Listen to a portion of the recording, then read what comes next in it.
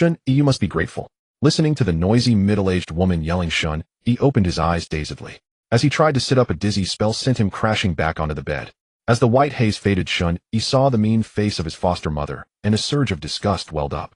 He had been reborn. In his past life, he was the lost youngest son of the Shen family, a prestigious clan in B City.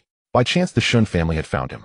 As the lost youngest son of the prestigious Shen family in B City, Shen Yi had believed that the kindness of raising him outweighed that of giving birth, so he frantically bled the Shen family to subsidize his foster parents.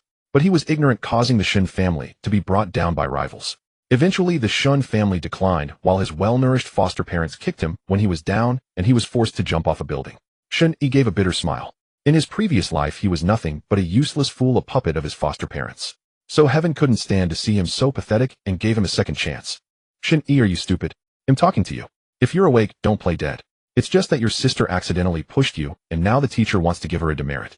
That will go into her file. The high school entrance exam is coming soon. You're her biological brother. Go tell the teacher that you two were just messing around, and you fell accidentally. In the past, Shen Yi treasured family affection and regarded his foster parents' words as imperial edicts. A smile from them was enough to satisfy him.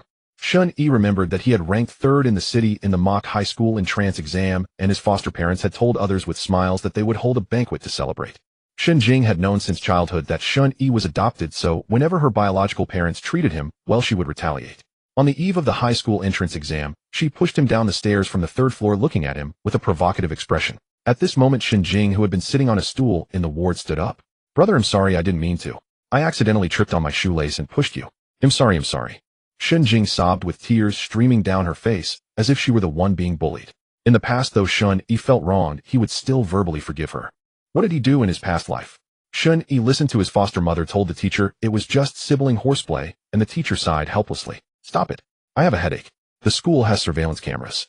It'll be clear whether it was intentional or not. Shen Yi's weak voice came.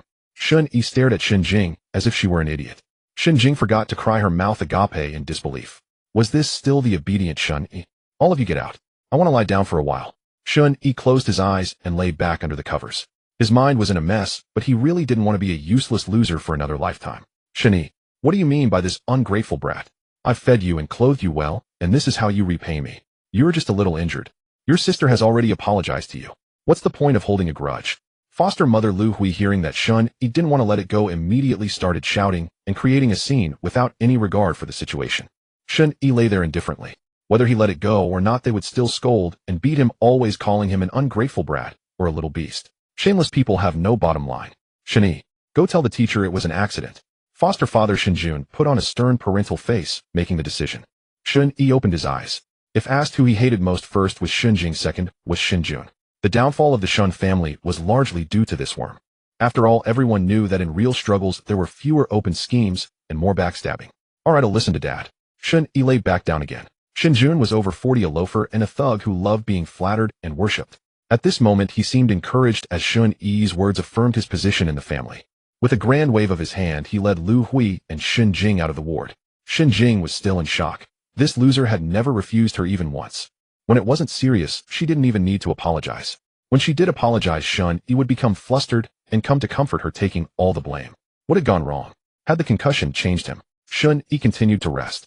What he needed now was to rest well and then take the high school entrance exam. In his previous life, he failed the exam due to lack of rest and went to a vocational school where he was the main target of bullying. Shen Yi was awakened by a gnawing hunger. He had eaten nothing yesterday and was simply starved awake. The foster family, even more so, never considered that he would need to eat. While hospitalized, they only blamed him for wasting an extra day's money by staying an extra day. Shen Yi struggled to sit up. Man is iron, but food is steel. He knew he must first regain his health before he could outweed and outfight a family of vampires. Shen Yi sat in the hospital cafeteria devouring steamed buns and gulping down thin porridge. If not for his somewhat delicate features, he would have looked like a starving ghost. Shen Jing unexpectedly appeared in the hospital cafeteria with her school bag. She had not slept well all night, tossing and turning over, the disgusted look in Shen Yi's eyes, feeling deeply troubled. Eating without any manners. Shen Jing rolled her eyes and sat down opposite Shen Yi. He looked up at her, then lowered his eyes, focusing on peeling an egg. Before Shen Yi could take a bite of the plump, white egg, Shen Jing snatched it away and stuffed it into her own mouth. A waste of food for a creature like you to eat an egg. You're only alive because my parents are kind-hearted. Shen Yi couldn't be bothered to argue with Shen Jing. He quickly finished the rest of his food and stood up without a word. Where are you going? Shen Jing frowned, watching him with irritation. Shen Yi looked at Shen Jing. In his past life he had married her, but theirs was a marriage in name only, without true intimacy. Yet Shen Jing had given birth to 2 children, which were not his. A shameless adulteress who had cheated in marriage. How did she have the face to live? Discharged back to school. Shen Yi had no intention of tangling with Shen Jing. People, without limits, only dragged him down. Stop. Shen Yi, don't think that just because you're good at studying mom and dad will treat you well. You are the biological daughter of this family, and I am just a dog you kindly keep. Shen Yi repeated Shen Jing's most common words verbatim. There were others in the cafeteria, and everyone pointed at her. At that time Shen Jing was only 15 years old, and her face flushed bright red. Shen Yi found it amusing. So the young Shen Jing could still blush with embarrassment. Did people like that even have a sense of shame? Shen Yi couldn't yet break ties with them, so he put on an act of being bullied by Shen Jing and stormed off in a fit of pique. Shen Jing gave a dismissive snort with her upturned nose and hurriedly left the hospital as well. Shen Yi walked home. Lu Hui hadn't returned from her night shift yet, and Shen Jun, who was idle, had just gotten up. You're back? Don't forget to clarify the truth with the teacher today. Shen Jun, with a cigarette in his mouth, lounged crookedly on a spring autumn chair. Shen Yi nodded. He had been terrified of Shen Jun since childhood because Shen Jun was a complete scumbag. When drunk he would take out his anger on his wife and children. Lu Hui and Shen Jing, to protect themselves from his fists, would always push Shen Yi to the front while they hid in the bedroom and locked the door. Over time, whenever Shen Jun was displeased, he would beat and kick Shen Yi. A useless coward who can't even squeeze out 2 farts with 3 hammer blows. How did you become my son? You don't have a bit of my heroic spirit. After saying this, Shen Jun deliberately showed off his tattoos. Seeing that Shen Yi wasn't listening attentively, he kicked Shen Yi to the ground and then slapped him hard across the face. I'm talking to you. Did you hear me? If you did, say something, don't play the turtle. I know. Shen Yi, already weak, now had his ears ringing. In the past, after being beaten, Shen Yi would be afraid of losing face and wait until the bruises were mostly healed before going out. This time he refused to save face for the beast. He shouldered his school bag and went to school with a bright red handprint on his face. Because it was past rush hour, there were few people on the road. Shen Yi began to reflect on the past. He had good grades and was not stupid. How had he been blinded and deceived by these people? Thinking of all the events of his past life, Shen Yi couldn't help but quicken his pace. He had to do well in the secondary school entrance exam, get into a key high school, then a good university, and never come back, shaking off the family of vampires. As for the wealthy Shen family, Shen Yi only hoped that he would not be reclaimed by them. In his past life, although they were distant, they had done their duty. Maintaining distance and family affection might be best. Lu Hui, who had been on night duty, just entered the house. Is that ungrateful wolf cub still lying in the hospital enjoying himself? I'm spinning like a top, and all my money goes to his medical bills. Lu Hui saw Shen Jun lying around like a lord and grew angry, but she dared not vent at him, only cursing Shen Yi viciously. What are you muttering about? Shen Yi was discharged and left, I think. That worthless thing came back. Did you tell him to clarify things with the teacher about Xiaojing? Enough nonsense. When has he ever dared to disobey my words? Shen Jun sat up, his eyes glaring like a tiger's, making Lu Hui feel uneasy. Of course he listens to you. But his wings are getting stiff. He doesn't listen to me or his sister anymore. At this point, Lu Hui never considered her own daughter's malice, only blaming Shen Yi for being ungrateful. If his skin itches, a few more beatings will make him obedient. You go cook. Seeing Lu Hui's tone soften, Shen Jun lay back down on the sofa. Although Shen Yi was Shen Jing's older brother, they were in the same class. After all, for a trafficked child, who could know his exact birthday?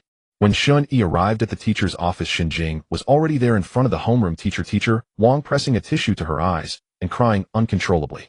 It was truly a miracle, the sun rising from the west. Brother, I'm so sorry. I really didn't mean it. Please forgive me. Shen Jing, upon hearing Shen Yi's voice, buried herself in his arms, her voice thick with tears and remorse. Shen Yi showed no reaction, his expression calm, as he looked at the homeroom teacher Wang. Teacher Wang, seeing Shen Yi's face, quickly stood up. Who hit you like this? Which classmate? Teacher Wang, I won't pursue this with Shen Jing. Shen Yi's voice was flat and emotionless, yet deep. Shen Jing, still buried in his chest, was smugly thinking she had escaped punishment again when Teacher Wang yanked her away. Shen Yi, who threatened you? Don't worry, I will investigate this thoroughly and never let a bad child off the hook. Teacher, I didn't. Shen Jing started to protest, only to see the slap mark covering most of Shen Yi's face. I didn't hit him, teacher. Shen Yi, say something. Shen Jing quickly tried to clear herself. Teacher, it's true, she didn't hit me. Shen Jing was furious. Shen Yi's clarification made it sound as if she hadn't personally struck him, but had let someone else do it.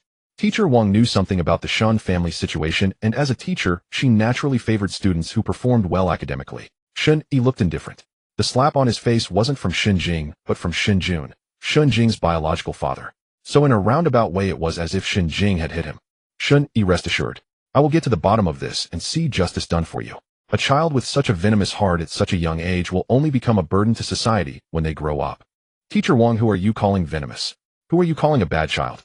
And you claim to be a teacher. How, you don't even know the basic respect for a teacher, and you question your homeroom teacher right away. Shen Yi, go stand outside the door until I tell you to leave. Shen Yi, fine. Just you wait. Just you wait. Shen Yi sneered, pointing accusingly at Shen Yi and Teacher Wang before storming out without looking back. Shen Yi, have I caused you trouble? Teacher Wang asked, concerned. Shen Yi was handsome and did well in his studies, but he was far too timid, hardly like a boy at all. Shen Yi shook his head. No matter what he did, if Shen Yi was unhappy in the eyes of Shen Jun and Lu Hui, it was always his fault. Teacher Wang said nothing, quickly grabbing a bottle of iced mineral water from the small fridge in the office, wrapping it in her own towel, and handing it to Shen Yi to hold against his face.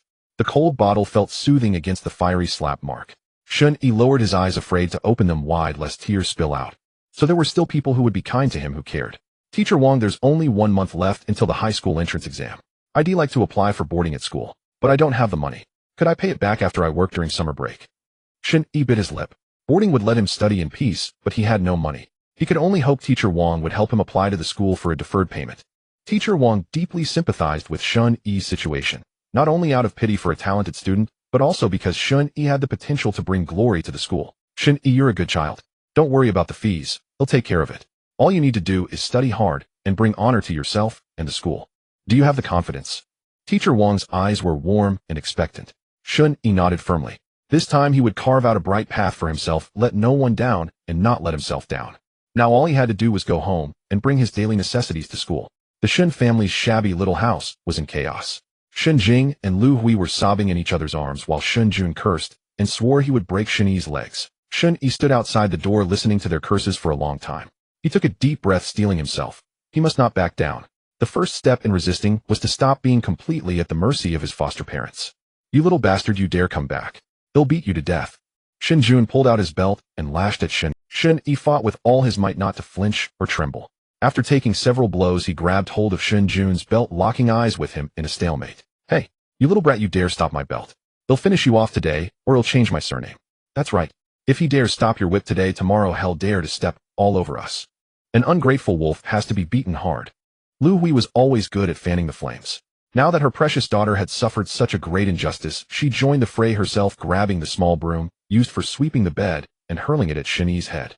He dodged to the side, and the broom clattered against the wall. Dad, I need to talk to you alone. Shen Yi knew he couldn't keep wrestling with this family of thugs. To catch the ringleader, one must first capture the king. On the way back, he had already figured out how to convince Shen Jun. Once Shen Jun agreed, Lu Hui and Shen Jing wouldn't dare say a word. You'd better say something that pleases me, or he'll break your damn legs today. Shen Jun followed Shen Yi to the attic. That was Shen Yi's bedroom. The Shen family's home was small, a dilapidated 2-bedroom apartment on the top floor. One bedroom belonged to Shen Jun and his wife, the other to Shen Jing. Shen Yi, the freeloader, lived in the attic, a room with a prison-like atmosphere. Dad, I ranked 3rd in the city on the last mock exam. If I study hard at school this last month, I can place in the top few in the actual exam. I've heard that the top 3 in the city get a cash prize. The 3rd place gets 200 yuan. Shen Yi's breath was actually trembling. This was the first time in 2 lifetimes he had bargained with Shen Jun, but he knew that with Shen Jun's greed, he would definitely agree to the boarding plan. Shen Jun's eyes immediately widened at the number 200. As long as his adopted son boarded at school for a month and ranked in the top 3 of the city, he would earn at least 200 yuan. But thinking of the top 3 in the city, Shen Jun's bright eyes began to darken again. Can you guarantee being in the top 3 of the city? The last mock exam before the high school entrance exam is the closest to the real difficulty. As long as I maintain this level, getting the bonus is a sure thing. Shen Jun pondered for a moment. He had never thought that studying hard could earn money. He might as well let Shen Yi try. If it didn't work out, he would force him to work on a construction site and still make him earn that 200 yuan. I don't care about your ranking. Just remember that you owe me 200 yuan. Shen Jun and Shen Yi reached an agreement, and he staggered out of the cramped attic, barely able to stand straight. Shen Yi sighed. 1 month was enough time for him to catch up. He quickly packed his belongings, which were pitifully few, just bedding and books. He only had his school uniform and the clothes he was wearing. Lu Hui and Shen Jing didn't hear Shen Jun's loud scolding or the sound of a belt hitting flesh. Instead, they heard Shen Jun humming a tune as he came down from the attic. Dad, Shen Yi. Shen Jun waved his hand dismissively, not wanting to look at his plain wife. Let him board at school. You don't like him anyway. Xiao Jing, go buy me a dozen beers from downstairs. Never mind, he'll eat out. Don't stop Shen Yi when he leaves. In a good mood, Shen Jun shuffled his slippers and went to the restaurant downstairs for a drink. Shen Jing and Lu Hui exchanged glances. Something was wrong, very wrong. Shen Yi carried his things down from the attic, having nothing to say to Lu Hui and her daughter. Now in his heart it felt as if a huge boulder had been lifted, as if 3 great mountains had been overturned. He was free like Sun Wukong emerging from under the 5 elements mountain that had crushed him for 500 years. Shen Jing's face twisted with rage. Ever since Shen Yi had hit his head and woken up, nothing had gone as expected and nothing had developed in the direction she had hoped. Shen Yi, stop. Shen Jing grabbed his backpack, blocking his way. Do you think going to school and having Teacher Wang as your strong support will save you? Shen Jing glared with wide eyes and threatened Shen Yi viciously. Exactly. Tomorrow I'll go to your school and make a scene. What kind of homeroom teacher can't even tell right from wrong? Dad agreed.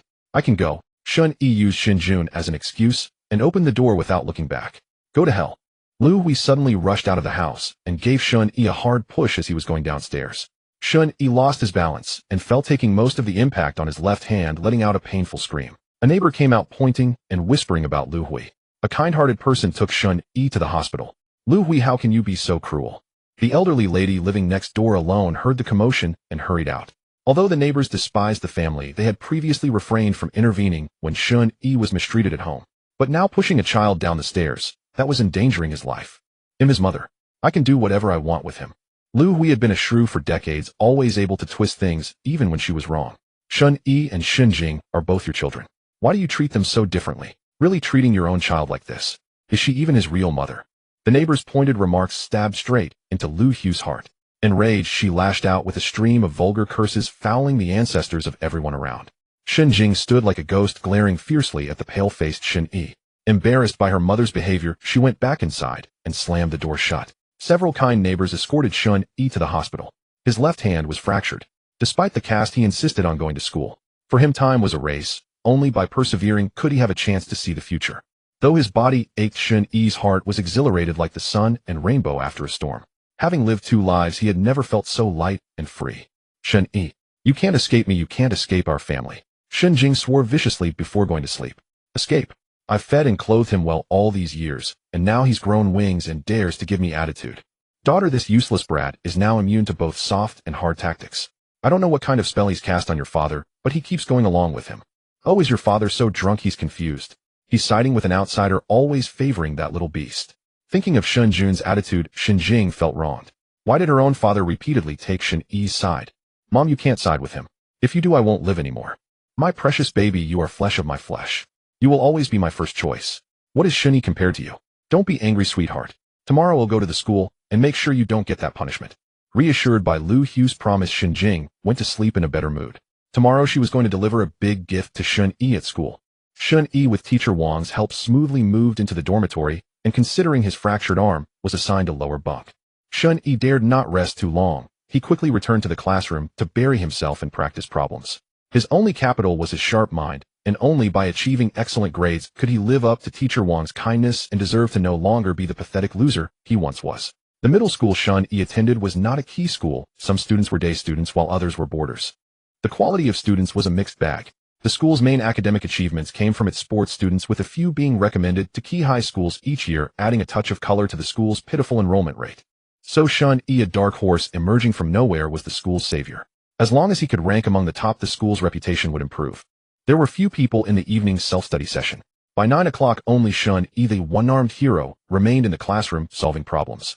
Several tall figures pointed and whispered outside the classroom window. Shen Yi was entirely focused on his studies. Today he solved problems with exceptional ease until a shadow blocked the light, causing him to look up. So you're the one called Shen Yi, huh?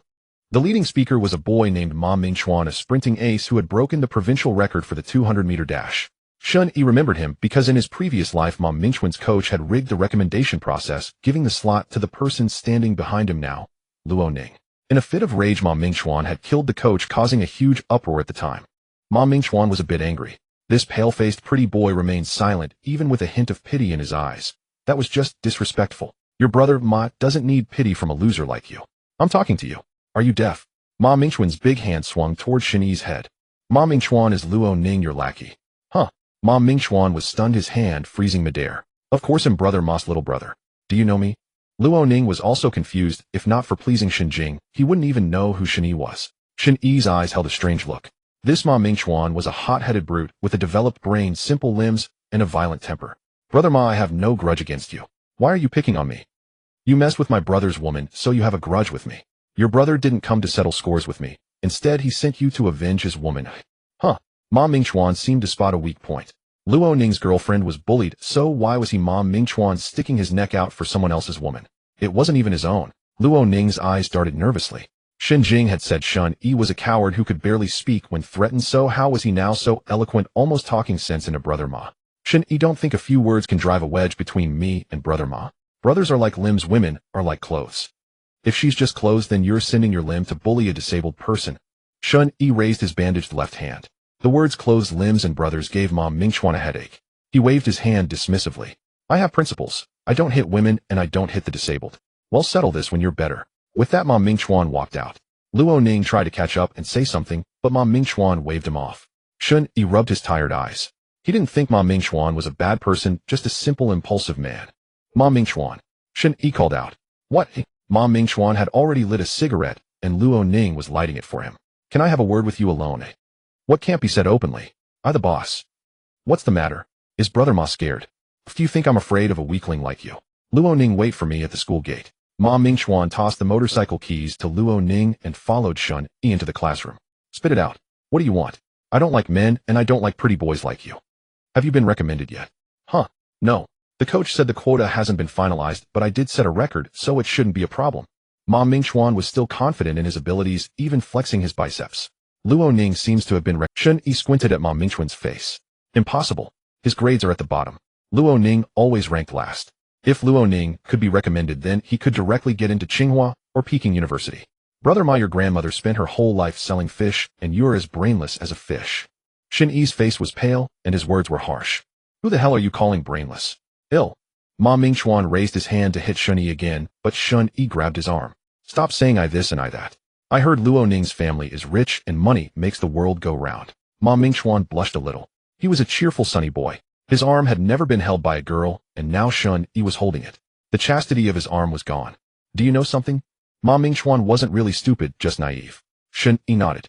But you have to listen to me. Maybe the recommendation slot can still be recovered. Who do you think you are, some big shot? You're going to get it back for me.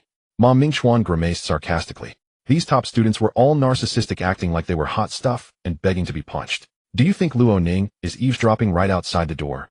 Shen Yi raised an eyebrow, looking at Ma Mingchuan with interest. Ma Mingchuan naturally didn't believe it. Eavesdropping? That couldn't be his brother. His brothers were all above board. The classroom door opened and Luo Ning immediately knelt before Ma Mingchuan. Ma Mingchuan's eye twitched. Bro, it's late. Let's go. Luo Ning stood up, nonchalantly dusted off his pants, and smiled ingratiatingly. Shen Yi's low chuckle came. Ma Mingchuan felt humiliated and dragged Luo Ning away like the wind. Shen Yi stood up and rubbed his forehead. There was still a big battle waiting for him tomorrow. By the third year of junior high, teachers no longer gave lectures. Instead, most of the time was spent on drilling exercises and analyzing classic problems, summarizing techniques. Shen Yi was an all-rounder with no obvious weaknesses, but he aimed to compete for the top 2 spots. The dean suddenly appeared at the classroom door and called Shen Yi and Shen Jing out. Shen Yi, you can run, but you can't hide. Our account, we'll settle it slowly. Shen Jing rolled her eyes and spoke venomously. Shen Jing, you know, I would never steal your love. Why do you hate me so much? Shen Yi stopped frowning at Shen Jing. I won't settle scores with you. That's already the best I can do. Yet you still want to settle with me. What do I owe you? You? Of course. Shen Jing found herself speechless. She had always felt that Shen Yi owed her something, but when he asked seriously, it seemed he had never wronged her. Stop quibbling. As long as you live in our house. Shen Jing cast aside the faint guilt in her heart and continued to bully Shen Yi. I've already moved into the dormitory. He'll work during summer break and won't live at home anymore. Shen Yi said firmly, word by word. You little brat, ungrateful bastard. Who are you talking to? Lu Hui suddenly burst out and hugged Shen Jing. Shen Yi, who allowed you to talk to Xiao Jing like that? Mom, I'm fine. Fine. I heard everything. This ingrate is soaring high now, backed by someone powerful, acting like a phoenix. He looks down on us poor relatives now. Is this how that useless wretch normally talks to you? If I hadn't seen it, I'd never know how much you've suffered under him. He'll beat you to death. Lu Hui grew angrier and swung her big palm to slap Shen Yi. Stop! Teacher Wang rushed over, following Lu Hui. She was truly furious. No matter what Shen Yi had said, he was injured and shouldn't be hit, especially not on the face. The previous slap mark was probably from Lu Hui too. How could she be a mother? Shen Jing paused for a moment, then concluded that her mother was right. How dare Shen Yi speak to her like that? The mother and daughter both believed Shen Yi was just angry since he still obeyed Shinjun. "I'm disciplining my child. What business is it of yours?" Lu Hui planted her hands on her hips ready to start a street brawl. "Shinjing's mother, this is a school, not a marketplace. Please mind your manners." Teacher Wang had been in the profession for over 20 years and had seen all kinds of parents, but Lu Hui was truly a first, domineering and unreasonable, coming to school just to quarrel. Shinjing pulled Lu Hui back. She didn't want her mother to embarrass her. Shinjing was pretty, though her grades were poor. She was sweet-tongued and knew how to please people, so she had many admirers. She couldn't let her mother ruin her image. Lu Hui heeded her daughter's words and immediately withdrew her hand, but she glared at Shen Yi with a dark face. The group returned to the office, each harboring their own thoughts. "I came today for one thing. I know you teachers all like good students, but our Xiao Jing is also a good child. Besides siblings bickering, how could it lead to a serious demerit for Xiao Jing?" Lu Hui sat down and immediately began talking nonstop about her purpose. "Shinjing's mother, this is the first time I've seen a parent since Shen Yi moved into the dormitory yesterday. Other kids bring bags of luggage, snacks, and supplements. Shen Yi came alone with a cast on his left arm, his bedding in his right hand, and a small backpack. You say they're siblings. Look at Shinjing's outfit, then look at Shen Yi. A mother can't be so partial." Teacher Wang was also a mother, and she often felt she hadn't done enough for her own child. "We raise daughters with wealth and sons with austerity, so he remembers his place, and will grow up to be filial to us, and take good care of his sister." Lu Hui twisted the facts, speaking with feigned righteousness. "Shinjing's mother, we can't interfere with how you educate your children, but incidents where someone is pushed down the stairs at school, requiring an ambulance, are rare. We've already retrieved the surveillance footage. If you insist on this course, the school will have no choice but to call the police." "Call the police. Go ahead. Even if our Shinjing pushed that little brat, so what? Would that brat dare say a word? He's not pressing charges. Why are you teachers playing the goody-goody? Shen Yi, speak." Lu Hui grabbed Shen Yi roughly, pulling his injured left arm, causing him to grunt, in pain, his forehead covered in sweat. "Mom, my arm hurts." Shen Yi's pained expression alarmed the other teachers in the office. "Little brat, what pain? You should have died from that fall. Say it. It was an accident with your sister." Lu Hui's words made everyone's faces tighten. Shen Yi's repeated injuries, clearly intentional. "I'm sorry, brother. It's all my fault. Please forgive me." Shinjing could read the situation, so she stepped forward, bowed to Shen Yi, and picked up Lu Hui's bag. "Girl, why are you taking your mother's bag?" Lu Hui was irritated by her daughter's humble apology to Shen Yi, and even more confused when she saw her taking the bag. "Mom, brother needs money for the dormitory, and his arm injury needs treatment too." Shinjing signaled Lu Hui with her eyes, and Lu Hui reluctantly opened the bag. "Hey, race 200 yuan, no more," Lu Hui said, pressing the money into Shinjing's hand. This was the most that little bastard had ever gotten. She'd rather spend the 200 on a dress for her daughter. Shinjing stuffed the 200 yuan into Shen Yi's hand, knowing he was very strapped for cash. Shen Yi shook his head. He had no need for money. Teacher Wang had covered his tuition and meal card. He just wanted to cut ties with Shinjing's family, especially financially. If he took 200 yuan today, they would demand tens of thousands later, never satisfied. In his past life, when he was bullied mercilessly at vocational school, he had asked Lu Hui and Shinjun for money, only to receive a few small bills thrown in his face and endless vile curses. Later, when the Shen family found him, that request for money was brought up repeatedly, forcing him to buy them a house, a car, and several shops. In return, after the Shen family fell, they imprisoned and tortured him, using him to barter for more benefits. This was the family affection he cherished, the parental love he yearned for, the admiration he expected from Shinjing. It had all been a joke, a thorough, gleeful game of fooling a fool. Shinjing and Shen Yi returned to the classroom. Shinjing followed quietly behind Shen Yi, offering no sarcastic remarks, nor engaging in any physical conflict. Shinjing noticed that Shen Yi's once perpetually hunched spine had straightened, a stark contrast to his former timid, quail-like demeanor. With his left arm in a plaster cast, the hem of his oversized school uniform shirt fluttering in the breeze, the fair-skinned youth frowned as he watched her from a short distance. Shinjing felt her cheeks flush involuntarily. She hurriedly took a few steps and entered the classroom before Shen Yi. Shinjing sat down hastily and gulped down some water. "I've never been wrong. It's Shen Yi who's at fault. I have nothing to feel guilty about." She clenched her fists, trying to bolster herself with silent encouragement, but each attempt seemed less resolute than the last. After class, she called Lu Hui. "Mom, pack up all of Shen Yi's things at noon and bring them to school." "All right, that little brat. He'll go pack his stuff right now. Since he doesn't want to come back, he can stay gone forever." Shinjing hung up. Her entire family was convinced that Shen Yi couldn't survive without them. Her parents had taken him in, so he should be grateful and treasure his second chance at life. At noon, Shinjing rushed home and followed Lu Hui into the low attic. Lu Hui could just stand upright in the attic, while Shinjing, half a head taller, soon found her neck stiff and plopped down onto the wooden floor. Shen Yi's room was immaculate, so clean it seemed devoid of any trace of his existence. No photos, no daily necessities. The wardrobe was empty, and only the desk held evidence of his presence, some handwritten notes and the certificates he had earned. Shen Yi frowned. She remembered that when Shen Yi left he had only carried a backpack and a bedroll. Shen Yi returned home in high spirits, staggering slightly. Hearing noise from the attic, he assumed Shen Yi had come back. Climbing up, he found the mother and daughter sitting in silence, staring at each other. "What are you two doing here? Didn't Shen Yi already leave?" His words only grated on Shen Jing's nerves. Lu Hui shot him a glare. They had come up to pack all of Shen Yi's belongings and send them to school to make the ungrateful wretch realize his situation. But the attic was bare. If not for the certificates on the wall, one would hardly believe anyone had lived there. "You two have nothing better to do. When Shen Yi was here, you never came up. Now that he's gone, why are you here?" Shen Jun, dizzy from drinking, only wanted to sleep. He stumbled down the attic stairs to take a nap. "Xiao Jing, are you hungry? Let me make you something to eat." Not knowing what else to say, Lu Hui went downstairs to cook. Shen Jing sat on the bedboard, staring blankly at Shen Yi's desk. The desk was one she had discarded, and the lamp was one she had found too harsh. Shen Yi had always used her leftovers. She opened a drawer and found a small box. Seeing the rusty tin, she was transported back to her childhood. When they were young, Shen Yi cried incessantly day and night. Her parents were not the patient sort, and at the sound of his crying they would either hit or scold him. Several times Shen Jun had even knocked the little Shen Yi unconscious, after which he learned to keep his head down and cower. On Shen Jing's 6th birthday, Shen Jun had somehow acquired a fancy tin of milk candy. For some inexplicable reason, Shen Yi insisted on having her box of white rabbit candies. No matter how Lu Hui pinched him or Shen Jun beat him, he stubbornly clung to that demand. In the end, seeing his obstinacy, Lu Hui took out all the candies and gave him the empty box. She never expected that after all these years Shen Yi would still keep it. Shen Jing opened the box. It was filled with various slips of paper. She picked one up at random. It was dated last year. "I'm 14 now. I hope my little sister studies hard so Mom and Dad won't worry so much." She picked up another that was from when he was 10. "I'm 10 today. Last year I wished for a desk lamp and my sister gave me one. This year I hope for a new backpack, not pink." They were both 15 now. There were 8 wishes in total. Their birthdays fell in mid-June, just before the high school entrance exams. Shen Jing sat dumbly in the attic, her mind a jumble, until Lu Hui called her.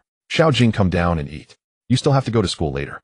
Shen Jing hastily closed the box and ate lunch with a heavy heart. "Mom, what's wrong, Xiao Jing?" Lu Hui noticed that her daughter had been in Shen Yi's room for a long time and had come out looking distressed. "Nothing. I'm full." Shen Jing took a few mouthfuls, then slung her backpack over her shoulder to leave for school. "Eat a bit more. Won't you rest for a while? You're going to school now." Lu Hui called after her, but Shen Jing waved her hand and disappeared into the stairwell. Shen Yi was now lying on his dormitory bed resting. He was an efficient person who understood the importance of balancing work and rest. With his solid foundation, the past few days of intense practice had brought him significant progress. The gleam in his teacher's eyes told him that his confidence was growing. Today was also the day to change his arm bandages. He had already arranged with the school clinic's teacher. He would go there directly later. For now, he just needed to sleep soundly until the alarm rang. Shen Jing pedaled her bike frantically, but halfway there she stopped. What was she doing? Why was she rushing to find? The midday sun blazed, scorching her skin. She wiped the sweat from her forehead. Something was wrong, very wrong. Why should she feel sorry for Shen Yi? She had done nothing wrong to him. Her heart gradually filled with resentment toward Shen Yi. She had only read a few of his wishes, and now she was cycling to find him in the middle of the day without a nap. She would make Shen Yi pay for this. "You're healing well. Young people recover fast. But you need to watch your nutrition. Take this carton of milk." Teacher Yu from the clinic pushed a carton of milk towards Shen Yi. Flustered, he stood up to decline. "Teacher, you've already changed my bandages for free. I can't take your things. Just take it and stop arguing."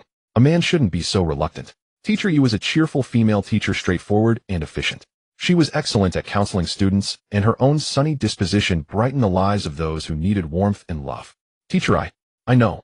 They'll deduct it from your labor fee. Come help me with the system after school. My community friends dumped all this work on me." Teacher Yu sounded like she was complaining, but Shen Yi knew she was helping him. Entering data for the community came with a fee enough to pay off his debts. Yet these acts of kindness and the debt of gratitude were ones he could never fully repay. Shen Yi. Shen Jing rode her bicycle to block Shen Yi's path. Whether it was from the sun or from anger, she was drenched in sweat, her face flushed red, and she lifted her chin to glare at Shen Yi. "Having a nice life, huh? Where did you steal this carton of milk?" Shen Yi didn't want to deal with a shrew, so he sidestepped Shen Jing and tried to carry the items back to the dormitory. "If you ignore me again, I'll shout that you're a thief." Shen Yi stopped, his gaze cold as he glared at Shen Jing. "You..." Shen Jing was choked. "Help! Someone's stealing." It was the time for school, and many students were drawn by the voice. "Come quickly. In broad daylight, someone is stealing milk. That classmate has lost something. Go and take a look," Shen Jing said to the surrounding students with a look of enjoying the drama. Shen Yi stared fixedly at Shen Jing. He knew that this woman had no heart. Everything she said was like flatulence. You say I stole it. Where's the evidence? Shen Yi tried to keep his voice calm. Between the two of them, Shen Jing was the real thief. She had stolen his time, stolen his marriage, stolen his trust. You don't have any money on you. How could you have bought milk? If you didn't steal it, did you find it? Shen Jing shouted loudly, hands on her hips.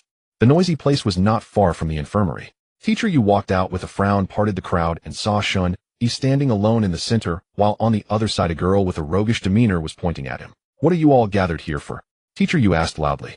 Suddenly a circle of people had formed, which was very conspicuous during the school hours. Teacher, he stole something.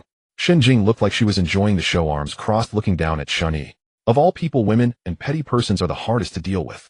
Shen Yi sneered, you have both. Who are you calling? You thief, despicable, shameless, dirty thief. Shen Jing, rebuked, was about to jump off the bike to scratch Shen Yi. Break it up, break it up. Class is about to start. Don't gather here. Teacher, you told everyone to stop watching, but with such excitement, who would want to leave and miss the big gossip?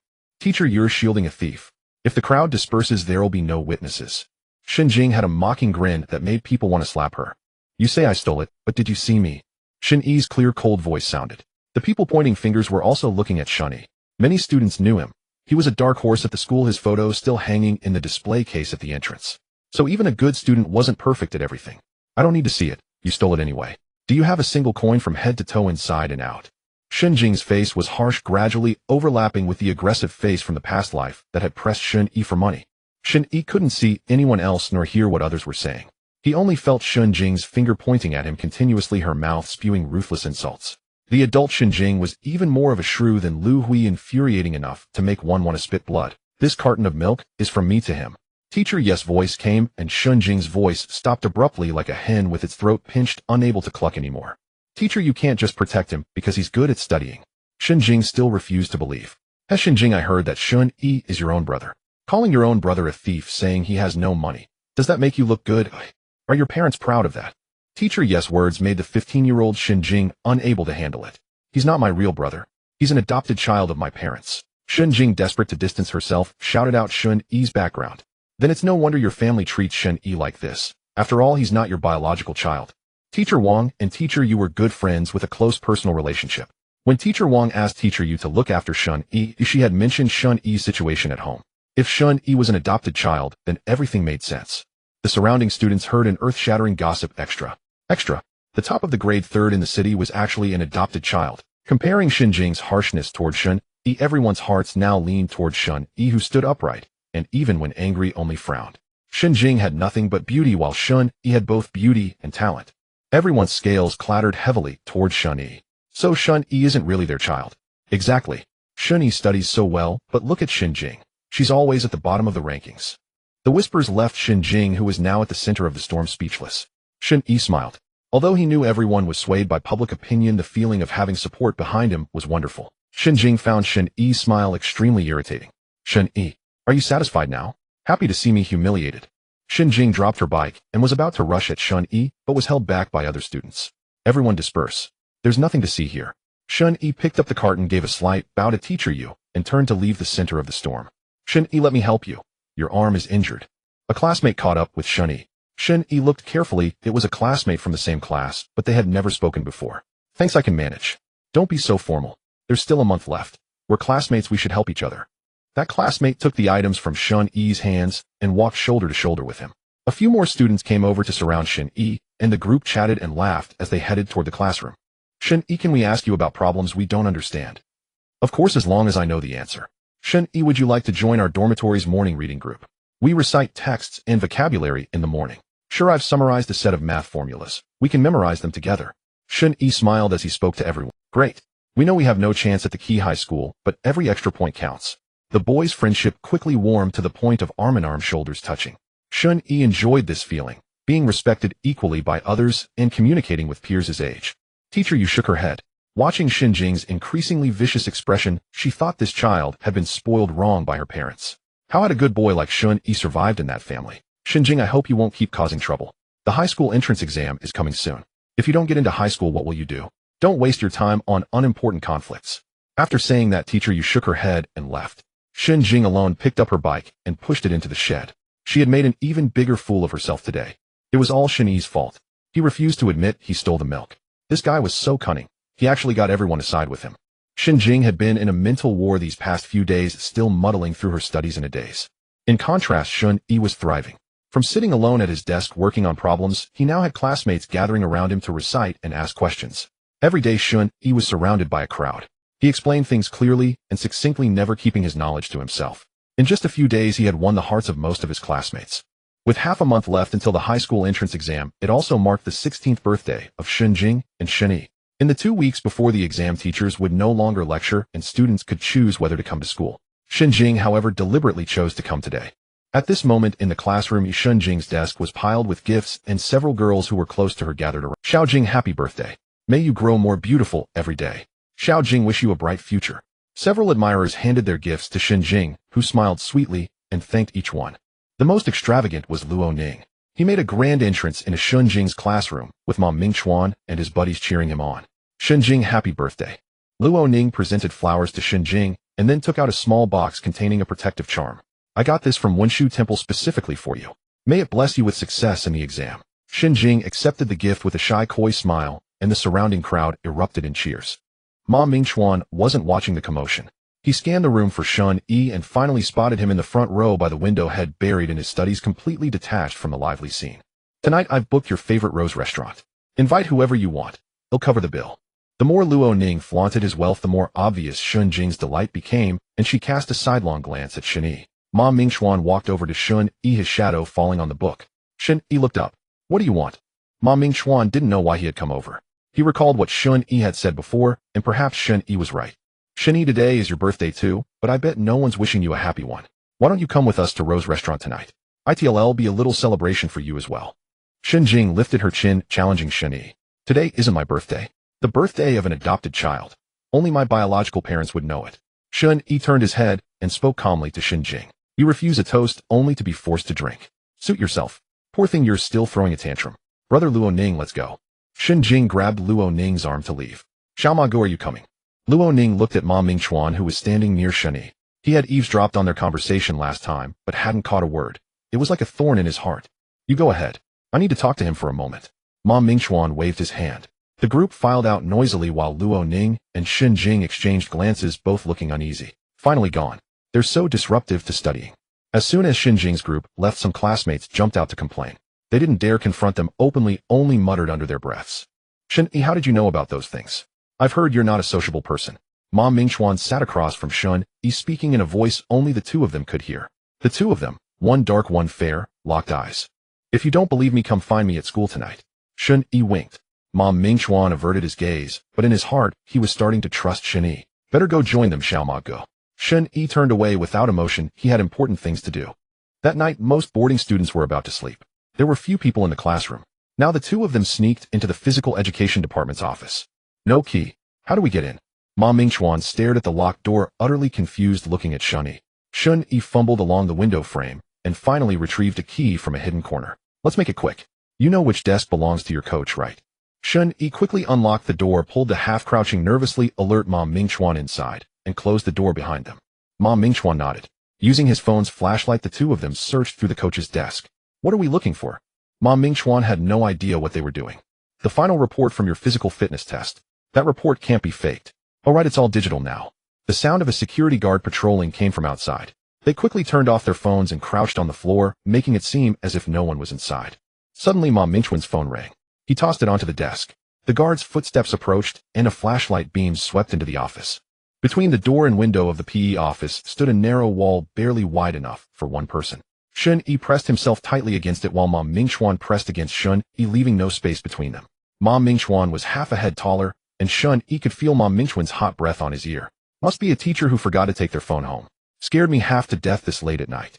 The guard muttered to himself after checking a few times. As the guard's footsteps faded away, Shen Yi jabbed Ma Mingchuan with an elbow. By the time Ma Mingchuan recovered, Shen Yi was already squatting in front of the computer, retrieving the test results from that time. Copy them, and let's go, Grandpa. If we get caught, we're done for. Ma Mingchuan was satisfied enough just having the results. It proved his ability and level. Shen Yi shot Ma Mingchuan a glare. He remembered that in his past life during the education earthquake, it was discovered when Ma Mingchuan's coach's computer was damaged and repaired. Someone found a small electronic ledger and screenshots of payments. No one would have thought that a PE teacher had a talent for bookkeeping.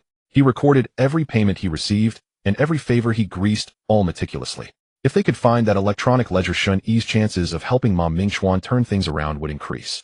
Suddenly a commotion came from the school gate. Shen Yi, get the hell out here. Shen Jing, drunk and stumbling, somehow made her way to the school. She stood in front of the teaching building shouting wildly, Shen Yi, where are you? Shen Jing shoved the security guard. The old guard, seeing that she was a girl, hesitated to use force. When Shen Jing spotted Shen Yi, she lunged at him, pressing her forehead against his shoulder. She cursed incoherently, her hands flailing aimlessly against his chest. Mom Mingxuan arrived just in time to see this. You too. Don't look at me like that. Help me get her away. Shen Yi didn't want even a hint of contact with Shen Jing. He took a deep breath, helplessly took Shen Jing's phone from her pocket, and called Shen Jun. In this family, Shen Jun was the one most afraid of anything happening to him. Hello, Dad. Hello? Is that you little brat? You better study hard, you hear me? If you don't get the money, I'll beat you to death. Ouch. Did you hear me? Shen Yi's brows furrowed so tightly they could crush a fly. Shen Jun and Shen Jing, truly father and daughter, both alcoholics with terrible drunk behavior. Mom Mingxuan and the security guard came to grab Shen Jing's wrist. Shen Jing struggled, refusing to let anyone drag her away. Don't touch me, don't touch me. Shen Yi, get them away. Get them away. Shen Jing's face was flushed and her eyes were dazed. Shen Jing, go home, it's late. Shen Yi sighed. Dealing with a drunkard was really tough. I'm not leaving, Shen Yi. I have a gift for you. Mom Mingxuan also withdrew his hand. Shen Jing, swaying, took out a box from her backpack. Here, new toffee candies. It's not just the box, there are candies inside. Happy birthday. Shen Jing smiled ingratiatingly, a smile Shen Yi had never seen before. In this life and the previous one, it was the first time Shen Jing had given him a gift. When Shen Yi saw the toffee gift box, his eyes suddenly sparkled, but the light flickered and then vanished. Shen Yi's heart ached. When he humbly begged them, they wouldn't even give him a glance. Now who were they putting on a show for?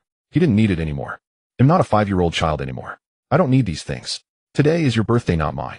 You can leave. Shen Yi still softened and called Lu Hui. When Lu Hui came to pick up Shen Jing, she didn't curse at Shen Yi. Her mind was entirely on her drunken daughter. She threw a few sharp glances at Shen Yi and then took Shen Jing home. Shen Yi stood at the school gate watching Lu Hui coaxing Shen Jing away. In the past, how he had longed for birthdays, longed for gifts. All those desires had turned into hatred, a hatred buried deep in his heart. Mom Mingxuan, can you find a way to destroy your coach's computer? Shen Yi decided to figure out how to help Mom Mingxuan get his spot back. If the computer was destroyed early, that ledger, capable of shaking the education world, would see the light of day sooner. Big brother, I'm not a hacker. How am I supposed to destroy his computer? Mom Mingxuan casually draped his arm over Shen Yi's shoulder. Shen Yi gave him a glare and shook off Mom Mingxuan's arm. He really disliked such overly familiar physical contact. What is a computer most afraid of? Shen Yi was truly exasperated with Mom Mingxuan. His brain was as straight as a line without any twists. He even suspected that Mom Mingxuan's height meant his brain was directly connected to his rectum. Afraid of what? Power outage. Mom Mingxuan scratched his head. He was actually a very simple person, fighting training, helping his grandmother sell fish. He couldn't do anything else. Compared to Luo Ning, who came from a wealthy family and could gather popularity with lavish spending, Mom Mingxuan only had a passion. But he was just a teenager in his teens without much worldly wisdom or scheming, only full of vigor and self-righteous loyalty. Clumsy. Tomorrow pour water onto the mainframe. Then remember where he sends it for repair, and he'll tell you what. Oh, Mom Mingxuan scratched his head again. He was really not good at many things, but he was very loyal. He cleaned fish well, ran fast, and was very sunny. Is it really not your birthday today, Shen Yi? No, didn't you hear, Shen Jing? I'm a child adopted by her parents, so I don't know when my birthday is. Shen Yi actually knew his own birthday. When he was taken back by the Shen family, his mother on her deathbed had told him his real birthday. If we talk about the real birthday, he was half a year younger than Shen Jing. After he was recognized, he spent one birthday with his biological mother. After that birthday, his mother passed away. Before the 100-day mourning period for his mother was over, his biological father remarried. As a son who had just returned and had little emotional connection, he felt even more homeless. If he could have met his mother earlier in this life, would she not have left so soon? Would he not have been so miserable? Shen Yi shook his head. He would first take the exams. As long as he could achieve top rankings, he could go to the provincial capital, and then he would have the chance to see his mother. Whether it is or not, Brother Ma will take you for a ride and treat you to a late-night snack. Mom Mingxuan again casually draped his arm over Shen Yi's shoulder. Shen Yi was half a head shorter, so it fit perfectly and felt comfortable. Shen Yi wanted to dodge, but he knew it was Mom Mingxuan's goodwill, so he didn't forcefully avoid the physical contact. Mom Mingxuan tossed a few cigarettes to the security guard, then skillfully rode his electric motorcycle, carrying Shen Yi through the streets. It was past 9 in the evening, and there weren't many pedestrians on the road. Mom Mingxuan turned a few times and arrived at an urban village. At the entrance, a fried skewer stall was still lit, with a few scattered people sitting on small stools drinking beer and eating fried skewers. Let's go today, brother. Ma is treating. Ma Mingchuan walked over first, greeting the boss familiarly. Xiao Chuan, back so late again. Your grandmother must be worried. Got it, Uncle Lu. He'll take my classmate to eat something, then he'll go home. All right, take whatever you want. Don't be polite with Uncle Lu. Shen Yi quietly followed Ma Mingchuan. Would it be embarrassing to say he had never eaten fried skewers? After all, the few coins he had were always taken by Shen Jing, and the good food and toys at home never came his way. After being taken back by the Shun family was a prestigious clan too proud to eat at street food stalls. Soon a few skewers of fried food and 2 bottles of drinks were placed on the low table. Come on, Shen Yi, happy on birthday. Ma Mingchuan raised his drink bottle, brimming with boldness, wanting to toast with Shen Yi. Thank you, I'm really happy. Shen Yi raised his glass bottle. His eyes were a little moist. Some things were about respect, some about longing. No one had ever told him that even on an unbirthday he should be happy, because he was never happy whether it was a birthday or not. When I turn 18, I'm not drinking this stuff anymore. Uncle Lu, you'll have to bring me beer. Although Ma Mingchuan was tall and big, he was still a child at heart. In his view, drinking was something for adults. His first coach had also told him not to be exposed to alcohol too early and not to date, saying it was bad for his health. Although he didn't understand what it meant, he was still very obedient. Shen Yi didn't know what to say about this childish remark. Inside, he was a man in his 30s, and drinking or not drinking wasn't even a consideration. But it was still annoying that Shen Jing and Shen Jun were both big alcoholics. The two ate facing each other, a quiet awkwardness hanging in the air. Ma Mingchuan's eyes unconsciously glanced over again and again. In his previous life, Shen Yi was self-conscious and didn't speak much. In this life, he had his own goals and was unwilling to waste words, keeping himself taut like a bowstring. Brother Ma, thank you. This is my first time eating fried skewers, and they taste even better than I imagined. Shen Yi smiled and stuffed a crispy fried sausage skewer into his mouth. It was really delicious. It was good to be alive and able to eat. It was good to eat with friends. It was also good to go for a ride late at night. You can come home with me for now. It's so late, and the school won't let you in. I have morning exercises every day, so you can go back to the dormitory later. Shen Yi nodded. He had never stayed at a classmate's home before. Then he'll trouble your grandmother for the night. No problem bringing the top student of our grade home. My grandmother will only be happy and welcome you. Shen Yi smiled and lowered his head to eat. One of his hands was injured while the other alternated between grabbing skewers and drinks. It had been a long time since he felt so full and content. Shen Yi followed Ma Mingchuan home. Chuanzi, you little bastard, playing so late again. He'll break your damn legs. Before the person was even seen, the old lattice voice boomed like a bell. Then Shen Yi saw a tall, vigorous old lady charging out of the house with a broom in hand. Grandma, I brought my classmate back. Give me some face. Ma Mingchuan darted around the yard, dodging his grandmother's pursuit. What good kid could you bring back? Every time it's some punk with dyed hair. Don't make excuses. Ma Mingchuan and his grandmother circled around Shen Yi, who looked utterly speechless. Grandma, he's really a good kid. He's the top of the whole grade. Grandma, stop hitting. You're going to hit him. Hearing top of the whole grade, Ma Mingchuan's grandmother finally stopped her divine power. Under the dim moonlight, she studied Shen Yi, who indeed looked different from the punks Ma Mingchuan usually brought home. Grandma, my name is Shen Yi. Sorry for the trouble tonight. Shen Yi nodded slightly and smiled at Ma Mingchuan's grandmother. Seeing how polite and well-mannered Shen Yi was, the old lady immediately put on a kind smile. No trouble at all. I can see you're different from the kids Chuanzi usually hangs out with. Good kids are just pleasing to the eye. Come follow me inside. Grandma, I told you. He's first in our school and third in the city, a star of literature descended to earth. You'd sweep away a genius with your broom. Go on, if you can't talk properly, shut up. Shen Yi, don't be scared. I'm usually very kind, just worried that Chuanzi might get led astray. He's my only grandson. Come and make yourself at home. The house is small and messy, don't mind it. Ma Mingchuan's grandmother glared fiercely at Ma Mingchuan, but turned to Shen Yi with a gentle, pleasant expression. The house was indeed very simple, an old-fashioned single-story house. Compared to the surrounding 2-story buildings, the yard felt like a basin. But for Shen Yi, who had lived in an attic for so many years, it was still a much better environment. There were 2 bedrooms, one on the east and one on the west. The west-facing room got sunlight, so Ma Mingchuan lived in that bright room. The room was simply furnished, a table, a chair, and a double bed. We'll sleep here tonight. Don't worry, I don't snore. Ma Mingchuan turned on the fan. Their house had only one air conditioner in the living room. When it got unbearably hot, he and his grandmother would sleep on the floor in the living room. Shen Yi frowned. He didn't mind the simple conditions, but sleeping next to someone, a man, was another matter. Ma Mingchuan's grandmother brought a towel and toiletries, and Shen Yi politely took them. After washing up, the two lay on the not so spacious double bed, feeling a bit awkward. Ma Mingchuan was shirtless, wearing only large shorts, his body bronzed and muscular from long outdoor training. Shen Yi wore an old-fashioned undershirt with a towel blanket covering his chest, revealing pale, smooth skin. Aren't you hot wearing so much and covering up so tightly? Not hot. Wait, I'll get a pillow from the living room for you. It'll make your left arm feel better. Mom Mingchuan thoughtfully helped Shen Yi arrange the pillow and even placed a cup of water on the nearby table. Shen Yi's face darkened. He felt like he was being treated like a little wife. Sleep. Shen Yi closed his eyes with a dark face. Mom Mingchuan was puzzled. Why was Shen Yi's mood so erratic? Why was he angry for no reason? What a strange temper. Mom Mingchuan was simple-minded. He closed his eyes and soon fell asleep, breathing heavily. Shen Yi let out a sigh and also fell asleep. Lu Hui dragged Shen Jing home. Shen Jing was acting crazy all the way, insisting on running back to find Shen Yi. Lu Hui finally managed to get Shen Jing home and just helped her lie down on the sofa when Shen Jun pushed open the door, walking with a swaggering gait. What the hell are you all doing in the living room so late at night instead of sleeping? Huh? Shen Jun was reeking of alcohol, his face full of malice, his eyes red and terrifying from drunkenness. Lu Hui knew this was a sign that Shen Jun was about to lose his temper. She quickly lowered her head obediently and tried to pull Shen Jing off the sofa. Don't pull me.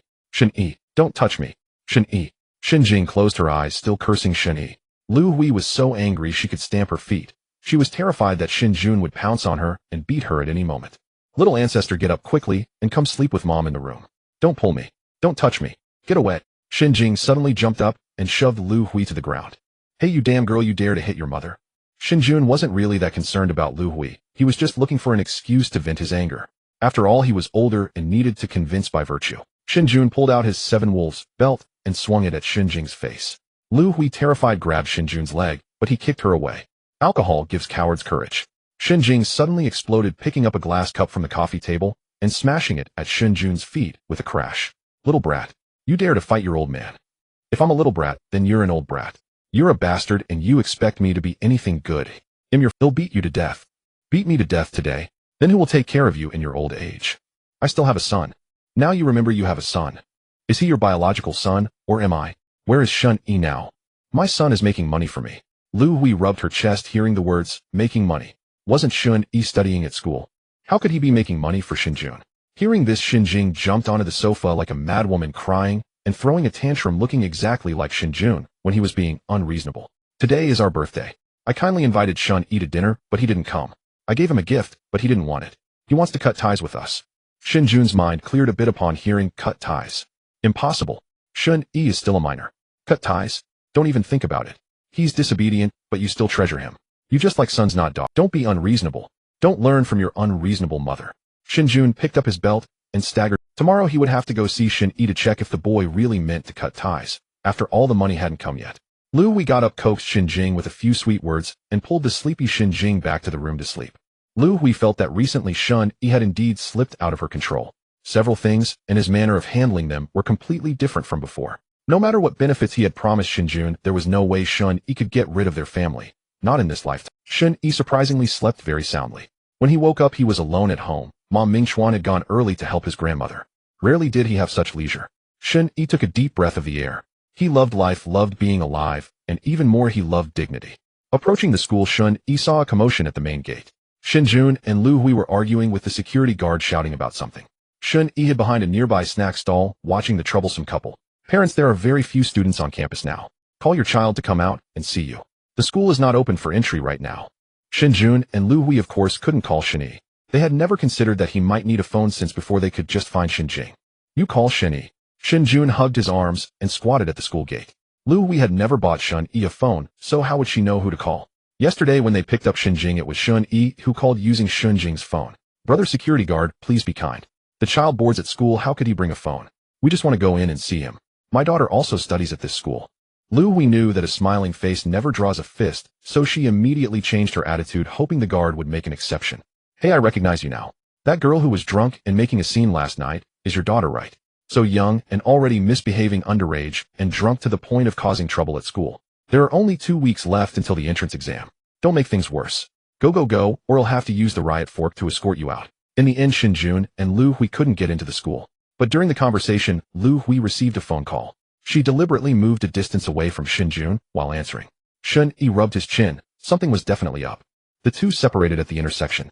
Shen Jun rode away on the only electric scooter. Lu Hui immediately turned in a different direction, not the way to her workplace. Shen Yi secretly followed Lu Hui. She stopped at a leafy street corner park where a luxury car was parked by a small path. Lu Hui looked around furtively and then sneaked into the car. Shen Yi was slightly nearsighted. He squatted behind the bushes squinting for a long time, then his eyes widened suddenly. That license plate, it belonged to the Shen family of B City. But he couldn't see who was inside. How could Lu Hui have contact with the Shen family? In his past life at least they didn't connect until after he was found. Why would Lu Hui be in touch with the Shen family now? How could he have been so blind and deaf in his past life? Lu Hui got out of the car politely bowing and scraping like a mangy dog waving from the roadside. The luxury car drove off. Lu Hui looked around again, then left with a beaming face. The only thing that could make Lu Hui so happy was money. He had seen that expression on her face in his past life, when he had obtained 2 shops from the Shen family. Humming a little tune, Lu Hui entered the factory. She was severely late today, but as long as she could complete the task, a lifetime of endless money would arrive on schedule. Then she would divorce Shen Jun, take her daughter, and fly far away. Shen Yi was now in a gloomy mood. A single penny could defeat a hero. He desperately wanted to hail a taxi and follow that luxury car to see who was inside. Shen Yi, what are you doing here? Mom Mingxuan was riding an electric tricycle having delivered fish to a familiar hotel for his grandmother. What are you doing here too? Quick, help me follow that car. Shen Yi thought Mom Mingxuan was still at the market selling fish with his grandmother. Shen Yi sat on the side of the electric tricycle and directed Mom Mingxuan to follow the car at a distance. The luxury car sped straight on without stopping. Shen Yi and Mom Mingxuan tracked it for a while, but still couldn't see who was inside. Shen Yi, if we keep chasing we won't be able to get back. Let's stop. Go back. Shen Yi felt he had grasped something. Lu Hui, the Shen family. In his past life, had he really been lost by accident?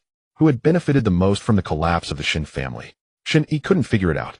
When he returned to the Shen family in his past life apart from his deceased mother, who had truly liked him, including his biological father, brother, and sister. Here, Ma Mingxuan took out an old phone and shoved it into Shen Yi's hand. I know you can manage without a phone, but it's really inconvenient to find you. This is my old number. Use it for now. Thank you, brother Ma. Shen Yi clutched the phone feeling it was precious. You're welcome. Many of the phones in our family were bought with prize money from competitions I won. My grandmother is very proud. Shen Yi looked at Mom Mingxuan's radiant face, the youthful dreams of a young boy. He thought that his grandmother's greatest wish was probably for her grandson to live without worries. You should still think about how to deal with the matter of pouring water on the coach's computer. Shen Yi genuinely wanted to help Mom Mingxuan. Don't even mention it. All he saw was my grades. He's on duty the day after tomorrow. He'll go find him then. Hop on, I'll take you back. Shen Yi didn't hesitate. He didn't want to walk back to school either. With his current body, he'd probably get heat stroke. Shen Yi, which high school do you want to go to for the exam? I want to go to No. 1 high school in B City. I thought you'd aim for the city school, but with your grades now. 1 high school in B City is a sure thing. Mom Mingxuan drove very fast like a young heart that couldn't break or grip the handlebars. Every second was filled with passion. Shen Yi thought, if I go to No. 1 high school I can be close to my mother. Then she won't die, so early will she. Shen Yi jumped off the electric tricycle and entered the school. He still had to keep doing practice problems and memorizing texts. He couldn't waste a single second. For himself and for his mother. When Xin Jing woke up, it was almost noon. The hazy afternoon sunlight made her unsure what time it was. Her head ached. She rubbed her sore temples, left the room, and found no one at home. From downstairs, she could hear the sound of Shen Jun bragging in the mahjong parlor. In a daze, Xin Jing remembered that she had gone to find Shen Yi yesterday. What happened afterward? Everything was a blur. She sat on the sofa wanting to drink water, but there wasn't a single cup. Shen Jun must have smashed them all in a drunken rage. Having a father like that was the worst luck in 1,000 lifetimes. Xin Jing grabbed her school bag. She had received quite a few gifts yesterday. A small tin of toffee candies fell out of the bag and hit the floor. Xin Jing remembered now. She had been so embarrassing yesterday, drunk and giving Shen Yi a gift. And that ungrateful Shen Yi had actually refused. Later it seemed her mother had come to pick her up. It was all that rotten Shen Yi's fault. So stubborn, neither soft nor hard tactics worked. In the past, a couple of kicks would make him come crawling back, and a little kindness would make him weep with gratitude. Now he was so hard to deal with, so hard to appease, making her lose face so many times. The more Xin Jing thought about it, the angrier she got. She threw the small tin forcefully into the trash. She must have been drunk and stupid to think of giving that coward a gift. If only she had killed him when she pushed him down the stairs last time. It would be good if he were dead. Xin Jing was grinding her teeth in fury. Suddenly her phone rang. It was her good friend Wen Xiao. Wen Xiao was Xin Jing's elementary school classmate.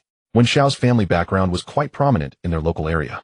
Wen Xiao herself was academically excellent, elegant in demeanor, and possessed the gentle, refined air of a well-bred lady.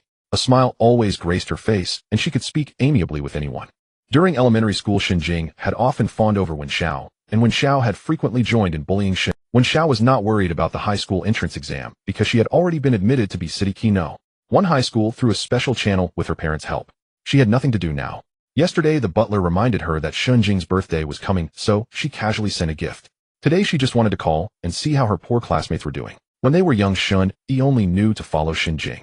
The boys said Shen Yi looked effeminate, not like a real man, and the girls didn't play with him because he was a boy. But ever since Shen Jing started playing tricks on Shen Yi, everyone began to enjoy playing with him. Who wouldn't like a little fool who never fought back or talked back? I remember back in 5th and 6th grade some girls had their first period, and everyone was shy and embarrassed. The boys at that time were very malicious.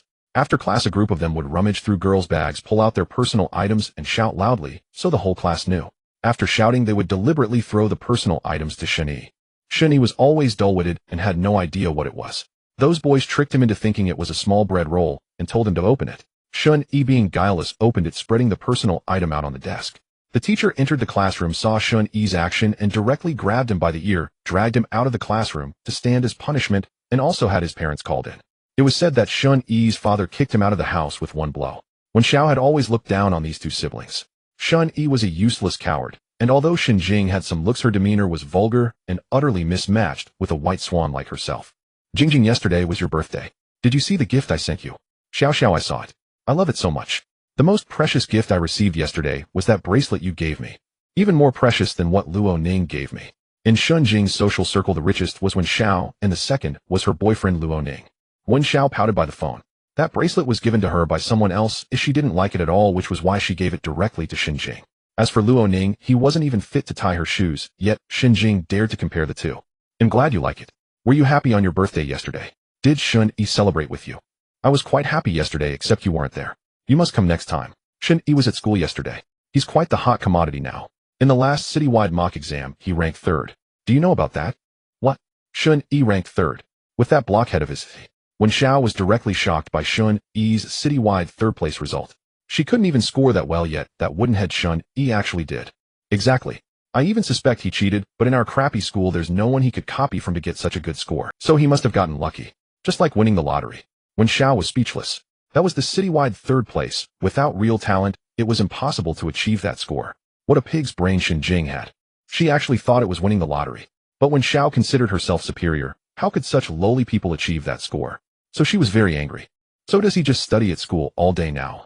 Wen Xiao never revealed her intentions, directly asking Shen Jing indirectly. I don't know how he talked my dad into it, but he's boarding at school now and doesn't come home. Didn't you say before that he was especially afraid of your dad, and that he listened to you especially? Xiao Xiao, speaking of this, I'm so angry. He's been boarding at school recently and won't listen at all. He's cast some kind of spell on my dad, and my dad is afraid he might have an accident, and even the teachers at school protect him. It's driving me crazy. You have to help me think of a way to teach him a good lesson. Jingjing, he's your brother. Isn't your dad also his dad? Probably your dad is indulging him because he's doing well in school. Wen Xiao knew that Shen Jing was unwilling to share her parents with Shen Yi. What is dad? That's my dad. He's just a mangy stray dog they picked up. Alright, I misspoke. Don't be angry. You shouldn't keep bringing up that he was adopted. Men have self-esteem. Constantly belittling him like that isn't good. What kind of man is he? His face is the only thing worth looking at. But seriously, he's secretly grown taller than me now. I never noticed before. When it came to Shen Yi becoming good-looking, Wen Xiao grew curious. It's been so many years since we've seen our good classmates. They must have changed a lot. The high school entrance exam is coming soon. This weekend, I'll throw a party and invite our elementary school classmates. Consider it a pre-exam relaxation and a chance to chat. You and Shen Yi absolutely must come. After hanging up, Shen Jing calmed herself down. When she attended Xiaoxiao's party this weekend, she would make Shen Yi pay the price. Lu Hui had been distracted at work all day, making several mistakes with the goods under her charge. The team leader came to her several times. Normally Lu Hui would have cursed and argued with the team leader, but today she was polite and even bowed apologetically as she sent him off. Seeing that she really wasn't in the mood to work, the team leader simply told her to take a break. Lu Hui sat in the break room, drinking hot water, her mind preoccupied with what that person had said. That person had said that Shen Yi's grades were too good, they couldn't let him take the high school entrance exam, or if he did, he had to perform poorly. In short, they couldn't let Shen Yi go to a key high school. In the past, when that person made such demands, Lu Hui could guarantee it with confidence. But now she felt less assured. After all, in recent confrontations, the child had not been affected. Instead, others sympathized with him and turned the blame on them. Besides, Shen Yi no longer lived at home, so they couldn't even tamper with his food. As long as Shen Yi stayed inside the school, it seemed they had no influence over him. After thinking for a long time, Lu Hui concluded that she still had to rely on Shen Jing. If Shen Jing could bring Shen Yi out of school and tie him up so he couldn't take the exam, that would solve the problem. After that, Shen Yi would be like dough in their hands to be kneaded at will. But what did Shen Jun mean by Shen Yi earning money? Once Xiaojing brought Shen Yi back, she would get to the bottom of it. Shen Jing waited for Lu Hui to come home from work. Mom, you're finally back. I'm starving. My precious baby, I didn't celebrate your birthday yesterday. Today I'll take you out for something delicious. But listen, when you go to Xiaoxiao's party, you need to bring Shen Yi. Shen Yi, take a break. Your arm hasn't healed yet. You'll probably only get the cast off around exam time. It's okay, teacher Yu. My arm doesn't hurt anymore, just a bit itchy. The recovery is going well. No inflammation despite the heat. Keep it up. Oh, I have a gift for you. The paperweight was made of jade. Shen Yi couldn't tell what kind, but it was warm-toned throughout, smooth in the palm, and engraved with bamboo. One of the four gentlemen. It was clearly not cheap. Teacher, this is too valuable. I can't accept it. Take it. Your arm is uncomfortable, and the paperweight can hold down your test papers. Do well on the exam, and Teacher Wang and I will have more rewards for you. Besides, it was given to me by someone else. I have no use for it, so giving it to you puts it to good use. Teacher, Shen Yi held the paperweight, feeling warmth in his heart. Teacher Yu was so thoughtful, even considering his difficulty with one hand. Well, last time's labor fee has been settled. Here you go. Buy yourself something nice to eat and drink. I don't want to, Teacher Yu. You and Teacher Wang covered my accommodation and living expenses. This should go back to you. As the two were still politely declining the labor fee, a knock came at the door. You, are you in? The voice of a middle-aged man, cautious. Teacher Yes' expression soured at the sound, but she held back for Shen Yi's sake. Go wait in the inner room. He'll send him away. Shen Yi obediently entered the inner room and continued recording data on the computer. However, the room was divided by a plasterboard partition offering poor soundproofing, so he was forced to overhear the conversation outside. What do you want? Yu, Dad just came to see you. You've seen me. You can leave now. Don't be like this, Yu. Can we go have a meal together? Shen Yi peeked through the crack in the door. He couldn't see the man's face clearly, but he noticed the man's refined administrative jacket with trousers, polished shoes. Clearly a government official. The man's poise suggested he was no ordinary civil servant, he must be a cadre. Recalling Teacher Yes' usual demeanor, her family was undoubtedly wealthy and influential. No need. I still have a student waiting inside for treatment. You've seen me, now go. Teacher Yu turned to shoo the man away. Shen Yi caught a clear glimpse of the middle-aged man's face, and his pupils constricted. It was Yu Guohua, the deputy director of the Provincial Commission for Discipline Inspection. Shen Yi made a mental note. He coughed. Yu Guohua and Yu both stopped speaking. All right, Yu, Dad will leave now. Come home this weekend to see your mother. She misses you. I'm going to see Bo Xian this weekend. I don't have time to go back. Teacher Yu waved her hand impatiently. Yu Guohua left dejected. Teacher, did I interrupt you? Shen Yi poked his head out from the inner room, looking innocent. No, sigh. I just don't know how to face them. Teacher Yes' expression was deeply sorrowful. Shen Yi said nothing. He understood Yu's inner conflict. No one yearned more than he did for the warmth of family and the touch of close relationships, yet sometimes the closer you got, the more afraid you became. Those emotional bonds disguised as for your own good. Teacher, do you want me to accompany you to see that person this weekend? Everyone has curiosity. Shen Yi was also curious because Teacher Yu had always been single with no romantic interest in sight. The name she had just mentioned was clearly a man's name. Yu's eyes instantly welled up. Her lips trembled, unable to speak. After a long moment, she forced a smile that was uglier than crying. No need. The martyr's cemetery. He'll go alone. Shen Yi was shocked. So the person in Teacher Yes' heart had passed away and was a martyr. Thank you, Shen Yi. Go back now. Shen Yi left the clinic while Teacher Yu remained immersed in sorrow. The next day, Ma Mingchuan held his breath, clutching a newly bought milk tea, rehearsing scenarios in his mind as he walked. What are you doing, muttering to yourself while walking? Coach Lu saw Ma Mingchuan hovering at the door, talking to himself. Coach Lu, I came to ask about my physical fitness test results. I'm the first in the selection, right? Am I guaranteed? Coach Lu felt a pang of guilt, but it flashed by, replaced by a look of anger. Guaranteed admission. That's not for a little brat like you to decide.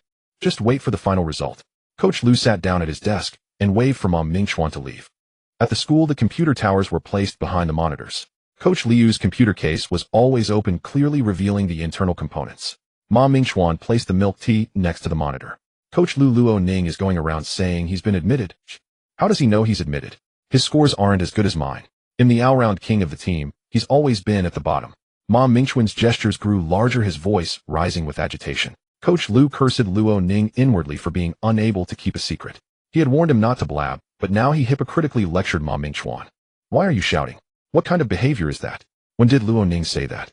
I don't even know about it. How could he? Don't listen to idle gossip. Go do your own thing and stop hanging around me. No way, Coach Lu. Luo Ning swore up and down that he'd definitely be admitted, and I definitely wouldn't. How come I'm first in the selection, but I'm not guaranteed, while he is? Ma Mingchuan's gestures grew more exaggerated, and in a moment of carelessness his elbow knocked over the milk tea. The tea spilled all over the desk, with a good amount splashing into the computer tower. Sparks and crackles erupted from Coach Liu's desk. Ma Mingchuan quickly shut off the power. Coach Lu shot up, staring at the black screen, and jumped up and down, cursing Ma Mingchuan. You little bastard. Look what you've done. Coach Lu knew how important the data on his computer was. Now that it was black, he felt his vision go dark and his blood pressure soar. I'm sorry, coach. I didn't mean to. Mom Mingchuan fumbled to wipe the desk. Coach Lu glared at him a few times, then picked up the office phone to report the issue. Mom Mingchuan bowed and apologized, carefully coaxing Coach Lu. Coach Lu, already guilty and angry, felt his headache worsen. When the repairman came to pick up the computer, Mom Mingchuan obsequiously followed him. Coach will go with him. Don't worry, you'll watch it get fixed and bring it back. As the middle school entrance exam drew closer, Shen Yi decided to abandon the strategy of endless drills and instead ease his mind, focusing on recitation and reading to firmly grasp the knowledge points that could be secured through rote memorization. He was no genius, lacking the awe-inspiring momentum that could single-handedly hold back 1,000 troops. Recently, Shen Yi had been leading the class in reciting ancient Chinese poems and chemical equations. Every day he arrived at the classroom early to copy the day's content onto the blackboard. This selfless dedication once again earned him goodwill. Even the homeroom teacher, Mr. Wang, felt deeply gratified. Sometimes what matters most is a person's attitude. Even if the result falls short, a good attitude can still earn understanding. After a few days' absence, Xinjing came to school and placed the new phone she had received for her birthday on Shen Yi. He couldn't quite understand her change. In the past, she would have simply tossed her old phone to him. Now she hadn't even used the new one herself. Take it. Go get yourself a SIM card later. Don't say Mom and Dad have been unfair to you. Xinjing looked down on him as if bestowing a favor. Xinjing, are you out of your mind? Can't you see Shen Yi is studying? So rude. Several people who had a grudge against Xinjing stood up, pointing fingers at her behavior. I'm talking to my own brother. Mind your own business. If you're so generous, why don't you buy him a phone and a number? Meddling in things that don't concern you.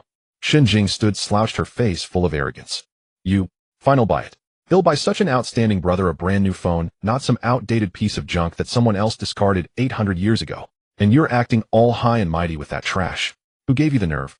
The speaker was another female student, Yuan Fei, who came from a well-off family and was herself very diligent. Recently, she had been studying with Shen Yi, and her admiration for him had skyrocketed. Xinjing's face flushed crimson, with anger, her hands clenched into fists. She herself couldn't bear to use the new phone, yet it was being called junk. Yuan Fei pulled out 2 phones from her bag. She always carried 2 numbers, one for contacting her parents and the other as a backup. Shen Yi, take this. Don't use her trash. Yuan Fei pressed the sleek new phone into Shen Yi's hand. Thank you, Yuan Fei, but I can't accept it. Shen Yi smiled at Yuan Fei and handed the new phone back to her. Shen Yi, are you really going to take her? Yuan Fei felt a sense of frustration. Xinjing had always treated Shen Yi horribly, and Shen Yi had never fought back or argued. Xinjing let out a haughty snort at Yuan Fei. Shen Yi shook his head. Xinjing, take this phone back. I don't want it. Xinjing's triumphant expression instantly collapsed, her big eyes filled with venom. Shen Yi, don't be so ungrateful. If it weren't for Mom and Dad not being able to reach you, do you think I'd want to give you anything? Xinjing, don't be so harsh. He wouldn't even take my perfectly good phone, and do you think he'd want yours? Don't use your identity as his sister to push your luck. You're the one who said he's an adopted child. Your family has been mistreating Shen Yi. Yuan Fei, shut up. Our family matters are none of your business. Shen Yi hasn't said a word. Why are you jumping in? Have you got nothing better to do? Yuan Fei wanted to retort, but Shen Yi tugged at her sleeve. Don't argue with her. Thank you, Yuan Fei. Here are my history notes. Take a look first, and if you have any questions, come ask me. Shen Yi pulled out his history notebook and handed it to Yuan Fei. Worry flickered in her eyes, but he smiled and nodded reassuringly. With a sigh, Yuan Fei took the notes and returned to her seat. Xinjing, is there anything else? If not, please leave. Shen Yi waved his hand, unwilling to entangle with her. Quarrels over pride were meaningless. Suit yourself. Whether you take it or not is up to you. But there's one more thing. When Xiao said she's having a pre-exam gathering on Saturday to celebrate your mock exam results, and she specially invited you. You can refuse me, but you can't refuse when Xiao can you. Shen Yi was momentarily stunned. In his past life, after graduating from elementary school, he had no contact with Wen Xiao, let alone any pre-exam gathering. Why are you spacing out? I've told you. It's at Wen Xiao's family hotel, the large private room on the 2nd floor. Saturday at 9:30 in the morning. If you don't show up, you'll be offending Wen Xiao. Xinjing snorted indignantly, slung her bag over her shoulder, grabbed the new phone, and ran off. Shen Yi thought it over. In his past life, Xinjing's child seemed to have some connection with Wen Xiao. Wen Xiao had attended high school in the provincial capital B city, and later her whole family moved there. He couldn't remember who she married, but he recalled Xinjing comparing after she married Shen Yi, saying Wen Xiao's husband wasn't as powerful as the Shen family. He had no memory of who the husband was. Mom Mingchuan sneaked into the classroom. Shen Yi, let's go. He whistled softly, his eyes sparkling with excitement. He had always been up to mischief, but this was something entirely new. Shen Yi and Mom Mingchuan left the classroom and hopped on an electric scooter, riding off. Although the laptop had been drenched in milk tea, the motherboard was fortunately not too damaged. Ma Mingchuan, ever the social butterfly, handed a cigarette to the shop assistant, and soon they were chatting like old friends. Before long, Ma Mingchuan held up the removed motherboard and waved it at Shen Yi. That evening, Shen Yi clutched a skewer of grilled meat watching Ma Mingchuan buddy up with the repair shop assistant. He couldn't help but marvel. Though Ma Mingchuan's mind was straightforward, his social skills were truly remarkable. That night, the three of them found an old computer. The young assistant easily located a hidden folder and generously handed Ma Mingchuan a USB drive to copy the data. "Brother Kai, thank you so much. My future depends on your help." Ma Mingchuan tossed the USB drive to Shen Yi and expressed his gratitude profusely. "It's nothing. I can't stand these hypocrites. You've got talent and a bright future. Can't let these rotten bastards ruin it. Go ahead, brother. I've got a tight lip. Besides, that old scumbag deserves to be exposed." The two parted reluctantly. Ma Mingchuan clutched the USB drive and asked Shen Yi, "We've got the evidence. What's the next step?" "Ma Mingchuan, are you angry? Having something that belonged to you taken by someone else? Who wouldn't be angry? At first when you told me, I was pretty mad. But later I calmed down. But I don't plan to forgive Coach Liu or Luo Ning. They traded away something that was mine, and they didn't even let me know. These sanctimonious bastards. Now it's time to give them the punishment they deserve." Shen Yi thought the same. Heaven had pitied him and granted him a second chance at life, but that didn't mean he would forgive the past sufferings or those who had let him down. The time and feelings that had been wasted would be reclaimed one by one. "Let's go, Brother Ma. We need to ask Teacher Yu for help. Let's go, Brother Ma. We need to ask Teacher Yu for help." Shen Yi tucked the USB drive into his pocket and pointed the way as he led Ma Mingchuan to Yu's home. "First, we must get back Ma Mingchuan's recommended admission slot." Ma Mingchuan didn't ask why. Shen Yi always had his reasons. If not for Shen Yi's reminder, he would never have known his recommended slot had been sold. Ma Mingchuan nodded. In his heart, Shen Yi was not just a friend, but a brother. Teacher Yu held the USB drive, hesitated for a moment, then plugged it into the computer. Soon the pages and photos within made her expression grow increasingly solemn. "Shen Yi, Ma Mingchuan, where did you get these?" Teacher Yu's tone was stern and skeptical. Such things should not have been easily obtained by two children. "Teacher, we copied them from Coach Liu's computer." Shen Yi carefully observed Yu's expression, wondering if he had bet correctly on her sense of justice. Teacher Yu, Ma Mingchuan, always ranks first in training and has broken provincial records. These are all evidence of his qualification for direct recommendation. But Luo Ning, who's on the same team, said he already got the recommendation. Isn't that just a case of selling dog meat under the guise of lamb? Taking Ma Mingchuan's slot. That's why we took the risk and secretly copied the records. This USB drive was an unexpected find. We originally only intended to copy the original score sheets. Shen Yi spoke half-truthfully to the teacher, apologizing silently in his heart. He couldn't exactly say he knew because of his reincarnation, could he? Shen Yi's words left Ma Mingchuan utterly bewildered. Shen Yi wasn't shy or introverted at all. He mixed truth with lies so skillfully that Ma Mingchuan couldn't tell which was which. Teacher Yu pondered for a while, then looked at the sparkling eyes of Shen Yi and Ma Mingchuan as if she had made a "Keep your mouth shut. This USB drive has nothing to do with you two. They'll keep it here for now." Teacher Yu locked the drive in her drawer. "If any rumors leak out, you two must act as if you're hearing it for the first time." Shen Yi and Ma Mingchuan nodded, then left Yu's home. As they walked out of the clinic, Shen Yi was gambling that this list could be exposed early through Teacher Yu. "Shen Yi, why did Teacher Yu say we'd be in danger?" Ma Mingchuan thought handing over the USB drive to the teacher would end the matter. An innocent man is guilty of possessing a treasure. Shen Yi lifted his left arm, which still ached faintly. Some people in this world would become ruthless for fame and fortune. If anyone found out that such crucial evidence that could rock the education system, had come from two teenagers, given their current abilities, they wouldn't live to grow up. Shen Yi looked up at the blazing sun. In this life, he would hold his head high and trample underfoot all those who had bullied and humiliated him. Saturday arrived quickly. Shen Yi went to the banquet as promised. "Oh, you finally made it. I thought you didn't." Shen Jing stood up from her seat, chin raised towards Shen Yi. When Xiao, who was chatting with others, glanced over a few times before turning away. She hadn't expected Shen Yi to have changed so much. The weak, hunched little quail of childhood was now a fair-skinned, tall, lean young man. Shen Yi wasn't exceptionally handsome, but he was slightly better than average with a scholarly air. The slender youth stood motionless at the door, his left arm in a sling, yet his spine was straight as mountain snow. As Shen Yi entered the private room, he saw many familiar, yet unfamiliar faces. He had always been an insecure person, barely knowing the people in his own class. The room was spacious, with a table that could seat over a dozen people, a karaoke room, next door a private bathroom. It was fully equipped. "We've been waiting for you, Shen Yi. Why are you so late?" A freckled boy spoke to him. At the large table for over a dozen, a single chair was left directly opposite the host's seat, clearly reserved for Shen Yi. Shen Yi glanced sidelong and saw the chair wasn't rigged. It seemed this group had matured a bit, no longer using those Just as Shen Yi was about to sit, the chubby boy beside him suddenly grabbed the back of the chair ready to pull it away. But Shen Yi, who hadn't shifted his weight, slowly stood up straight. Shen Yi stared unblinkingly into the chubby boy's eyes. After a few seconds, he said slowly, "Like this seat. You can have it." According to psychology, if you stare unblinkingly into someone's eyes, they tend to feel intimidated. No, I was just resting my arm here. You sit. The chubby boy, failing in his scheme, hastily withdrew his 2 fat pig trotters. Shen Yi now realized he had overestimated these people. Most of them were carefree, spoiled second-generation kids who had nothing better to do than amuse themselves by playing tricks on losers like him. It was like the black sheep effect. Shen Yi, the helpless black sheep, had done nothing wrong, yet was innocently attacked by the group around him, and he kept blaming himself. Shen Jing and Wen Xiao were the aggressors while the others were indifferent bystanders. Shen Yi smirked secretly. His introverted, taciturn nature indeed made him an easy target for bullying. When bullied, he would always self-reflect, wondering if he hadn't done enough, never realizing that those people were all deliberate. Shen Yi, sit down quickly. As the guest of honor, today's gathering only has meaning with you here. Wen Xiao smiled, her words seemingly full of care and warmth towards Shen Yi. The high school entrance exam is coming soon. We'll all be high schoolers.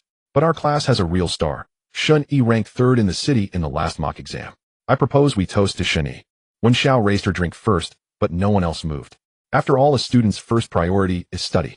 Except for Shen Jing, none of them worried about getting into high school. But if everyone was a slacker, they'd look down on each other. If a slacker suddenly became a top student, it would be like a crane among chickens, standing out awkwardly. Silence fell. Everyone's gaze shifted from contempt to scrutiny, then to hostility. The other people's child that parents always talked about couldn't appear right beside them. Shen Jing had expected to see Shen Yi flustered, but instead he sat upright, looking straight ahead, and raised his drink. Thank you, Wen Xiao, for the hospitality today. I heard you got a recommended admission to a key high school. Congratulations. Wen Xiao had intended to stir up resentment against Shen Yi, but to her surprise, he had exposed her own recommendation. Congratulations to you too. Come on, everyone cheers. Out of respect for Wen Xiao, people raised their drinks in 2s and 3s. A few of Wen Xiao's lackeys and clique flattered her further. Though she smiled and accepted, she was cursing inside. How did Shen Yi know about her recommendation? It must have been that big mouth Shen Jing. Wen Xiao shot several dagger glances at Shen Jing, but Shen Jing wanted to explain. Wen Xiao, however, had already turned away to talk to someone else. So Shen Jing could only glare at Shen Yi and angrily take a few bites of food.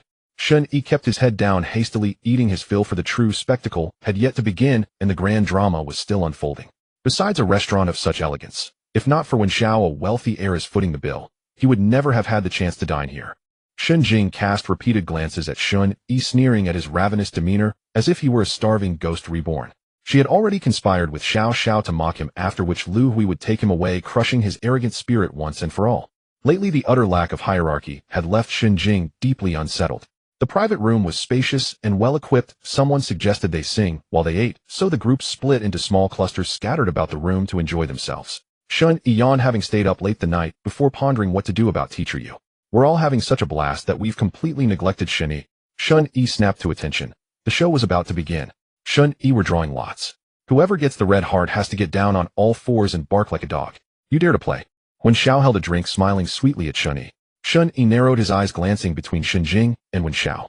These 2 plastic sisters were cut from the same cloth when it came to tormenting him. I ref you. Before Shen Yi could finish his refusal, the fat guy suddenly leaned in and threw an arm around his shoulder. Of course Shen Yi will play. Let's draw. Shen Jing, Wen Xiao, and a few others rushed to draw first, leaving a single lonely toothpick in the container. The fat guy forced Shen Yi to pull out the last one, the one with the red heart. Shen Yi, a bet's a bet. Since you drew it, get down on your knees, crawl around the room, and bark like a dog. The speaker was a girl with short hair, exuding a certain gallant air, yet her words were venomously harsh, as if kneeling were as simple as eating or drinking. I never said I'd play. It was him who spoke for me. Take it up with him. Shen Yi shook off the fat guy. Don't be an ungrateful bastard. The fat guy's heavy hand slammed onto Shen Yi's left shoulder, followed by a thick palm that smacked across his face. The searing pain dragged Shen Yi back to those dark days when he dared not resist. Shen Jing and the fat guy stood together, looking down arrogantly at the fallen Shen Yi as he stumbled. Get crawling. You're nothing but a dog. Dogs don't deserve to sit. Crawl. Seeing Shen Yi unresponsive, Shen Jing flew into a rage and kicked his injured arm, sending him sprawling to the ground again. A few onlookers surrounded them, smirking, whispering among themselves, and filming with their phones. Shen Yi decided he would no longer suppress his fury as he had in the past, swallowing all the humiliation. Oh, what are you all doing? Shen Yi, get up. Wen Xiao squeezed through, helped him to his feet, and even brushed off his clothes with thoughtful care. Shen Yi is the most obedient one. Violence is not good. Even if he were a dog, you'd have to coax him properly. When Xiao thought herself charming, batting her eyes as she waited for his response. She knew that if she offered Shen Yi the slightest bit of kindness, he would lay his heart bare for her. Shen Yi pushed Wen Xiao away with a mocking smile, adjusting the cast on his left arm. A bunch of well-fed lunatics. All of you are sick. You ungrateful bastard who spurns a toast for a slap. The fat guy, the chief assailant, kicked Shen Yi in the stomach. Shen Yi flew backward, crashing beside the dining table, steadying himself against a chair to keep from falling. With heavy thuds, the fat guy charged forward to continue the beating. Shen Yi grabbed whatever was at hand and threw it at him. He was no match for the fat guy even before, and now with one hand it was even worse. You dare fight back, you little bastard. He'll make sure you never see tomorrow's sun. The fat guy enraged chased. The others filmed them as if watching a spectacle. Brother Fat, don't let him off. Later ride him and watch him. Shen Jing's voice rang out the loudest as she filmed Shen Yi's dodging with her phone. From the corner of his eye, Shen Yi noticed that the phone Shen Jing used was the very one she had intended to give him that day. He had foolishly thought she might have changed, but she had only grown worse. With his wavering indecisiveness from his past life, having suffered so much, yet still unable to change, he deserved this beating today. Shen Yi darted over to Shen Jing, knocked the phone out of her hand, and the fat guy stomped on it, shattering the screen. Shen Yi, you bastard. My new phone. He'll kill you. Shen Jing joined the chase as Shen Yi dashed out of the private room. Wen Xiao grew flustered. There were no cameras in the private room, so they could go as far as they liked. But the hallways and lobby had cameras, and it was peak dining hour. If they offended any important guests, her father would surely discipline her with family punishment. Shen Jing Wang Guang stopped chasing. But no one listened to her now. Unable to maintain her usual smile, Wen Xiao quickly called the lobby manager and security, hoping to stop the situation from escalating and to drag Shen Yi back into the room. Shen Yi ran upstairs instead of down. The One Family's restaurant was one of the finest in the city for entertainment and accommodation, hosting many distinguished guests who stayed and dined there. Shen Yi agile quickly reached the 6th floor. The fat guy, despite his bulk and powerful punches, lacked stamina. He could barely run a few steps before panting heavily and giving up. Shen Jing and Lu Hui had agreed to wait on the 1st floor. After Wen Xiao and the others finished their prank, they would hand Shen Yi over to Lu Hui. Shen Jing's phone was broken, so she went straight downstairs to find Lu Hui. Mom, come with me. Shen Jing pulled Lu Hui toward the fire escape stairs. They caught up to the exhausted fat guy. Wang Guang slumped on the stairs on the 4th floor. Wang Guang, which floor did Shen Yi run to? I don't know. This side only goes up to the 6th floor. He can only be on the 6th. The Wen family's hotel had a unique layout. The side they were on offered the best views, so it only had 6 floors, and the 6th floor held luxury suites with direct views of the city's famous landmark. Shen Jing and Lu Hui, mother and daughter, agreed to search Shen Yi from opposite fire escape stairs. Shen Yi, in a burst of energy, reached the 6th floor, and as if by some strange impulse ran to the terrace at the end of the corridor, crouched down and hugged himself. Shen Yi wept. He had thought that being reborn would make him brave, free from the fear of being bullied. Look, he had stood up to Shen Jing, and Lu Hui even coerced and bribed Shen Jun to let him board at school. He had lived like a normal child under the sun, making friends and accepting others' kindness. But now the physical pain and the fear in his soul were like sharp daggers, piercing his bones, his muscles, his very... Mom, he's here. The door to the terrace was pushed open, and Shen Yi, hiding at the entrance, was discovered by Shen Jing. Shen Yi wiped away his tears. His fragility and cowardice were from this moment on a thing of the past. He was no longer that little follower who could be bullied and humiliated at will. Lu Hui rushed over from the other side, her scolding voice arriving before she did. Shen Yi, you ungrateful wretch. What do you think you are? You broke Jingjing's phone. Even if you sold yourself, you couldn't compensate for it. Shen Yi returned to his indifferent state, a wave of revulsion rising within him, rejecting and disgusted. Why am I here? Shen Jing ran over, raising her hand to slap Shen Yi's face, but he caught her wrist. Let go of me. You bastard. Shen Yi pushed Shen Jing away, causing her to fall into Lu Hui's arms. You born troublemaker, a worthless little beast that nobody wants. Just wait until I beat you to death today. Lu Hui scanned the terrace, looking for something she could use as a weapon. Enough. You two stop quacking like ducks. Did you bring me here today just to humiliate me with Wen Xiao? What else do you want? Lu Hui recalled her purpose and stopped her tirade, realizing Shen Jing was just venting her anger. Now, not only had she not released her anger, but she was also growing more furious. You shouldn't stay at school any longer. Go home. Lu Hui issued the command to Shen Yi without any reason. Shen Yi's mind recalled which car from the Shen family shouldn't be appearing here. A Lu Hui's order to go home must be related to certain people in the Shen family. How did you bring me home back then? Was I really picked up by you? In the face of Shen Yi's questioning, Lu Hui's expression stiffened, her fingers unconsciously clenched into fists as her gaze darted towards Shen Jing, unable to meet Shen Yi's eyes. Stop with the nonsense. I am your mother. When I tell you to go home, you go home. If I hadn't picked you up back then, would you have today? Lu Hui avoided the topic and pulled Shen Yi. You need to clarify what happened back then, and I will not go home with you. After finally escaping from the prison of the attic, was he now a masochist who wanted to go back? Lu Hu's evasive demeanor clearly indicated she was hiding something. Shen Yi was also curious about what had happened back then. One day, she suddenly had an older brother. Lu Hui, essentially a loud and aggressive woman, grew furious when Shen Yi continued to disobey her. Out of embarrassment and anger, she picked up her bag and casually threw it at Shen Yi. What do you mean by back then? This year. When I say go home, you go home. So much nonsense. Do you think of me as a sick cat? Shen Yi dodged Lu Hui's attack with one hand, not noticing Shen Jing beside him. Suddenly darkness enveloped Shen Yi as Shen Jing struck him on the back of the neck with a stick she had propped against the door, knocking him unconscious. Mom, let's drag him out. Although Shen Yi was a tall and lean boy, a dead camel is larger than a horse. After fainting, he felt heavy, and both Lu Hui and Shen Jing, aware of their guilt, wanted to move Shen Yi as quickly as possible. There were a few steps from the terrace to the corridor. The two of them each grabbed a leg and dragged Shen Yi down. At the last step, Shen Yi's head hit the door of room 616 with a thud. Uncertain which room the sound of a door lock came from, both of them simultaneously dropped Shen Yi's legs. Mom, wait here for me. I will go call Wang Guang. We can't move Shen Yi alone. Shen Jing ran off without looking back. Lu Hui called after her a few times, chasing after the direction Shen Jing had taken. If anyone saw her with an unconscious child, there would be no way to explain. Just as Lu Hui and Shen Jing left, the door to 616 opened. Ruan Zhao had just been taking a shower when she heard a loud crash at her door. She hurriedly put on her pajamas and opened the door, only to see a boy tumble into her room. Ruan Zhao was startled and screamed, kicking the boy a few times while covering her pajamas. The boy showed no reaction, so Ruan Zhao squatted down and patted Shen Yi's face. Hey, wake up, wake up. Don't sleep at my door. Shen Yi showed no response. Ruan Zhao's hair was still dripping wet. If anyone saw, she wouldn't be able to explain herself. She had no choice but to resign herself and pull the boy inside. Ruan Zhao took a few breaths. Luckily her love for fitness made it somewhat easier. Ruan Zhao dashed into the dressing room to change clothes. Wang Guang, upon hearing that Shen Yi had fainted, immediately stopped breathing heavily. He was different from Wen Xiao and the others. He could fight and had been recruited into this team for his strength. Usually he could scare people easily, but now he felt a deep fear. Saying he wouldn't go, Wang Guang hurriedly ran downstairs. Mom, I'm going to find Xiao Xiao for advice. You keep an eye on Shen Yi. Jing, don't leave me behind. I can't handle being upstairs alone. That person is the one you knocked out. So now it's my fault. Mom, you said you would do anything to bring Shen Yi home. He clearly just said he wouldn't go with you. I had to knock him out. Now you blame me. Are you even my real mother anymore? Oh, that's not it. Lu Hui was also at a loss, turning and heading upstairs while Shen Jing went downstairs to seek advice from Wen Xiao. Lu Hui returned to the 6th floor again, searching from one end to the other. She checked both the terrace and the fire escape, but found no sign of Shen Yi. Lu Hui anxiously rubbed her hands together, as she needed to tell Shen Jing immediately that Shen Yi was missing. Lu Hui caught up to Shen Jing, both of them sharing anxious expressions. Lu Hui waited outside the door, while Shen Jing, pale-faced, entered the box. Jing, you're back. Why hasn't Wang Guang returned? Did he catch Shen Yi? Wen Xiao was smiling happily, while Shen Jing awkwardly smiled, quickly approaching Wen Xiao and speaking in a voice they could both hear.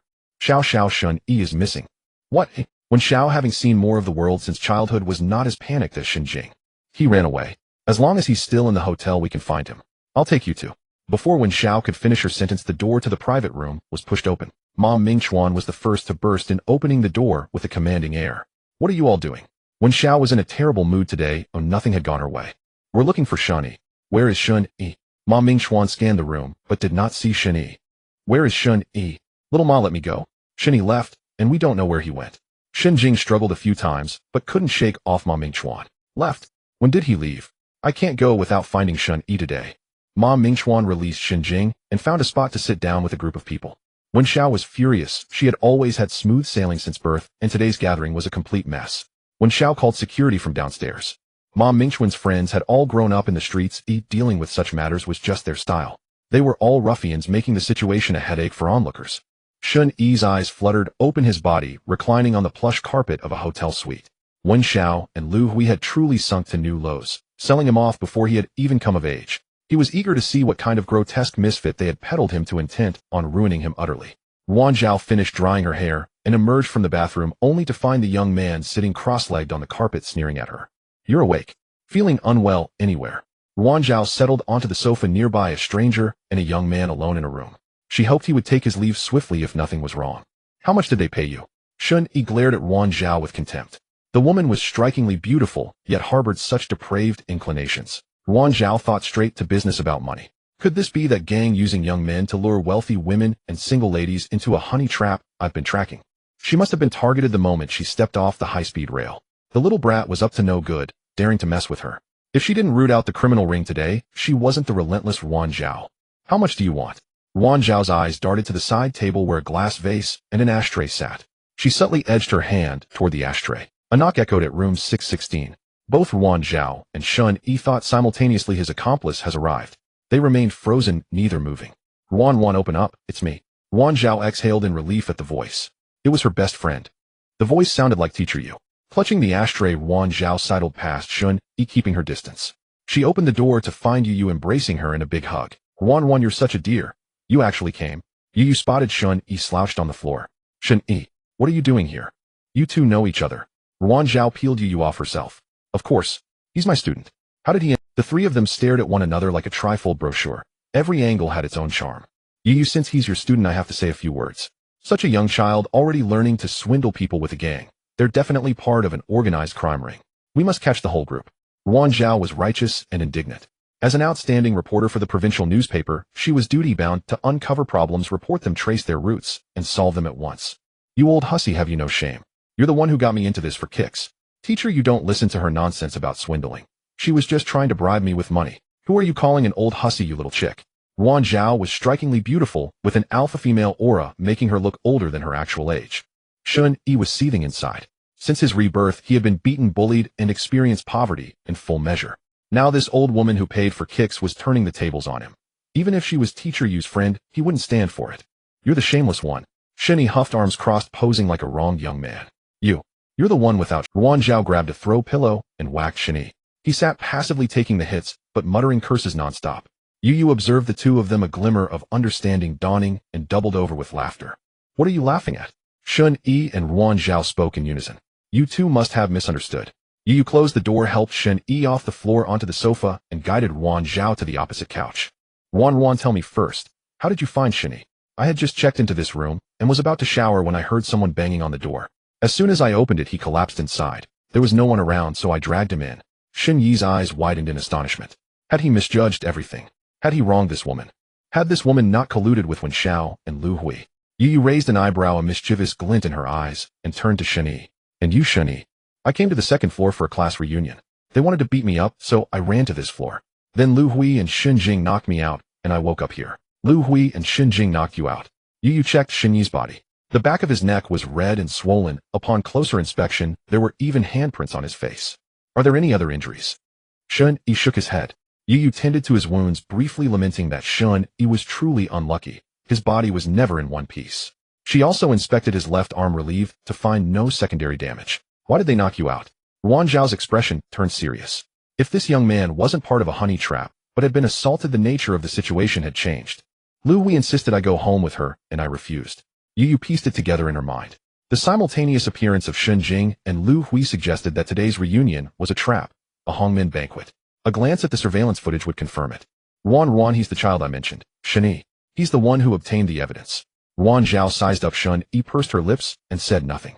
The boy might have some wit, but he had called her an old woman. He was blind at such a young age. Shen Yi. Ruan Zhao is a major reporter from the provincial newspaper, my best friend. I specifically asked her to come help us. Reporter 1, I'm sorry for mistaking you for a villain and for speaking rudely to you. Please be magnanimous and forgive. Shen Yi scratched his head sheepishly, the pain in his neck making him wince. Ruan Zhao watched his expression twist and burst out laughing. I won't hold a grudge against a child. You're just a little brat. Little brat. Shen Yi sat awkwardly, forcing a smile. Why is it so noisy downstairs? And why are SWAT vehicles here? Yu looked down from the window to see 2 police cars. Oh no. Shen Yi slapped his forehead. Teacher Yu, I made a deal with Ma Mingxuan. If I didn't come out by 11, he would come in to find me. He probably ended up in a fight with Wen Xiao and the others. Ruan, I'll go check. You and Shen Yi stay here. I want to see what trick Shen Jing is pulling this time. Teacher Yu, I want to report this to the police. Wang Guang and Shen Jing assaulted me, and the others verbally abused me, with many of them filming everything. Shen Yi stood up, determined to fire the first shot against bullying and protect his lawful rights. Good. Ruan accompanies Shen Yi to make the report. I'll go rescue Ma Mingxuan. Ruan Zhao's view of Shen Yi shifted.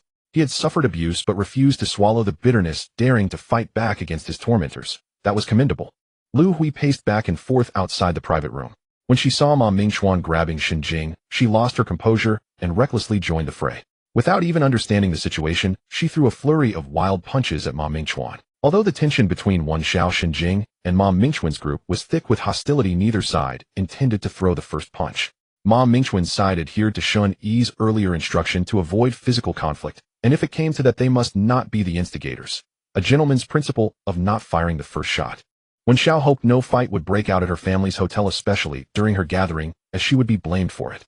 Unexpectedly, the sudden intervention of a third party, Auntie Lu Hui, broke the stalemate, plunging both sides into a chaotic brawl. Ma Mingquan pushed Lu Hui away. Shen Jing, feeling that her mother had been wronged, jumped up and scratched Ma Mingquan. Ma Mingquan's underling then kicked Shen Jing fiercely. Emotions ran high and a storm engulfed the second-floor private room. The lobby manager lamented his precarious job while directing the security guards to protect Wan Xiao. The hotel lobby manager was extremely anxious about the melee. Whether the young lady got injured or the private room's property was damaged, having dozens of people fighting inside the hotel would be detrimental to both him and the establishment. Making a swift decision, he chose to call the police. When the police arrived and ordered everyone to stop, both sides ceased their fighting. Like a group of timid mice, they obediently squatted in a row against the wall, heads bowed, facing the corner. "Officer, we've lost a classmate," Ma Mingquan said to the leading policeman. Lu Hui and Shen Jing exchanged a glance, their eyes filled with equal terror. "No, Ma Mingquan, don't talk nonsense. No one is missing," Shen Jing immediately retorted. The policeman, noticing her nervous demeanor, grew highly suspicious. "Officer, my name is Wan Xiao. Today I invited classmates for a gathering. One classmate might have left early without. This classmate, Ma, is a close friend of that missing student, so today is all a misunderstanding, just a misunderstanding." Wan Xiao forced a smile, knowing that her hotel had backing. She had already announced her name, hoping this incident could be smoothed over and minimized. "Officer, my friend really didn't come out. Why don't we check the surveillance footage?" Ma Mingquan suggested again. Lu Hu's heart was about to leap out of her chest. She had been hitting and dragging people. Checking the surveillance would likely get her arrested on the spot. "Student, the surveillance footage from today cannot be viewed immediately. It requires a 24-hour retention period before access. Since you claim someone is missing in the hotel, perhaps you should wait. The police only file a case after a person has been missing for 24 hours. The lobby manager entered to answer the question. If the hotel called the police due to a disturbance, it was understandable. But if it was because of a missing person report, the hotel's reputation in the city would be ruined. "Officer, I want to report something." Shen Yi entered from outside the private room. His pristine white shirt was smeared with dust. Following Wan Zhao's advice, he had circled the restroom a dozen times before entering, and now his gait was slightly unsteady. "It's him. He's not missing. Ma Mingquan is lying." Shen Jing pointed at Shen Yi, tattling to the policeman like a kindergartner. The policeman sized up Shen Yi, then glanced around the room and waved his hand. "Take them all in." The police showed no leniency, they took the entire group. Shen Yi spotted Shen Jing's broken phone, kicked into a corner, quietly picked it up, and tucked it into his pocket. Yu and Wan Zhao accompanied Shen Yi to get a medical report of his injuries before heading to the hospital. Shen Yi had just finished his statement and submitted the shattered phone, awaiting mediation. Ma Mingquan and his friends were bailed out by Yu and Wan Zhao. The group sat on the edge of a flower bed. "Brother Ma, thank you for today, and thank your friends too. Don't mention it. We're brothers." Ma Mingquan brushed the dirt off his pants and stood up first. His friends also prepared to leave. "Brother Ma, take this money. Buy some drinks for the brothers today." Shen Yi stuffed the remaining cash he had into Ma Mingquan's hands. Ma Mingquan, not one to dawdle, accepted it generously. "I won't waste your time either. Last week, study hard for the exams. Contact me if anything comes up. I'm off." Ma Mingquan waved and headed home. Shen Jun stormed into the police station on his electric scooter, fuming. Now all the defendants Shen Yi had accused were present: Shen Jun, Lu Hui, Shen Jing, as well as Wang Guang and his parents who had been summoned. The police officer first attempted mediation. Shen Jun's eyes were filled with disbelief when he saw Shen Yi accusing Lu Hui and Shen Jing. "Dad, they beat me with a stick." Shen Yi chose to strike first, knowing that profit was Shen Jun's top priority. Sure enough, Shen Jun's rising anger turned toward Lu Hui and Shen Jing. "You two good for nothings. Didn't I warn you not to trouble Shen Yi?" Shen Jun was a bully only at home. He dared not act arrogantly in the police station. "Dad, he was about to sever ties with you, and you're still protecting him." Mom asked him to come home, but he refused. Lu Hui cowered and nodded, putting on a pitiful act. Shen Jun turned back to stare at Shen Yi. "There's only 1 week left until the exams. Why do you insist on me going home?" Shen Jun turned his head again. Lu Hui certainly couldn't tell the truth, and Shen Jing didn't know the real reason why they wanted Shen Yi home. I just thought with exams approaching, he'd be more comfortable at home." "Auntie, do you even believe that yourself? You know better than anyone how Shen Yi's left arm got fractured, Dad. You couldn't stand it anymore. People like that didn't deserve to be parents, and yet she had the nerve to talk about comfort at home." The police officer, who had been drowsy from the tedious mediation, perked up at the prospect of new information. Shen Yi and Yu, Shen Jing, and Lu Hui. The two sides went back and forth without getting to the point. Shen Jun grew dizzy from the back and forth. Alright, what's the solution now? Shen Yi, forgive your mother and sister immediately. Go back to school with your teacher. Shen Yi shook his head and pointed at Wang Guang and his family. They also assaulted me. You? Don't slander me. I never hit you. Wang Guang was considered a good boy in his parents' eyes. Academically weak, but an honest, simple child. Wang Guang dared to say this because he trusted Wen Xiao implicitly. After all, similar situations had occurred before, and Wen Xiao had always sorted them out. Soon everyone saw Wen Xiao being led out by a man only slightly older than her face pale as death. Wen Xiao, you've really outdone yourself, ending up in the police station. Do you want to keep your legs? The man yanked Wen Xiao's arm. Wen Xiao, already petite, was shoved back and forth. No, big brother, I didn't. Today was an accident. Accident or not, you know yourself. Dad told me to pick you up. He said you're to go to his study tonight. Wen Xiao's older brother flashed a malicious grin. Lu Hui paced back and forth outside the private room. When she saw Ma Mingchuan grabbing Shen Jing, she lost her composure and recklessly plunged into the fray, flailing wildly at Ma Mingchuan, without even understanding the situation. Although the atmosphere between Wen Xiao and Shen Jing's group and Ma Mingchuan's group was thick with tension, neither side had any intention of starting a fight. Ma Mingchuan's side had been instructed by Shen Yi to avoid physical conflict, or at least not to be the instigators, following the gentlemanly principle of not firing the first shot. Wen Xiao hoped no brawl would break out in her family's hotel or during her party, as she would be held accountable. Unexpectedly, the sudden intervention of a third party, Aunt Lu Hui, broke the deadlock, plunging everyone into chaos. Ma Mingchuan shoved Lu Hui away. Shen Jing, feeling her mother had been wronged, leaped up and scratched at Ma Mingchuan. One of Ma Mingchuan's underlings then kicked Shen Jing in retaliation. Emotions ran high and a storm swept through the second-floor private room. The lobby manager, lamenting his precarious job security, instructed the security guards to focus on protecting. The hotel's lobby manager was deeply uneasy about the melee. Whether the young miss got injured or the private room's furnishings were damaged, having dozens of people brawling in the hotel spelled disaster for both him and the establishment. Making a swift decision, he chose to call the police. When the police stormed in and barked at everyone to stop, both sides finally ceased their fight. Like a group of startled mice, they obediently crouched one by one, heads lowered, facing the wall. Officer, we've lost a classmate, Ma Mingchuan said to the lead policeman. Lu Hui and Shen Jing exchanged glances, their eyes filled with the same terror. No, Ma Mingchuan, don't talk nonsense. No one is missing. Shen Jing immediately retorted. The policeman, noticing her nervous demeanor, grew highly suspicious. Officer, my name is Wen Xiao. I hosted today's class gathering.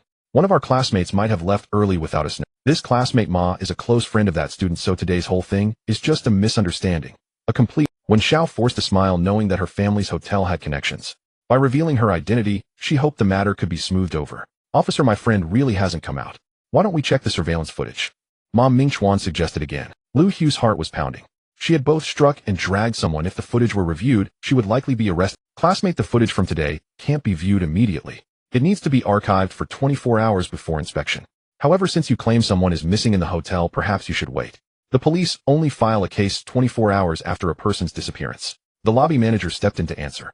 If the hotel called the police due to a disturbance, that was understandable. But if they reported a missing person, the hotel's reputation in the city would be ruined.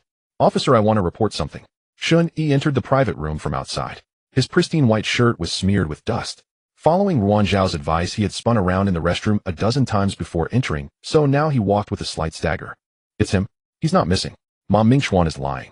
Shen Jing pointed at Shen Yi, tattling to the police like a kindergartner. The officer looked Shen Yi up and down, then surveyed the room. With a wave of his hand, he ordered everyone to be. The police showed no leniency. They hauled everyone back. Shen Yi spotted Shen Jing's broken phone, kicked into a corner, quietly picked it up, and tucked it into his pocket. Yu and Ruan Zhao accompanied Shen Yi to the hospital for a forensic injury report. After completing his statement, Shen Yi submitted the shattered phone and awaited mediation. Ma Mingchuan and his friends were bailed out by Yu and Ruan Zhao. The group sat by a flower bed. Brother Ma, thank you for today, and thank your friends for me. You're welcome. We're brothers. Ma Mingchuan brushed the dirt off his pants and stood up first. His friends also prepared to leave. Brother Ma, take this money to buy drinks for the brothers today. Shen Yi stuffed the remaining cash he had into Ma Mingchuan's hands.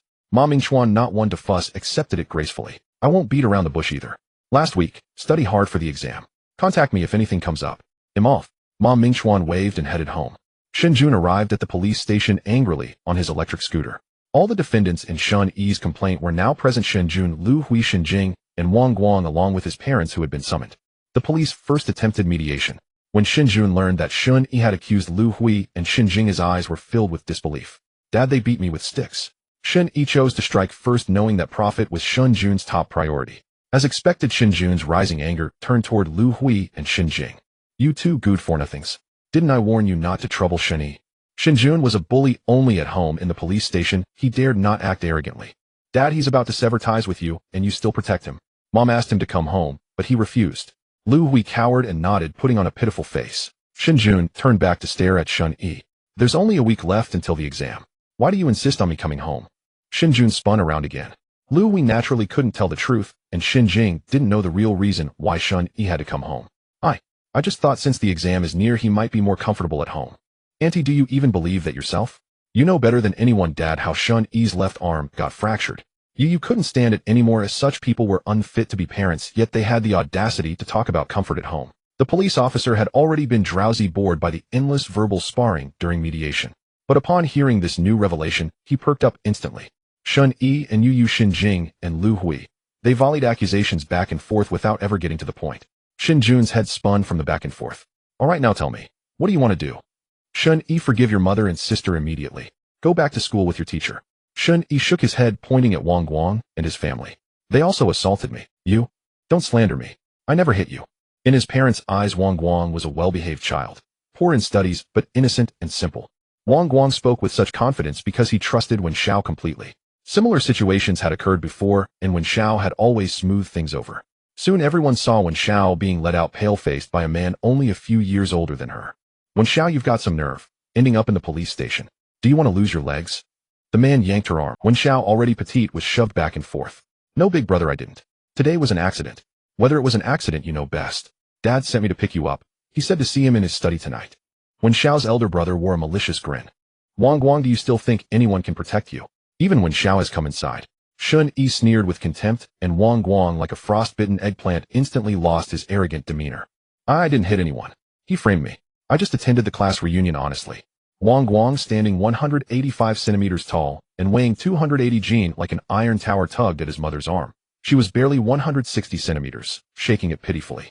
The scene was unbearable to behold, but Wang Guang still clung to a last-ditch struggle. The evidence has been handed to the police. There's no use denying it anymore.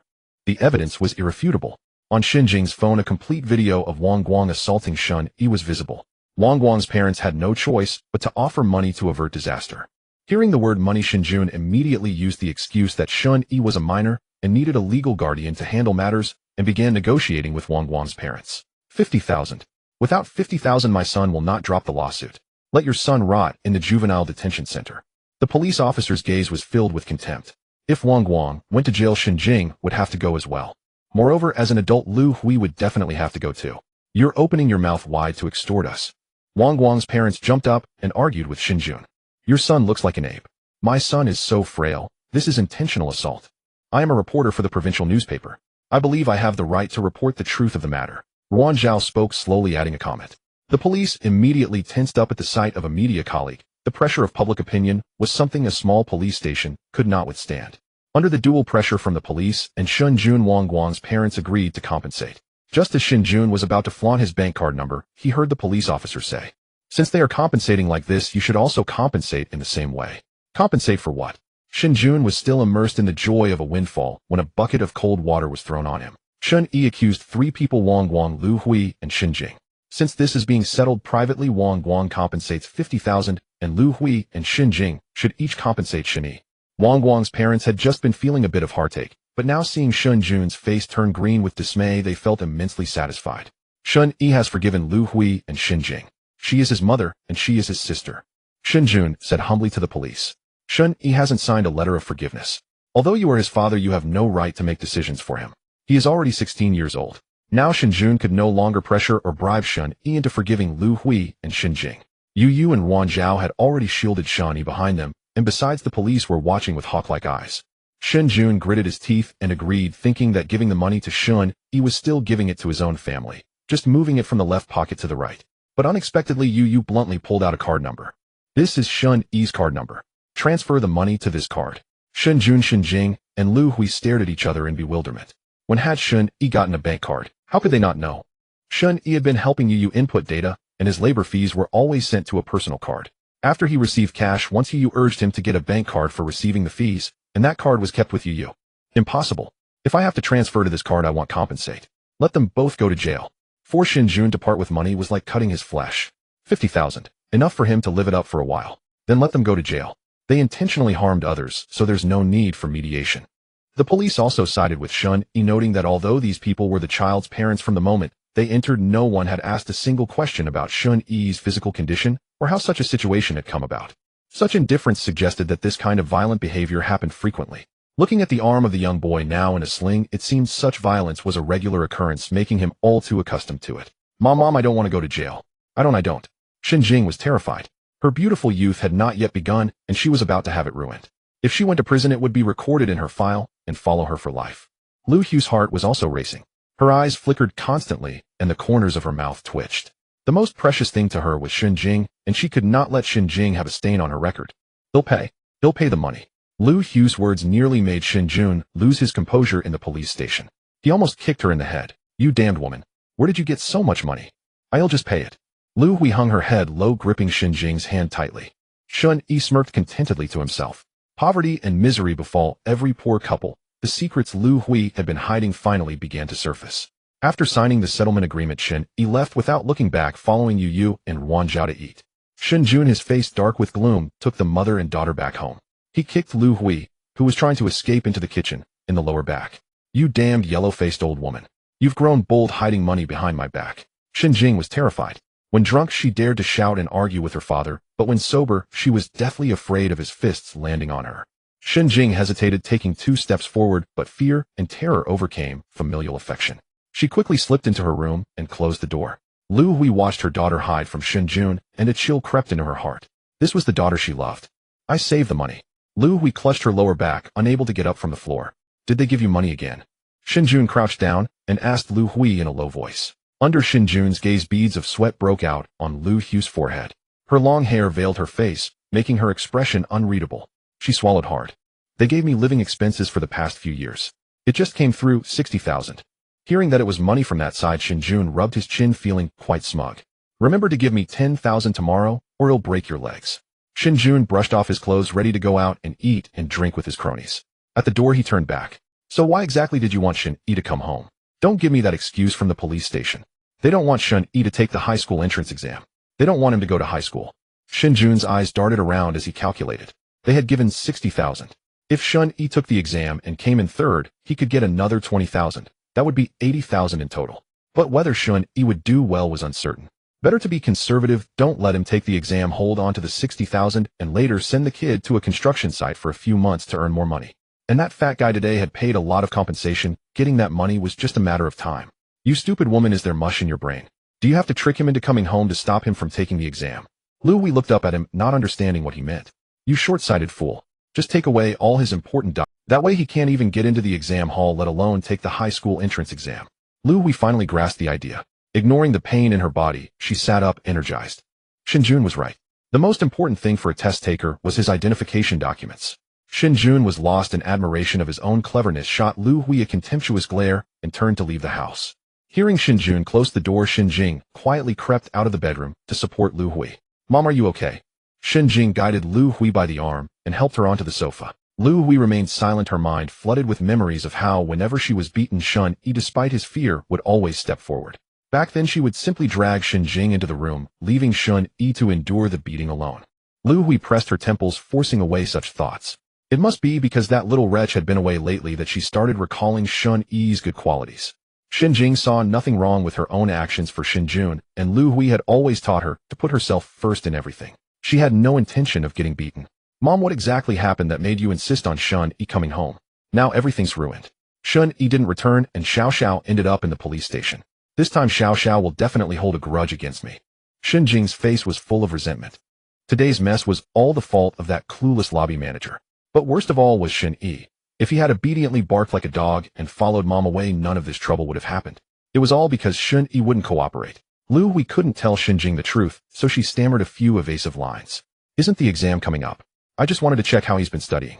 Mom, why are you suddenly concerned about Shen Yi? If you care about anyone, it should be me. Dad favors boys over girls, and now you're the same. Both of you are siding with Shen Yi. If that's the case, then you might as well abandon me.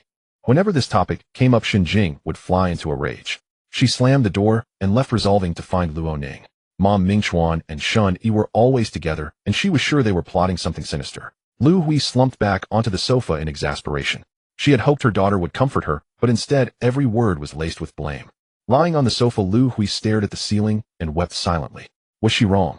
No, she was not wrong. She was still the victim, the one who had suffered. Only by getting more money could she escape. The fault lay with Shen Yi. He was born into the wrong family, and he refused to obey. Lu Hui plotted how to get hold of Shen Yi's documents. That little brat was always on guard against her and Shen Jing. This time she would catch him off guard by approaching his classmates. By the time Shen Yi and his two companions left the police station, night had fallen. They headed straight for the nearby pedestrian street. Since it was the weekend, the pedestrian street was bustling with people, laughter, and chatter filling the air. Ruan Zhao walked ahead in silence, and Shen Yi followed behind, also quiet. Ruan Zhao thought about what Yu had told her regarding Shen Yi's family background. He had been lost at around 3 or 4 years old, then taken in by foster parents who were very ordinary and even poor. They treated him harshly, almost cruelly.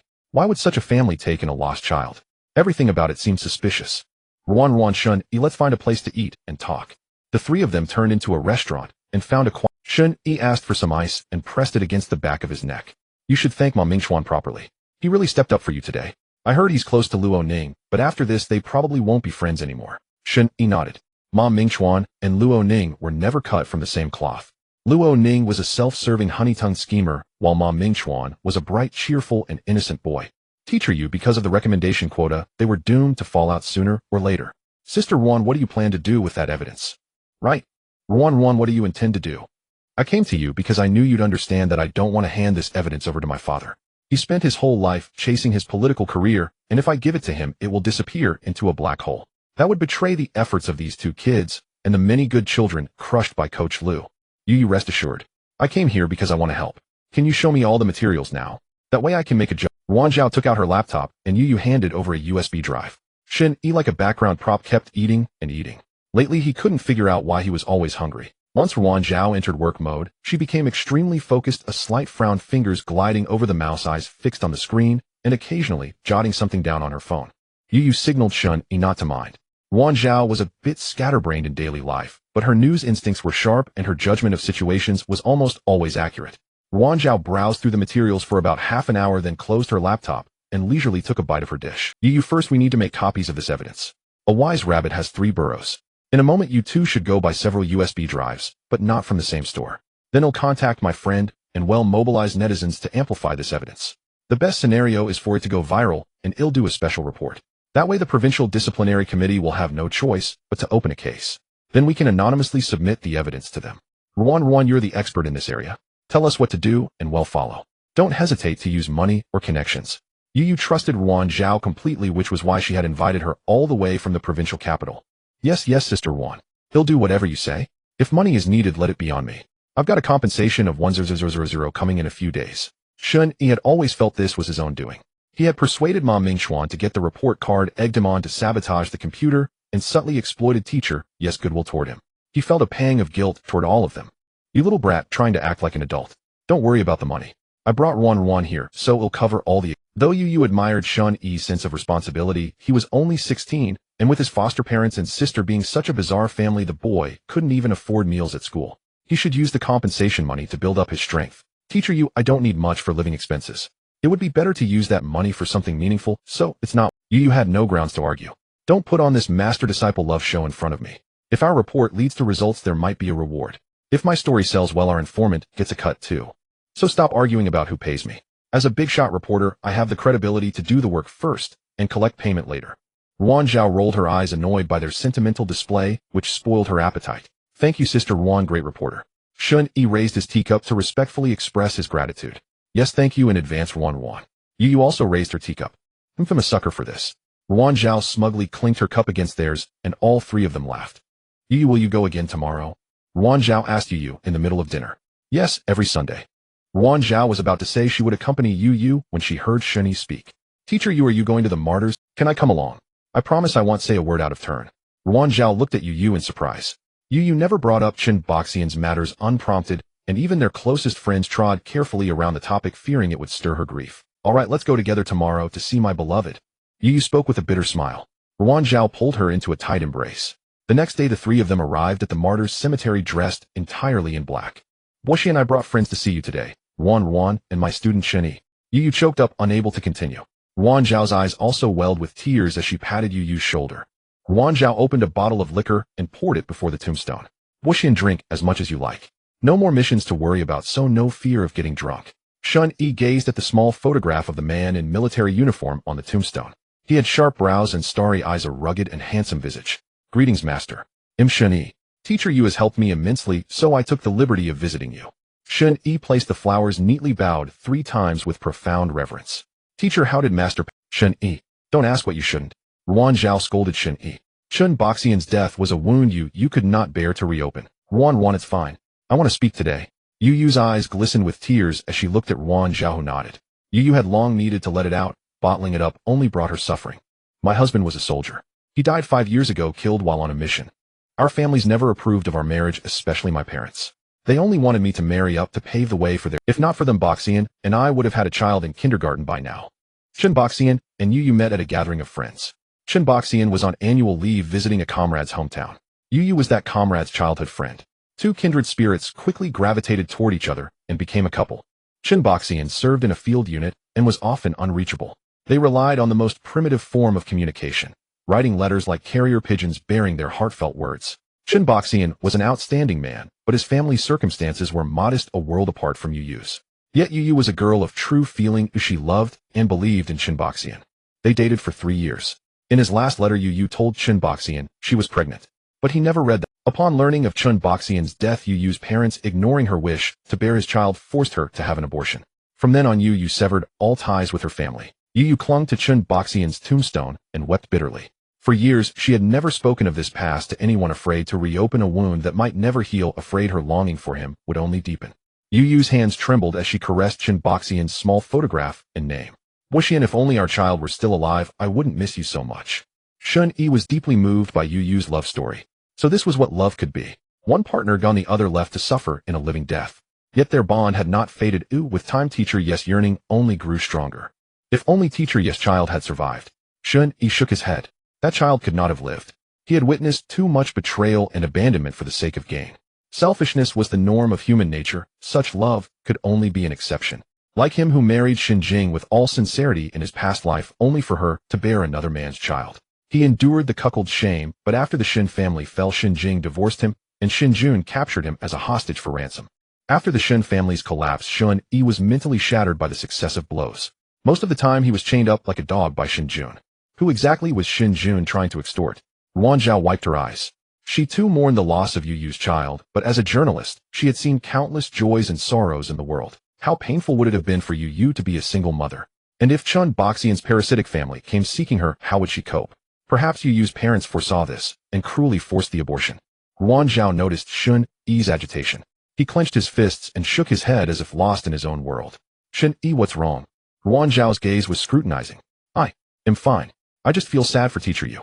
Yu Yu wiped her tears and stood up weakly. I'm so sorry for bringing you both here to grieve.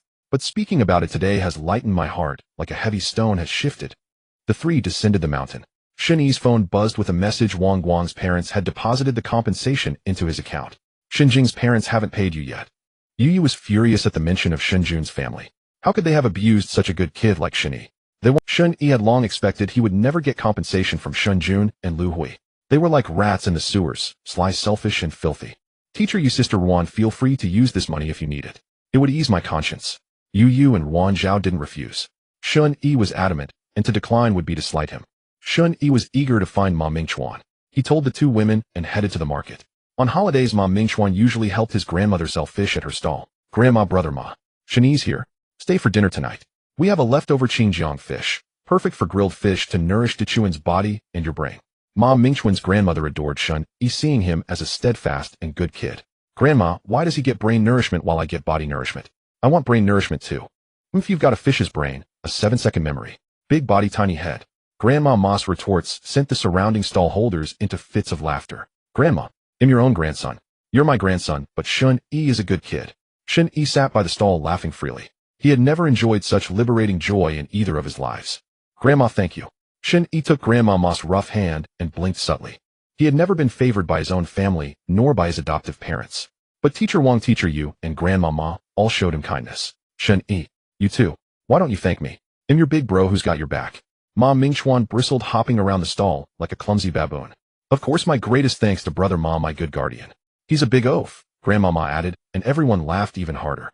On the street near the school, Shen Yi pulled Luo Ning aside to recount the events of the past few days. What's the matter calling me out so late? Luo Ning asked, a cigarette dangling from his lips with a roguish air, betraying a hint of impatience toward Shen Yi. Luo Ning, did you know that Ma Mingchuan has been getting close to Shen Yi lately? I know, so what? Ma Mingchuan is a simple-minded brute. If he wants to hang out with a weakling like Shen Yi, let him. The high school entrance exam was just around the corner, and Ma Mingchuan's recommendation slot was practically his. Hanging out with Ma Mingchuan earlier had only been out of a slight sense of guilt, but Luo Ning felt he had already paid his dues as Ma Mingchuan's lackey for so long. Now he couldn't be bothered with these poor middle school kids anymore, including Shen Yi. And what about Teacher Yu? Why is she so protective of Shen Yi? At the mention of Teacher Yu, Luo Ning's interest was piqued. His uncle and Yu Yu's father were in the same system, so he knew a bit about her background. It ran deep. Had heard she had a falling out with her family and ended up staying here. When he first learned about her background, he was astonished and equally surprised that such a rundown school could harbor such hidden talents. Shen Yi, tell me everything that happened today from the beginning. Shen Yi embellished the day's events as she complained to Luo Ning, carefully omitting the part where she had knocked someone unconscious. She focused on how Yu Yu and her friends had protected Shen Yi and extorted them in front of the police. Luo Ning mulled over the sequence of events, but didn't find anything particularly wrong.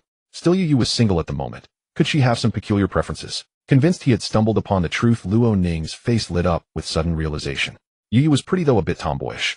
Shen Yi was an excellent student, slender and frail. Oh my. Unbelievable, absolutely unbelievable. Has Yu Yu been especially kind to Shen Yi otherwise? She even bought him a carton of milk at noon, and he carried it back to the dorm. Luo Ning became even more certain that Yu Yu and Shen Yi were involved. He decided it was best to just watch the show. If they were in a relationship, maybe he should be nicer to Shen Yi too. More friends meant more paths. Besides, this was leverage. Shen Yi was still a minor. If he could hold this over him, it might help his uncle's promotion. So what do you want me to do about it? Yu Yu just favors Shen Yi. What can I do? Luo Ning cleared his throat. Actually, today Ma Mingchuan even stood up for Shen Yi, and Yu Yu bailed them all out. Luo Ning was stunned again. Yu Yu's partiality for Shen Yi went this far. Even a guy like Ma Mingchuan got a free ride. He decided to go probe Ma Mingchuan's thoughts. Oh, Shen Yi, enough. Weren't you the ones who tried to bully Shen Yi first? That's why all this happened. Telling me all this won't help anyway. Luo Ning, are you even a man? I'm your girlfriend, and I was bullied by Ma Mingchuan, and you want stand up for me. I was bullied by Shen Yi, and you want stand up for me either. What kind of boyfriend are you? Your own parents couldn't stand up for you, so how could I? Ma Mingchuan and I are good brothers. I'm not going to pick a fight for no reason. It's late. I'm going home. Shen Yi's eyes were filled with disbelief. Luo Ning kept making excuses. Normally, he would have come to comfort her and promised to get back at them. Feeling his unreliability, a deep sense of helplessness washed over her, just like in the police station earlier when Shen Yi insisted she go to jail. The look in Shen Yi's eyes was no joke. Luo Ning, if you dare leave, we're breaking up. Still refusing to accept reality, she threatened him with a breakup to make him stay. Fine, we're done. Luo Ning waved his hand and disappeared into the night. He had been wondering how to break up with Shen Yi, and now she had handed him the perfect excuse. You jerk. You bastard. Shen Yi's lips trembled with rage, her heart bitter and sour. How had the world turned upside down? Her shadow Shen Yi had become tough and humiliated her repeatedly. Now Luo Ning had dumped her. Her parents didn't love her either. They only cared about Shen Yi. She felt abandoned by the whole world. That evening, after eating grilled fish, Ma Mingchuan walked Shen Yi back to school. Shen Yi strolled into the classroom, planning to pack a few things and take them to the dorm. In a few days, the classroom would be converted into an exam hall, so all their books and personal belongings had to be moved back. With his arm injured, he could only take a little each day. When he reached his desk, his expression turned grim. Someone had touched his belongings. Since his rebirth, Shen Yi had developed a bit of an obsessive streak. Everything in his desk was arranged in a fixed order. Even the slightest change was immediately noticeable. But he quickly dismissed it. After all, he got along well with his classmates now. It was probably someone who wanted to look at his study materials. As he organized his things, he grew more uneasy. His study materials and notebooks were untouched, his books and stationery were all there, and even the expensive paperweight was still in place. Suddenly something occurred to him. Shen Yi hurried back to the dormitory. Sure enough, his bed had also been searched. He sneered. So one scheme had failed, and another had emerged. That true Lu Hui had actually learned to use tactics. In his previous life, he had taken all the high school entrance exams, but his scores were poor. This time Lu Hui clearly didn't want him to take them at all. It must have something to do with the Shen family's luxury car. Slipping back into the dormitory, Shen Yi retrieved his admission ticket and ID card from the sealed bag he had hidden in the water tank of the toilet. Ever since he started boarding, he had been worried about losing his documents or having them stolen. Teacher Wang had offered to keep them safe, but both he and Mom Mingchuan had retrieved things from the PE teacher's office, and Teacher Wang's office was also vulnerable to snooping. So he had hidden his documents in the water tank of the long-sealed toilet in the men's room. Now that someone had started searching his bed and desk, it meant he was in the open, while the enemy lurked in the shadows. The documents were no longer safe there. Shen Yi thought it over. His friendship with Mom Mingchuan was already public knowledge, so hiding them at Mom Mingchuan's place was probably unsafe. Leaving them with Teacher Yi was no better than with Teacher Wang. In the end, he decided to entrust the documents to Ruan Zhao. After all, Ruan Zhao was just a friend of Yu's and had no direct connection to him. Shen Yi went to room 616 again and knocked on Ruan Zhao's door. Sister Ruan, sorry to bother you so late. What's the matter? Ruan Zhao wasn't particularly close to Shen Yi, and she wasn't about to let him into her room at this hour. She stood in the doorway blocking his way. I have something to ask of you. Could we talk inside? Come in. Shen Yi followed behind Ruan Zhao. Shen Yi was about 174 centimeters tall, and Ruan Zhao was of similar stature. Go ahead, what's the matter? Ruan Zhao sat on the sofa, arms crossed, staring intently at Shen Yi. Woman's intuition told Ruan Zhao that Shen Yi was no simple child, he must know a lot. It was only her innocent and adorable best friend who thought her student was a blank slate, a poor little sufferer. Shen Yi took out a document pouch from his backpack and placed it on the coffee table. What's this? Sister Ruan, these are my exam credentials. I'd like to leave them with you for a couple of days. Why give them to me? Can't you give them to Teacher Yu? Ruan Zhao, as a journalist, quickly grasped the crux of the matter and sensed something unusual. When I went back today, someone had tampered with both my desk in the classroom and my bed in the dormitory. As everyone knows, I'm a penniless wretch with pockets cleaner than my face. If it were for robbery, they wouldn't touch my things. Has the matter of the USB drive been exposed, though? Ruan Zhao's first reaction was that the USB drive had been exposed, and someone wanted to start with Shen Yi, a child. If so, the child was in a very dangerous situation. Ruan Zhao shifted from a leaning back defensive posture to a forward-leaning worried and anxious one. Shen Yi was deeply moved that a stranger would care so much about his safety. It shouldn't be that. I have a suspect in mind, but I can't say for now. Ruan Zhao's eyes scrutinized Shen Yi. Shen Yi knew that Ruan Zhao was not looking at him with a child's gaze. He lowered his head and remained silent. Shen Yi, what exactly are you trying to hide? You don't have the sunshine and innocence of an ordinary child. The people you interact with all have ulterior motives. Whether it's you or your classmates, you're using them to achieve your goals. What do you want? Shen Yi's lips twitched. He couldn't bring himself to tell the unbelievable things that had happened to him, but facing Ruan Zhao's interrogation, he felt he had no place to hide. Sister Ruan, I have no ill intentions. I just want to help Mom Mingchuan find justice.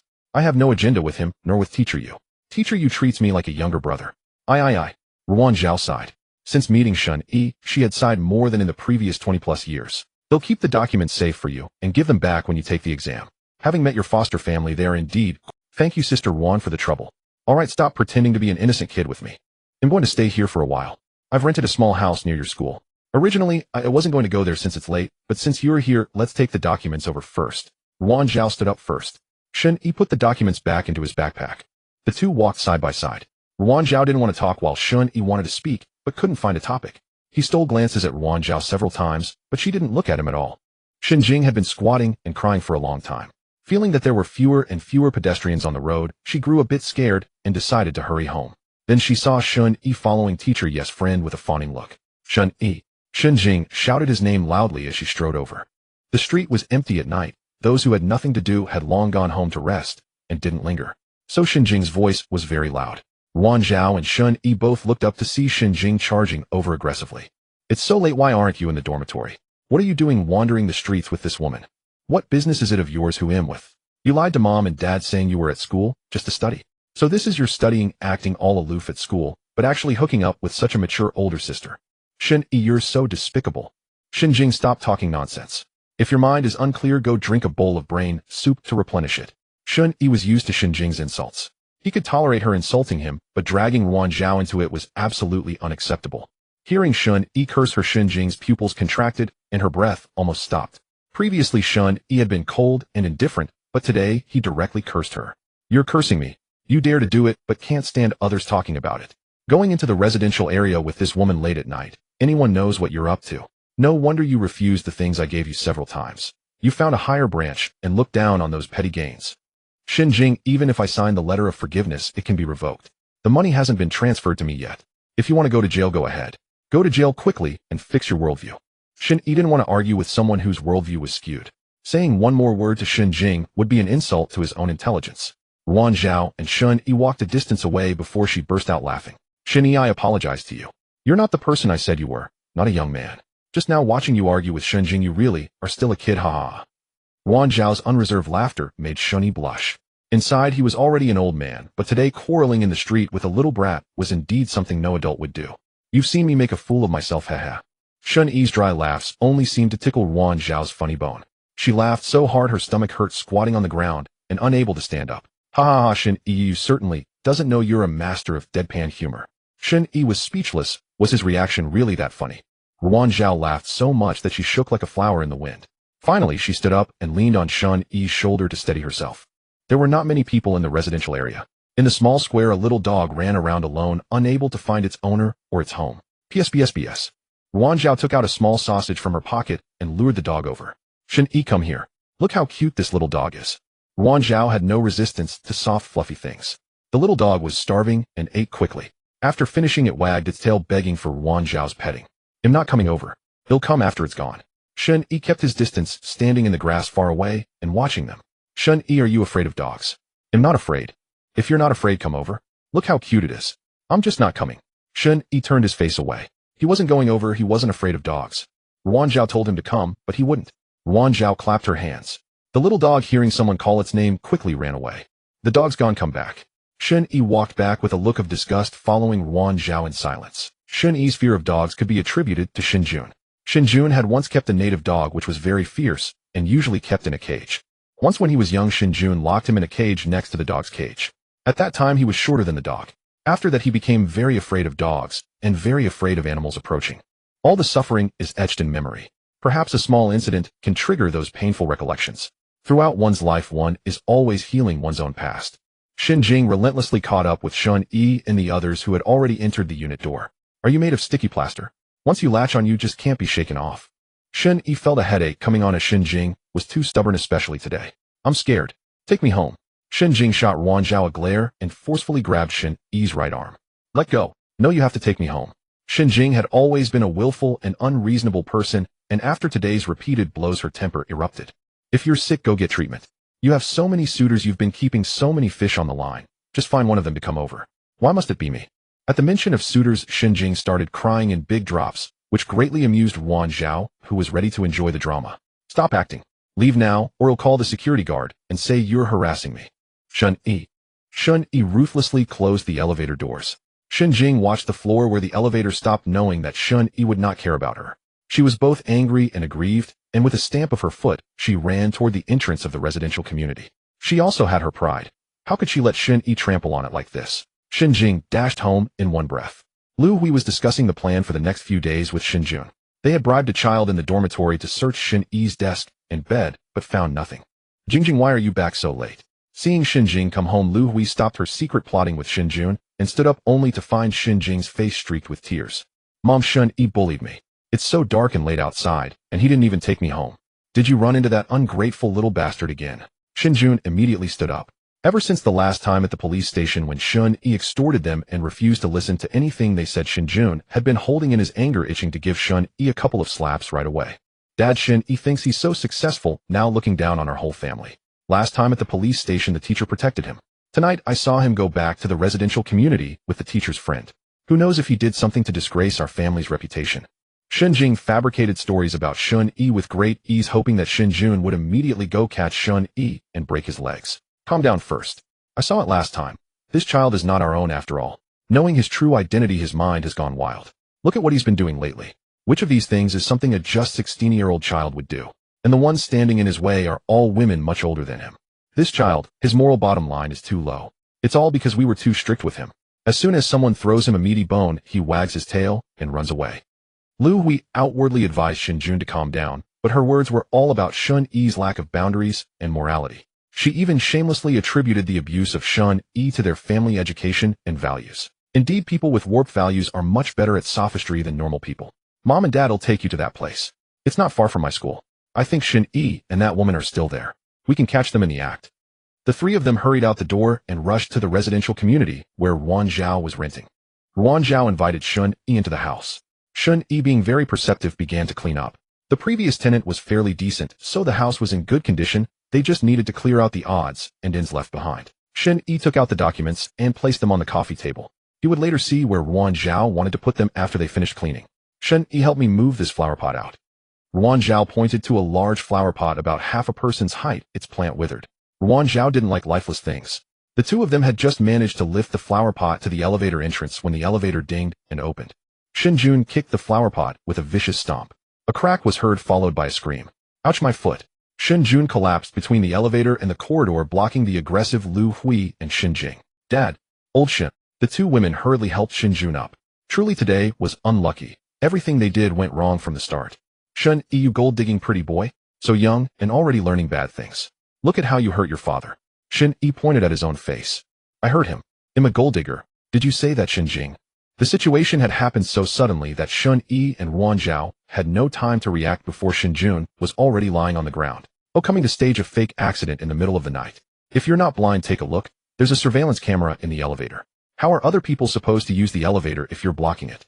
Ruan Zhao was a person with strong moral values, and when faced with people who lacked them, he wanted to teach them. Miss, you are also a friend of Shen Yi's teacher.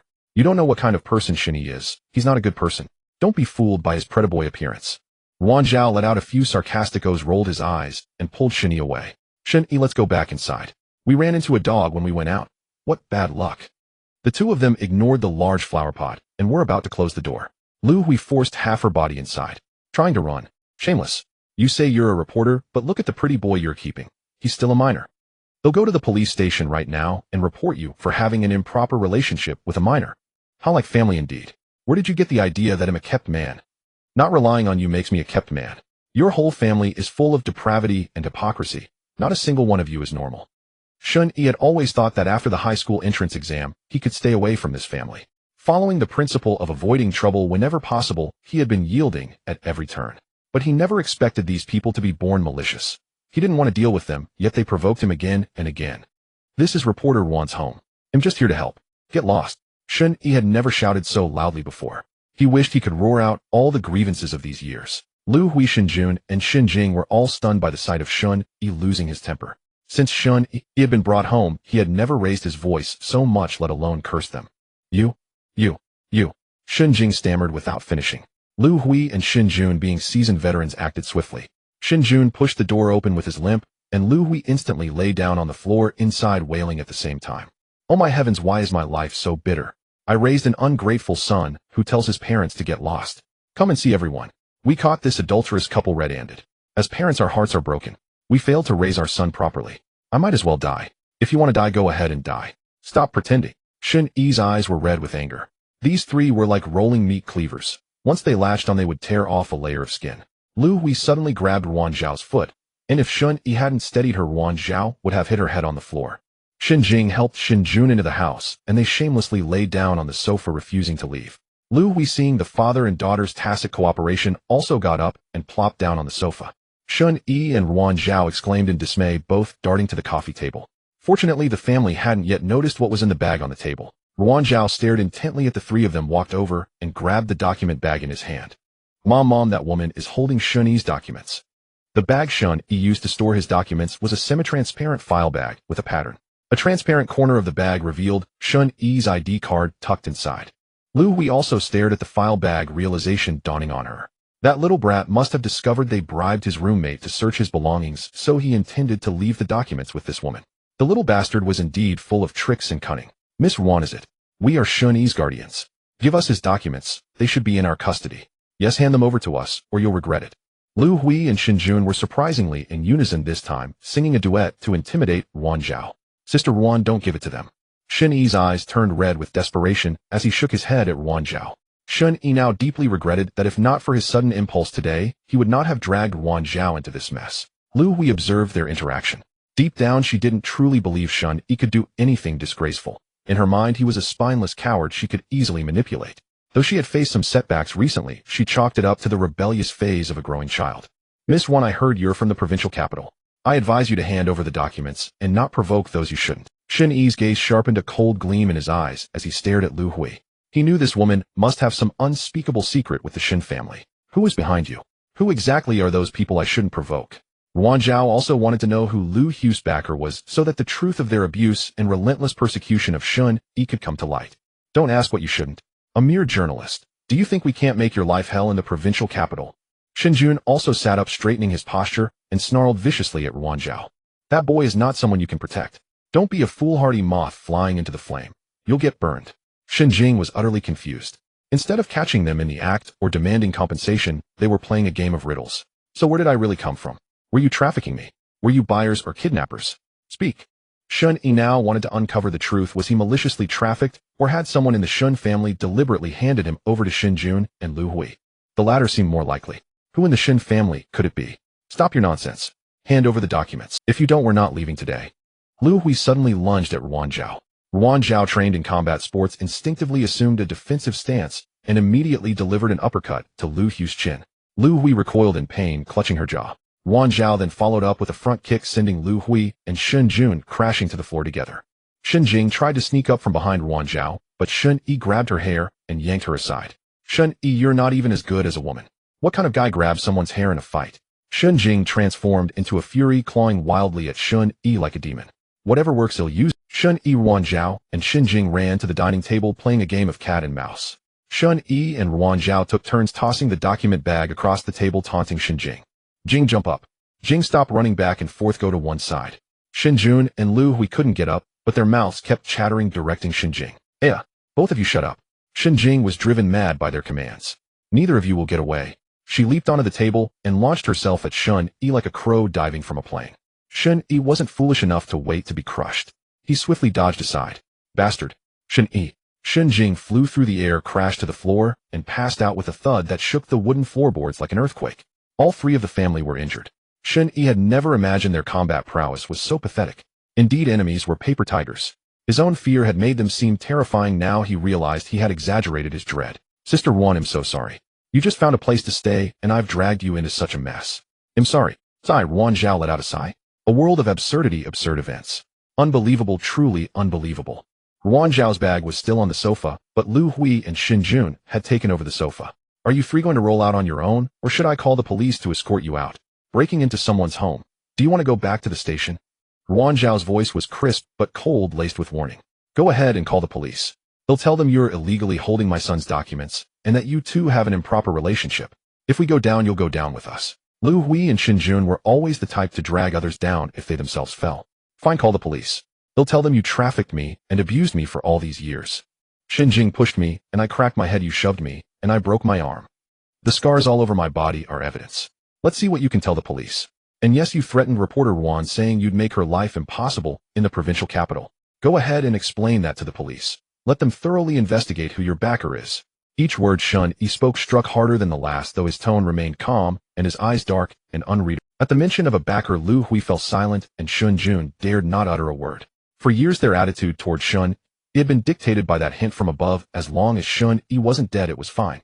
Lu Hui glared bitterly at Shen Yi's document bag. So close to completing the task. Shen Jun nudged Lu Hui with his foot, and she instantly understood. The two were indeed heartless old foxes, connecting without words. Fine, we'll leave. But you injured us. Pay us compensation, and we'll go. Are you crazy? Both of you. Ruan Zhao was utterly exasperated. Reason failed with these people. They simply didn't understand human language. Lu Hui slowly rose, clutching her stomach, and shuffled toward Shen Yi and Ruan Zhao. I want money. Give me money, and he'll go. Suddenly, Lu Hui grabbed Shen Yi's injured left arm. Shen Yi winced and shoved her with his right hand, causing them both to tumble to the floor in a tangle. Shen Jun lunged at Ruan Zhao, desperately clinging to the document bag. Even with her martial arts skills, Ruan Zhao was no match for raw physical strength. The disparity between a woman and a man soon had her subdued by Shen Jun. Shen Yi! Shen Yi! Ruan Zhao screamed in his direction. Shen Yi glanced around the room and used his momentum to roll with Lu Hui toward the solid wood TV cabinet. With a loud thud, he slammed her head against the handle, knocking her unconscious. Shen Jun refused to let go of the document bag. Even when Ruan Zhao started scratching him, he held on. Shen Yi was no gentleman. He was just a minor. He inadvertently stepped on Shen Jun's injured foot, making him howl in pain. Bastard. Little beast, you dare to hit your father. This is rebellion. Treason. Shen Jun's large hand swung wildly, striking Shen Yi's frail body. Ruan Zhao grabbed one of Shen Jun's arms and bit down hard. The neighbors heard the commotion from Ruan Zhao's place and called the security guard, who couldn't handle the situation and had to call the police. In the end, an ambulance and the police arrived simultaneously. Unfortunately, the officers were the same ones who had responded a few days ago. The group who had been detained for the second time, the police officers' faces were not pleasant either. You really are something. It's only been a few days since the last incident, and you're back again. Do you take this place for a hotel? The officer chided them. Shen Yi and Wang Zhao reluctantly gave their statements after all Shen Jun's entire family had been taken away by the ambulance for treatment. Wang Zhao's landlord, upon hearing that something unpleasant had happened right after moving and feared bringing bad luck, and promptly refunded the rent, asking Wang Zhao to vacate. I'm sorry, Sister Wang. Shen Yi felt terribly embarrassed, as nothing good ever happened to Wang Zhao when she was with him. It's fine, the bad things are over, what remains are all good things. Wang Zhao smiled bitterly. She also checked out of the hotel run by Wen Xiao's family, and went to stay with Yu. At Yu's place, Wang Zhao downed 3 bottles of beer in a row, feeling dizzy. Don't you have a small safe? Lock up Shen Yi's documents. Let's see who else dares to snatch them. Wang Zhao gnashed her teeth while eating skewers, venting her dissatisfaction through food. Alright, I'll lock them up right now. Yu could tell Wang Zhao was drunk and shot Shen Yi an apologetic glance. I'm sorry. Shen Yi didn't know how else to express his apology to Wang Zhao except those 3 words. Stop saying sorry, you little brat. Sister, I'm already suffering so much, let alone you who endures torment every day. You're so pitiful, Shen Yi. Did you dig up his ancestral grave in your past life? Or did you kill his entire family that he's retaliating against you like this in this life? Ruan, you've had too much to drink, say less. I'm sorry, Shen Yi. Shen Yi took a sip of his drink and shook his head. In his past life, Shen Jing and Shen Jun had destroyed his entire family, driving him to suicide. He was here to exact revenge on their family. Teacher, can I stay at your place for the last week? For the final week, Shen Yi didn't want to show his face. He wanted to take the exams smoothly and then get his results. That was the most important thing. Given the current situation, hiding away was the best choice. Sure, go to my upstairs unit. It's also my place. 1 bedroom, 1 living room, fully equipped. Hey, race the key. Just settle in comfortably. Thank you, Teacher Yu. You don't talk to that little brat. Listen to me, boo-hoo. Don't you love me anymore? That couple ground me down and rubbed my face in the dirt, and you have no idea. A beautiful woman ended up clawing like a shrew. Boo-hoo. My image. Wang Zhao was truly crying. The series of events since she arrived here could only be described as frustrating and humiliating. Shen Yi silently took the key. He had indeed let everyone down recently. He had thought too simplistically, affecting others. He was still too weak. On a summer night, the breeze was soft and carried warmth as if someone were gently caressing his face. Shen Yi longed for an embrace, a supportive embrace. In the days that followed, Shen Yi immersed himself even more in seclusion, spending every day reading and doing practice problems. Yu continued going to school for work, while Wang Zhao went out every day, appearing and disappearing mysteriously. Soon the contents of the USB drive began to spread vaguely online with some targeted content. Gradually, guiding videos emerged on the internet. It didn't take long for many people to comment under various marketing accounts, saying they had experienced similar things back, then thinking it was just bad luck, only to realize they had been tagged with a price and traded. In ancient times, there was the sale of official positions. Now there was the high-price sale of guaranteed admission quotas. As the saying goes, bad news travels fast. Such videos were uploaded on multiple platforms only to be repeatedly deleted and the accounts banned. Yet the posts about education and corruption continued to trend high. Before long, a dozen or so graduates came forward with their IDs, demanding a thorough investigation into the truth behind the guaranteed admissions back then. Besides sports, there were also gymnastics, music, and other categories. Passionate netizens checked in under the related videos to boost the trending, making it impossible for platforms to completely remove them, and keeping those involved restless and sleepless. The high school entrance exam was just a few days away, but the storm continued. Shen Yi didn't pay much attention to it. He had always known he was weak, wondering if his rebirth came with some kind of cheat ability. But so far he had been surviving only with others' help. Apart from relying on others, the only skill that could sustain him was studying. First to get good grades, and then to win the scholarship. He did have a considerable balance in his bank card now, but that was money others had fought for him and compensation for his physical injuries. Such a life was not sustainable. Ma Mingchuan scrolled through his phone and saw these videos. A fire burned in his heart. He wanted to discuss with Shen Yi whether he should also file a real name report. But when he went to the school, he found that Shen Yi hadn't returned to the dormitory for a long time. The dormitory was bare, as if Shen Yi had never lived there. Ma Mingchuan trudged to the school clinic, hoping to ask Teacher Yu if she had seen Shen Yi. Teacher Yu. Ma Mingchuan. Teacher, can you find Shen Yi? The exams are coming up. What do you need him for? I just want to ask if those short videos were posted by you guys, and whether I should also file a real name report. Ma Mingchuan scratched his head awkwardly after speaking. Unconsciously, he had come to regard Shen Yi as his pillar, wanting to discuss everything with him. Yu smiled. This kid Shen Yi really knew Ma Mingchuan well. Ma Mingchuan, Shen Yi is doing well, just preparing for the exams. You know what his foster parents and foster sister are like, right? If he stayed at school, who knows what kind of trouble they'd stir up. Ma Mingchuan nodded, his bronze skin turning red with embarrassment. How could he be so stupid, never putting himself in Shen Yi's shoes to think about his bizarre family? Regarding your real name report, Shen Yi said the decision is yours, but if it were him, he'd choose to wait and let the fox show its tail first. Yu finished speaking and winked at Ma Mingchuan, who instantly blushed. Teacher Yu was usually so dashing and spirited, but this gesture was surprisingly cute. I understand. I won't disturb Shen Yi. Teacher Yu, am leaving. Ma Mingchuan fled in embarrassment. Since Shen Yi told him to wait, he would be patient. Luo Ning also saw the videos. What had seemed certain was now precarious. He felt a panic in his heart and immediately called his father. Dad, have you seen these videos? They're all about the buying and selling of guaranteed admission spots. Will it affect my guaranteed admission? Luo Ning's father wasn't well educated, but he knew how to ride the trends, making a fortune by seizing opportunities. In his eyes, there was nothing that money couldn't solve if it couldn't admit he hadn't spent enough. Alright, I've seen it. Stop worrying about things that may or may not happen. This online stuff is all smoke and mirrors. It'll blow over in a few days. By then you'll already be in school. Now don't disturb my work. Luo Ning's father hung up impatiently. Luo Ning was fuming, having clearly heard the coquettish voice of his father's young secretary on the other end. What work was he talking about? The educational scandal had been fermenting intensely, but the high school entrance exam arrived as scheduled. The exam lasted 2 days with 5 subjects, and the quality education assessment had already been completed earlier. Yu and Wan Zhao, like parents sending off their child, kept checking Shen Yi's documents, heat stroke prevention medicine, and giving him instructions. Don't be nervous. With your level, a key high school is no problem. But if you want to go to a provincial key school, you'll need to rank among the top few in the city. Oh, you don't say that. You just told him not to be nervous, and now you're talking about rankings. My fault. Love makes one anxious, love makes one anxious. Don't worry. If you don't do well, and you still want to go back home and find someone to help you. Thank you, Teacher Yu. I'm not nervous. Don't be nervous either. Shen Yi looked at the flustered Yu with amusement. You little rascal, still teasing me. Luckily the exam is at our own school, so you're familiar with the environment. Remember to go to the bathroom before the exam and don't drink too much water. Wan Zhao patted her forehead, wondering how she had never noticed Yu being so long-winded before.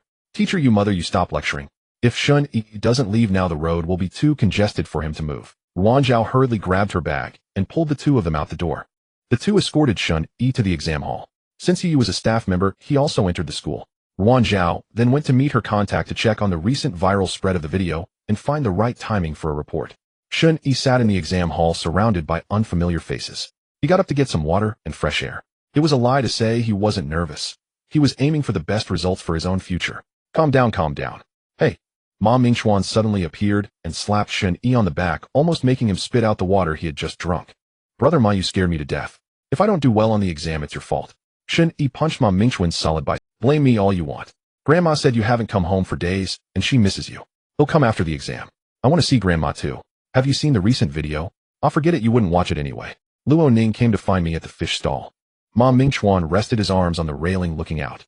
Outside the school gate were crowds of parents unwilling to leave. He's guilty, so he wanted to see your reaction. Let's not talk about it. We'll catch up after the exam. Shen Yi patted Ma Mingchuan's arm and walked back to the exam hall. Shen Yi, do well. Don't embarrass me. Ma Mingchuan suddenly shouted a few times in a dramatic way, startling Shen Yi into quickening his pace. Student, you can't make noise near the exam hall. The exam is about to start. Go to your hall now.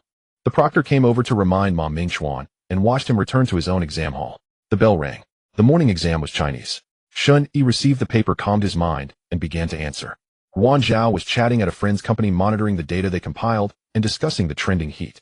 She received a call from the police station. Reporter Wan Xinjun's family wants to negotiate. The caller was the police officer she had met at the station last time. Wan Zhao frowned upon hearing this. We haven't mediated before because Xinjun's family was injured. Now they say they are willing to compensate for your loss. Okay, I understand. But I'm busy now and Shen Yi is even busier. Let's arrange it in a few days. The officer hung up. Wan Zhao massaged her temples. That bizarre family was truly relentless. Knowing Shen Yi was taking the exam, they still tried to disrupt him with underhanded tactics. The issue of educational corruption had gone viral online. Wan Zhao planned to be the first official media to repost the information. She called the newspaper office to seek approval from her superior. The superior said they needed to study the matter since she would be reposting about local education issues, and as an official media outlet, they represented the direction and the trend. What ordinary people discussed over tea had become a major issue at the higher level. Such public sentiment could not be resolved simply by blocking accounts. Currently, the mayor's hotline and the governor's hotline were receiving numerous calls and reports, and the provincial disciplinary inspection was receiving a flood of letters. The cyberspace administration was also digging into where the information had leaked from. After much deliberation, Wan Zhao realized that it was unlikely to publish such news through the official media platform. She opened her personal account, which had a modest following, and reposted and commented on the video about the buying and selling of guaranteed admission spots. The children's hard work has gone to waste. Who will be responsible for the children's future? Such undercurrents had no effect on Shen Yi. He found the exam questions unusually smooth, especially the essay, which he wrote with fluid ease and inspired strokes. The bell rang, signaling the end of the morning exam. As agreed with you, Shen Yi went to the school infirmary to have lunch and rest. The school was as secure as an iron bucket. As long as Shen Yi stayed inside, he was safe. Eat lunch quickly. After lunch, go to the restroom inside and rest for a while. He'll call you when it's time. Thank you, teacher Yu. Shen Yi didn't stand on ceremony. He had already received so much kindness from Yu that one more instance didn't matter. He would repay teacher Yes help in the future. Luo Ning was restless. He knew his own grades. His sports specialty score was at the bottom and his academic score was even worse. So he hadn't rested well before the exam, and during the test he barely wrote a few answers before giving up. Later he even fell asleep and snored so loudly that the invigilator had to wake him up, so he didn't completely hand in a blank paper. Luo Ning spotted Ma Mingxuan coming downstairs from afar and hurriedly chased after him. Brother Ma, wait for me. Ma Mingxuan had heard Luo Ning calling him, but he didn't want to respond. He was the type who wore his emotions on his sleeve, and the more Luo Ning called, the faster he walked. Luo Ning still caught up. Brother Ma, the more I called, the faster you walked. Oh, I didn't do well on the exam, so I didn't. Ma Mingxuan made up an excuse to brush him off. Alas, I didn't do well either. I even fell asleep during the exam. Mom, it's okay. Just go home quickly. You still have 2 exams this afternoon. Ma Mingxuan got on his electric scooter and sped away, shaking off Luo Ning. Luo Ning cursed under his breath and spat on the ground. Shen Jing also took the exam, but she had seriously injured her leg and needed crutches to walk. As soon as she entered the school, she was placed under special care by enthusiastic teachers, so she couldn't find a chance to pick on Shen Yi. After school, a kind teacher escorted her downstairs.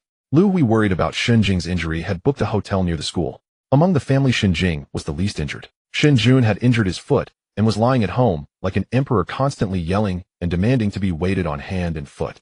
Did you see Shen Yi? No, I didn't. Shen Jing no longer wanted to find fault with Shen Yi like before. Last time when she tried to snatch Shen Yi's documents, she realized that her parents had been hiding things from her again and were deliberately treating Shen Yi that way. After the 2-day high school entrance exam ended, Shen Yi slept soundly for 24 hours straight, the most comfortable, restful, and carefree slumber he had enjoyed since his rebirth. Ruan, Shen Yi hasn't come out for a whole day and night. Is he alright? Yu had just returned from a day of work, and seeing that Shen Yi still hadn't come downstairs for dinner couldn't help but worry. He's just finally finished the exams. His mind has relaxed. Ruan Zhao, on the other hand, spoke from experience. After her own college entrance exam, she had slept through an entire day and night to the point where her parents were ready to call an ambulance. As the two chatted, Shen Yi knocked and came downstairs. Teacher Yu, Sister Ruan. His body was completely relaxed, his brow light, with ease, making him seem as soft as a fluffy cloud. Come, what do you want for dinner? We could go out to eat tonight. Ma Mingxuan invited us to his place for grilled fish. Want to come along? When Shen Yi woke up and turned on his phone, he immediately received a loud invitation from Ma Mingxuan. Of course, he didn't want to refuse. After all, they were friends. The two girls happily agreed, neither of them wanted to tackle the chore of cooking. Shen Yi bought some seasonal fruits and milk, and the three took a taxi to Ma Mingxuan's house, each carrying bags full of items. Teacher Yu, Reporter Ruan. You're here. Come in, Shen Yi. Grandma, they're here. Ma Mingxuan met them at the alley entrance, gallantly taking all the heavy bags from the girls' hands. Grandma Ma poked her head out from the kitchen warmly. A little Yitzi, you came, and you all brought so many things. Though Grandma Ma's words were scolding, her face beamed with a smile as she warmly welcomed everyone inside. She instructed Ma Mingxuan to serve tea and wash the fruit, then turned back to the kitchen. The aroma in the air is wonderful. It smells so fragrant it makes your mouth water. Yu, who loved spicy food, felt her saliva practically dripping at the rich scent of hot oil splashed over chili peppers.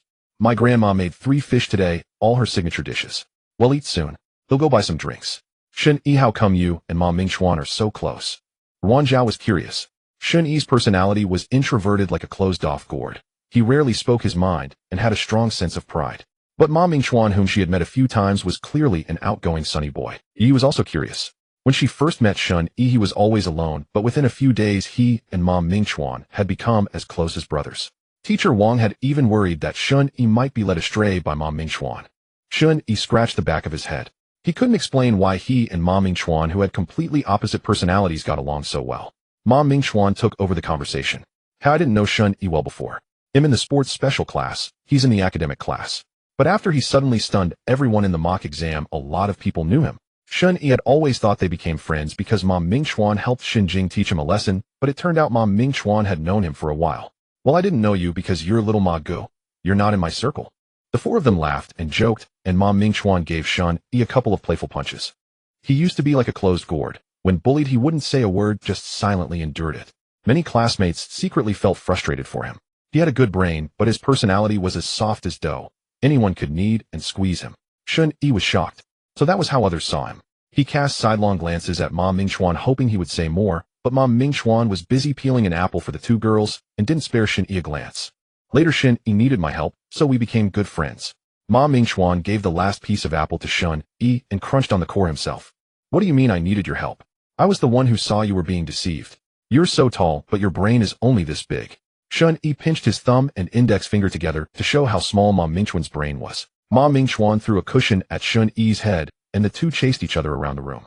Shen Yi really needs to spend time with people his own age. That's when he acts like a child. Yu looked at Shen Yi with a maternal expression. Ruan Zhao shivered and bit into her apple to vent. Comrade Yu, are you feeling that my child is growing up vibe? What are you saying? Yu playfully slapped Ruan Zhao's leg. Dinner's ready. Grandma Ma called everyone. A large round dining table was set up in the courtyard with 3 big iron plates on it, and several small cold dishes. After exchanging pleasantries, no one held back. They all eagerly scooped fish into their bowls, knowing that if they were late, the meat would be gone. I'm so full I could die. Me too. Grandma Ma's cooking is amazing. I ate 2 bowls of rice. Yu and Ruan Zhao stood up holding their round bellies. Shen Yi and Ma Mingchuan were still devouring the rice and leftover dishes. A growing boy can eat a grown man out of house and home. The 2 boys even mixed the sauce with rice and ate every last bit, then slumped back in their chairs with satisfied burps. Grandma Ma's eyes crinkled with joy. Nothing pleases a cook more than seeing their food completely eaten. When the 3 left, Grandma Ma kept saying, "You must come again more often." All 3 were uncomfortably full, so they decided to walk a bit. Oh, Shen Yi, during your exam, Shen Jun and the others want to negotiate a settlement. They said you can name your compensation. Shen Yi's relaxed brow instantly furrowed. Just mentioning those people now brought bad luck. They haven't even paid the last compensation yet. Hypocrites. Then we should first demand enforcement of the previous compensation, otherwise no forgiveness. I don't want to enforce it against them. Yu and Ruan Zhao both fully supported Shen Yi being tough with that family. Now that Shen Yi seemed to be softening, they had to advise him not to be a pushover. Teacher Yu, Sister Ruan, don't worry. What I'm thinking is if I can just get out of that family, I don't even need compensation. Yu and Ruan Zhao both fell silent. Shen Yi was only 16, not a fully capable person in law, so his legal guardians were still Shen Jun and Lu Hui. Guardians like that were worse than having no guardians at all. For Shen Yi to completely break away from this family, he indeed couldn't afford to completely burn bridges. Tomorrow I'll ask a friend of mine. I have a friend who's a big name in the field. Let's see if he has any good ideas. Ruan Zhao thought for a moment and decided to consult a relevant friend first. After all, racking their own brains wouldn't get them anywhere, but an industry insider would have much more insight. Then ill trouble, Sister Ruan. As long as I can completely leave that family. After the high school entrance examination, Shen Yi continued to live at Teacher Ye's house, while Shen Jun was as anxious as an ant on a hot pan. Initially, Shen Jun allowed Shen Yi to stay at school because Shen Yi promised to achieve good grades and bring back a reward, but now he couldn't find him anywhere. They had suggested mediation for the case, yet it was being postponed indefinitely. Lu Hui called over there, frustrated that she couldn't stop Shen Yi from participating in the entrance exam. They were understandably angry, as this was the first task assigned to Lu Hui in years that was left uncompleted. The 60,000 yuan in her card felt like a hot potato, uncertain of when it might be reclaimed. Shenjing, go to your school and find that Teacher Yu. Ask where Shen Yi has gone. Mom's school is already on summer break. How am I supposed to find him? Well, can't you at least get a phone number? Go ask your class teacher for it. Dad, how badly did we offend Teacher Wang?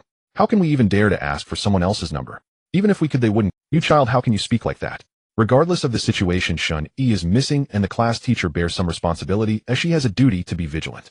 Forced into action, Xinjing called Teacher Wang, who unsurprisingly refused their request by claiming she didn't know Teacher Ye's personal phone number. Shen Jun and Lu Hui exchanged complaints, and soon enough Lu Hui found herself knocked to the ground, while Shen Jun went off to drink. On the 3rd day after the entrance exam, Ruan Zhao continued to report on the ongoing scandal of the city's high school entrance examination quota sales. On the 5th day, the heat of the issue was rising and Ruan Zhao was summoned for questioning. Some angry parents arrived at the school and the Education Bureau, demanding a reasonable explanation filled with doubts about this year's quota list. At the same time, the Provincial Disciplinary Committee received an anonymous report and evidence on a USB drive, quickly leading to significant attention and an official investigation. Teachers, leaders, and key personnel from the involved school, as well as those identified through evidence screening, were secretly taken away for questioning. It was said that Coach Lu was just getting out of bed at home when 2 amicable individuals invited him to leave. Ruan Zhao knew she had taken a risky step, but fortunately, it was not a wrong move. Luck was on her side. Back home, Ruan Zhao collapsed on the sofa and nearly ending her career.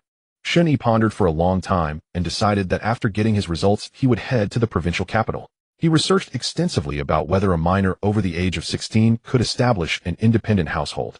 Most responses indicated that if a minor over 16 primarily supported themselves through their own labor income, they could qualify as a household head. This meant Shen Yi needed to have the financial capability to support himself without relying on others. He shared his thoughts with Yu and Ruan Zhao. Shen Yi, you are still a child. Your primary focus should be on studying hard. Although your grades are excellent, the competitive environment in the provincial capital will be different from our city. Instead of going back home for the break, you should find some textbooks to get a head start on high school courses. Yu had always followed a set path in life except in matters of the heart. In her eyes, each stage of life came with its own responsibilities. Yu, this time I want to support Shen Yi. If he wishes to break free from his foster parents, he must become independent. While your perspective is valid, it is not practical for Shen Yi at this moment. Ruan Zhao appreciated Shen Yi's thoughts. Being independent and not relying on others was indeed a teacher. You thank you for your plans for my future, but I truly can't live like an ordinary child right now. If I am admitted to a provincial key school, I will still need to cover my tuition and living expenses myself. I cannot continue to depend on you. Yu opened her mouth to say something, but fell silent. Once Shen Yi made up his mind, there was no changing it. Instead of trying to persuade him, it was better to think of ways to help him earn money. Do you have any plans? Yu asked Shen Yi, hoping to understand his thoughts and assist him. I plan to wait until I get my results and enroll in a good school in the provincial capital. That city is larger with more opportunities, plus I won't have to worry about running into Shen Jing and her family of lunatics. That sounds good. I'm also about to head back, so once we pick a date we can go together. Ruan Zhao patted Shen Yi's shoulder, feeling a bit of admiration for this young boy. Alright, since both of you have agreed, I'll return with you. I think that matter should come to a close. Ruan Zhao hugged Yu, grateful that Yu had come to terms with things thanks to Shen Yi. Shen Yi stayed with Yu, who took care of him, as if he were her own child, gradually helping her understand her parents. Shen Yi planned to go directly to the nursing home where his mother lived. As a male caregiver, he would still be quite in demand. In his previous life, his mother suffered a heart attack this year. Although she received treatment, it was beyond the critical 120 minutes. After recovering, she was left with many after effects which eventually contributed to her passing. Shen Yi, I feel like you've grown taller. Ruan Zhao approached Shen Yi, who was standing there in a daze. Shen Yi had always been of similar height to her, but now it seemed he had surpassed her. Hearing the news about his height made Shen Yi's heart leap. He had been self-conscious about his height for a long time. As a man, he naturally wished to appear tall and strong, but he had always been weak and frail. I also feel like he's grown taller. With his current appetite, it would be an injustice to the dead chickens, ducks, and fish if he didn't grow. Yu teased Shen Yi. He now had an extraordinary appetite. Once they made 70 dumplings, and Shen Yi ate 40 of them. He only stopped when he saw that the two of them were about to run out of food. If he didn't restrain himself, he would have devoured all 70 dumplings. Shen Yi felt a bit embarrassed after being whelped. His body began to absorb nutrients crazily, and his stomach felt like a bottomless pit. No matter how much he ate, he would still feel hungry after a while. This situation led to a humorous incident. Yu noticed Shen Yi was hungry again, and even took him to the hospital to check if there was an issue with his insulin. After half a day of examinations, the doctor told Yu that Shen Yi was fine. It was simply a matter of needing more nutrition during puberty. Shen Yi, go drink the milk. Now Yu casually asked Shen Yi to do this or that. Shen Yi pouted, picked up a basin larger than his face, and drank the milk greedily. Knowing Shen Yi's severe nutritional deficiencies, especially his calcium deficiency, Yu made him drink 2 pounds of fresh milk before bed every day. After finishing, Shen Yi wiped his mouth and washed the large basin. Little did he know that one day an abundance of resources would also bring him troubles. On the evening of July 10th, Shen Yi, Yu, and Ruan Zhao gathered around a laptop waiting for the release of this year's high school entrance exam results. Teacher Wang nervously sent countless WeChat messages to Yu, confessing that she dared not sleep as the pinnacle of her career hinged on this very night. At 11 o'clock in the evening, Yu pasted the URL and opened the website. The page spun endlessly as countless parents of middle school students awaited this moment. As the page loaded, Yu tremblingly entered Shen Yi's admission ticket number, ID number, and name. Lacking confidence, she had Ruan Zhao and Shen Yi each double-check the information. Shen Yi, clicked the query button. I dare not look. Teacher Yu, you should have a bit more faith in me. It's not that I'm afraid you'll do poorly, I'm afraid you'll do so well. ITLL shock me. Shen Yi hadn't expected Yu to worry about him scoring too high. He extended his long fingers and clicked the mouse. The page spun. All three held their breath in tension. Finally the page loaded. No results. Maybe too many people are checking, so no results came up. Let's try again. Following Ruan Zhao's advice, Yu repeated the process, but still no results. Shen Yi, did you not use a 2B pencil, or did you fill in the wrong admission ticket number? Ruan Zhao was deeply worried. How could there be no results? The page has fully loaded, and there's a line of text. Your ranking has entered the top 30 in the province. Please check again after July 13th. Shen Yi murmured softly. I made it into the top 30 in the province. I made it into the top 30 in the province. Top what? Congratulations, Shen Yi. Ruan Zhao and Yu screamed in his ears from left and right, sandwiching him in a hug, like a cookie filling. I need to call old Wang, as she'll have something to brag about now. Yu quickly reported the good news to homeroom teacher Wang. Hurry, call Xiao Ma. Grandma Ma is probably waiting too. Ruan Zhao nudged the dazed Shen Yi. At Xinjun's home, the family wasn't overly focused on the exam results, but they knew today was the day. Do you think Shen Yi can rank in the top few of the city? Xinjun hadn't gone out to fool around today. Lu Hui had made a few dishes, and he was drinking at home. I don't know, Lu Hui said gloomily. If he did well, the 600 yuan would have to be returned. If not, Shen Yi would be nowhere to be found. Why bother caring about him? You might as well care about my results. Xinjing had already sent a query text message. Xinjing's exam results were both expected and surprising. Out of a total score of 660, including the physical education score, she scored 285. She hadn't even imagined she'd score below 300. When we go to school, let's ask about Shen Yi's results. We can recover some losses. Xinjun gloomily drank another beer and tossed 2 peanuts into his mouth. If that kid does well, take his prize money as his guardians. Prize money? What prize money? Lu Hui didn't understand what Xinjun meant. You foolish woman with long hair and short wit. Why do you think I agreed to let him board at school? It's because he said he could rank in the top 3 in the city. He said third place comes with a 200 yuan reward, and that's just from the school. The city has rewards too. Lu Hui and Xinjing finally understood why Xinjun had suddenly given Shen Yi free rein. Why didn't you say so earlier? Lu Hui muttered softly. Xinjun had only thought about pocketing the money himself, never considering Lu Hui or Xinjing. Later, when he learned the other side offered more than 200 yuan, he simply sided with whoever gave more. For the first time, Xinjing felt ashamed of her exam results. She had never believed the saying that books hold gold. We're supposed to return to school on the 14th. I guess Shen Yi will go too. After saying this, Xinjing went to her room and lay down feeling uneasy. She opened her bedside table, where Shen Yi's old candy box lay. All night long, the school's teacher work group kept buzzing, especially about Shen Yi's top 30 in the province result, sparking curiosity about his exact score and city ranking. Teacher Wang felt as if she herself had done well. At home, she burst into laughter at her phone, laughing so hard that her husband thought she had lost her mind and whacked her on the head. Hey, whoever you are, get off my wife right now. Grand Supreme Elder Lord, urgent as the law commands. Why did you hit me? Demon, be gone. Oh, I'm not crazy. My student did so well. From now on, I'm a famous high school entrance. Ma Mingxuan learned of Shen Yi's excellent results and shared the good news with Grandmama. She kept insisting the kid come over for a meal to celebrate properly, while also teasing Ma Mingxuan for having a brain the size of a fish's. Back upstairs, Shen Yi struck a victory pose at the window, feeling quite Shinibu. Yeah, initial victory. Ready to head to the provincial capital. Early the next morning, teacher Wang rushed to school to wait for Shen Yi's results. Other teachers in the same grade were green with envy. During mock exams, they never expected Shen Yi to do so well, and now had done even better. A group of teachers gathered in the principal's office. The principal felt rejuvenated, having just received feedback from the Education Bureau. The principal used a notebook to partially cover the screen, checking each subject like scratching a lottery ticket. Good. Then another subject. Good. After reviewing all 5 subjects, the principal exclaimed, good, 7 or 8 times after seeing the last one. Teacher Wang, your guidance has been exemplary. This year's Outstanding Teacher Award is undoubtedly yours. Shen Yi is this year's dark horse. Teacher Lu from the publicity department, prepare a large banner and hang it on the 5th floor of our main teaching building so it catches everyone's eye. Teacher Wang, now as proud as a little peacock with flushed cheeks, made a few hypocritical modest remarks before Yu received a call from teacher Wang with the good news. Out of a total score of 660 minus the 60-point physical education score, the perfect score was 600, and Shen Yi had scored 589. 5. Mathematics and science subjects were perfect. English was his weak point. If he worked hard to improve it, his results could still rise. Shen Yi ranked 19th in the province. In mathematics and science, he ranked 1st in the province, and his total score ranked 2nd in the city. The city's top student was from a key city high school and tied for 4th in the province. That student had already been admitted to a special youth class and took the exam merely to assess their progress. Shen Yi was the only student from an ordinary high school to achieve such results. A lotus emerging unstained from the mud. Shen Yi, how is your brain wired? Ruan Zhao was also astonished.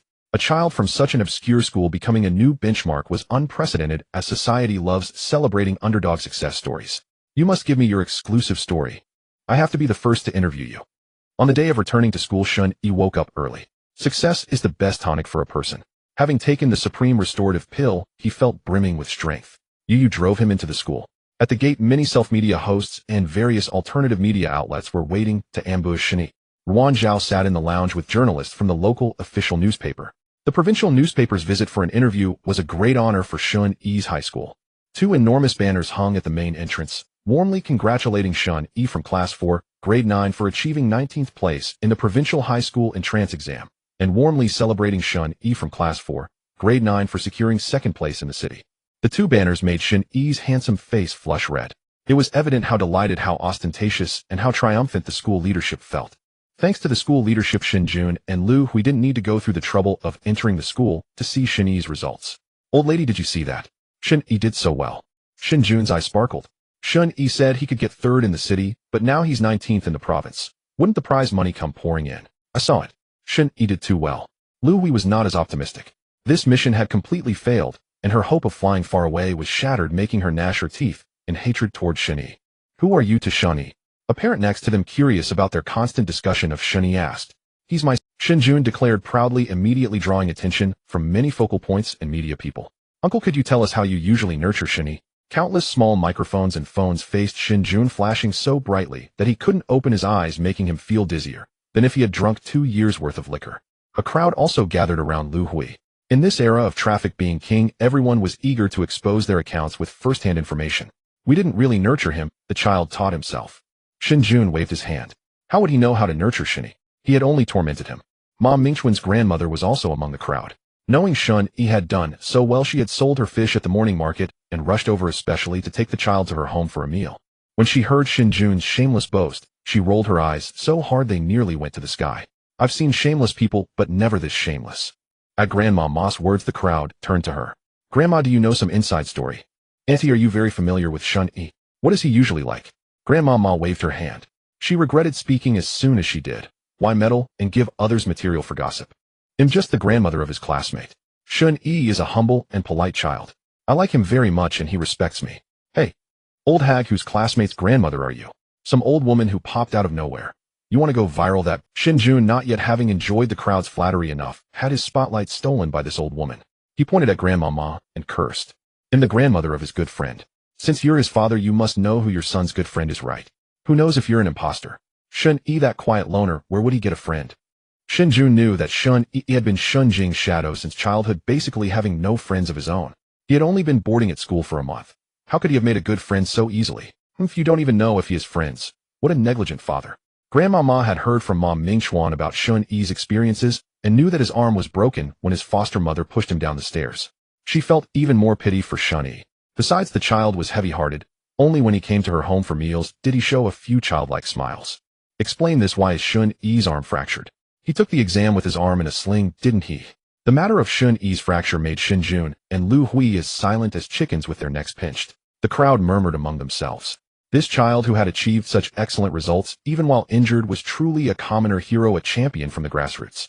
Now Shen Yi, dressed in a brand new school uniform, was taking photos with the principal and teacher Wang. Classmates also began taking pictures with him. He was like a popular tourist spot, with everyone checking in for photos. It wasn't until a teacher from the propaganda department dispersed the crowd and told returning students to go back to their classrooms that Shen Yi could catch his breath. His face was stiff from smiling. Come on, Shen Yi, now let's take a few solo shots of you. Shen Yi stood rigidly in place, his uninjured right arm clenched into a fist hanging at his side, standing like a soldier. His expression was subtle, a forced smile that didn't reach his eyes. After adjusting, it became a smile that reached his eyes, but not his face. Dark horse, relax, relax, the photographer teased, but Shen Yi's expression remained stiff. Shen Yi, you're amazing. A girl from some class shouted, followed by a few others, including some boys. Shen Yi gave a helplessly indulgent smile. The photographer captured a picture of Shen Yi's radiant, spirited smile, pressing the shutter to take Shen Yi's first solo photo in 16 years. The next segment was Ruan Zhao, representing the provincial newspaper, to interview Shen Yi. Shen Yi, don't be nervous. We're already quite familiar, but this is the first time I'm interviewing you as a journalist. Shen Yi nodded. He trusted Ruan Zhao deeply. Shen Yi, can you talk about what your high school entrance exam results mean to you? It means the first preliminary victory in my life stage. It means I've taken the first step and fulfilled my current mission. If you were to talk about your foster parents, what would you say? From the moment Ruan Zhao learned of Shen Yi's results, she had planned to use this interview to leverage media and public power to supervise Shen Yi's detachment from his foster parents' control, freeing him from the vampire parents and foster sister. Parents. Shen Yi was silent for a long time. He understood Wang Zhao's good intentions, but he felt only hatred toward his foster parents. They represent the trials of my life. They raised me and also forged a stronger me. There's a saying online, when you leave home you find that everyone outside is good. The pain in my left arm also reminds me that I want to find my biological parents. Shen Yi suddenly had an epiphany. Why should he act secretly on his own?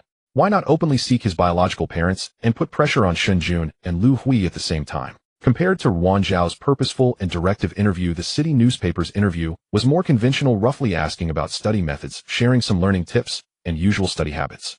Several of Shen Yi's notebooks and homework assignments were photographed by the city newspaper reporter. Afterward came commendations for Shen Yi. The city awarded 1,000 yuan, and the school matched it with another 1,000 yuan. Shen Yi wore a big red flower and held up a medal. Shen Jun's eyes were already red. 2,000 yuan. Shen Yi had earned 2,000 yuan in the blink of an eye.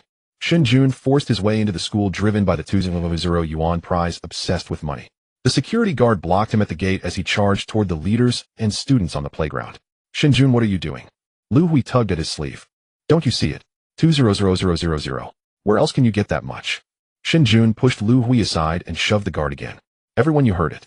He claims to be Shen Yi's father, but all he sees is money, unlike real parents who care about their children's grades. Granny Ma couldn't stand it and spat at them. Oh, I know. My daughter told me. She's in the same class as Shen Yi. I heard they're not his biological parents, but his foster parents. And they have a daughter who's arrogant and often bullies Shen Yi. Yuan Fei's mother originally didn't want to talk to such people, but Shen Jun's behavior, treating Shen Yi like a cash cow and trying to take his prize, was despicable to her. Oh, not biological. No wonder he knows nothing about the child. I wonder how his daughter did. The crowd pointed at Shen Jun and Lu Hui. What do you know? If I hadn't raised him, could he have grown up? Mind your own business. If you're a fool, go sweep the streets. Exactly, we raise boys poorly and girls lavishly. We favor girls. Any objections? Why do you care about my daughter's score? Shen Yi's good result is due to our proper upbringing. He should give us the prize money to honor us. Right, Shen Yi's prize should be ours. Without us, could he have grown up? I know you're all just jealous. Go ahead, envy us. In the end, the money will be in our pockets. Shen Jun and Lu Hui were always unreasonable, and now they were even more brazenly arguing with the other parents, convinced that everyone was just jealous. Moreover, the couple couldn't stop talking about money. Their intentions were obvious. I heard their daughter pushed Shen Yi down the stairs. My son helped carry him onto the stretcher. Exactly, I know too. My daughter said that before Shen Yi wouldn't even lift his head. Their daughter Shen Jing bullied. The crowd erupted. Bullying was no longer just child's play, it was a matter of character and a serious social problem. Look at this couple's faces. They talk about Shen Yi like this in public. At home they must beat and scold him. Exactly, every word is about money. People like them shouldn't have children. If they do, those children become society's scum. I heard Shen Yi's left arm was broken. Come to think of it, it might have been done by this vicious couple. People's imaginations were vivid and their guesses were accurate. Unintentionally, they had stumbled upon the truth. Shen Yi, like a delicate white lotus, lived under someone else's roof, poorly clothed and underfed. His foster parents beat and scolded him at will, and his foster sister treated him like a household slave. People conjured up a dramatic story, looking at Shen Yi with even more fervor. Such a good child was so rare. Why hadn't they picked up such an excellent child back then? If this child were mine, I'd raise him well. Even if he weren't so outstanding, at least he'd have food and clothing. Exactly, we all have children. How could we bear to treat them badly? The commendation ceremony for Shen Yi ended. Students returned to their classrooms. It was the last time they would sit in these rooms as middle school students.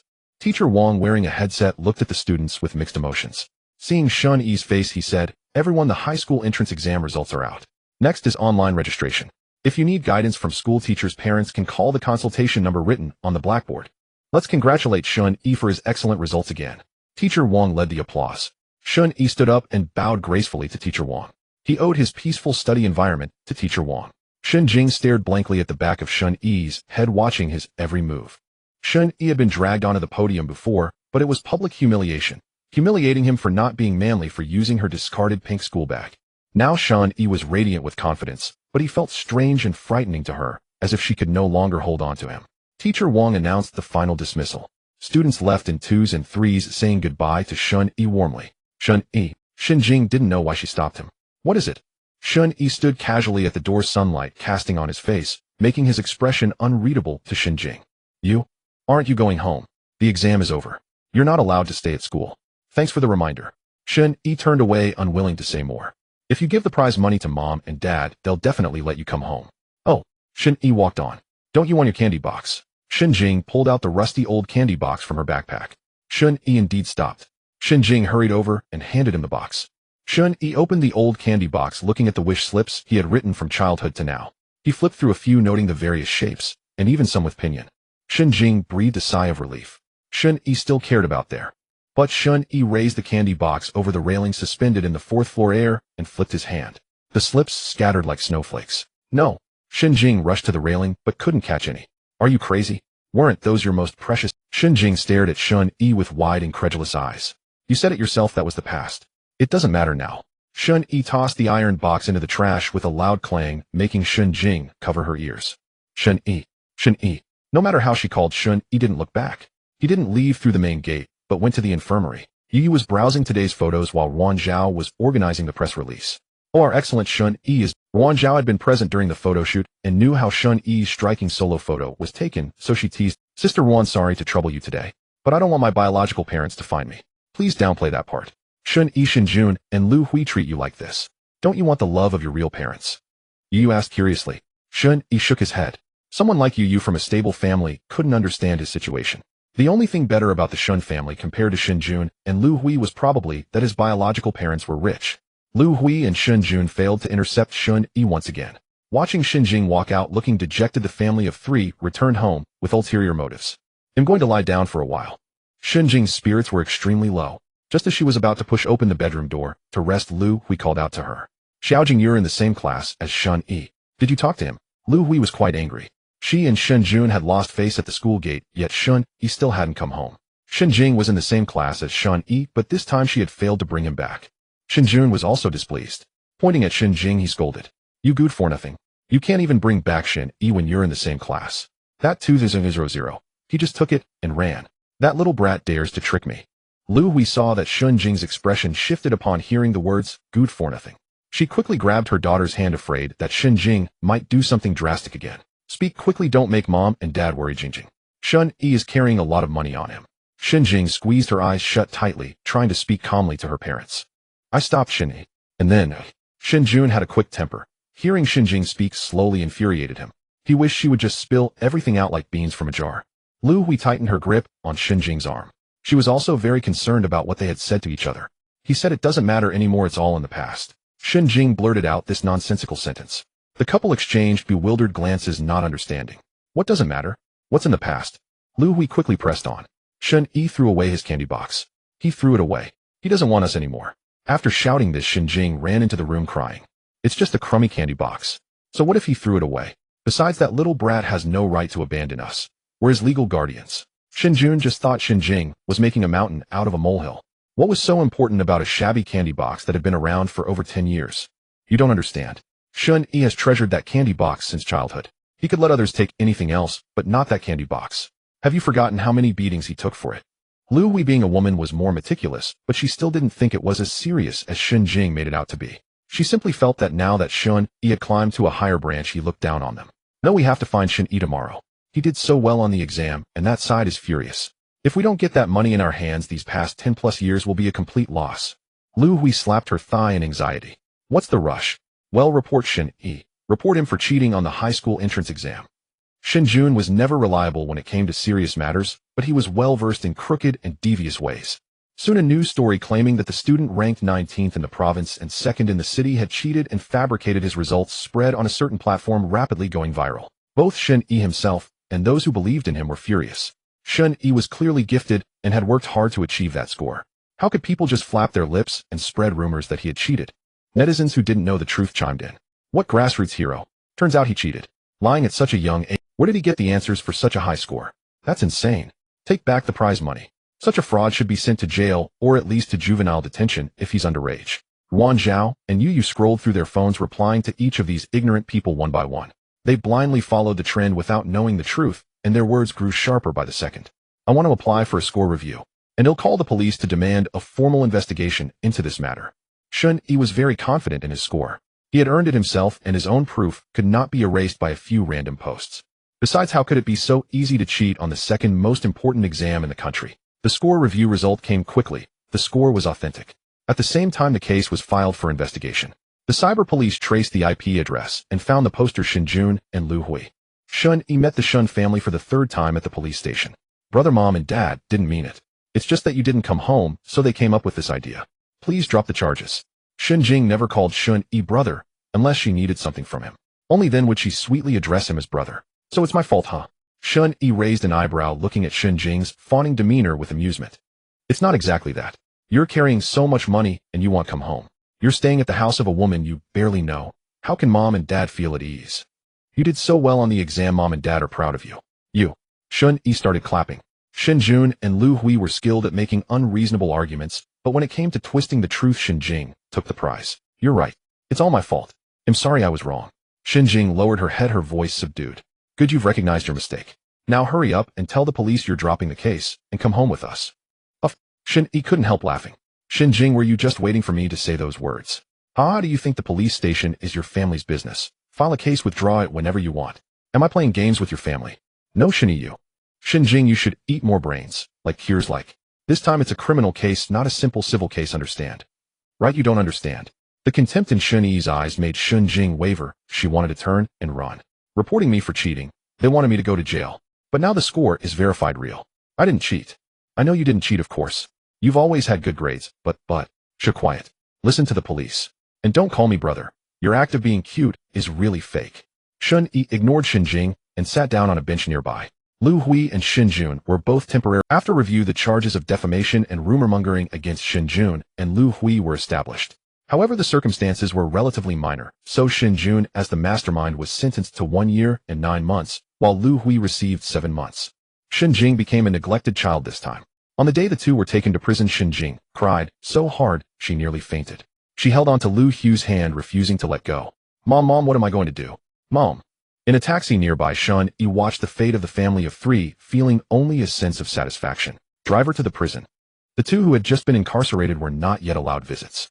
Shen Yi considerately sent in a lot of daily necessities. Shen Jing never thought of such things since their upbringing had taught them to put themselves first in everything.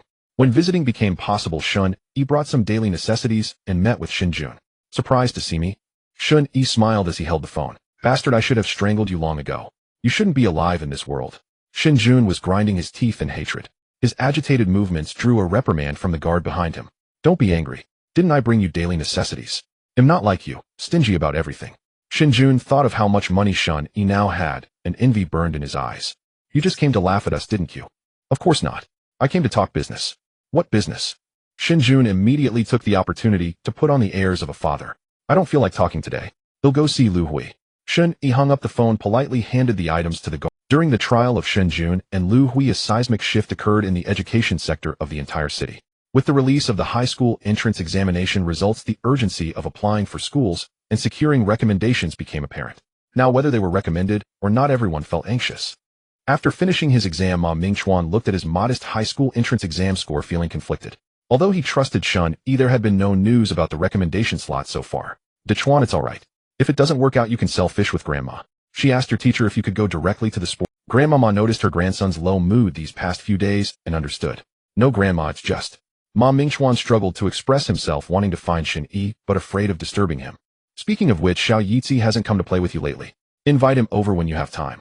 When Grandma mentioned Shen Yi, Ma Mingchuan felt a surge of resentment. Although they were supposed to be good brothers, he was always the one to initiate contact. He stirred the water in the fish tank, watching the fish swirl around in the vortex. Xiao Ma Gu, came Luo Ning's voice, catching Ma Mingchuan by surprise. Luo Ning. Long time no see, Grandma. I'm just taking Xiao Ma Gu out for a bit, not going far. Without waiting for Grandma Ma's refusal, Luo Ning grabbed Ma Mingchuan's arm and walked out of the market, their shoulders touching. Luo Ning, it's been a while. What's up? Nothing much, just wanted to see what your plans are. Luo Ning maintained a respectful demeanor, pulling out a box of good cigarettes from his pocket. Have one, I got it from my dad. No thanks, I've quit smoking. I promised my grandma. Luo Ning tried to force a cigarette into Ma Mingchuan's mouth, but failed, and ended up sulking as he lit one for himself. Luo Ning, your family is so wealthy. Which school are you going to? Luo Ning remained silent. He wasn't sure if he could go to high school. His father spent all day at the company messing around with his secretary, while his mother constantly played mahjong or scolded him, leaving no one to take care of important matters. Enough about me, what about you? Your long-distance running results are so good. I don't know. There have been rumors that the recommendation slots were sold out, and I was wondering if mine had been sold too. Otherwise, why haven't I heard anything?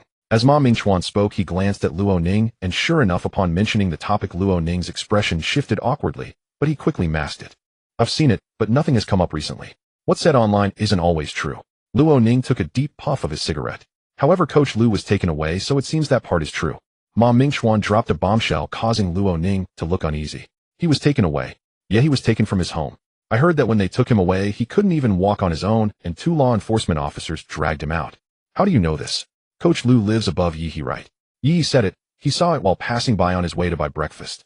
Later, Coach Liu's wife took the kids and ran away. Luo Ning couldn't sit still. Coach Liu's connections were always through his father, and he didn't know if his father was aware of this news. Xiao Ma Gu, I just remembered I have something to do. I need to go. Ma Mingchuan waved his hand coldly. If Luo Ning wasn't so restless, he would have noticed Ma Mingchuan's indifference, which was a stark contrast to his usual sunny demeanor. Shen Yi sneezed several times. He was packing his luggage at home, having completed his school applications. All that was left was to confront Lu Hui and Shen Jun before heading to the provincial city. Ruan Zhao came downstairs and knocked on his door. Shen Yi, once you're done packing your luggage, give it to me. I'm heading back to the provincial city with Yu, and I'll take it with me. No need, Sister Ruan. I have very little luggage. It would be inconvenient to stay at Teacher Yes' place. What are you thinking? Just put your luggage with me for now. Huh, that seems even less appropriate, a man and a woman alone, Shen Yi thought. What do you mean, huh? It's just the right opportunity for you to meet my husband and child. When she mentioned her child, Ruan Zhao's face softened.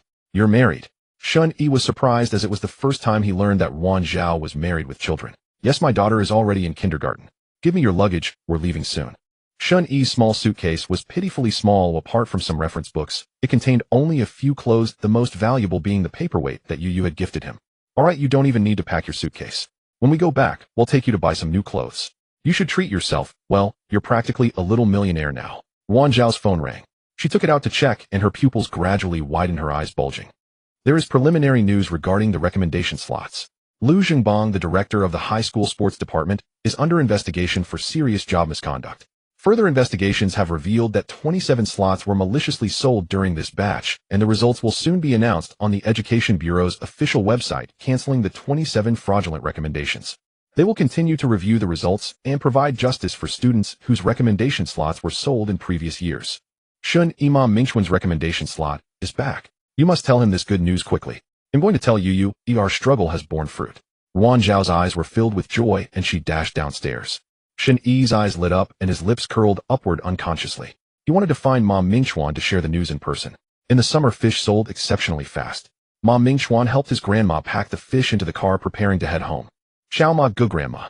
Upon hearing Shen Yi's voice, Ma Mingchuan couldn't help but smile, though he pretended. Xiao Yitzi de Chuan was just talking about you today. Don't say that, grandma. Why would I mention a grown man? Grandma, I have good news to tell. Xiao Ma Gu alone. Go on, just be safe. Grandma Ma hopped on her electric tricycle and left without asking Ma Mingchuan for his opinion. What's up, top scholar? Xiao Ma Gu, your recommendation slot should be back. Don't forget to check the official website in a couple of days to confirm. Upon hearing that the recommendation slot was back, Ma Mingchuan leaped up in joy, raising his arms into the air. I knew you could help me get my recommendation slot back. Yes, I have to tell Grandma. Ma Mingchuan dashed off in the direction where Grandma Ma had left. Hey, Ma Mingchuan, wait up. Shen Yi was also swept up in Ma Mingchuan's excitement and ran after him. However, Shen Yi was too weak. After only a few steps, he was gasping for breath, while Ma Mingchuan, like a monkey released from Wuji Mountain, was bouncing around, leaving Shen Yi behind. Halfway through, Ma Mingchuan remembered that Shen Yi had fallen behind and ran back to find him, only to see Shen Yi leaning against a tree, looking extremely weak. You're really not up to par. You need more practice. I was so happy just now that I forgot about you. Don't take it to heart.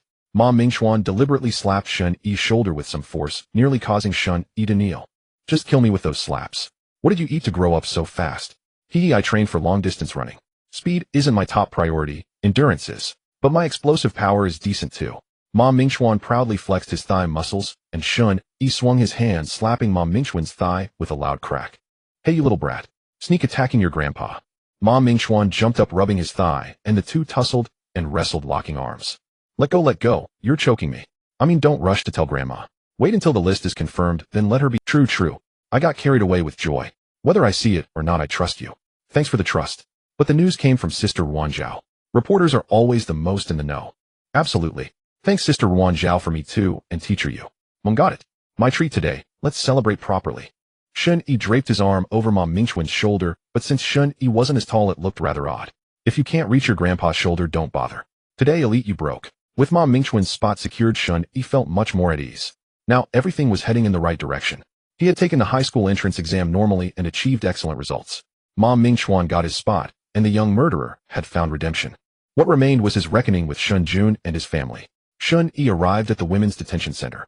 Lu Hui sat at the table glaring at him with a dark venomous gaze filled with hatred. Are you thinking, why didn't I just kill you back then out of anger? You're right. I do regret not having the heart to finish you. Lu Hui narrowed her eyes, a stark cruelty gleaming within them. I knew I wasn't accidentally lost. How exactly did you take me away? Lu Hui wore a sinister smile, her whole body radiating malice. You're so eager to know your origins. But I advise you, it's better you don't. Thanks for the advice. He'll heed it. I don't need to know whose child I am. I just want to know how you took me. Lu Hui, true to her nature as Shen Jun's partner, crossed her arms and leaned back, striking a pose of superiority. In the boss here, come beg me. Want to know? Beg me, or buy it with money. Mom, please open your eyes and see where you are. You're in prison. If I keep reporting you and Shen Jun for trafficking me, you might stay even longer. Shen Yi exuded confidence, his gaze firm and piercing as if he could see through Lu Hui, making her feel uneasy and flustered. Don't threaten me. If you really mean it, the guard is right behind me. Go ahead and expose me now. What are you up to, you? Huh, Mom, have you forgotten you still have a daughter outside? Without you two protecting her, Xinjing is just a paper tiger. Guess what Xinjing is doing right now? You little beast. What have you done to my daughter? Lu Hui, after all, was a mother. She never spared her love. When I was little, I always wished you could love me like you love Xinjing. Play with me, hold me in your arms. But you never did. You always kicked me away and told me to get lost. I even wondered why my mother didn't love me. You're not my flesh and blood. How dare you compare yourself to my Jingjing? I warn you, don't mess with Xinjing, or he'll torment you for another 13 years. Lu Hui lunged toward the glass, but the guard pulled her back. 5 minutes left. Say what you need to say. The guard released Lu Hui and informed Shen Yi of the remaining time. Lu Hui, who told you to take me? Which member of the Shen family? Shen Yi's voice was low and firm. The word, Shen family, gripped Lu Hui's throat like a hand, leaving her unable to speak or swallow her pride. Seeing Lu Hui's expression shift from astonishment to terror, Shen Yi smiled calmly. I also know that person has been sending you money all these years. I have a journalist friend. Maybe I can check your bank records. It'll be easy to find out who they are. Shen Yi clasped his hands together, exerting an invisible pressure on Lu Hui. But there's another option. I give you 50000, and you tell me the name. How about it? 500 for a name. Pretty good deal for you. Where should I go? Asked Shen Jun. Lu Hui seemed startled.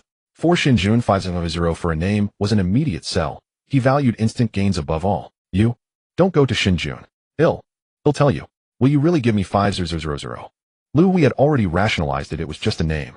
With Shen Yi being an unknown underage brat, he couldn't shake that big tree anyway. What harm could telling him do? He'll give you 100 if you agree to remove me from your household registry and let me establish my own. Shen Yi dropped his most important demand. Had learned this trick from Wan Zhao. She always mentioned the key point during bargaining as if it were an afterthought, like a freebie with a purchase. 200,000. I want 200,000. Then he'll agree to let you set up your own household. Lu Hui had been shameless her whole life, so she aimed to maximize profit. Knowing Shen Yi's leverage, she had to squeeze out every cent. 150,000. If you don't agree, you'll go after Xinjing right now. Shen Yi planned to use the remaining money to buy a small rundown property for his household registration. If he gave it all to Lu Hui, he'd have nowhere to register. Deal. Lu Hui gritted her teeth and agreed behind Shen Jun's back. The house where Shen Jun's family lived was under Lu Hui's name, inherited from her parents before they passed. So Shen Yi's separation only required Lu Hui's consent. They arranged their next meeting to sign a severance agreement, and Shen Yi obtained the name. Shen Yi walked out of the prison gates with hollow eyes. He never imagined it would be that person, his eldest sister from the Shen family, Shen Yin. Shen Yin was nearly 20 years older than him. Shen Yi and his eldest nephew were only 6 or 7 years apart. When he returned to the Shen family, he only saw this sister at his mother's funeral, and they'd barely interacted since. Why had Lu Hui listened to Shen Yin back then, taking him away and raising him in her own home? Burdened with these questions, Shen Yi fell into confusion again. He had to go to the provincial capital to unravel these mysteries and find the true reason for his disappearance. Shen Yi commissioned Granny Ma to purchase a dilapidated tiny house of only 10 square meters near where they lived at an extremely low price. Although the house was shabby and small, at least it could serve as a place to register his household. Shen Yi brought the severance agreement and went to the prison to see Lu Hui again. Lu Hui took the severance agreement, but did not sign it. Shen Yi, where's the money? Once you sign, the money will be transferred to your card. Rest assured, I am not like you. I wouldn't go back on my word. Shen Yi pushed the severance agreement toward her again. As long as Lu Hui signed her name, he would have no further connection with her family. I have another condition. I want you to sign a letter of understanding to help me get probation. Lu Hu's face twisted with rage. The thought that the little wretch she had controlled for over a decade was now biting back, and she was powerless to stop it made her want to lunge forward and kill this ungrateful bastard. Fine, I agree. Shen Yi was somewhat impatient, but he knew his top priority was to obtain the severance agreement and free himself from the legal shackles of this family. Seeing Shen Yi agree so readily, Lu Hui wondered if she had set the conditions too easily. Her eyes darted around, scheming something malicious. Shen Jing went to a KTV yesterday. You came in so quickly, she might not find a way out. A 16-year-old girl in the prime of her youth. Shen Yi knew that Lu Hui cared most about Shen Jing. Sure enough, the news about Shen Jing made Lu Hui ill sign. Can you please help Jing Jing? After all, she is your sister. You two grew up together, but she has never suffered hardship. Thinking of her daughter's current predicament, Lu Hu's heart ached so much she wanted to cry. Although Shen Jing was not a good or obedient child, she was still the apple of Lu Hu's eye. Shen Yi said nothing.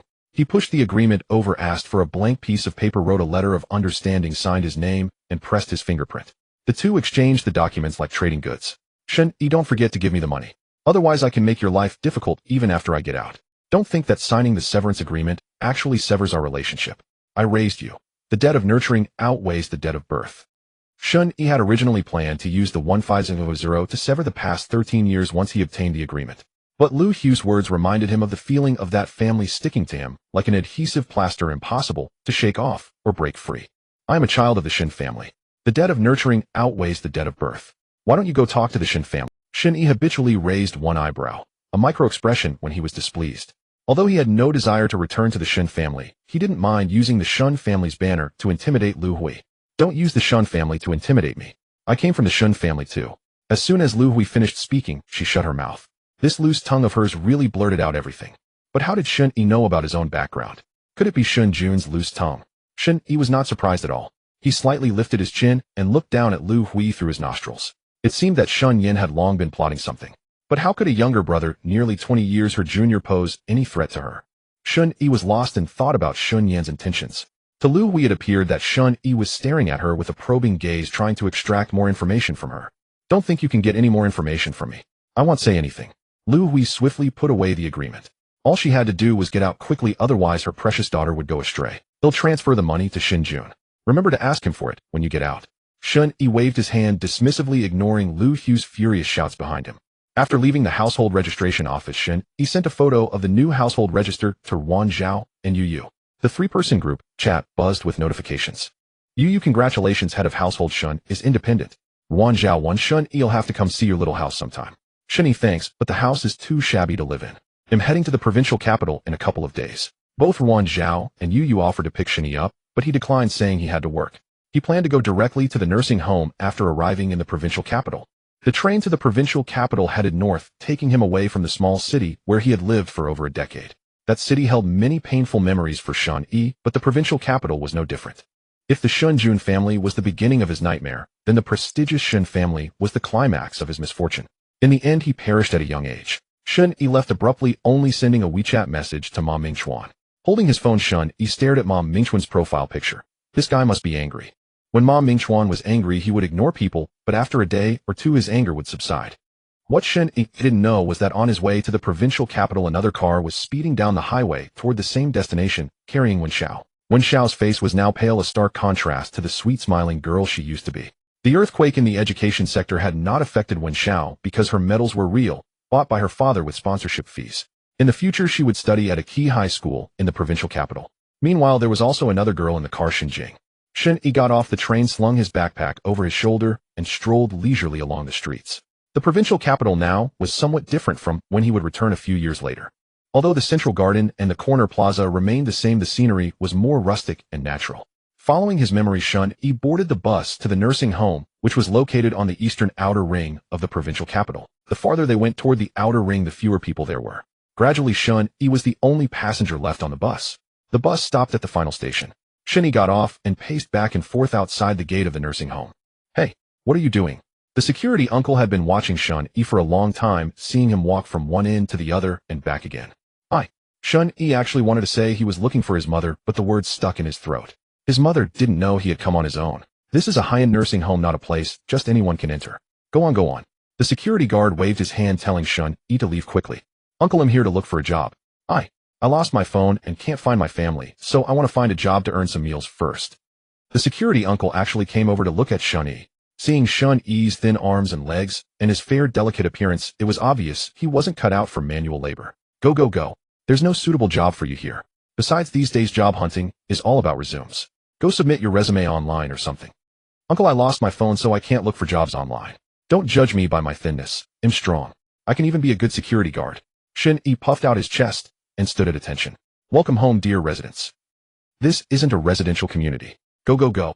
The security uncle had no time to deal with Shen Yi. He had already left his post. Captain G, what's up? A slightly seductive-looking girl in a nurse's uniform swiped her card and came out of the main gate. Nurse Dong going out. There's a kid hanging around the gate insisting on finding a job. I told him to leave quickly. You're busy, I won't keep you. Nurse Dong smiled politely at Captain G and glanced curiously at Shen Yi. How old are you? Sister Dong, I'm 16. Captain G, I have a good feeling about this kid. We lost a male nurse at the nursing home, and I was worrying about that. Let him give it a try. Well, let him try then. Captain G was a bit dumbfounded, soon turning envious. Indeed, a fair face had its perks. Come with me.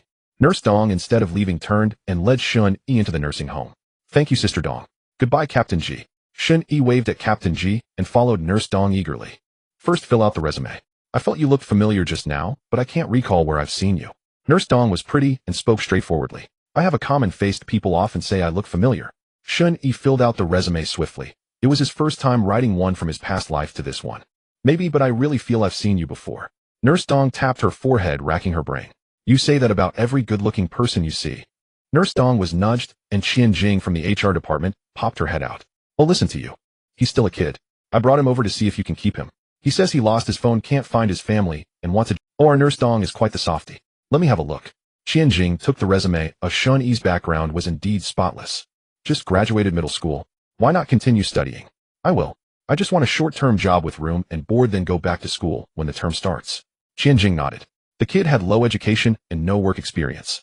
She wondered how Dong Feng brought in someone so unqualified. She pursed her lips, ready to reject Shen Yi. I remember now. I saw you on a public account. Dong Feng pulled out her phone, tapped around, and opened the provincial newspaper's feature on the high school entrance exam. There was a large photo of Shen Yi, and his story was even more touching than those of students from wealthy families who aced the exams. Everyone loves an underdog hero. Look, Jing, it's him. You said back then that if your little brother were this outstanding, you'd treat him like royalty. Qian Jing moved closer, looked at the phone photo, and scrutinized Shen Yi several times. Her gaze made Shen Yi uncomfortable. It felt like being appraised like goods. It really is you. You're not lost. Came to the provincial capital to find relatives. Shen Yi didn't want to answer and just shook his head. You can stay. We provide room and board, though the pay won't be high. Oh, I have a little brother in 5th grade. If he were half as smart as you, I'd be at ease. I don't mind. Staying here is a blessing from Sister Qian and Sister Dong. I can tutor your brother if you bring him. Oh, that would be too kind. Come on, I'll take you to finish the onboarding. Qian Jing was quite satisfied with Shen Yi's savvy attitude. She enthusiastically helped him with the paperwork, took him to the dorm, and told him to rest that afternoon and familiarize himself with the nursing home. Shen Yi set down his backpack, eager to explore, but it was nap time and most people were resting. The nursing home was vast, one of the Shen family's properties. It was divided into a high-end care area and a villa care area. The more comfortable the room, the more professional the medical team. As a temporary male nurse, he would mostly handle odd jobs. Besides the living areas, there were entertainment and scenic zones. In the scenic zone, there was a plot specifically for elderly residents to exercise and reminisce about hard times. His mother had chosen a spot there, planting various vegetables and fruits. That afternoon, Shen Yi decided to try his luck at that plot. At noon, Shen Yi tidied himself up. Looking in the mirror, he saw soft stubble on his lips, hair of moderate length, and wearing the nursing home uniform, he looked youthful and spirited, far from the wretched, self-loathing appearance of his past life. After 4 in the afternoon, more people came out for walks in the nursing home. Shen Yi smiled at passers-by, and they all returned polite smiles. Shen Yi headed to the plot. A few elderly residents were watering plants, laughing heartily at something there. Suddenly, a figure in a purple tracksuit stood up from under the bean trellis. It was his mother. Shen Yi's legs felt as if they belonged to someone else. He couldn't take a step forward. He felt a lump in his throat. He wanted to shout "Mom," but his mouth opened, and no words came out. His mouth, too, seemed to have been lent away. Shen Yi bent over, resting his hands on his knees, and wept silently. He wanted to tell his mother about the grievances had endured, his achievements, and to fall into her warm embrace again. Young man, what's wrong? An elderly man noticed Shen Yi bent over by the garden and came over in concern. The nursing home was quiet, so everyone at the plot heard him and turned to look. Shen Yi quickly wiped his tear-stained, not-streaked face with his sleeve. I'm fine, sir. Just too happy. Oh, kid, haha, youth is wonderful. When I was young, I could cry and laugh at the drop of a hat. Emotions came, and the old man laughed heartily and patted Shen Yi warmly on the shoulder. Others chimed in. Shen Yi saw the purple figure glance his way. He hurriedly turned away and followed the old man to watch some chess. Young man, I haven't seen you before. I'm new, just started today. That explains why you look unfamiliar. Don't keep looking over there. That's the villa area. You're new, so you might not know. Regular nurses aren't allowed. The old man was outgoing, perhaps feeling sorry for Shen Yi, who was about the same age as his grandson, but already working for a living. Why, sir? Villa residents stick together, and only those with certain education and experience can serve them. You're young, so you probably won't get the chance. Shen Yi felt a pang of disappointment, but quickly let it go. He was like a fresh recruit climbing the ladder step by. Do you see that lady in purple, eh? The old man pointed at Shen Yi's mother. Shen Yi inwardly bristled at the old man calling his mother an old lady. In his eyes, she wasn't old. She looked barely 40, far better than the gray-haired, listeth, decrepit folks around. That's the owner here. The group she's with are all from her circle. I hear that tracksuit of hers costs over 100,000. I wonder what it feels like to wear something so expensive. The old man smacked his lips and then fully immersed himself in watching the chess game. Shen Yi stood there forlornly for a while, then unconsciously walked to the flower bed not far from the vegetable garden. He picked up the watering can beside it and began to water the flowers, his eyes constantly darting toward where Zhuanghanshi was. Zhuanghanshi placed the green beans in her hand into the basket held by her assistant. The small basket contained many kinds of vegetables, but each type was only a small amount. Come, let's go see the flowers I've been growing. Zhuanghanshi waved to her fellow resident and walked toward the small garden. Few people ever visited Zhuanghanxi's small garden, as she always tended it herself. Today, surprisingly, a staff member was there tending the plants, which was quite unusual. Directors will go chase him away. Zhuanghanshi waved her hand and walked over herself. Shen Yi had already lowered his head, crouching down and pretending to pull weeds. Did they arrange for you to come here? Zhuanghanshi stood beside Shen Yi, slightly bent over, tilting her head to speak to him. Yes. Shen Yi hastily looked up at his mother for a moment, then lowered his head again. Stand up. I haven't seen you before. I just arrived today. Shen Yi obediently stood to the side, his hands clutching his clothes, looking very nervous. Don't be nervous. I don't have any special intentions. It's just that these flowers I've grown are rarely tended by others. I always take care of them myself. I'm sorry. No matter. The way you were watering just now won't do. There's a saying about watering flowers: see dry, see wet. When you water, water thoroughly. You have to observe this flower, whether it wants water or whether it needs fertilizer. You can't just water everything. You also need to check the moisture of the soil. Zhuanghanshi reached her hand into the flower pot, pressing and squeezing the soil with her fingers to feel its moisture. Look, this pot needs watering. A little bit of soil clung to Zhuanghanxi's index finger. She wiped it off with the handkerchief her assistant handed her, and the soil came off easily. Zhuanghanshi then put her finger into another pot, repeating the same motion. See this pot? This one should not be watered anymore. Let it bask in the sun. If you keep watering, the roots will rot soon. This time, when Zhuanghanshi pulled out her finger, it was coated with a ring of soil. Shen Yi took a wet wipe from his pocket and handed it to her. You child, you haven't said a word all this time, just listening to an old woman like me ramble on. You're not an old woman. How am I not? I'm over 60. There is no woman who doesn't enjoy being told she looks young and beautiful, especially older women. They like being told they're young even more. Then you're still not. Age is just a number for you. Oh my Xiaochang, look at this child. He may not say much, but when he does, it warms one's heart so much. Zhuanghanshi pointed at Shen Yi and nodded with a smile, speaking to Assistant Chang. Assistant Chang also smiled and nodded. Having followed Zhuanghanshi for over a decade, she could tell that directors were really liked this young man, and she thought to herself that this kid was lucky. Shen Yi quickly glanced at Assistant Chang, then looked away. Assistant Chang was his mother's longtime aide. Sometimes, she even had a say in the household affairs of the Shen family. Shen Yi picked up the watering can again, watering the pots that Zhuanghanshi said were dry, and moved the pots that she said had moist soil and needed more sunlight to a different spot. Young people are good, strong, and observant. If only Bingzheng could be like this. Zhuanghanshi watched Shen Yi being so capable and obedient, and she was absolutely delighted. Compared to her own little troublemaker at home, she was filled with worry. The Bingzheng that Zhuanghanshi mentioned was Shen Yi's nephew, the eldest son of his eldest sister Zhou Bingzheng, who was already 10 years old and a complete spoiled brat. Why do you always use only one arm to work? What's wrong with your left arm? Zhuanghanshi carefully noticed that Shen Yi basically avoided using his left hand, using his right hand for everything whenever possible. Zhuanghanshi pulled Shen Yi's left arm over. There was a long scar on his elbow, still very fresh, evidently from an injury not long ago. How did you get that on your arm? Dijar. Directors what? Shen Yi's voice was a bit unnatural when he spoke, but other than calling her directors what, he didn't know what better title suited their relationship at this moment. How did you get this injury? Zhuanghanxi's eyes were gentle with a hint of pity, which made Shen Yi's nose tingle. My foster mother pushed me down the stairs. I fell. Zhuanghanshi frowned upon hearing this. Assistant Chang also saw the scar on Shen Yi's arm, and became even more convinced that Shen Yi was deliberately approaching Director Zhua because Director Zhua had a missing young son. So that's why you're working at such a young age. Poor child. Xiao Chong have Dr. Lu check on this child later.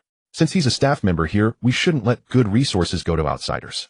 Zhua Hanshi was still holding Shen Yi's left hand.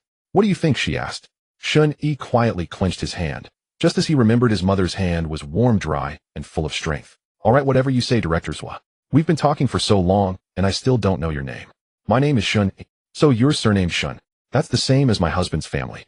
It seems you and I are indeed fated to meet. I also feel you are very kind, just like a mother. Shen Yi's voice choked as he said the word mother, unable to control his emotions. Assistant Chong rolled her eyes so hard they nearly went to the back of her head. This so-called Shen Yi was clearly doing it on purpose. He was about the same age as the missing young master was abused by his foster mother and now said, like a mother, to Director Zhua. What a scheming young man. So young and already trying to take a shortcut to skip decades of struggle. Directors with a son is about to set. Let's head back or the vegetables won't be fresh. Assistant Chong was used to these little moths that threw themselves at President Shen and Director Zhua. She thought it best to quickly take Director Zhua away. It's been a good day meeting young Shen. I've ended up staying here so long. Young Shen, come with me to my place for a bit. Let Dr. Lu take a look at you. Xiao Chong call Xiao Lu. We'll be heading back soon. Let me carry the basket for you. Shen Yi offered goodwill to Assistant Chong. No, your arm is still injured. He'll do it. Assistant Chong shifted the basket to her other hand and rolled her eyes again. Let Xiao Chong carry it. You need to take good care of injuries when you're young, or they'll leave lingering problems when you're old. Look at me. I didn't take care of my knees when I was young, and now I get leg pain after walking just a little while. Then let me support you. Shen Yi used his right hand to hold Zhua Heng's arm. All right, let's go. Assistant Chong followed behind at a distance, sometimes grinning, sometimes frowning, muttering quietly to herself. When she got back, she would have to call Xiao Shenzong to report this so that directors wouldn't fall for this swindler's tricks. Shen Yi sat in Zhua Heng's parlor, allowing Dr. Lu to examine his arm. President Zhua Xiaoshen's arm is healing well. Just keep up the current regimen. However, as the saying goes, a broken bone takes 100 days to mend. They'll prescribe some calcium supplements for him to take home. He's young and still growing fast. Dr. Lu finished his examination and packed up his tools. He was a member of Zhua Heng's medical team specializing in surgery. That's good. Give him some scar removal medication as well. A spirited young man like him shouldn't be left with scars that might prevent him from joining the military in the future. Zhua Hanshi came from a military family. Her maiden family was deeply rooted in the armed forces, so whenever she saw a promising young man, she felt he should serve his country. Of course, President Zhua. They'll have Xiao Shen come to my office to pick up the medicine later. Then I'll take my leave. All right, I won't keep you any longer. Dr. Lu politely departed, leaving behind his office number and work phone. President Zhua, thank you. I've taken up so much of your time. I should be going too. It's no trouble. It's been a while since I've had a young person to chat with. Stay put and have a meal with me. Shen Yi, of course, was more than willing. He was desperate for an excuse to stay in this villa. Then he'll be intruding. Don't call me President Zhua. Call me Aunt Zhua. Judging by your work uniform, you're a caregiver, aren't you? Aunt Zhua, I came to apply for a caregiver position. A caregiver just quit, and am filling in temporarily. Zhua Hanshi waved her hand dismissively. That won't do. With your arm, you can't lift heavy objects or do strenuous work. When Xiao Chong finishes cooking, I'll have her find a more suitable position for you and transfer you. Thank you, Aunt Zhua. Since you know my situation, why don't you just send me away? Why would I send you away? Because your arm is injured and you can't do heavy labor. Zhua Heng's gaze was always gentle yet resolute. Shen Yi couldn't bring himself to lie to her. He nodded. You're a child with injuries and you're young to be working. You must have encountered some difficulty. No one's life is smooth sailing all the way. So when we see others in distress, offering a helping hand is an act of kindness. Aunt Zhua, you are truly kind. Zhua Hanshi smiled and gave Shen Yi a mock glare, then picked up a lychee from the coffee table and invited him to. My life has been mostly smooth sailing except for one thing. 13 years ago, I lost a child. That has been the greatest hardship of my life. When Shen Yi heard Zhua Hanshi voluntarily bring up the past and his own origins, his hand froze while peeling a lychee. Juice splashed onto his face, and he hurriedly grabbed a napkin to wipe it off. Come to think of it, if that child were still alive, he would be nearly 16 this year. I wonder where he is now. Zhua Hanshi wiped her hands and looked at Shen Yi with a distant gaze, as if searching his face for that child, unaware that she was looking directly at the very child from those years ago. Have you ever looked for him? Yes. I mobilized the resources of the Zhua family and the Shen family, but it was as if that child had vanished without a trace. No matter how hard I searched, I couldn't find him. They said if you can't find someone, it's likely they're dead. But I've always felt that child is still alive. The lychee juice was rich, sweet, and smooth, filling Shen Yi's mouth and his heart. If President Zhua, dinner is ready. Assistant Chong interrupted their conversation, smiling as she helped Zhua Hanshi to the dining room. On the table were 3 dishes: cucumber and diced lotus root, stir-fried green beans, and tomato with eggplant. Zhuanghanshi ate simply and cleanly. Her health was not good, so she needed to maintain a clean, regular diet year-round. At my age, I eat simply. If I had known I'd have a guest today, I would have had them prepare some meat dishes. For now, you'll have to make do with a vegetarian meal. Why do you always eat vegetarian? After I lost that child, I started eating vegetarian and reciting Buddhist scriptures, hoping that the child would be adopted by a good family. I don't ask for wealth or status, just that he lives a steady, peaceful life. Shen Yi held his bowl and ate in silence. He had been stolen from the Shen family by Lu Hui on the orders of Shen Yi. If his mother knew, he couldn't imagine how heartbroken she would be. Don't just eat rice. Is the food too bland? No appetite. Xiaochang, go to the staff cafeteria and pack a few meat dishes to bring back. And so it's not that I don't have an appetite. I was thinking about what you said. Do all mothers in the world feel this way?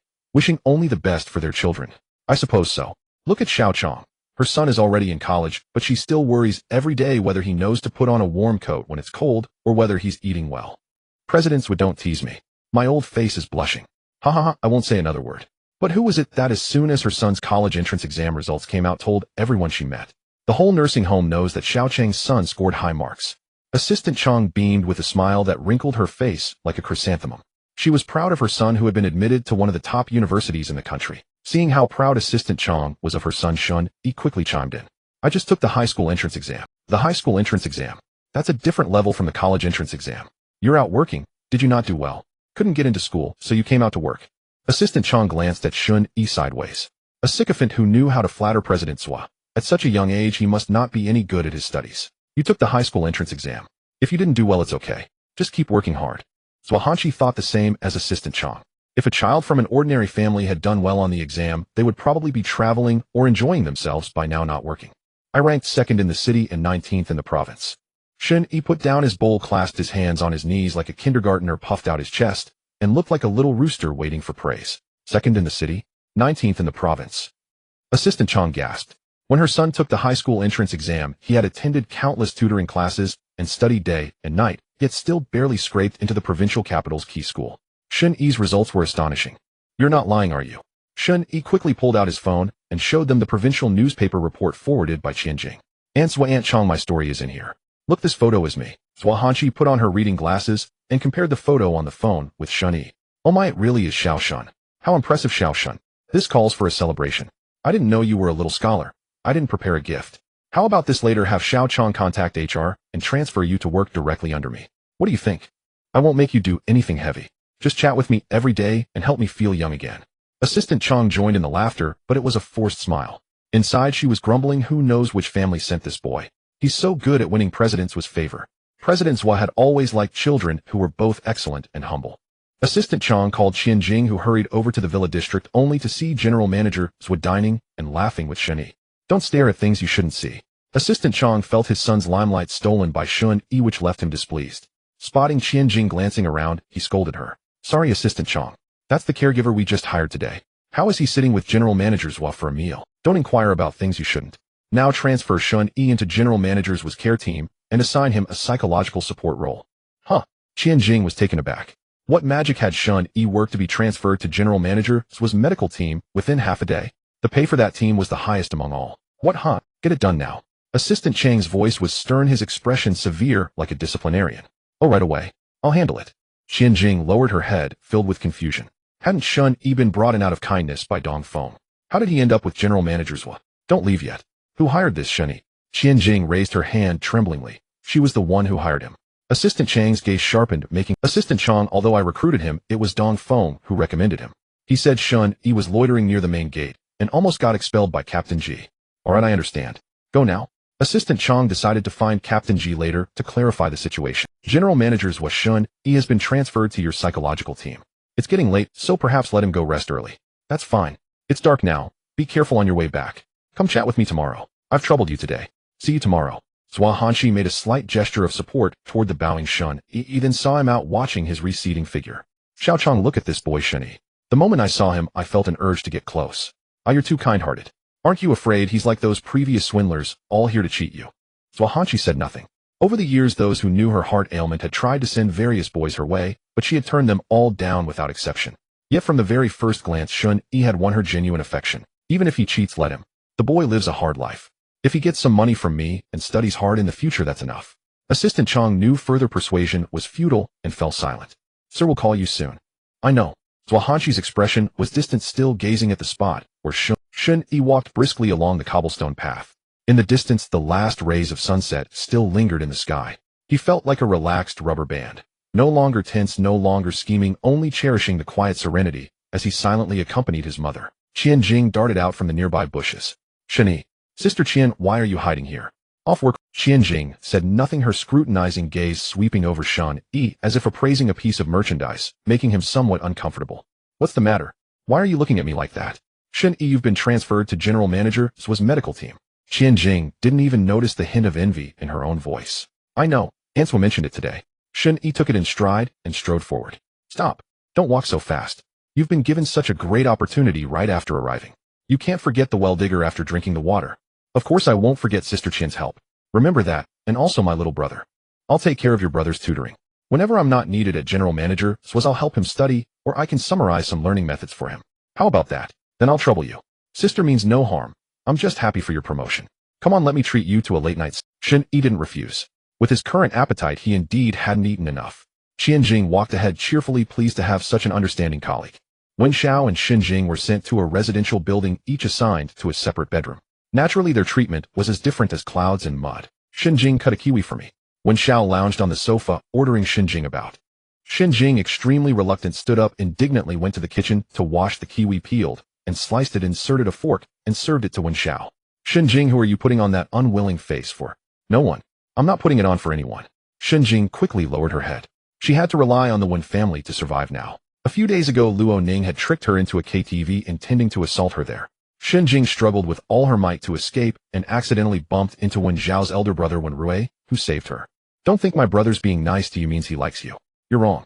Wen Xiao knew her brother well. Outwardly a gentleman, but a wolf in sheep's clothing who secretly fancied underage girls. She had no intention of warning Shen Jing, just wanted to see how long Shen Jing could ride on her looks. Change the dressing on my leg. It's broken because of you. Wen Zhao's father had severely punished her for the party incident, breaking one of her legs, which still couldn't bear weight. Shen Jing gently removed the plaster cast. When she accidentally brushed against Wen Zhao's ankle, Wen Xiao kicked her to the ground. Just then Wen Zhao's elder brother Wen Rui entered. Xiao, what are you doing? Shen Jing isn't your slave. Wen Rui carefully helped Shen Jing, who was lying on the ground with tears in her eyes, up. Wen Xiao couldn't stand Shen Jing's White Lotus act and fiddled with her phone. I'm talking to you. Wen Rui was displeased by her indifference. What's there to say? Just change the dressing quickly. Wen Xiao angrily threw her phone onto the sofa and cried. Wen Rui gently stroked Shen Jing's hair, signaling her to go change Wen Zhao's dressing. Shen Jing meekly complied, while Wen Rui went to his room to change clothes. Shen Jing stopped that pitiful act. It's disgusting. Afraid of Wen Rui's presence, Shen Jing kept her expression neutral and quietly crouched to change the dressing. Clumsy and rough. I really don't know why I ever befriended someone like you. It lowers my standards. Know your place now. You're my maid. Wen Xiao held her chin high. The heaviest punishment she had ever suffered was because of Shen Jing. How could she not be furious? As for Wen Rui, that fool would eventually ruin himself. Wen Xiao held her chin high, fully aware that besides studying in the provincial capital, she had other missions. From childhood, she had learned self-respect and caution, making no mistakes, so that her father could sell her at a high price for a better future. The heaviest punishment she had ever suffered was because of Shen Jing. How could she not be furious? As for Wen Rui, that fool would eventually ruin himself. Shen Yi went a doctor. Lu to get the ointment. Dr. Liu's attitude towards him was indifferent. She placed the ointment on the table, turned around to organize her belongings, as if unwilling to pay him any attention. Shen Yi held the medicine, feeling warmth in his heart. It was a gift from his mother. He applied it carefully to his wounds, which felt warm, as if his mother's hand were gently caressing him. Zhuahanqi listened quietly as Shen Pei routinely asked about her health and whom she had met today. After hesitating for a long while, she finally told Shen Pei about meeting Shen Yi. I made a young friend today. A young friend. Most residents in the sanatorium are middle-aged or elderly. Is he a new employee? Yes, he's only 16, just old enough to work. That's truly a blossoming age. It's good to have a child to keep you company. Not a girl, a boy. Shen Pei's breath caught on the other end of the line. He knew his wife still couldn't forget the child. Hanshi, it's been over a decade. You should let go. Besides, that child was never meant to be born into this world. Zhuahanqi closed her eyes in despair. Every time Shen Pei brought this up, he urged her to give up. But how could— Don't say any more. You're ruining my mood for meeting friends today. Over the years, how many children have been sent by those who know your weakness? But none of them are him. Given the influence of our two families, if we still can't find him after all these years, the child is most likely dead. Shen Pei. Hang up the phone. I'm doing fine here in the sanatorium, don't worry about me. Zhuhanqi hung up first. Only her tightly clenched fists betrayed her anger. Zhuhanqi took out a box from the left side of her desk. The box was filled with photos of her, and that child yellowed with age. She gently traced the images on the photos. Doubty, you must still be alive. Wait for me to find you. Little did Zhuhanqi know that the child she had been desperately searching for had already come to her. Right now Shen Yi was blocked in the corridor by Dong Feng and couldn't leave. Sister Dong, is something the matter? The way you're staring at me. I'm scared. Dong Feng was naturally alluring with a pair of large fox-like eyes that seemed as if they could suck away Shen Yi's soul. Shen Yi, I misjudged you today. You're just like those sycophantic little people. Dong Feng planted her hands on her hips and pointed a finger at Shen Yi, almost poking his face. No, Sister Dong, listen to my explanation. Explain what? What do you have to explain to me? If you can climb the social ladder, that's your own ability. I was just blind to have picked you up. Though Dong Feng said she didn't care, she actually felt quite upset. She had brought Shen Yi in, and within half a day, he had already wormed his way to Director Zhua. Unlike Qianjing, who was a social butterfly, Dong Feng believed in living uprightly. Sister Dong, you really misunderstood me. I accidentally wandered into Director Zhua's garden today, so I started chatting with her, and later she transferred me over. I'm not lying, I swear. Shen Yi hastily raised his right hand, joining 3 fingers together. Dong Feng recalled Director Zhua's garden. It was their fault for not explaining clearly to Shen Yi. Director Zhua usually didn't let others touch her things, as she did everything herself. Thinking of this, Dong Feng felt a bit better, but she still had doubts about Shen Yi. You really don't know that Directors will lie? Of course I don't know. I only arrived in the provincial capital at noon, took the bus to the last stop, and found this place randomly. I didn't know a single person. It was Sister Dong who kindly brought me in, otherwise I'd be sleeping under a bridge tonight. Shen Yi spoke with such sincerity that he even put on a pitiful homeless look, making Dong Feng laugh. Of course he knew Director Zhua had lost a child. He was that lost child. Do you all know about this? Shen Yi was curious if everyone knew about it. Of course we know. Director Zhua has never hidden it. She even asks everyone to help look out for children of a similar age and bring them to her. Speaking of which, Director Zhua is quite pitiful. Hey Shen Yi, you're about the same age as the child she mentioned. That child couldn't be you, could it? Shen Yi nodded secretly. Dong Feng had hit the truth, but it probably isn't you. I heard that child was just over 15 and you're already over 16. The ages don't match. If it were you, then I'd be greatly rewarded by Director Zhua for picking you up, promotion, and raise. Let my job be just drinking tea and reading newspapers just like that assistant Chong. Shen Yi rubbed his nose. Since the child was lost, wouldn't it be normal for the age to be off by a year or so on a fake household registration? You envy Assistant Chang's job. Shen Yi actually didn't like Assistant Chong much, but his mother liked her. Director Zhua is modest and gentle, she does many things herself. Assistant Chang's status is like a nineth, a 70-year-old, one under the top above 10,000 wielding great power. To us lowly workers, she's always bossing us around. Dong Feng pouted with a conflicted expression. Although Assistant Chong was two-faced, Dong Feng still wished she could have that kind of power someday. Stop dreaming, Sister Dong. Take your night shift well today. Shen Yi stepped around Dong Feng, who gave him a light slap, and he went back to his room with a grin. He briefly reported the day's events to Yu Yu and Ruan Zhao, then settled down to sleep soundly. Lu Hui, having obtained a suspended sentence with a letter of forgiveness, hurried home after being released from prison. The house was desolate, clearly unoccupied for a long time. Lu Hui charged her phone and quickly dialed Xinjing's number. The phone rang and rang, but no one answered. Lu Hui's heart felt as if it were being fried over fire. She called from noon till evening. Just as Lu Hui was about to call the police, the line connected. Jingjing, where are you? Lu Hui's voice was so urgent, it was trembling with tears. Mom, you're out. Great, come to the provincial capital to pick me up. I'm at. Before Xinjing could finish, Lu Hui heard a burst of harsh noise. When she put the phone back to her ear, the call had been disconnected. When she called again, it was switched off. Lu Hui had only heard the words, provincial capital. She would go to the provincial capital too. Lu Hui dialed another number. A lazy voice answered on the other end. Hello, President Shen, it's me, Lu Hui. You still dare to call me? President Shen, he should have gone to the provincial capital. Last time he came to see me, he made a phone call mentioning something about the provincial capital. He must be there. The other end was silent. You fool, you finally provided some useful information. The call ended. Lu Hui packed up all the valuables in the house and took Xinjun's card to the bank. Shen Yi rose early the next morning. After breakfast, he paced back and forth, glancing at his watch, unsure of the appropriate time to visit Zhuhanqi. He happened to spot Dr. Lu having breakfast in the staff cafeteria. Dr. Lu, good morning. Do you remember me? Dr. Lu glanced up briefly at Shen Yi, then set down his chopsticks. Oh, Mr. Shen, I remember. Please have a seat. Dr. Liu's sudden warmth caught Shen Yi off guard, given that last night he had been rather indifferent. Yet today he invited him to sit. Dr. Lu, just call me Xiao Shen. Alright, I'm a few years older, so we'll take the liberty of calling you Xiao Shen. Is there something you need? Dr. Lu wore a humble smile, but his eyes behind the glasses were veiled, hiding his true emotions. Well, I was wondering what time would be appropriate to see President Zhua. Oh, Xiaoshen, you've just joined our team, so you're not fully aware of the rules yet. President Zhua's daily care and checkups are handled by Dr. Song, who lives next to her villa. The rest of the doctors are only summoned when President Zhua needs them, and Assistant Chong will call them. As Dr. Lu spoke, he pulled out a phone. This is President Zhua's dedicated line. Every member of her team has one of these phones. Shen Yi had only been transferred to Zhua Hanx's medical team the previous night. His name was on the roster, but nothing else had been provided. Perhaps you joined late or Assistant Chong forgot. These phones are all distributed by Assistant Chong. Dr. Lu, feeling he had been thorough, lowered his head and resumed his breakfast. Shen Yi walked out of the cafeteria dejected. Without calling, he couldn't casually disturb his mother. But yesterday she had told him to come today. He decided he had to take the initiative and also ask about the phone from Assistant Chong. Zhua Hanxi had argued with Shen Pei the night before and slept poorly. She woke up with a headache, ate little breakfast, and was still lying in bed. Shen Yi rang the doorbell. Assistant Chong opened the door, glaring at him. Don't you know the rules? If President Zhua hasn't called for you, don't just come over. Such bad manners. Go on, get lost. Assistant Chong slammed the door, nearly hitting Shen Yi's nose. Shen Yi touched his nose, but stood at the door, unwilling to leave. He saw Dr. Song hurrying from the backyard with a heavy medical bag. Dr. Song, let me carry that for you. Shen Yi, feeling perceptive, reached for the bag. Song Chan didn't think much of it. Seeing Shen Yi in his work uniform at the door, she assumed President Zhua had called him. The doorbell rang again. I told you need to leave. Oh, Dr. Song, come in quickly. Assistant Chong was about to shoo Shen Yi away, but saw Dr. Song at the front. She immediately let her in, and Shen Yi followed, carrying the bag. What are you following for? Give the bag to Dr. Song. Assistant Chong was thoroughly displeased with Shen Yi. The bag is too heavy. They'll carry it up for Dr. Song, and then come down. Shen Yi held tightly to the strap of the medical bag, afraid Assistant Chong would snatch it away. Assistant Chong glanced at the petite Dr. Song, then at the large medical bag.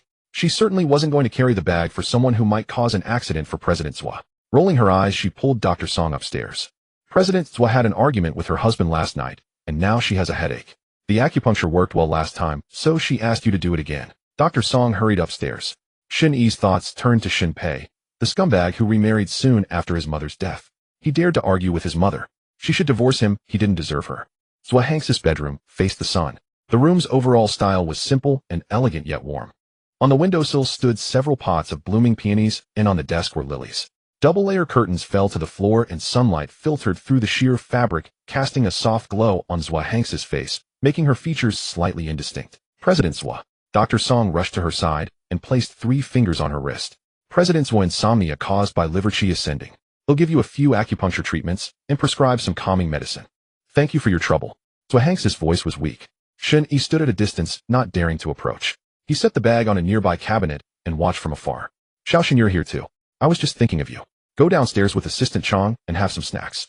Come back up in a while. Shen Yi nodded, looking back repeatedly as he descended the stairs. President Zhua can't see you, so stop pretending to be devoted. Assistant Chong, already irritated by Shen Yi's dawdling, said as she walked down the stairs. She had soup simmering in the kitchen and hurried off, leaving Shen Yi behind. Shen Yi stopped on the stairs and sat quietly waiting. If his mother called for him, he would be right at the door. About half an hour later, Dr. Song emerged from the room, looking exhausted. Dr. Song, how is? Dr. Song studied Shen Yi curiously. From Assistant Chang's attitude, it was clear she didn't like this boy, but he genuinely cared about President Zhua. President Zhua is much better. I've just finished the acupuncture. She wants to be alone for a while. Go downstairs and sit. President Zhua is strong-willed. She bears all hardships on her own. So don't disturb her. Shen Yi only heard that she bore all hardships alone. His heart ached terribly. He had to go to his mother now. She had him. She didn't have to endure silently. Shen Yi dashed to the door and knocked. Dr. Song didn't have time to stop him and sighed, going downstairs to prepare the medicine. Come in. Zhua Hanxi was half-laying in bed. Around this time she usually had her health tonic. She saw Shen Yi peek his head and looking troubled. Xiaoshen, come in. Zhua Hanxi didn't know why, but seeing Shen Yi made her happy from the bottom of her heart, and her headache eased. President Zhua, am I disturbing you? Shen Yi lowered his head, sheepishly fidgeting with the hem of his clothes. I'm too quiet. Seeing a young man like you brings me joy. Go get a stool and sit here. Keep me company for a while. If I talk too loud, my head hurts. Shen Yi obediently brought a stool and sat on it backward, straddling it. He had always liked sitting like that since childhood. Though improper, it was comfortable. Your sitting posture is quite peculiar. Just like Daodu. When Daodu was little, he also liked to sit backward on a stool, saying he was a general riding a horse in a battle. Zhua Hanxi looked at Shen Yi and smiled happily. Shen Yi felt as if a bullet had struck his mind. The nickname, Daodu, traveled through the air, striking his eardrums, then traveled to his brain. There were vague fragments in his mind, each accompanied by a gentle voice. Dowdy, you're amazing. Dowdy, slow down. Dowdy, go to sleep. Those fragments were like puzzle pieces slowly fitting together into a complete film reel. That was Shen Yi's childhood memory. As a young child, he had clung to Zhuanghanshi all day long. The Zhuanghanshi of then gradually merged with the one before him now. Dowdy. Shen Yi's thoughts returned. The word felt as heavy as 1,000 pounds, hard to push past his lips. That's the nickname of the child I lost. I hoped he would be like a little pouch filled with joy and happiness. Does he have a formal name? Shen Yi struggled to calm his emotions, his heart pounding, as if it might leap out of his chest. He did, but I never got to tell him. He disappeared before I could. Zhuanghanxi's eyes dimmed with sorrow, but seeing Shen Yi's expectant gaze, she continued. His formal name is Shun Anren. In the quiet of time, step by step you shall find peace. Shen Yi suddenly grasped Zhuanghanxi's hand. President Zhua, if that child could know, he would be overjoyed to have some. Zhuanghanshi patted his folded arm. Young people always struggled to contain their intense emotions. His eyes were already red and the corners of his mouth twitched involuntarily. What's wrong? Did I touch a sensitive spot? I'm sorry, I forgot your adoptive parents treated you poorly. President Zhua Anren always had a pure, contented spirit. You must have wished for him to live a peaceful life, forever enjoying tranquility and serenity. You're right. Now I just hope he lives in peace, safe and free from harm, even if he's not by my side. Assistant Chong happened to knock on the door. It was time for President Zhua's daily health tonic.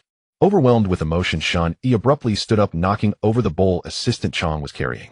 The bowl shattered on the floor, spilling the tonic all over Shen Yi's shirt. Oh dear, why are you so careless? You've spilled President Zhua's medicine. Assistant Chong fumed. Nothing about this. Shen Yi had pleased her since he arrived. It's fine. I drink it every day. My mouth is already bitter. Take Shen Yi to check if he's been scalded and find him some clothes. Assistant Chong reluctantly went downstairs to fetch clothes.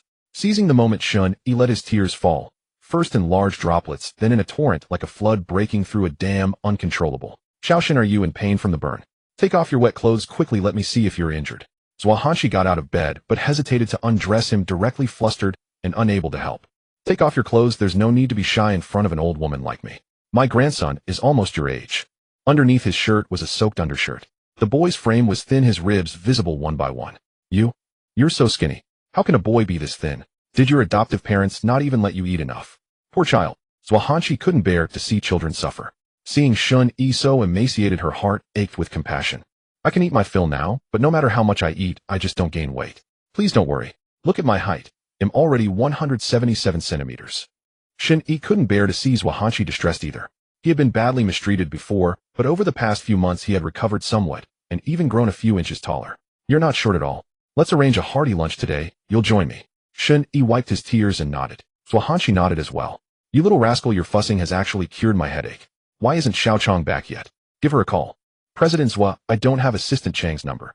Shen Yi indicated he wasn't trying to tattle. The boss herself asked, and he couldn't lie to her. She didn't give you a dedicated phone. Though phrased as a question, Zhuanghanshi was certain in her mind. This Xiao Chong was showing her discontent. Assistant Chong dawdled back with a set of clothes.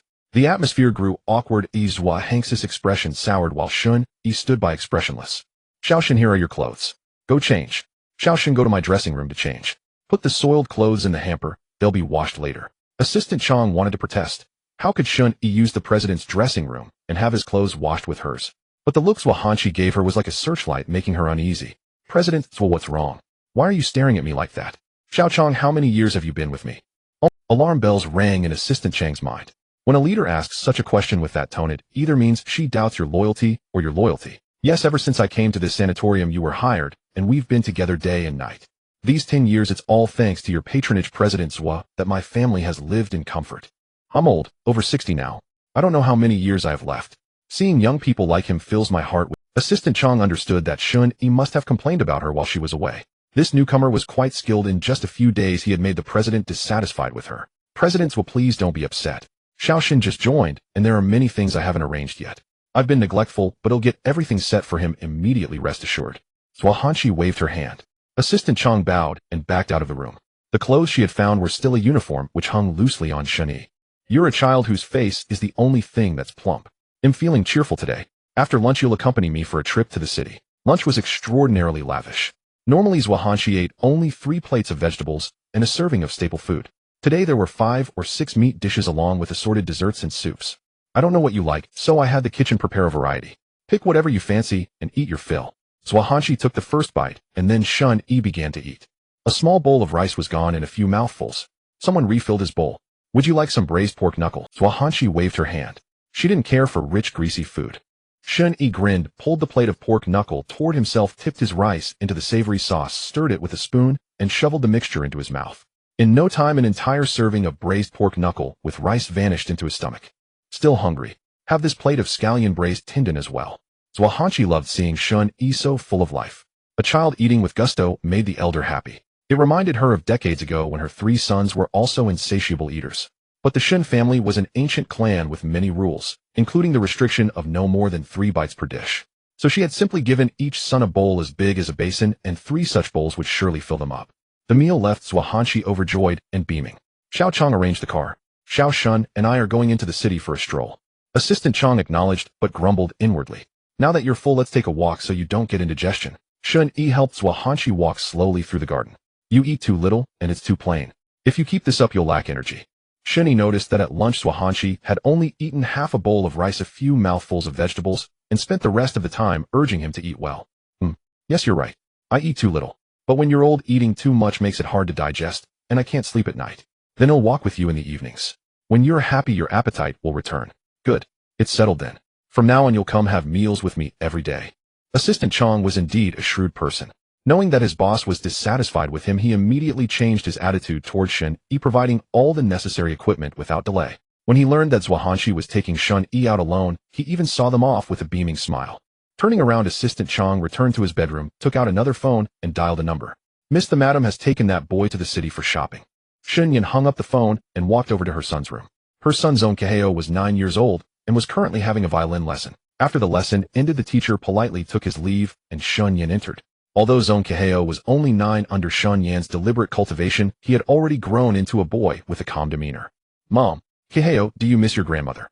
Upon hearing the word grandmother, Zong Keheo's eyes lit up like stars, but a glance at his mother's indifferent face made him quickly rein in his emotions. Mom, I miss Grandma, but I haven't finished my lessons yet. Shen Yin nodded with satisfaction. Her son was the eldest grandson of the Zong family. He must embody the demeanor of an eldest grandson. Only by remembering his identity could he become the future head of the Zong family. You haven't had a single day off since summer vacation started. He'll send you to Grandma's place for a few days. Go pack. Upon hearing that he could go to Grandma's, Zong Keheo lowered his head, unable to suppress the corners of his mouth from rising. At 9 years old, what mature temperament could a child have? What occupied his mind most were eating, drinking, and having fun. Zong Keheo immediately called his nanny over to help him pack, then opened his little treasure chest to find his tiny treasures to share with Grandma. Shen Yin, dressed in proper attire, took Zong Keheo to the Shen family shopping mall. At that moment, Shen Yi was acting as a model, trying on clothes one after another, while Zhuanghanshi sat on the sofa directing the salesgirl to pick out clothes she deemed suitable. Wrap up those few pieces. How many colors does the one he's trying on now come in? Pick 2 youthful colors and wrap them up too. Madam's, well, that's too generous. I only need a couple of changes. Nonsense. I asked you to change into casual clothes, and yours were worse than a uniform. When I buy something for you, just take it, and don't make me unhappy. Let's go buy some shoes. Your canvas shoes are all worn white. Shopping was indeed a woman's recharge station. Zhuanghanshi no longer felt unwell, and her legs were full of energy. Shen Yi followed behind, carrying bags while she walked ahead cheerfully. Madam, are you tired? Let me treat you to some milk tea. Zhuanghanshi had never drunk milk tea before. When younger family members visited her, they never brought it, but since it was said to be a young people's thing, she was willing to try. All right, you treat me to milk tea. Shen Yi handed all the bags to the bodyguard to take to the car and led Zhuanghanshi to a milk tea shop on the first floor. What flavor would you like? The dazzling array of milk tea options made Zhuanghanxi's eyes blur. She squinted but couldn't make out what was written. Choose for me. Pick whatever young people like best. Zhuanghanshi sat contentedly in the booth. This was a novel experience for her. When she was young, she had been busy with her career, and there was no such thing as milk tea. Back then they drank tea or plain water. Shen Yin took her son up by the VIP elevator.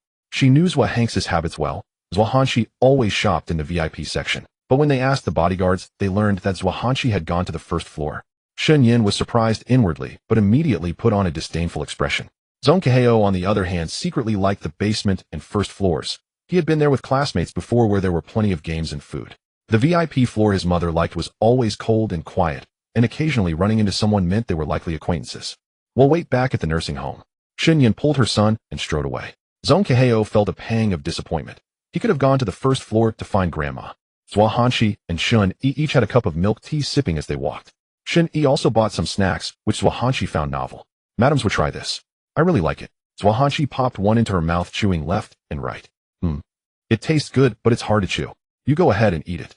Zhuanghanqi took another sip of milk tea. The pearls and fruit bits flowed through the straw into her mouth. She chewed left and right. Young people really have good teeth. I can't seem to chew any of these. Shen Yi watched Zhuanghanqi keep chewing and laughed so hard his whole body shook. Madams, those are meant to be swallowed whole. Even we can't chew them. Oh, I thought it was just me. Zhuanghanqi had put together several outfits for Shen Yi. Seeing that Shen Yi was increasingly reluctant, she didn't push further, and the two headed back home. When they entered the villa, Shen Yi and her son stood up to greet Zhuanghanqi. Mom Kaheo said he missed you, so I brought him over without calling ahead. Grandma. Zone Kaheo finally acted like a child, throwing himself into Zhuanghanqi's arms. Let me see, my darling has grown. You're up to my chin now. Zhuanghanqi hugged her grandson with fondness. Shen Yi's gaze was filled with curiosity as he looked at Shen Yi, who likewise sized him up with undisguised contempt. Shen Yi blinked and switched his expression to one of pure delight. Shen Yi was somewhat displeased that he had withdrawn from the staring contest first, and her eyes glinted with malice. Mom, why is that staff member still here? Assistant Chong, how did such an imprudent employee get hired? Send him away immediately. Zhuanghanqi particularly disliked her elder daughter's arrogant demeanor. I asked him to stay with me. If you have something to do, you can leave. Kaheo will stay with me for a few days. Zhuanghanqi's tone toward her daughter was icy, but toward her grandson, it was full of tenderness. Kaheo, would you like this big brother to stay and play with you? Zone Kaheo nodded obediently. From the moment they got in the car, his mother had been instructing him that there was a new person by Grandma's side, someone who would take away Grandma's love for him. He must remember this person's every word and action and report to his mother in detail every day. Mom, I just got here, and you're already sending me away. You won't even keep me for dinner. Shen Yi felt a bit aggrieved by her mother's coldness. Suit yourself. Zhuanghanqi warmly took Kaheo and Shen Yi by the hand and led them into the house. Dinner was a rare, lively affair. The four sat around the table with Zhuanghanqi's face turned to the right, her lips curved in a gentle smile. You're both growing. You need to eat plenty. On the left sat Shen Yi alone, sulking with her bowl in hand. Shen Yi knew that Zhuanghanqi loved to see people full of vitality, so he began eating without pickiness. That afternoon, Zhuanghanqi had even bought him a bowl that was only slightly smaller than a basin. Your table manners are atrocious, mixing all the food and sauces together, ruining the cuisine.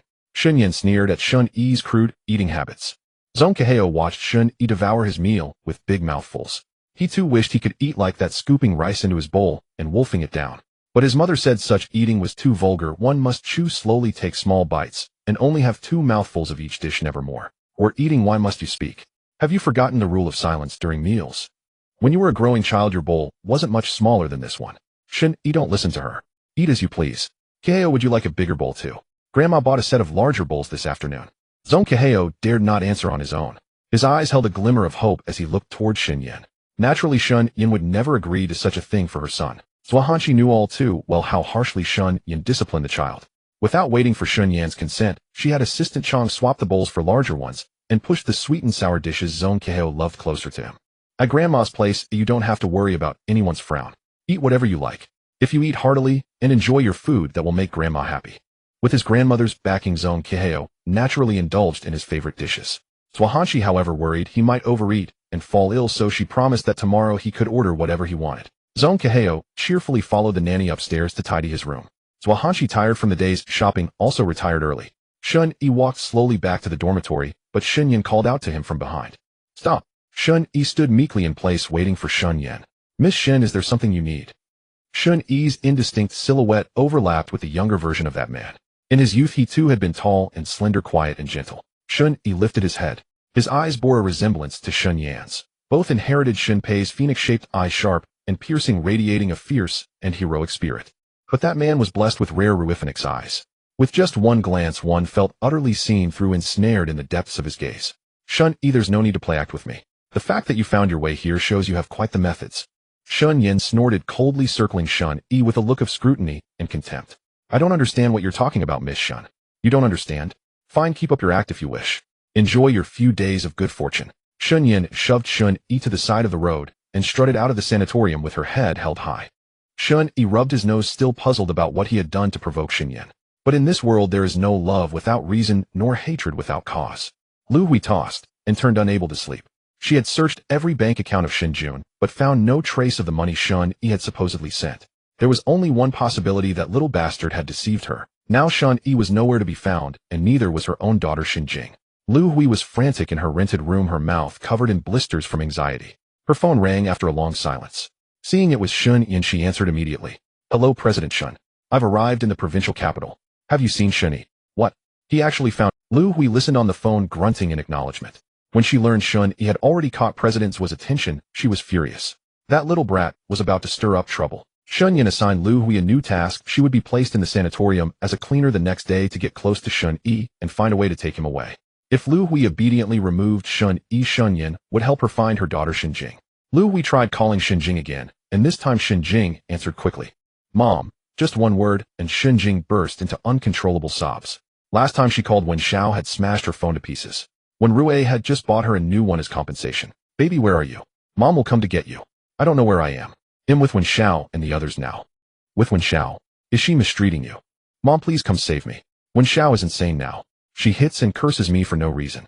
If I resist, she has her bodyguards beat me. Last time you called, she burst in and smashed the phone. Mom, I'm so scared. She's like a lunatic. My dear daughter, Mom, is in the provincial capital now. I've begged someone to find you. Wait for Mom.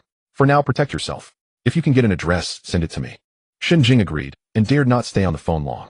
Wen Rui was home today, so Wen Xiao was acting normal. But when Wen Rui was away, Wen Xiao was terrifyingly unhinged.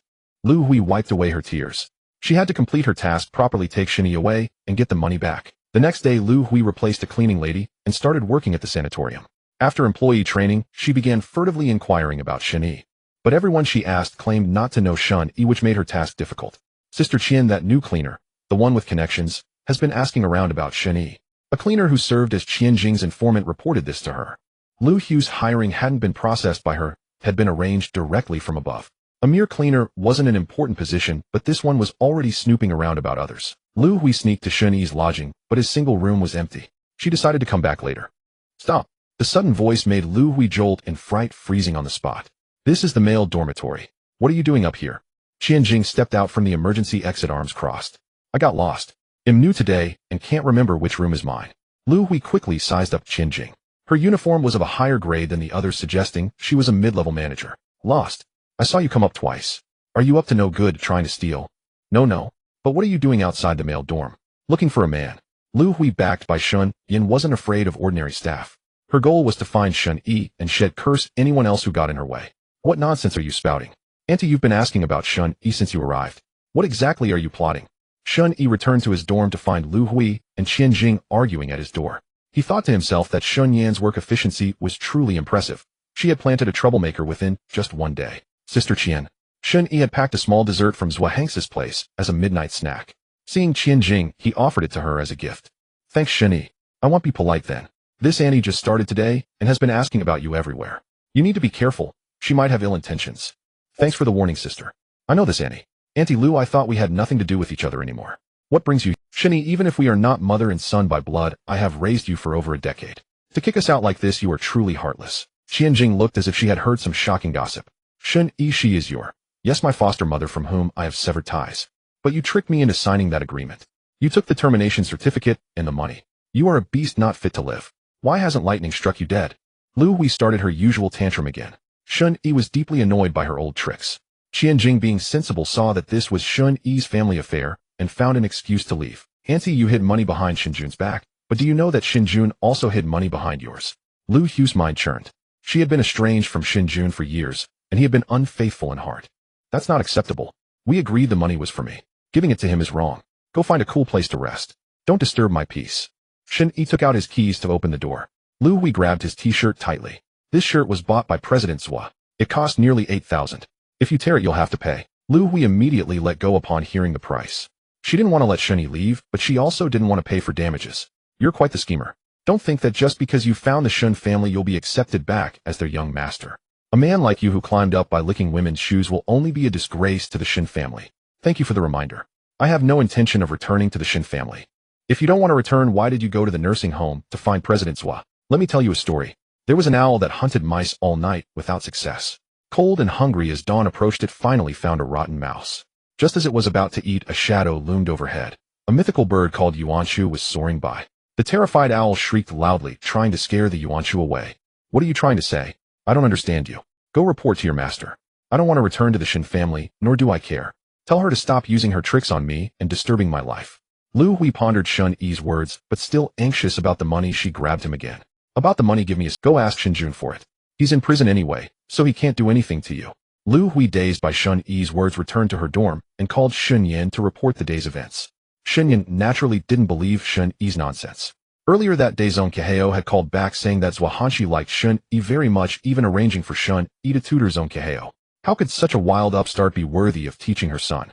Shen Yan went to the nursing home again and directly cornered Shen Yi in his dorm. Lu Hui said, you don't want to return to the Shen family. What tricks are you playing? No tricks. I just saw that mother was lonely. She's my mother. Don't call her that. So you had Lu Hui take me away back then because you thought I was stealing her love. But there are 3 other brothers at home. Shen Yi leaned, entrapping Shen Yan in the chair. Staring at his enlarged, handsome face, Shen Yan seemed to go back to over a decade ago when that man had leaned in like this. The door to Shen Yi's dorm was pushed open. Under the astonished gazes of Zhong Keheo and assistant Chang, the two quickly separated. Mom, what are you two doing in brother Shen Yi's room? Zhong Keheo removed assistant Chang's hand, covering his eyes, and asked curiously. Assistant Chang lowered her head, sweating profusely. She was caught in a dilemma. Zhong Keheo had insisted on visiting Shen Yi early in the morning, and Zhuohanshi had arranged for her to bring him. Who would have thought they'd witnessed something they shouldn't? Should she stay or leave? Assistant Chang decisively pulled Zhong Keheo back to President Zhuo's villa. Why are you back so soon? Didn't you find brother Shen Yi? Zhuohanshi touched Zhong Keheo's slightly cool forehead, worried he might have caught a chill. How could he be sweating in such? Grandma, Mom, and brother Shen Yi were pressed together. They were almost kissing. Zhong Keheo, afraid Zhuohanshi wouldn't believe him, demonstrated with his hands. What's going on, Xiao Chong? How did Shen Yi end up at Shen Yi's place? Zhuohanshi was usually gentle, making others forget she could be decisive and ruthless. Now her imposing aura made Assistant Chang tremble inwardly. She dared not hide anything and recounted exactly what she had seen. Mom, don't worry about me bullying Shen Yi. I came right over. It was just an accident. Shen Yin rushed in from outside, still out of breath. An accident? Shen Yin, you'd better consider by Han's reputation. Besides, Shen Yi is still a half-grown child. How could you do such a thing? It's not what you think. I could never have any improper feelings for Shen Yi. He's just a child like Keheo. You know yourself well enough. You were only as old as Shen Yi back then. Don't drag another child down with you. Mom, can you stop bringing that up? It's my greatest shame. He is not your shame. He is a result of your life, and he will always exist. He's been gone for over a decade. If you don't mention it, no one will care. Zhuohanshi closed her eyes in despair. That child, from birth to his first steps, she had raised him herself. How could she not care? She cared deeply. Shen Yin, why did you take him out for a day back then, and the next day he was gone? You never got close to him, you even hated him. Why did you suddenly offer to accompany him that day? Shen Yan's pupils contracted sharply. She had thought that over a decade would be enough for Zhuohanshi to forget a person, to forget the details. Zhuohanxi's sense of powerlessness permeated from within. Shen Yan was a reckless person, and she had cleaned up after her daughter many times. She was exhausted. Shen Yan, I deeply regret trusting you back then. Zhuohanshi waved her hand. Shen Yan, hearing her mother finally speak her true feelings, left with resentment. On the way, Shen Yan's inner struggle raged. Finally, a voice said, if he dies, no one will know the secret. Shen Yan stormed over to Lu Hui, who was sweeping the floor, and shoved a small, unlabeled injection vial and syringe into her hand. Inject this drug into Shen Yi. No matter how you do it. Shen Yan's eyes were bloodshot like a demon's. Lu Hui was too frightened to reach for the drugs. President Shen, what kind of drug is this? Don't ask what you shouldn't. Shen Yan's lips curled into a mocking smile. Don't you want to find your daughter? Inject this into Shen Yi and he'll send you and your daughter abroad. You'll never have to come back. Lu Hui swallowed hard, wiped her sweaty hands on her side, and tremblingly took the drugs and syringe. You'd better act fast. Don't let me catch you playing any tricks. Shen Yin finished speaking and was about to leave, but she couldn't bear to go without seeing Shen Yi's fate. She had to watch him suffer to feel at ease. He'll stay. We'll do it together. Lu Hu's heart felt as if it were being roasted over a fire. She was adept at being harsh and manipulative, skilled in throwing tantrums, but injecting someone with a drug was something she had never done and dared not do. Shen Yin sat at the entrance of Lu Hu's dormitory, her eyes fixed on the staircase, watching every movement. He's going up. Let's go. Shen Yin was the first to open the door and stride toward Shen Yi's dormitory, with Lu Hui trailing behind like a timid little wife. You two aren't even trying to avoid being seen anymore. What are you doing here together? Shen Yi rebuttoned the shirt he had unbuttoned, a look of helplessness on his face. Though one was his elder sister and the other his foster mother, it was his own body, and he didn't want these two women to see it. The moment Lu Hui closed the door, Shen Yin lunged at Shen Yi like a mad ghost, her long-nailed hands reaching for him. Shen Yi dodged frantically, but Shen Yan's nails still raked across his arm, splattering blood onto his face. Shen Yin, have you lost your mind? Shen Yin suddenly smiled at Shen Yi's face, muttering his name under her breath. She reached up to touch his brows and eyes, then embraced his slender frame. Be good, baby, don't be afraid. It'll hurt a little, but it'll be over soon. If you behave, I'll give you candy. They'll give you candy. Shen Yi was struck by a fragment of childhood memory. Shen Yin held a box of milk candies and told him, "Be good, baby. Hold this box and go play with that Andy for a while, and all these candies will be yours." At that time, he was only as tall as Shen Yan's waist. She led him through a pitch-black tunnel and handed him over the milk candy box. Shen Yi growled the words. That precious milk candy box. It was a gift from Shen Yin, his only connection to the Shen family. You? Before Shen Yi could finish, Lu Hu's needle plunged into his carotid artery. His eyes bulged like copper bells, veins on his neck bulging, his face turning deathly pale as his body went limp. Shen Yan's lips curled into a chilling smile. Be good, Daodu. If you die, I'll have no secrets left in this world. Listen, go to sleep. Shen Yin held the limp Shen Yi, tenderly cradling him like a baby, humming a lullaby under her breath. When Lu Hui heard the word die, her breath caught. The syringe slipped from her hand, and she scrambled out of Shen Yi's dormitory in a panic, fleeing for her life. She had killed someone. Dongfeng was on night duty and had just ordered 2 cups of milk tea, planning to share them with Shen Yi. But he was knocked over by the frantic Lu Hui, shattering the milk tea. Watch where you're going. You've ruined my milk tea. Lu Hui, intent only on escape, struggled to her feet and stumbled down the stairs. What's your problem? Not even an apology. No wonder Shen Yi cut ties with you. His milk tea ruined. Dongfeng decided to go talk to Shen Yi anyway, since he was already there. Before he reached Shen Yi's dormitory, he saw Shen Yin closing the door and leaving with a forced composure. Once Shen Yin was gone, Dongfeng burst into Shen Yi's room. Poor Shen Yi lay on the floor, his pale lips moving feebly, a faint groan escaping his throat. Being a medical professional, Dongfeng immediately recognized the anomaly in Shen Yi's condition. He grabbed Shen Yi's personal phone and called Zhua Hanxi. Ever since Shen Yin left, Zhua Hanxi's temples had been throbbing incessantly, and her heart was restless. She played a game with Zhong Keheo, but the unease refused to fade. When the phone rang, her heart pounded so violently she nearly needed a sedative. Chairman Zhou, it's bad. Shen Yi has been poisoned. At the news, Zhua Hanxi was thrown into a state of panic. She called the executive of her medical team, ordering them to save Shen Yi with all speed, and instructed Captain Ji to secure all exits, forbidding anyone from entering or leaving. Shen Yi was wheeled into the observation room, where various instruments examined him. The syringe found at the scene was also taken for analysis. Chairman's with a syringe contained rapid-acting insulin, but the dosage is unknown. Chairman's Zhua Shen Yi's blood sugar is dropping rapidly, and he's gone into shock. Resuscitation measures are on. One after another, figures in white coats and masks emerged, each delivering grim news. Zhua Hanxi could no longer stand. Dongfeng helped her to a chair in the corridor. Captain Ji dragged Lu Hui back like a chicken. Zhua Hanxi stormed over and slapped Lu Hui across the face. Why did you harm Shen Yi? Zhua Hanxi pointed a trembling finger at Lu Hui, veins bulging, her gaze like a blade cutting into Lu Hui. Chairman Zhua, she's Shen Yi's foster mother. At the words, foster mother, Zhua Hanxi scrutinized Lu Hui, who was huddled and cowering. You were a maid in the Shen household, and you're Shen Yi's foster mother.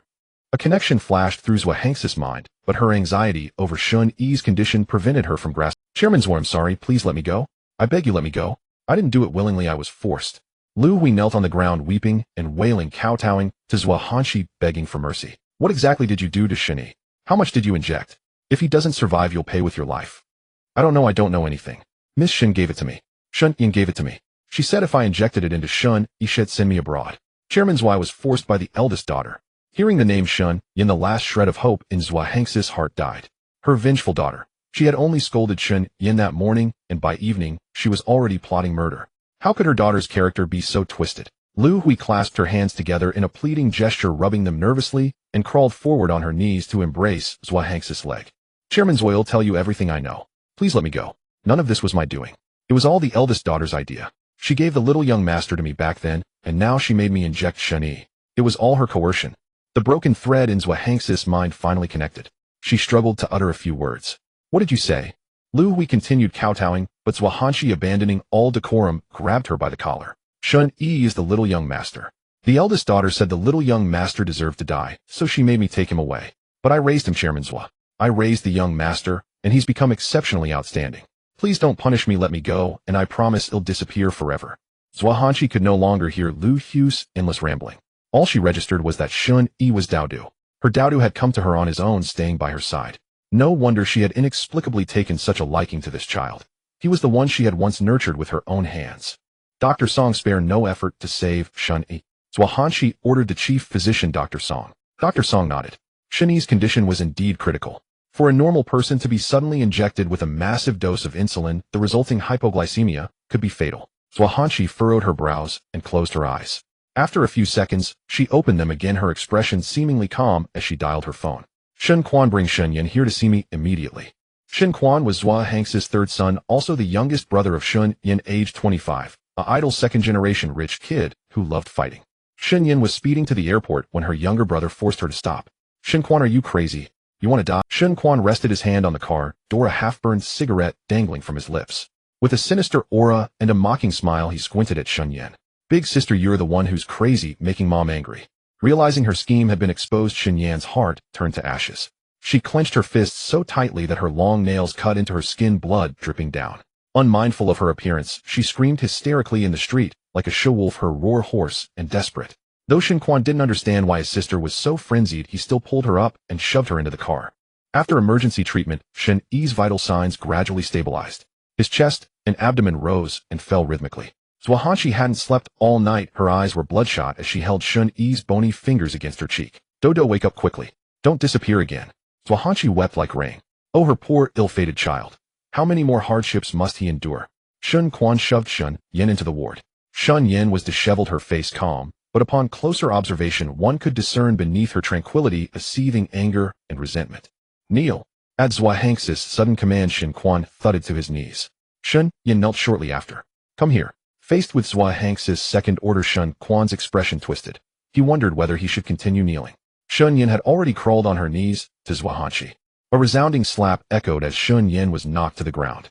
Just as she straightened up, another slap landed. Her face was covered by her hair, her expression hidden. Shen Quan shuffled toward the door. He had no desire to get slapped too.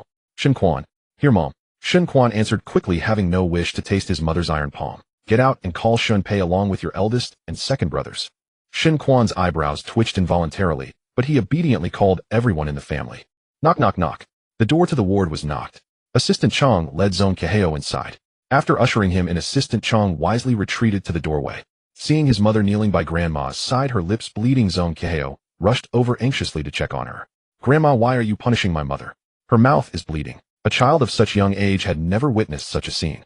His heart full of pity for his mother, he demanded an explanation from Grandma with red-rimmed eyes. How come here? Grandma is punishing your mother because she did something wrong. Look, brother Shen Yi is still lying in bed, and it's all because of your mother. A 9-year-old child didn't fully understand life and death. He only knew that lying down meant being sick and death meant being cold and still. He gently touched Shen Yi's arm, which was as cold as ice in the middle of summer. Grandma, is brother Shen Yi dead? No, but brother Shen Yi almost died. He can't play with Chi-Hao anymore. Grandma, since brother isn't dead, can you forgive Mom? Please don't make her kneel. She cherishes her skin so much. Chi-Hao, actually brother Shen Yi is your Mom. Shen Yin threw herself at Zhuanghanqi's knees, clutching Zhong Keheo tightly. Assistant Chong, take Chi-Hao back. Send him back to the Zhong family. You.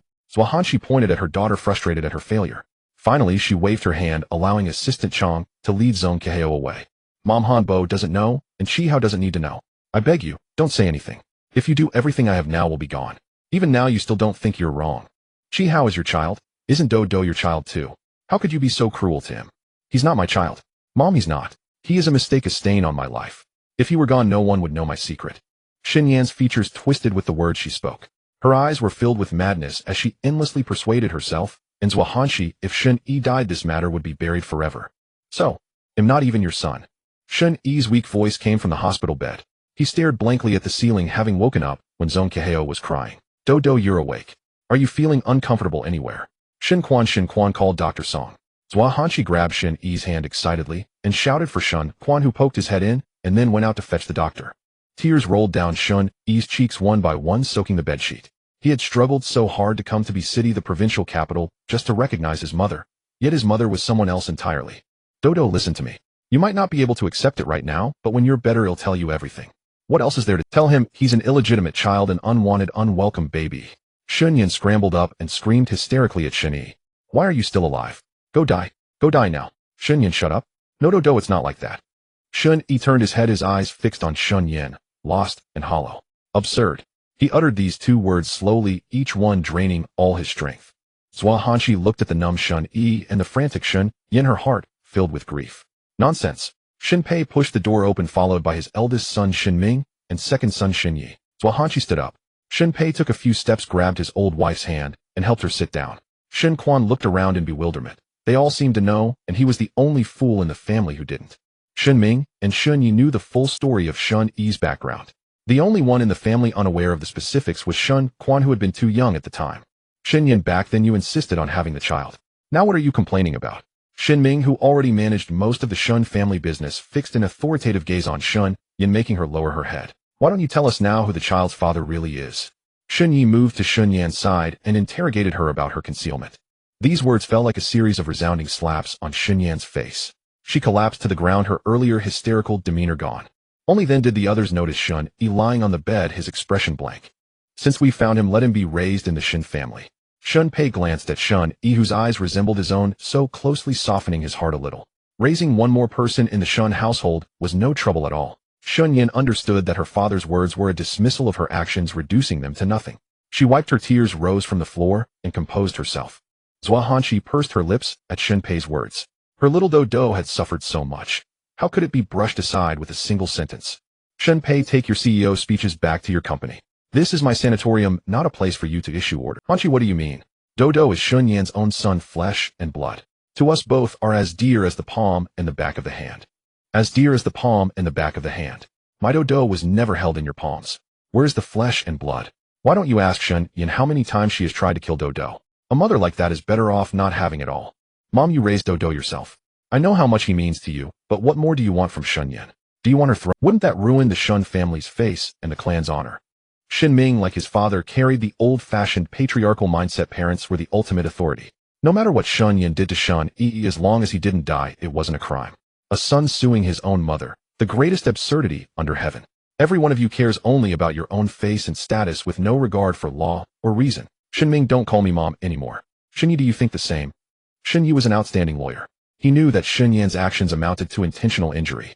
If Shen Yi insisted on pressing charges, Shen Yin would likely lose the case. But he also cared about his own reputation. In the end, he chose to remain silent, sitting down on the sofa in the hospital room. And you, Shen Quan? Mom, I'm always on your side. I didn't say anything. Shen Quan was most afraid of Zhua Hanxi's scolding. He had been a troublemaker since childhood, and Zhua Hanxi had scolded him the most. All of you get out. Just get out. Zhua Hanxi waved her hand, dismissively showing them the door. The hospital room quieted down, leaving only Zhua Hanxi sitting by Shen Yi's bed, and Shen Yi and Shen Quan seated on the sofa in a row. I'm sorry, Dodo. It's all Grandma's fault. Shen Yi's small face was pale, and he felt as if he might collapse under the weight of so many blows. The truth he had been seeking was so absurd. I'm not your son. I was born to Shen Yin. Shen Yi's words were a question, but his tone was one of certainty. I'm sorry, Dodo, I'm so sorry. Zhua Hanxi could only repeat her apologies, unable to find any other way to express her guilt toward the child. That year Shen Yin was only 16. All Shen children are sent abroad for schooling at 12. Suddenly she came home with a huge belly, nearly giving Mom a heart attack. Shen Yi, then about 20 and in university, was home for winter break. When he saw his sister's pregnant belly, his scalp tingling with shock. He peeled an apple and placed it in Shen Yi's hands. Shen Quan was 12 at the time, preparing daily for his studies abroad, leaving early and returning late, hardly noticing his eldest sister. Then one day his mother brought home a tiny baby, calling it his little brother. But soon the child vanished, leaving Shen Quan to wonder if he had stumbled into a parallel world. Dodo Shen Yin was just a child herself back then. She was already 6 or 7 months pregnant when she came home, and she insisted on giving birth to you.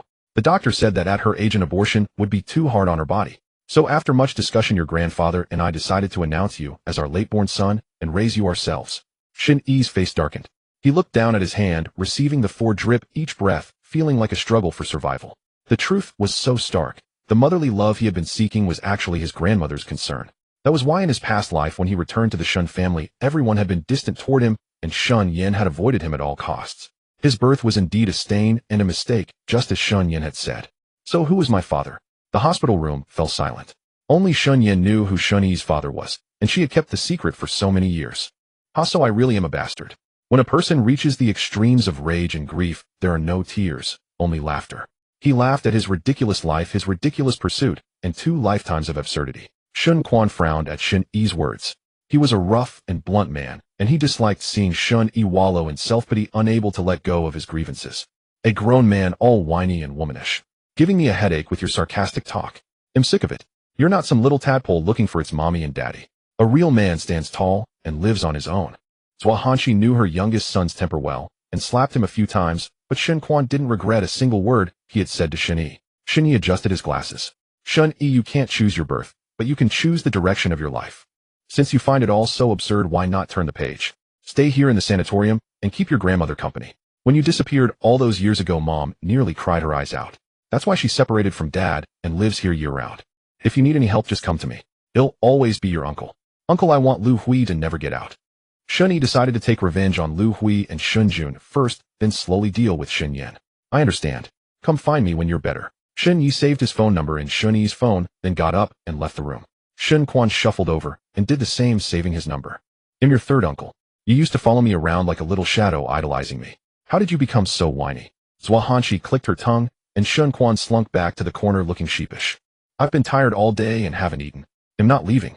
Zhua Hanshi shot him a few dagger looks. She felt like a mother wielding a sword ready to strike at Shen Quan. Dodo, how are you feeling now? The doctor said once your strength returns and you're fine after 48 hours, you'll be out of danger. Don't you want to ask me why I didn't tell you the truth, why I came looking on my own? When facing Zhua Hanshi, Shun Yi felt only filial affection, the deepest longing and concern of his 2 lifetimes. You've suffered so much pain and hardship, and you've endured so many wounds to get to my side. I feel nothing but heartache and indebtedness. I have no right or face to question any of your decisions. Dodo, even if you hate me today, hate the entire Shen family, I would think you're right to do so. We deserve that. I don't hate you. You are the one who cares about me most in this world, the one who truly treats me well. Shen Yi's words made Zhua Hanshi burst into tears again. She had only raised Daodu for 3 years, yet the child was so grateful. Zhua Hanxi's guilt was about to overflow. Shen Quan couldn't stand such sentimental scenes. His face was full of discomfort, which was exactly seen by Zhua Hanshi, who was asking for a tissue. Staying up late at a young age gives you a face full of wrinkles. When you have time, go to the 3rd floor for some anti-wrinkle injections. Shen Quan was most afraid of others calling him wrinkly. Strangely, a man in his 20s had a face full of wrinkles when he smiled. Mom, can you stop hitting me with all kinds of criticism? My fragile heart can't take it. Shen Quan rubbed his face, returning to his usual somewhat scowling, cool demeanor. Your youngest son is also a handsome guy. Besides, my eldest nephew is here. You have to give me some face as an elder. The eldest grandson and the youngest son are the apple of the old lattice eye. Zhua Hanshi was disappointed that her youngest son would not amount to much. He was a good kid, but loved to play, and was into free fighting, often coming back bruised and battered, which made her heart race with fear. I haven't agreed that you're my third uncle yet. Shun Yi muttered with a face full of displeasure. Shen Quan was too tactless. Clearly Grandma still had a lot to say to him, but Shen Quan interrupted everything. Hey, you little rascal, you've already acknowledged your second uncle, so why can't you acknowledge me as your third uncle? How am I inferior to second? Shen Yi half sat up and stared at Shen Quan, lost in thought. In his previous life, Shen Quan had injured his cervical spine during a match, resulting in high-level paralysis, and was later bedridden. But by then Zhua Hanshi had already passed away. If she hadn't, who knows how much sorrow she would have endured. Third uncle, is your club lively? Hearing Shun Yi take the initiative to mention his career, Shen Quan perked up. He stopped caring about Shun Yi's refusal to acknowledge him and immediately sat down next to Shen Yi. The club is so much fun. Lots of young people train together, eat and drink, and even have competitions. Look at your skinny arms and legs. When you're free, come to my place to work out and build some muscle. I just can't stand a man being a weakling. Shen Quan swallowed the word old man and managed to say old uncle, which almost made Shun Yi die laughing. Zhua Hanshi glared at her youngest son with a dark look, ready to slap him if he said something out of line. Sure, once him better, it'll work out properly. That's good. Your third uncle is only enthusiastic about this. Follow him to get in shape and become stronger. Zhua Hanshi directed Shen Quan to pour water for Shun Yi and arrange for other assistants to set up lunch in the hospital room. The 3 of them had their first family meal after the reunion. Zhua Hanshi was old, and staying up late had taken a toll on her body. After eating a few bites hastily, she went back to rest. Shen Quan just lounged casually on the sofa. Shun Yi was about to take a nap when his phone suddenly rang. The caller was Yu. Teacher Yu. Shen Yi felt a bit embarrassed. Yu had been kind to him, and he hadn't contacted Teacher Yu or Wan Zhao since arriving in City B. Shen Yi, your admission letter has arrived. The address was filled in as my home. Come and pick it up when you have time. Okay, Teacher Yu. I'm sorry I haven't come to see you and Sister Wan. Oh, it's fine. I've been busy lately. Remember to call me when you want to come over. Shen Yi heard that Yu was quite busy on her end, so after a brief exchange he hung up. Third uncle, can you help me pick up my high school admission letter? Shen Quan sat up with a sour expression. This nephew really didn't treat him as an outsider, using him as an errand boy. Send me the address on WeChat. They'll pick it up this afternoon. Thank you, third uncle. I've sent you the address. When you get there, call the number below. She's my teacher. Her surname is... Got it, little kid. Shen Quan waved his hand nonchalantly and closed the door. Shun Yi was finally alone. For the first time since his rebirth, he felt scared, lonely, and helpless. He quietly reviewed today's events in his mind. In his previous life, after the Shen family fell, who did Shen Jun threaten? Through him the person he could threaten should be his biological father. His background was simple in thought, but extremely complex in reality, like an onion. Peel back one layer, and there's another, but each layer was tears his path to the present his life. Heaven gave him a new chance because he had been too blind and deaf in his previous life. He even wanted to make a movie about himself titled Daodu's Journey Home. Following the address Shen Yi gave him, Shen Quan arrived at an upscale neighborhood. He thought to himself that Shen Yi's teacher must be living quite well, and most of the residents in this neighborhood were government officials. Hello. Hello. Yu Yu's crisp voice came through the phone. Hello, teacher Yu. I'm Shen Yi's third uncle. I'm here to pick up his admission letter. Who are you? Shen Yi's third uncle. Alarm bells went off in Yu Yu's mind. Given the style of Shen Jun's family, it wasn't impossible that they would send a relative to snatch Shen Yi's admission letter.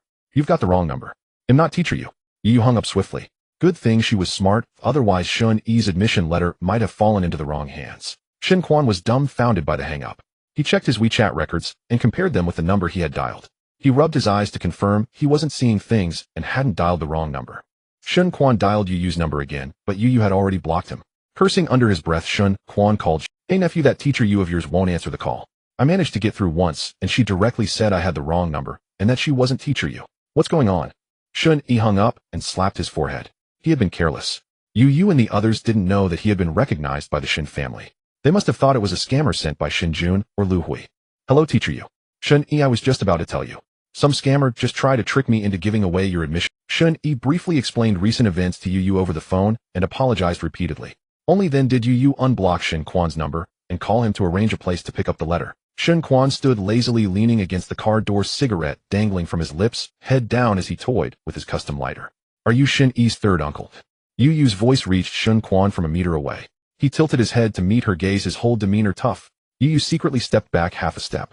A man like this was Shen Yi's third uncle. Into what kind of den of tigers and dragons had Shen Yi fallen? Shen Quan flicked away his cigarette and stood up straight. "Sorry, teacher Yu. I had a nicotine craving. It's fine. Hey Race, Shen Yi's admission letter. How has he been lately?" "Don't worry. He's doing fine." Shen Quan politely took the letter and tossed it onto the passenger seat. Shen Yi achieved such results with great difficulty. If you've taken him back, you must treat him well. This child has— Yu Yu's words made Shen Quan re-evaluate the woman before him. With short hair level with her ears, a heroic aura between her brows, and a stern gaze, it seemed as if she would fight him to the death if he said anything bad about Shen Yi. "Rest assured I will do my utmost to protect him. I hope you'll keep your word." Shen Yi was abused by his foster family for over a decade. He appears unruffled, but his heart is sensitive and starved for love. Too many blows will make him stubborn. Shen Quan also wished to learn more about Shen Yi's past, intrigued by the boy's experiences. Courteously, he invited Yu Yu to the nearest cafe for a chat. When Shen Quan returned to the sanatorium, he first went to Zhua Hang's villa and handed her the admission letter. "Mom, hey Race, Shen Yi's admission letter." "Oh, Daodu's admission letter. Let's give it to him later. He told me he did exceptionally well in the high school entrance exam, but we never had a chance to celebrate. If he were raised in our home, I'd throw a grand feast so everyone would know of such an outstanding child." Zhua Hanshi immediately spotted the emblem of the provincial city No. 1 high school. Her Daodu had earned entry into a key high school through his own ability. "Mom, have you ever asked Shen Yi about his past life?" Though Shen Quan had a fierce appearance, his heart was tender. Having heard Yu Yu's account, he too felt deep sympathy. Zhua Hanshi shook her head. She dared not ask. The terrifying scar on Shen Yi's left elbow, the numerous scars of various sizes on his body during the medical checkup, Dr. Song had said those were all marks from severe beatings. Even his scalp bore fresh wounds that had barely healed. Each scar felt like a knife stabbing into Zhua Hang's heart. "Mom, we can't let Lu Hu's family off so easily. They must pay." Shen Quan clenched his fists, veins bulging on his arms. If his second brother hadn't taken Lu Hui away first, he would have rushed over right then to beat her in anger. "Indeed, we can't let Lu Hu's family off." But all of this was tacitly allowed by Shen Yan. If not for her silent consent, Daodu would still be growing up safely in our home. At the mention of Shen Yan, Shen Quan fell silent. Shen Yan was already married with children. If Shen Yi's true identity were exposed, the face of the Shen family's main branch would be trampled. Yet not venting this anger left a heavy lump in his chest. Let Daodu recover his health first, and hear his thoughts. For now, let's give him the admission letter and celebrate. Youth indeed heals quickly. Shen Yi felt fine and was pacing the room like a normal person, though he was often hungry. Fortunately, there was plenty of food in the ward. "Daodu, why are you up?" Zhua Hanshi hummed a tune, all the way her heart brimming with joy. Shen Quan, walking briskly, almost couldn't keep up. But as soon as she entered the ward and saw Shen Yi doing exercises by the window, her worry returned. "I'm fine, don't worry. Dr. Song also said I should walk around a bit. Still, it's better to observe a bit longer. Oh, I almost forgot. Your third uncle brought back the admission letter." Shen Yi tore open the document envelope. Seeing the official admission notice, he jumped 3 feet high, his eyes bright as stars radiating joy. He hesitated for a moment, then opened his arms to embrace Zhuanghanshi. Zhuanghanshi returned the hug, gently patting Shen Yi's back. "Doubty, you're amazing." Her face beamed with pride. Shen Yi released her and turned to Shen Quan, arms outstretched. Shen Quan's eyes darted away, and he coughed awkwardly. He pulled Shen Yi's thin shoulders into his embrace and patted him twice. "Not bad. You're great. You're still too short. They'll have to train you later." Shen Quan was over 185 centimeters, while Shen Yi had grown a bit, but was only around 175 centimeters. "How old are you and how old is he?" "Doubt is still has growing to do." I know. Let's celebrate. Finally our family has a top student." "Don't mind your third uncle. He's in his 20s but still acts like a child." "Mom, you're embarrassing me in front of your grandnephew again." "Don't I have any dignity?" "If you want dignity, then hurry up and bring me a daughter-in-law." Shen Quan immediately quieted down, but his mind flashed with the valiant image of Yu. Shen Yi held the admission letter as if it were a medal. The appreciation and pride in his grandmother's and third uncle's eyes filled him with joy. Finally his happiness could be shared with family, someone who could feel his achievements and acknowledge his glory. A huge cake sat in the center of the table. Due to time constraints, the cake's depiction of him was somewhat abstract. "Grandma, third uncle, thank you. I'm very happy today. Why be so formal with family?" Shen Quan generously cut a large piece of cake for Shen Yi. "Grandma, my identity is awkward, so I hope we can keep things as before. I am Shen Yi, not the child you lost, nor Shen Yan's son." "Child, grandma respects your decision. You've been wronged in this matter.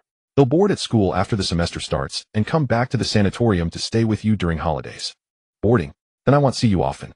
But if there's anything you want, just tell grandma. Let me make up for these past 13. All right. I have an apartment near your school. If you don't want to board, you can stay there. He'll hire a housekeeper to take care of your meals and daily needs. You won't eat or sleep well at school, and you still need to grow." Shen Quan was wrestling with a large piece of cream, a tough guy who loved sweets. Zhuanghanxi's eyes lit up at this. She had been worrying about not having a chance to be with Doubted daily. If Shen Yi lived in the apartment, she could often go over to take care of him, fulfilling her regret of never accompanying a child through high school. "Grandma, don't think about coming over to look after me. He'll accept third uncle's suggestion of a part-time housekeeper. I'm used to being alone, but I still have to visit you often. Boarding students only come out once every 3 weeks or so. If you live outside, I can pick you up every weekend." "All right, whatever you say." Shen Quan gave Shen Yi the apartment keys as a reward for his good grades. Zhuanghanshi scolded Shen Quan for being sly, then immediately told Shen Yi to take the keys. "Your third uncle is famously stingy. Every time he comes to me, it's to mooch. Finally, we see some return.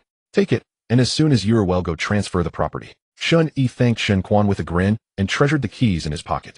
"Mom, look, Shen Yi is such a little miser. From the moment I met him, he only smiled sincerely when I gave him something and called third uncle most warmly." Zhuanghanshi gently brushed aside the stray hair, falling over Shen Yi's eyes, her gaze full of affection. "As his third uncle, you didn't even give him a welcome gift. It's a wonder he acknowledges you at all." Fine. Now that you have a grandnephew, I'm the unwanted one." Shen Quan pretended to be sulky, making Shen Yi laugh uncontrollably. Shen Yin slunk back to the Zong mansion, while Zong Kaheo had been sent back earlier. In the second-floor bedroom, the mother and son held a private conversation. Under Shen Yan's characteristic policy, the bewildered Zong Kaheo agreed not to tell his father about the sanatorium. Zong Hanbai returned late at night, reeking of alcohol and an unfamiliar perfume. Upon entering, he saw Shen Yin unusually seated in the living room waiting for him. He quickly straightened his skewed suit and walked with a proper gait. "Madam, why aren't you resting at this late hour?" Zong Hanbai ingratiatingly sat beside Shen Yin, spreading his arms as if to embrace her. "Don't touch me. Those arms have held countless other women. I find them filthy." Shen Yin moved aside with a look of utter disgust. Zong Hanbai, embarrassed, withdrew his arms and slumped onto the sofa, his drunken eyes gazing at Shen Yan's delicate profile. "Not at all. I was just playing along with them." "Jealous dear." Zong Hanbai was the general manager of an entertainment company which had a number of streamers and actors, both famous and obscure. As a result, many people curried favor with him. "Zong Hanbai, don't make a fool of yourself. I heard that a nouveau riche from some small town recently gifted you a pair of sisters." Shen Yin narrowed her phoenix eyes and glared at Zong Hanbai, who immediately broke out in a cold sweat. He had indeed accepted the pair of sisters and had been spending his days and nights carousing with those two vixens. That young master of the Wen family shared his disreputable tastes. Both relished young pretty girls. The Wen family had even sent their daughters to him. "Don't be nervous. I have no interest in these sordid affairs. Only one thing, when will you send Kaheo to the old mansion? He is the eldest son and eldest grandson and should be introduced to the Zong family's affairs early." Zong Hanbai rubbed his nose. Among the Zong family's descendants, he was considered a good for nothing. His only claim to achievement was marrying the eldest daughter of the Shen family. Now with the deep alliance between the Zong and Shun families, the Zongs had barely managed to stay within the ranks of prestigious clans. They'll go back to the old mansion in a few days and bring it up with father. Mother also misses Keheo. Seeing that Zong Hanbai had finally spoken a decent human word, Shun Yan's expression softened slightly. She rolled her eyes at him a few times and went upstairs to rest on her own. Halfway up she suddenly turned around. Tomorrow take those 2 vixens to get sterilized. If I find out you have other children, don't blame me for not saving face. Zong Hanbai agreed like a parrot and then let out a heavy sigh. Shen Yi was beautiful, but she was an iceberg. When they were first married, he had fantasized about the 2 of them living a happy life together. But Shen Yi seemed only interested in having a child. After giving birth to Zong Keheo, a chasm had unknowingly formed between them. Shen Yi focused solely on raising their son and cared nothing about him. At first he tentatively tested her reactions, but Shen Yi was truly a good wife and a magnanimous matriarch. She was utterly indifferent to the women around him and even encouraged him to pursue them boldly. But there was one condition: his children could only be born by Shen Yi. The Zong family's business relied on the Shen family. If he attempted to divorce, his father would be the first to break his legs. Shen Jing hugged her arms and crouched in a corner weeping bitterly. She had lost everything as she had been deceived. When Rue was a bastard in human skin. She had thought when Rue liked her and could give her a good life, but in the end he treated her as a gift to be given to others, even sending her own sister away. Stop crying. What's the use of crying? Wen Xiao impatiently kicked Shen Jing. It's just a hymen. What's there to fear? Once it's gone, it's gone. He's not human. He's not human. Shen Jing was enveloped by immense fear. She felt like a lamb awaiting slaughter. The room she usually stayed in was like a sheepfold. When needed she would be dragged out, and when used up she would be thrown back. TCH, stop pretending. Weren't you always clinging to my brother before? Now you've just switched to a richer one. Frankly, someone like you has come out ahead. It's not you who got sent in recently. Don't be an armchair critic. Wen Xiao had used her leg injury as an excuse to avoid many torments, but Shen Jing was not so fortunate. Sooner or later he'll be sent in too. Wen Xiao lit a cigarette despondently. She had known her value since childhood, but to be sold off so blatantly. It would be a lie to say she wasn't heartbroken. Don't you hate them? Shen Jing couldn't understand Wen Xiao's calmness. Wen Xiao was a member of the Wen family. How could she also be passed around as a gift? Hate. Wen Xiao certainly hated them, but she knew she was not the child of the current mother. She was her father's illegitimate daughter. Who in the Wen family would she dare to hate? Her status was like that of a concubine's daughter in ancient times, always ready to be sold off for the family's prosperity. Don't be naive, Shen Jing. No one can protect you except yourself. Instead of crying here, think about how to please that man. While he still has a fresh interest in you, grab as much as you can. Wen Xiao stubbed out her cigarette, adjusted her posture, and walked out of Shen Jing's room. Shen Jing took out her phone. She had called Lu Hui many times, but it was always switched off. Wen Xiao was right. There was no one she could rely on. It was better to go along with this man and secure the most benefits for herself. Did you talk her around? When Rue had been listening outside Shen Jing's room. Seeing Wen Xiao come out, he quickly pressed her. I don't know. Whether she understands is up to her. Wen Rue gave Wen Xiao a disdainful smile and pushed open the door to Shen Jing's room. This time no heart-wrenching screams came from inside, but Wen Xiao felt a sense of loss. Why had Shen Jing so easily talked herself into submission without putting up a fight? Wen Xiao looked up at the ceiling, unsure whether she wanted Shen Jing to resist or whether she herself should resist. When Shen Jing came out again, she was much calmer, still wearing a fawning expression toward Wen Rue. Wen Xiao couldn't bear to see Shen Jing's spinelessness. Brother Wen Rue, I have no other requests. Can I go to school like Wen Xiao? Shen Jing was a delicate beauty and her tears were particularly pitiful. Wen Rue, having just been flattered into a daze, readily agreed. If he couldn't manage it, couldn't that man from his own family? Behave well, and he'll let you go to school. But don't get any other ideas while you're there. You know the consequences. Jingjing will be good. He'll do whatever Brother Wen Rue says. Wen Xiao stood up in anger, then felt she was being melodramatic. Wasn't she the same kind of commodity? She sat back down and drank a few sips of water. I've already received my admission letter. If you want to squeeze her in, you need to hurry. Wen Xiao had received her letter yesterday. She was admitted to the art class, and the letters were already being sent out. Whether Shen Jing could get in would depend on how much influence that man from the Zong family had. Wen Rue nodded. He then told Shen Jing many details about that man's preferences, instructing her to serve the Zong family's man well, and brought up the matter of school. Shen Jing's current status in the Wen family was that of a foster daughter. Shen Pei had already stepped down from most of his positions in the group, retaining only the title of honorary chairman. Every Friday evening the family gathered for dinner, and Zhuanghanshi would also return to the Shun residence to stay overnight. This time Zhuanghanshi did not wait for the Shun family's car to pick her up. Instead, she arrived at the Shun residence with Shun Quan and Shen Yi. They returned early, and Zhuanghanshi instructed the housekeeper to arrange an empty bedroom next to hers for Shen Yi. When they had settled in, the entire family, including Shen Yan's family, was already seated at the dining table waiting for them. Brother Shen Yi, you're here too. Zong Keheo was very fond of Shen Yi. Shen Yi was always gentle with him, and during tutoring sessions he never shouted at Zong Keheo. Instead, he used methods that Zong Keheo liked to guide him in discovering problems and exploring further. Zong Hanbai eyed Shen Yi a few times, wondering when his son had met this young man. Which relative is this? We've never met. How should I address you? The most dreaded thing is sudden silence. The most feared is sudden concern from a friend. Shen Yi calmly shook Zong Hanbai's extended hand. I'm not. He's a distant relative from my mother's side here to keep her company. Shen Yin, afraid that Shen Yi might say something inappropriate, quickly walked over and pulled Zong Hanbai toward his seat. Zong Hanbai smiled apologetically at Shen Yi, puzzled as to why his wife was so rude to this person. Everyone took their seats. On Zhuahanshi's left was Shun Pei, on her right was Shun Yi, and the others sat in order. Zong Keheo tilted his head to look at Shun Yi, wanting to sit next to him. Mom, can I sit next to brother Shen Yi? Sit where you're told and eat properly. Shen Yin did not want her son to have too much contact with Shen Yi. Zong Hanbai, never one to let a conversation drop, quickly picked up the thread. Keheo just likes children. He must think Shen Yi is still young. And although Shen Yi is from mom's side of the family, those phoenix eyes of his really carry the Shun family genes. Shen Yan's face turned green with anger. She didn't want to bring up that topic, but someone had to. Zong Hanbai, utterly baffled, found himself on the receiving end of several fierce glares from Shen Yan. If Keheo likes his brother, he can come sit next to him. Just add a chair. Zhuahanshi spoke, and the servant adjusted Zong Keheo's seat to be beside Shen Yi. Let's start dinner. Shen Pei gave the order, and the servants began serving dishes in an orderly fashion. The Shen family usually ate in silence. Conversations were reserved for after the meal, when they moved to the living room. Brother, do you like carrots? I hate them. But Mom says they're good for the eyes. Zong Keheo's chair was very close to Shen Yi's. He picked at the carrots in his bowl, looking utterly displeased. If you don't like them, leave them aside for now. Shen Yi harbored no ill will toward Keheo. After all, it was Shen Yin, not Zong Keheo, who had wronged him. Picky eating isn't a good habit for a child. Shen Yin had been keeping a close eye on Shen Yi, and Zong Keheo, afraid that Shen Yi might say something inappropriate. Now seeing him encourage Keheo to be picky, she was furious. Zong Keheo immediately shoved all the carrots into his mouth, but in his nervousness he choked violently and coughed up everything he had eaten. Everyone at the table lost their appetite. Shen Yin, who had doted on Zong Keheo like the apple of her eye since his birth, rushed over at the sight of her son's distress and patted his back. Shen Yi, you did that on purpose, didn't you? You did it on purpose. If you hadn't shouted at him, he wouldn't have been so nervous.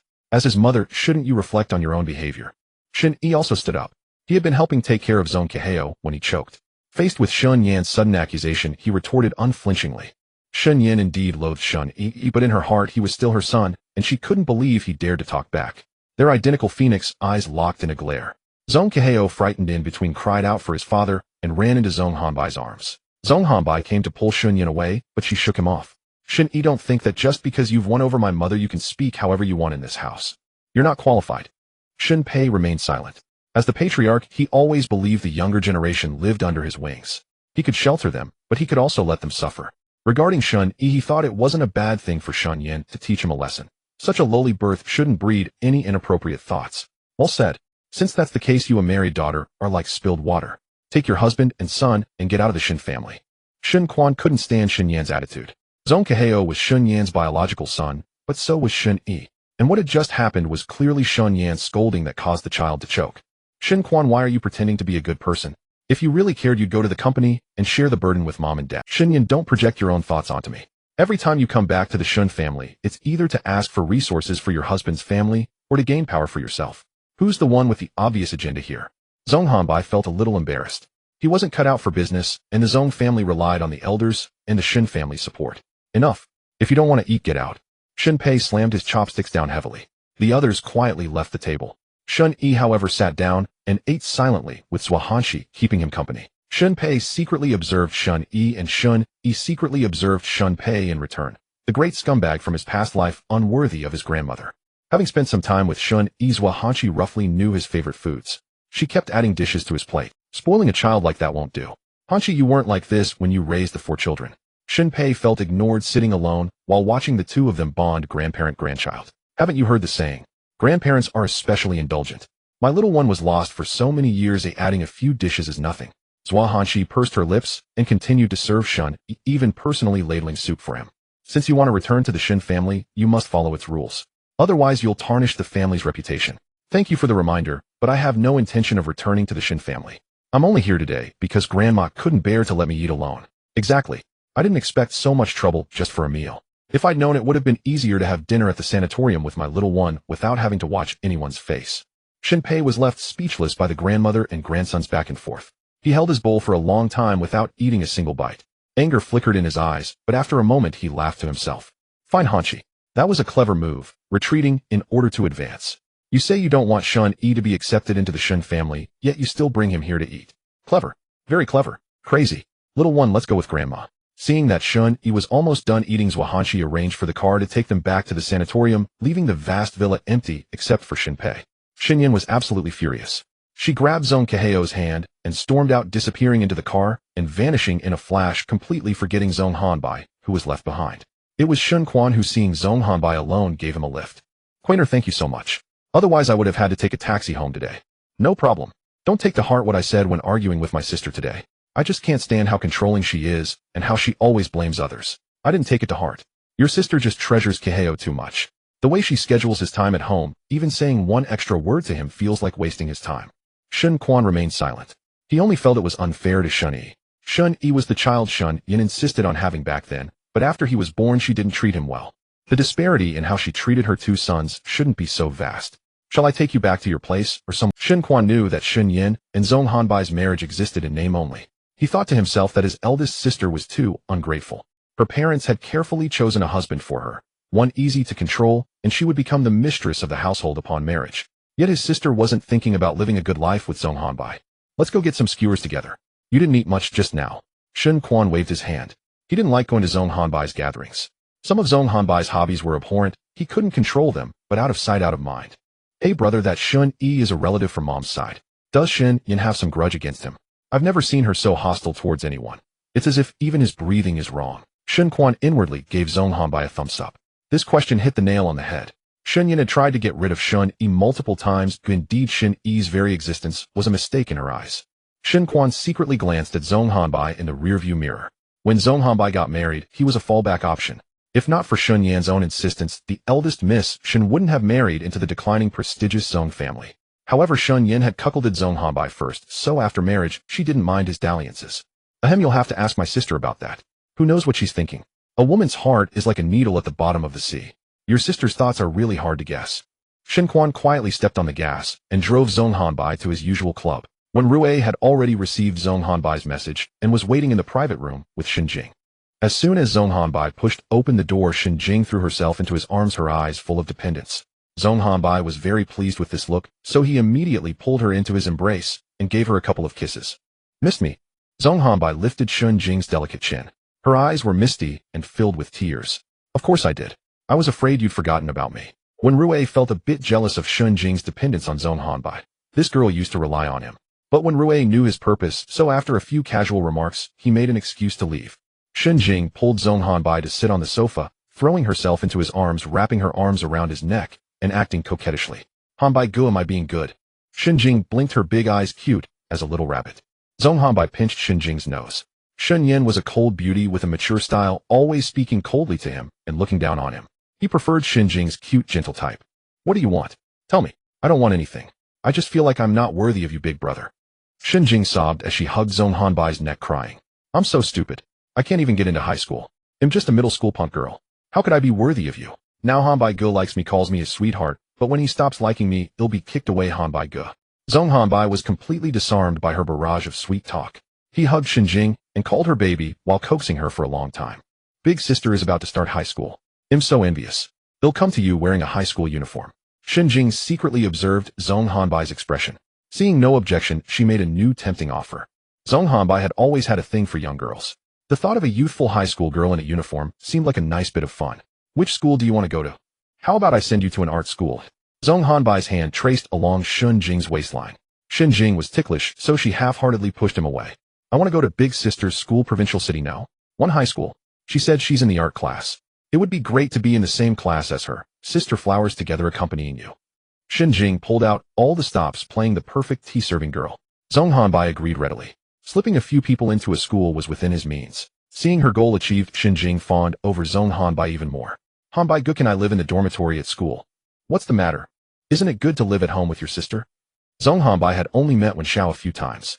Compared to Shen Jing's girl-next-door vibe, she was more alluring and had grown into a sexy, fiery figure. At this age, Shen Jing's youthful charm was more to his taste. Hanbai Ge, am yours alone. Shen Jing didn't say it outright, but as a man Zhong Hanbai understood her implication. When Rui had similar tastes, so he probably had also made moves on Shen Jing at home. Zhong Hanbai was a bit displeased. Since she was a gift for him, how could others be allowed to touch her? Why live in a dorm when school starts? Big brother will rent an apartment for you near the school. Just wait patiently for news. Stay with me these days. They'll talk to Wen Rui later. Shen Jing blinked, her big eyes glistening with tears, her cheeks flushed as she looked at Zhong Hanbai. What Zhong Hanbai lacked most was admiration from others. He felt that Wen Rui had found him a sweet little girl who understood him. Wen Rui received Zhong Hanbai's message in the car and cursed Shen Jing under his breath as a little slut. She had bewitched Zhong Hanbai so thoroughly that he personally told Wen Rui that Shen Jing would stay with him and asked Wen Rui to send all her belongings over. What did Shen Jing have at his place? Just a few outfits for going out. Now if he had to send things over, it would definitely cost, but the Zhong family had already started to favor the one family's business. He couldn't do anything to spoil Zhong Hanbai's mood. He turned around and went home to discuss with Wen Xiao what items would be best to send over. Wen Xiao's legs could now slowly move on their own. She had been practicing recently. When she learned that Shen Jing had escaped Wen Rui's control, she let out a scornful laugh. Wen Rui, didn't you say Shen Jing would do whatever you said? Look, she's found a better perch and flown away. Little bitch. He'll make her pay when she comes back. Wen Xiao heard Wen Rui's words as if they were a joke. Impatiently, she handed him a list. These are common items and brands for girls. Send them to Shen Jing tomorrow. Remove the packaging, otherwise it will raise suspicion. Wen Rui took the list and started shouting. Wen Xiao glanced sideways at him and snorted, unsure whether she was mocking Wen Rui or herself. Shen Yi accompanied Zhuhanqi back to the sanatorium. He had now moved into the villa to live with Zhuhanqi. Assistant Chang had originally felt superior to Shen Yi, but now he was forced to address Shen Yi as young master. Resentment brewed within him, yet no one explained the reason to him. He could only speculate wildly, concluding that Shen Yi was some kind of male enchantress who had led President Zhua back to the Shen family. Assistant Chang served Zhuhanqi the calming herbal soup. Zhuhanqi had always suffered from poor sleep, so she drank some calming soup every night before bed. Shen Yi snatched the soup bowl before Assistant Chang could hand it over. Assistant Chang rolled his eyes to the ceiling and reluctantly closed the door. Grandma, let me feed you. Shen Yi sat on a small stool beside the bed holding the bowl. All right, Grandma is waiting for our daughter to feed me. Shen Yi scooped up a spoonful of the soup, carefully blowing it cool. The medicinal aroma hit his nose, and he couldn't help sneezing a few times, spilling half the bowl. I'm sorry, Grandma, I spilled the medicine. Shen Yi rubbed his nose. The strange smell of the calming soup tickled his nostrils. It's fine. I've been drinking this bitter stuff for ages and was just thinking I didn't want it anymore. How about you secretly pour it out for me? Zhuhanqi coaxed Shen Yi into an alliance like a child plotting mischief. If you don't drink it, you won't sleep well? Even if I drink it, I don't sleep well. I'm old and naturally need less sleep. Now that I've found you, the heavy stone on my heart is gone. I feel much more at ease. I didn't want to drink this soup anymore anyway. Help me get rid of it. Shen Yi couldn't refuse Zhuhanqi. He poured the soup out the window. Zhuhanqi stuck out her tongue and gave Shen Yi a thumbs up. Shen Yi looked helplessly at his grandmother and handed the empty bowl to Assistant Chang, who was waiting by the door. Grandma, every medicine has its side effects. Tomorrow let Dr. Song check you again. If everything's fine, you can stop drinking it. They say food and medicine share the same origin. Maybe Dr. Song can adjust your diet and prepare some nutritious meals for you. Good idea. I really don't want to drink that medicine. It tastes strange, salty and pungent. Tomorrow I'll ask Dr. Song to change the menu. He can also take your pulse and give you a proper tonic. Zhuhanqi fell asleep quickly while holding Shen Yi's hand. Her greatest worry was gone. Watching Shen Yi grow up was now her most important purpose. Back in his room, Shen Yi noticed a missed call from Wan Zhao on his phone. He immediately called back. Sister Wan, sorry I had my phone on silent. Shen Yi, I'm sorry. I have a request, and I really need you to agree. What happened? Wan Zhao's voice was choked with tears, but she was suppressing her emotions, making her voice tremble. Where are you? He'll come to you. Wan Zhao hesitated for a moment, but finally told Shen Yi her address. He hurriedly took a taxi there. The address was a hotel. When Shen Yi arrived, Wan Zhao opened the door with her hair loose and her head lowered.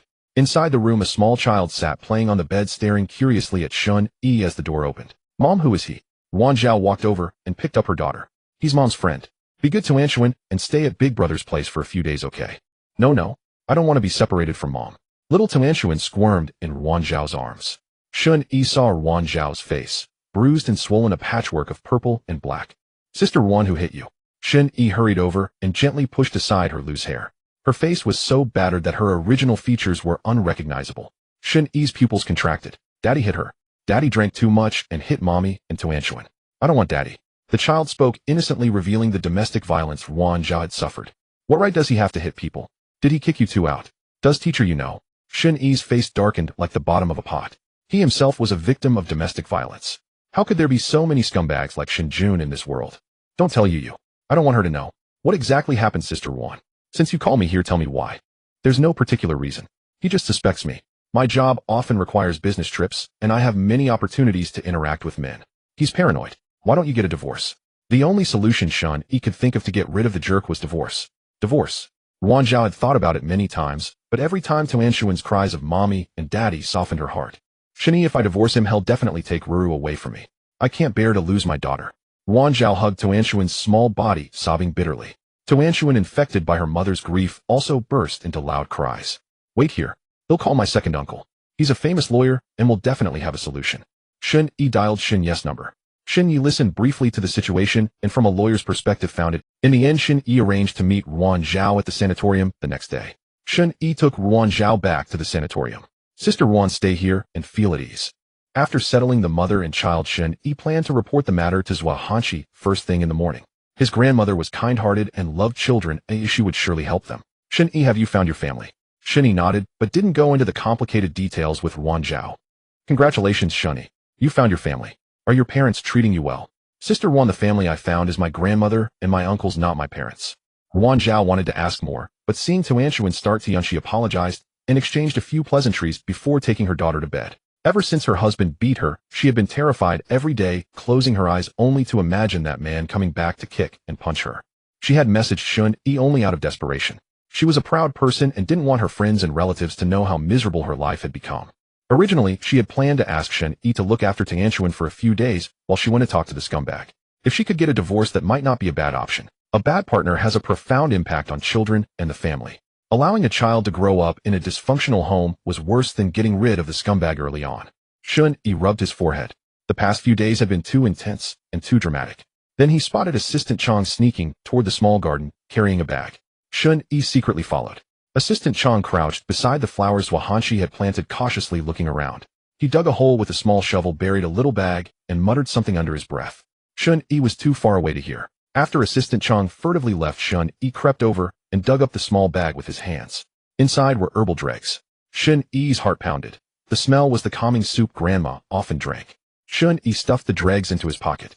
A bold and unsettling thought began to take shape in his mind. Shen Yi brought Ruan Zhao and Tuanshuan to meet Zhua Hanqi. Grandma, it was too late yesterday, so I didn't inform you, and just brought my friends to stay overnight. Shen Yi affectionately snuggled up to Zhua Hanqi, taking her arm and resting his head on her shoulder. Zhua Hanqi gently patted Shen Yi's cheek. You can bring friends home without telling me. Do whatever you want. Assistant Chong served tea, inwardly wondering when Shen Yi had even gone out. Shen Yi secretly observed Assistant Chong, who was discreetly burying Grandma's herbal residue.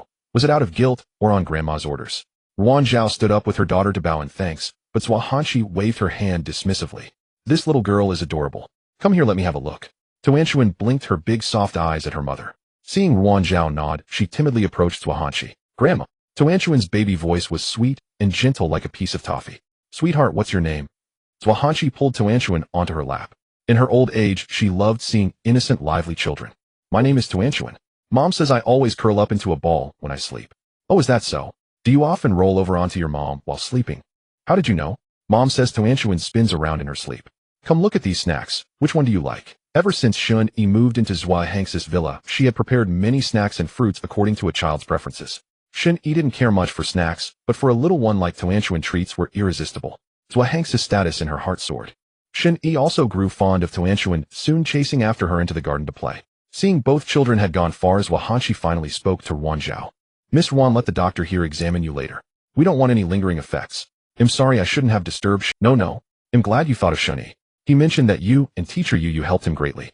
Without your support, his path to the high school entrance exam would have been much harder. Shen Yi is a promising young man, but his former foster family kept suppressing him. Now that he's found his real family, and seeing how much you care for him, he is truly happy. Zhua Hanqi gave a polite smile. Happy. Shen Yi was a heavy-hearted child. He always appeared cheerful around her, but the occasional sharp gleam in his eyes and moments of pensive silence revealed that he understood everything and was constantly calculating in his mind. My second son will be here shortly. Tell him your situation and see what's best for you. You're not going to advise me to endure for the sake of my child. Ruan Zhao, speaking of her chaotic marriage and its impact on herself and her child, couldn't hold back her tears. Good child, cry if you need to. Only you know whether a marriage is good or bad. Others only see the surface. Zhua Hanqi handed her a tissue at the right moment. Ruan Zhao pressed the tissue to her face, tears streaming like an unfastened faucet, quickly soaking the paper. Afraid of sobbing too loudly, she bit her lip to stifle the sound. Tuanchuan ran back after a long playtime to get a drink, only to see her mother crying. She immediately spread her little arms to shield her mother. "Grandma, don't bully Mom. Hit Tuanchuan instead." Zhua Hanqi pulled Tuanchuan close to her, eyes filled with pity. What had this child experienced to stand in front of her mother at such a young age and say such words? Does Tuanchuan get hit often? Tuanchuan was terrified inside. Tears already glistened in her big eyes, but she bravely stared at Zhua Hanqi. Tuanchuan isn't afraid of being hit. "Grandma, don't hit Mom. Tuanchuan, be good. Grandma isn't bullying Mom." Mom was thinking of something sad and Grandma is comforting her. Ruan Zhao quickly composed herself and hugged Tuanchuan, who had been protecting her like a little beast. "Mom, don't cry. Tuanchuan is brave. Don't hit Mom." Tuanchuan's small hands clumsily wiped Ruan Zhao's tears. "Sister Ruan, does Tuanchuan get hit often too?" Shen Yi, who had followed Tuanchuan inside, finally spoke. "Her father is insane. He's paranoid and beats not only me, but also takes his anger out on the child. I wanted to send Tuanchuan to you for a few days because I'm afraid that if he uses her as leverage and something happens to her, I wouldn't want to live." Mother and daughter clung tightly to each other, wiping each other's tears. Shen Yi looked at Tuanchuan and saw himself from over a decade ago. How many times had he stood in front of Lu Hui like that, protecting her, and Xin Jing from the drunken rage of Xin Jun? But all he got in return was more severe abuse. "Tuanchuan, would you like to stay here with your mom and not go home?" Shen Yi came over and took Tuanchuan. She wrapped her small arms tightly around his neck, pressing her little face into the crook of his neck. "Don't go home. Daddy hits Mommy hits." Tuanchuan kicks Tuanchuan's bottom. "Don't want Daddy. Children are the worst liars." Her innocent words recreated the tragic experiences of mother and daughter. Shen Yi clenched his fists, his blood boiling. Shen Yi pushed the door open. "Second uncle." Shen Yi stood up, holding Tuanchuan, who trembled slightly. She wasn't afraid of a half-grown boy like Shen Yi, but adult men terrified her. Shen Yi comfortingly patted Tuanchuan's back. Shen Yi had already learned the details yesterday. As a seasoned lawyer, he had little sympathy, but out of goodwill, he finally said, "Most domestic abusers inwardly crave 100 respect, but respect is earned through one's own virtue.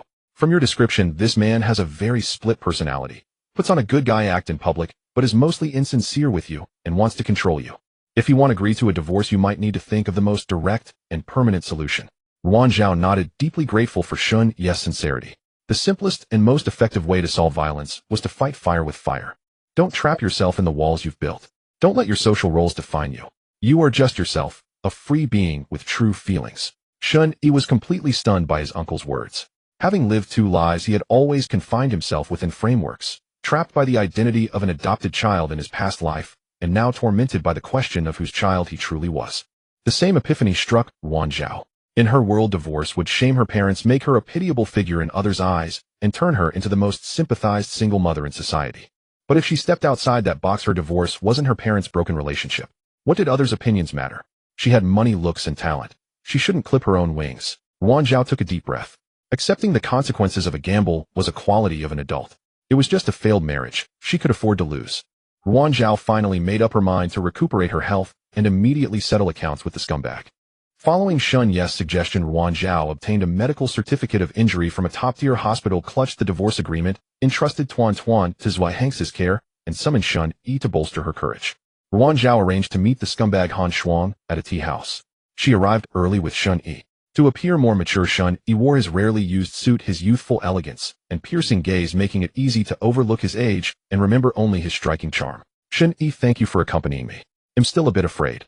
Ruan Zhao said, her voice low, carrying a tremor she herself didn't notice. "Sister Ruan, don't be afraid. If he tries anything, he'll protect you." Ruan Zhao nodded, but her hands were still clenched nervously as Han Shuang entered the private room.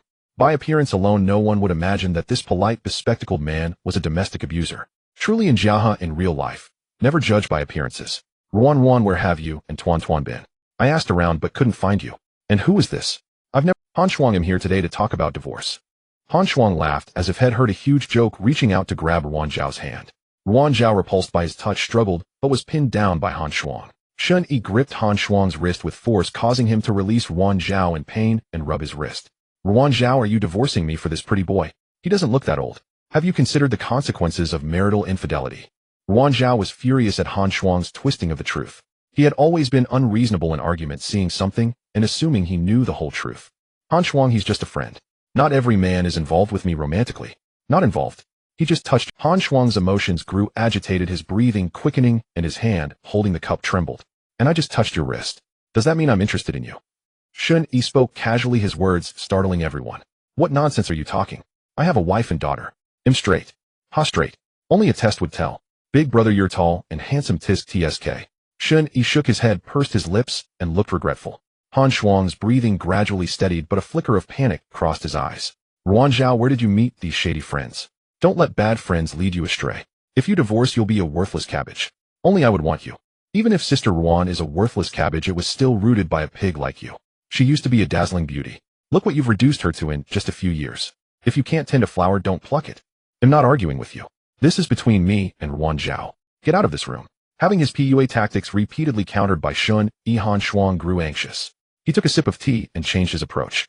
You don't want your daughter to be known as a child from a single-parent family, do you? If you don't want to stay with me, at least think about Tuan Tuan. You can't be so selfish. Shen Yi couldn't stand it anymore. Han Shuang's shamelessness was beyond anything he had ever seen. It's precisely for Tuan Tuan that I must divorce a scumbag like you. Since you walked in, you haven't shown a shred of remorse. Your violence towards me and Tuan Tuan has left deep psychological scars. Sign the divorce agreement now, and well, go get the certificate. Her daughter was Ruan Zhao's soft spot. She could endure hardship, but not her daughter. Ruan Zhao, there's a cooling-off period for divorce. We can't finalize it today. I tell you, I want divorce. What couple doesn't fight? You're too delicate. Shen Yi threw the still-hot tea in Han Shuang's face. What are you doing? Han Shuang jumped up, grabbing tissues to wipe his glasses and face. Sorry, just a slip of the hand. It was accidental. Why get so angry? So petty. You. Han Shuang held his dripping glasses, his unfocused eyes glaring at Shen Yi. First adjust your cross-eyed focus before glaring at me. In your eyes am just a blurry pixel. You puff your eyes up like bull's balls thinking you look fierce. Han Shuang realized Ruan Zhao had come prepared, but he didn't expect her to bring someone just to argue with him. Let me see the divorce agreement. Ruan Zhao handed it over. Han Shuang skimmed 2 pages, then tore the agreement to shreds. Ruan Zhao, don't be ungrateful. I've been patient with you. Don't make me beat you here, you bitch. You need a lesson. Han Shuang's finger was about to poke Ruan Zhao's forehead. She closed her eyes in fear, but Shen Yi's words echoed in her mind, don't box yourself in.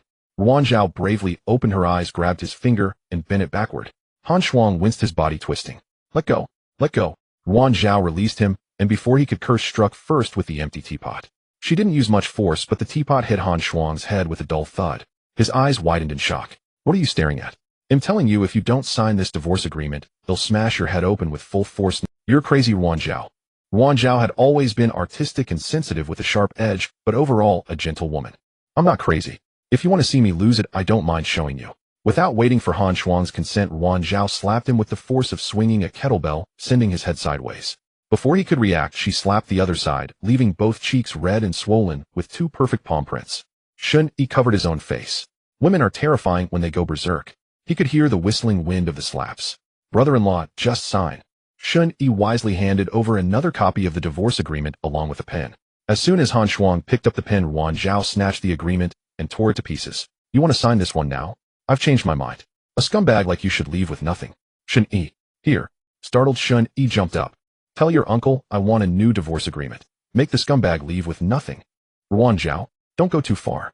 You've hit me, you've cursed me, and now you want to leave me with nothing in the divorce settlement. I'm telling you, no way.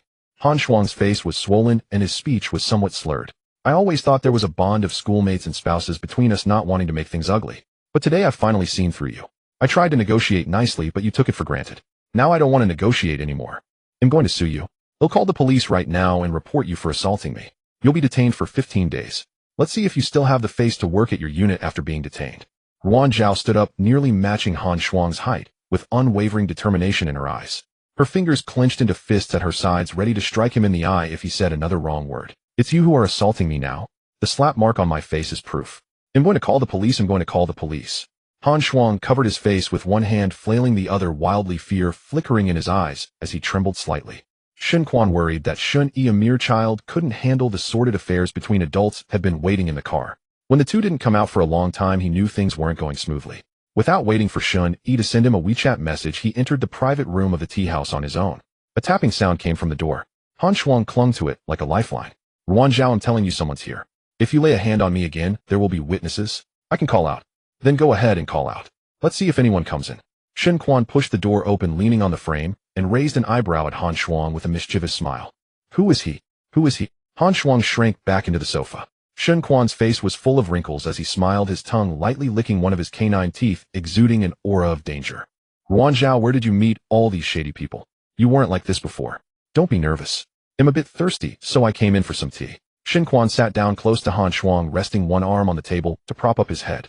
He poured himself a cup of tea, slurped it down, and when he set it down, the cup accidentally crushed into pieces. Right. Who did you just call shady people? Shen Quan still wore a kind smile, aimed at Han Shuang, his fist, as big as a sandbag from training, casually placed on the table. I didn't say anyone. I meant Ruan. Ruan Zhao, I disagree with some parts of your agreement. My. Shen Yi and Shen Quan both frowned simultaneously, sending chills down Han Shuang's spine. You called me here to discuss the divorce, right? I agree, but I have objections to the property division. Ruan Zhao cast a reassuring glance at Shen Yi. She knew Han Shuang was nothing but a paper tiger, bluffing on the surface, but when faced with someone stronger, he cowered like a dog with its tail between its legs. The divorce agreement between Ruan Zhao and Han Shuang was finalized smoothly. Shen Yi and Shen Quan drove them both to the Civil Affairs Bureau to register their divorce intention, and they would divorce in 1 month. Thank you both for today. Ruan Zhao knew that the smooth progress was all thanks to Shen Yi's help and the support of the Shen family. Don't mention it. If you hadn't taken care of Shen Yi, we wouldn't have found him so quickly. Shen Quan had talked with Yu about Shen Yi's past so naturally, he knew the role Ruan Zhao had played. Even the feature article was written by Ruan Zhao herself. Reporter Ruan, I have to say you impressed me today. Don't be so weak in the future. Give him a big slap across the face. When I saw those 2 slap marks today, I felt so relieved. Shen Quan mimed slapping the air left and right, and the 3 of them burst into laughter. A mother will do anything for her child. He threatened me with Tuanshuan, and I couldn't stand it. But slapping him twice was really letting him off easy. Sister Ruan Zhao, if you'd acted like this earlier, that scumbag would have been subdued long ago and wouldn't have dared to treat you like this. Shen Yi's previous life marriage was a complete mess, so he didn't really know what marriage was supposed to be. You little brat, what do you know? There are still many hurdles to cross. The first one is my parents. I bet he's already gone to my parents to cry about it. No sooner had Ruan Zhao finished speaking than her phone rang. It was her mother. Hello, Mom. Shen Yi couldn't hear what Ruan Zhao's mother said, but Ruan Zhao's emotions gradually became agitated. Don't say anymore. I don't want to hear what you have to say. Don't threaten me by saying it's for your own good. If you're my real mother and truly care about me, you should support me in divorcing this abusive man, not persuade me to compromise. I've already compromised, and I won't settle anymore. Not now, not ever. Why should I remarry and depend on a man to live? I can support myself and Tuanshuan. If you and Dad don't want to acknowledge me, then just treat me as if I were beaten to death by Han Shuang. Ruan Zhao let out all the words she had been holding in her chest in one breath, then hung up the phone and blocked her parents' numbers and WeChat accounts. Shen Quan pursed his lips and nodded. He had been nagged by Zhuangxi to get married, but he wasn't ready to settle down. If marriage was as messy as Zhuangxi's and Shun Pei's, what was the point of it? Shen Yi patted the dejected Ruan Zhao on the shoulder. Since the storm had already arrived, the only thing to do was face it, bravely find a way to deal with it, and not fear the thunder or the lightning. I'm sorry I've been troubling you with my family affairs. Sister Ruan, don't be so polite. I'm glad you thought of me. Shen Yi tilted his head, curved his lips into a smile at Ruan Zhao, his eyes turning into 2 little crescent moons. If you're feeling sad, you can lean on my shoulder. Shen Yi patted his own still slender shoulder, indicating that Ruan Zhao could rely on him. You little brat, how old are you to be trying to flirt? If you're going to lean on someone, it should be on my broad Pacific shoulder like your third uncle's. You're just a little chick with a scrawny build. Shen Quan took out a cigarette, offered one, and put it in his mouth, but remembering there were ladies in the car, he kept it unlit. He'll tell Grandma you call me a little chick again. Hey, you little rascal, you're always tattling on me. Have you found my weak spot, or what? Grandma said if you bully me, I have to tell her. He'll go tell her right now. Watching Shen Yi and Shen Quan bicker, Ruan Zhao knew they were deliberately trying to cheer her up, and she couldn't help but laugh. By the way, third brother Shen, how do you know Yu? Ruan Zhao, who had been immersed in her own world, suddenly remembered that Shen Quan had mentioned Yu's name. When I went to pick up Shen Yi's admission notice, I got it from Yu. She even mistook me for a bad guy. Her detective skills are absolutely amazing. When Yu took care of Shen Yi, she treated him like her own child. When Shen Yi went for exams, she was more nagging than anyone. Someone who's usually so cool and composed becomes a fussy, anxious mess whenever it comes to Shen Yi. Shen Quan was curious about what Yu looked like when she was anxious. He had only met her briefly once, and she had given off an aura of aloofness, appearing to be a decisive, efficient woman. Reporter Juan, is teacher Yu married too? The moment Shen Quan asked this, the eyelids of the 2 in the back seat began to twitch. When a man starts gossiping, it means he has some ulterior motives. Yu is not married, but she might not want to get married either. Ruan Zhao and Shen Yi both knew Yu's situation. In her heart, she was already married. But upon hearing this news, Shen Quan felt a bit elated. If Yu wasn't married, she would likely be pressured by her family to marry just like him. Then wouldn't he have a chance? After the summer vacation, Yu will probably return to S City. Oh, Shen Quan's O was laden with meaning, evoking wild thoughts. Third uncle, I got my admission letter, but haven't celebrated with teacher Yu yet. And today we should also celebrate sister Wan breaking free from that jerk. Can we go out for a meal? Shen Yi saw that Shen Quan kept asking about Yu, and as a fellow man, he guessed Shen Quan's intentions. If teacher Yu could start a relationship with his third uncle and move on from that past affair, it would be a good choice. Right? A double blessing. Shen Yi, call your teacher quickly and invite her out. Reporter 1, what do you think? Alright, I haven't seen Yu in a long time either. She's been busy ever since she came back. Yu has her own business. Her cousin usually helps her manage it. Now that she's back, she's probably busy with social engagements every day. Teacher Yu runs a business. Shen Yi was very surprised. He really hadn't noticed at all that teacher Yu was also. Yu has a fragrance studio that's quite famous in RB City. Otherwise, do you think the apartment you live in and the one I live in were bought on teacher, yes, meager teacher salary? Chinxiang Hall. Shen Quan blurted out. Zhuanghanshi was very fond of a fragrance made by this studio, but it was limited every year and had to be ordered well in advance. Moreover, the owner of this studio rarely showed up. He never expected the owner to be a teacher hiding in a neighboring city. Truly a big shot in disguise. Oh, you know it. He'll call Yu and see if Boss Yu has time to meet us today. Yu immediately canceled all her social engagements and made time to gather with her best friend and student. The dining place was reserved by Shen Quan. It was a private club frequented by Shen Ming, surrounded by bamboo groves and winding streams, very elegant. I'm late. Please don't blame me. Yu's attire was different from the simple and low-key style she had in S City. Now she was dressed exquisitely and ostentatiously, a simple luxury. Miss Yu, we meet again. Pleased to meet you. Shen Quan, like a peacock displaying its feathers, took Yu's hand to shake. Mr. Shen, nice to meet you again. Yu casually shook hands briefly and then withdrew her hand. Wan, I haven't seen you in ages. I miss you so much. Yu wrapped her left arm around Wan Zhao and her right arm around Shen Yi. You little brat, you've been here so long and haven't come to see me. Let me teach you a lesson. With that, Yu pinched the flesh on Shen Yi's waist. Not bad, you've gained a bit. Shen Yi was ticklish, grinning as he dodged Yu's evil claws. Teacher Yu, I'm sorry. I was just too happy to find my family and have been staying with them. Oh, no need to explain. Of course I know you found your family. I'm happy for you. Wan, how did you end up with Shen Yi? It's a long story. He'll tell you privately later. It's not something I can explain in a few words.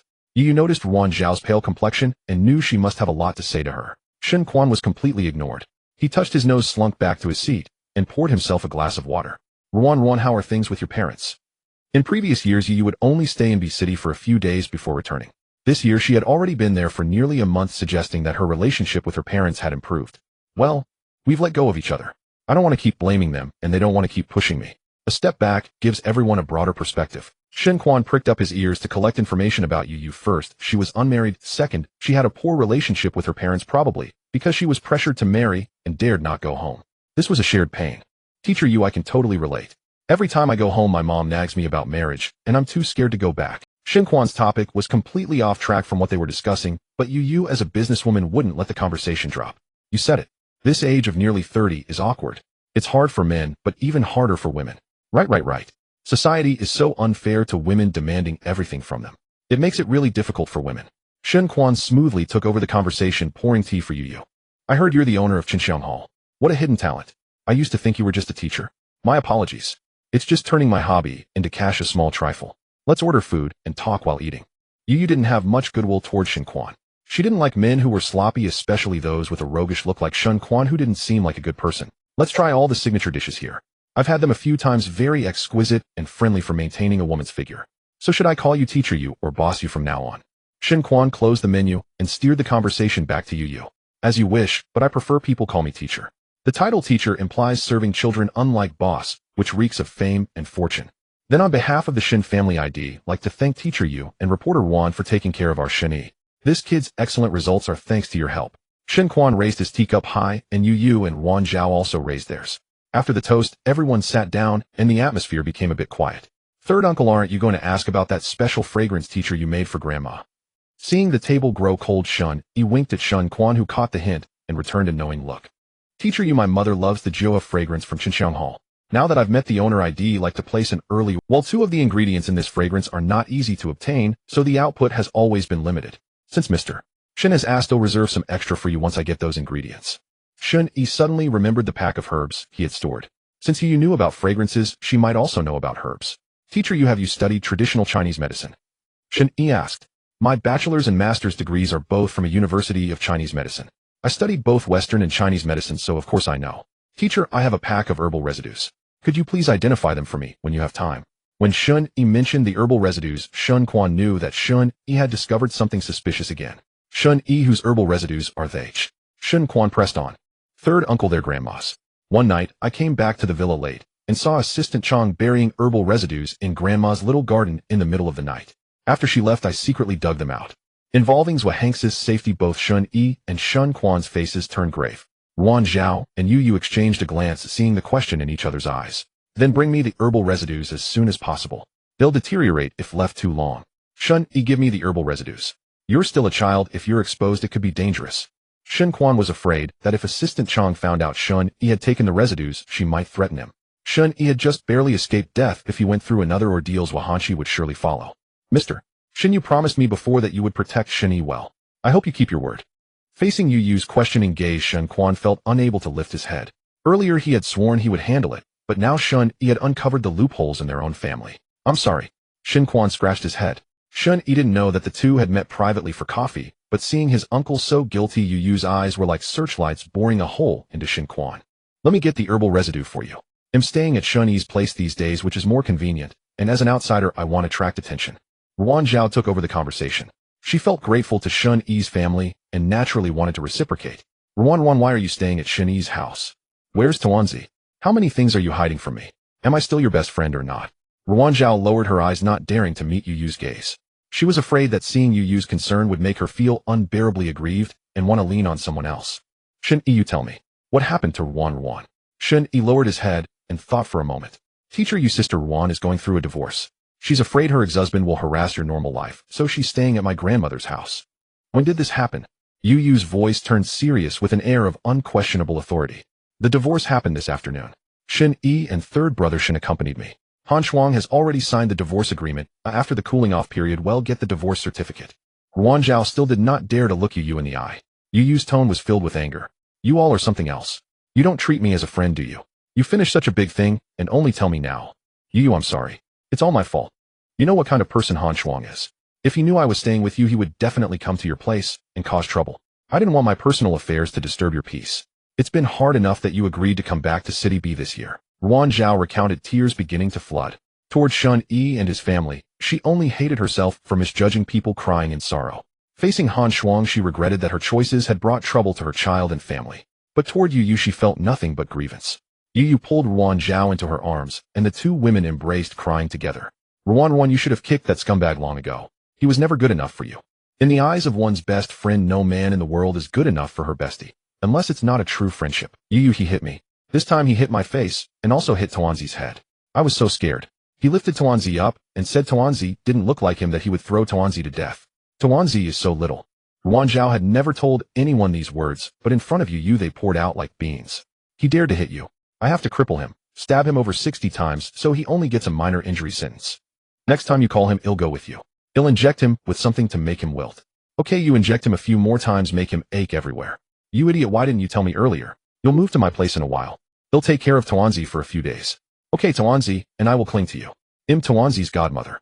You and the child can stay with me. I can easily support both of you. The waiter came in to serve the dishes. The two women composed themselves, and the four of them began to eat. Teacher, you, besides making incense, what other hobbies do you have? Shen Quan steered the conversation back to Yu. Yu has many hobbies, but her favorite is making incense.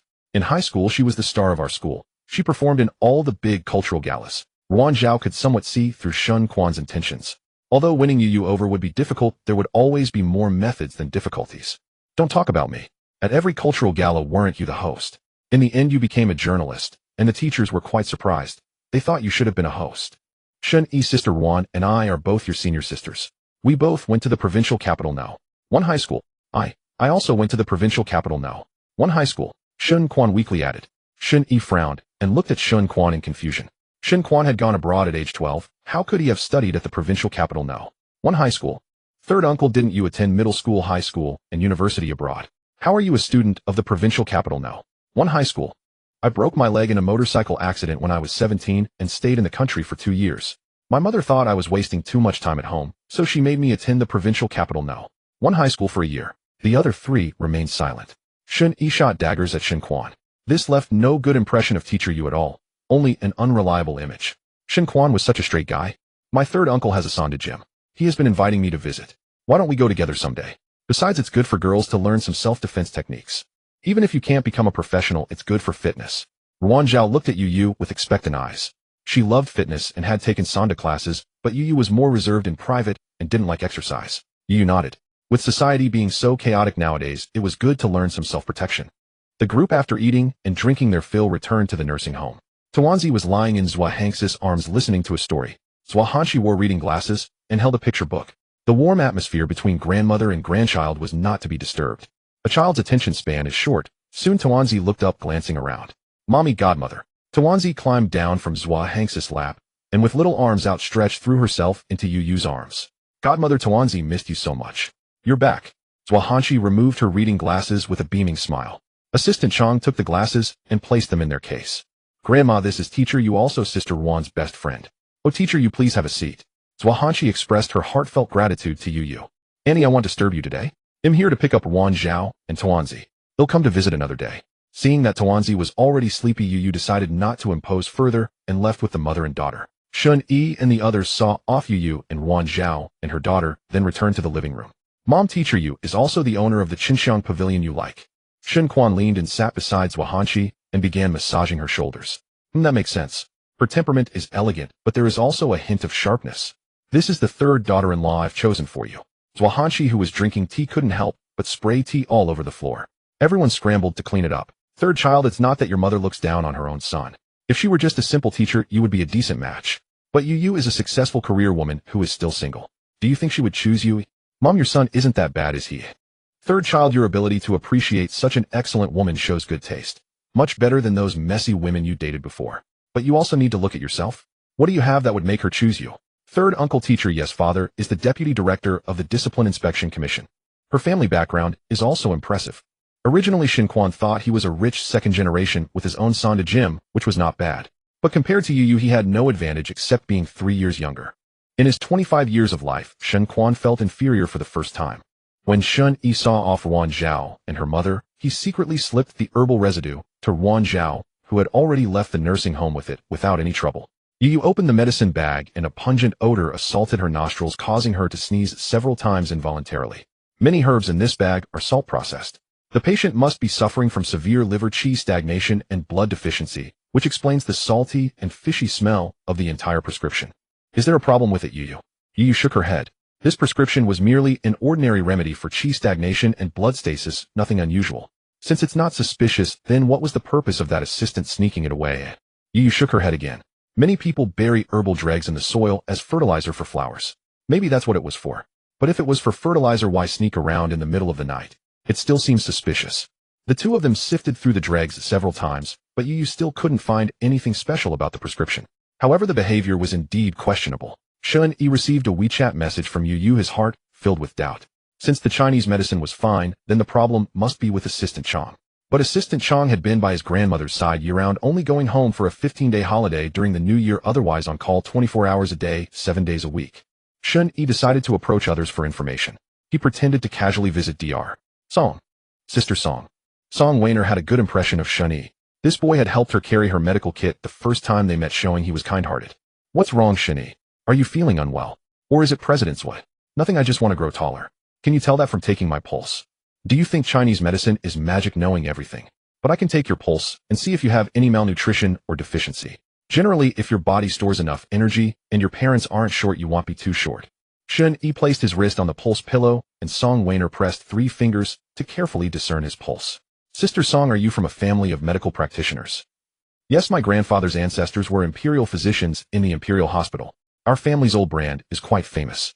But since I'm a girl, the family doesn't require me to see patients, so I take it easy and stay by President's side. Shen Yi silently noted this information, pretending to be curious. How did you come to be by President's side? You seem quite young. My grandfather and President's grew up together. I'm practically a child she watched grow up. My grandfather's generation served as military doctors.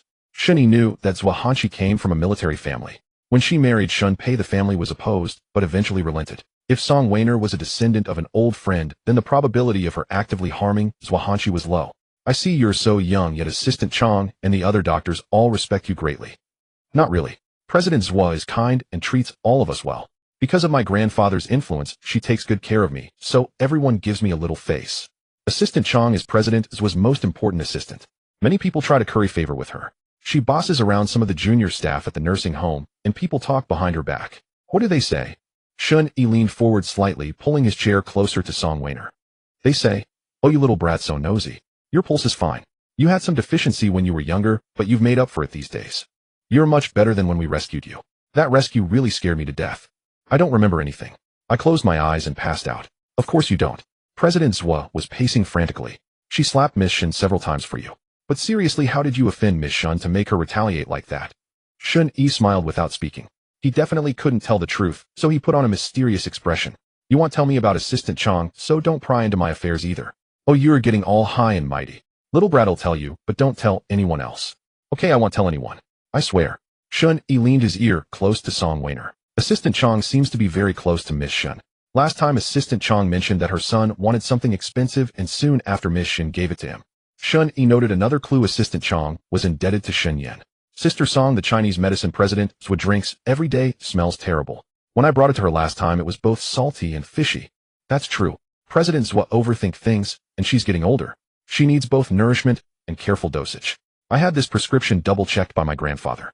Why are you asking so many questions? Are you trying to apprentice with me to curry favor with President Zhua? By now Shen Yi was certain that the Chinese medicine was not the problem. Given his status, everyone assumed he was just lucky that President Zhua liked him. "Even if I wanted to apprentice with you, there must be some qualifications. President Zhua has already been very kind to me, and I just want to repay her kindness. At least President Zhua didn't spoil you for nothing. She has a special constitution that makes her prone to allergies, so you need to be careful when you're with her. President Zhua has allergies. President Zhua is allergic to spice mixtures, so she rarely uses them." "What did you say she's allergic to?" A thunderbolt seemed to explode in Shen Yi's mind, and his eyes flew wide open. "Spice mixtures. It was discovered during a physical examination for President Zhua, and Assistant Chong has been repeatedly reminded." Shen Yi sprang to his feet. "He had to share this news with you immediately, and see if they could find anything. Sister Song, I suddenly remembered I have something to do. He'll come to consult you another day. Please go ahead." Shen Yi rushed out without looking back, closing the door, but leaving Song Weiner dumbfounded. "Teacher Yu, are there any spice-like herbs in that herbal residue?" "There is clove, which is a common Chinese medicine, and also a common raw material for floral and fruity fragrances. Teacher Yu, if grandmother is allergic to clove and takes it long-term, what would happen?" Allergic reactions vary from person to person and can be mild or severe, but no allergy improves with continued exposure. Long-term use could affect the circulatory system. My grandmother might have been having an allergic reaction every day, so she's been uncomfortable all along. Shen Yi, you should still discuss this with your third uncle. It seems President Zhua herself doesn't know she's allergic to spices. Shen Yi hung up with you. You covered his forehead with his hand and crouched down. Assistant Chong knew grandmother was allergic to spices, but who added the clove to the medicine? Was Shen Yin in league with Assistant Chong? Did Shen Yin instruct Assistant Chong to do this? But what reason could Shen Yin have for treating her own mother like this? Song Weiner's words sent a chill down Shen Yi's spine. He was still a fearless novice, unaware of the complexities lurking beneath the surface of the Shen family's affairs. For these aristocratic clans' blood ties seemed to hold little weight. Shen Yi went to the restroom and stared at his reflection in the mirror, a 16-year-old boy. Suddenly he slapped himself. The sting of pain helped him shake off his fear and see his current situation clearly. After regaining his composure, he walked calmly to the mailbox of the nursing home and picked up a newspaper. He looked up at the sun in the sky. The nursing home was quiet. The sweltering, oppressive summer heat made one drowsy. Shen Yi placed the newspaper over his head to shield himself from the direct sunlight. This sticky weather made him yearn for the comfort of an air-conditioned room. Shen Yi quickened his pace to a nearby pavilion and sat on the cool stone bench to escape the heat. Soon an elderly man entered the pavilion. He held a fan and wore a hat. Upon seeing Shen Yi, he nodded and smiled politely. Shen Yi returned the smile, and the two sat at a comfortable distance resting in the pavilion. Feeling parched, Shen Yi planned to make a dash back to Zhuang's villa. The old man noticed Shen Yi fanning himself with the newspaper, moved closer, and vigorously waved his fan a few times, bringing some relief to both of them. "Thank you, Grandpa. Please keep the fan for yourself." "Oh, I have the newspaper." "It's nothing. The newspaper doesn't stir up much wind. Let's share this fan." "Then let me fan us. I'm young and strong. You shouldn't tire yourself." Shen Yi naturally took the fan, and the old man didn't refuse. They sat quietly in the pavilion once more. "Young man, are you here to visit an elderly relative?" the old man asked first. Most residents of the nursing home were middle-aged or elderly, with a few younger people recovering from serious injuries. "Sort of. On such a hot day, why are you out here alone?" "My granddaughter said she would visit me today, so I came out early to wait for her." As the old man spoke of his granddaughter, his eyes brimmed with joy. Just the thought of her visit made him this happy. Let me walk you to the cool cafe near the entrance. Your granddaughter can have some juice and dessert there. Young people love those things. Shen Yi handed the fan back, stood up, and helped the old man out of the pavilion. Thank you, young man. I hope I'm not delaying your business. It's fine. He'll see you there, and then he'll take the newspaper to my grandmother. Thank you, the old man said, walking forward with a spring in his step lighter than usual. If you hadn't told me, I wouldn't have known about the cool cafe. Every time they visit, they just sit in my room for a short while. This time my granddaughter is bringing her boyfriend for the first time. The cafe is a good place.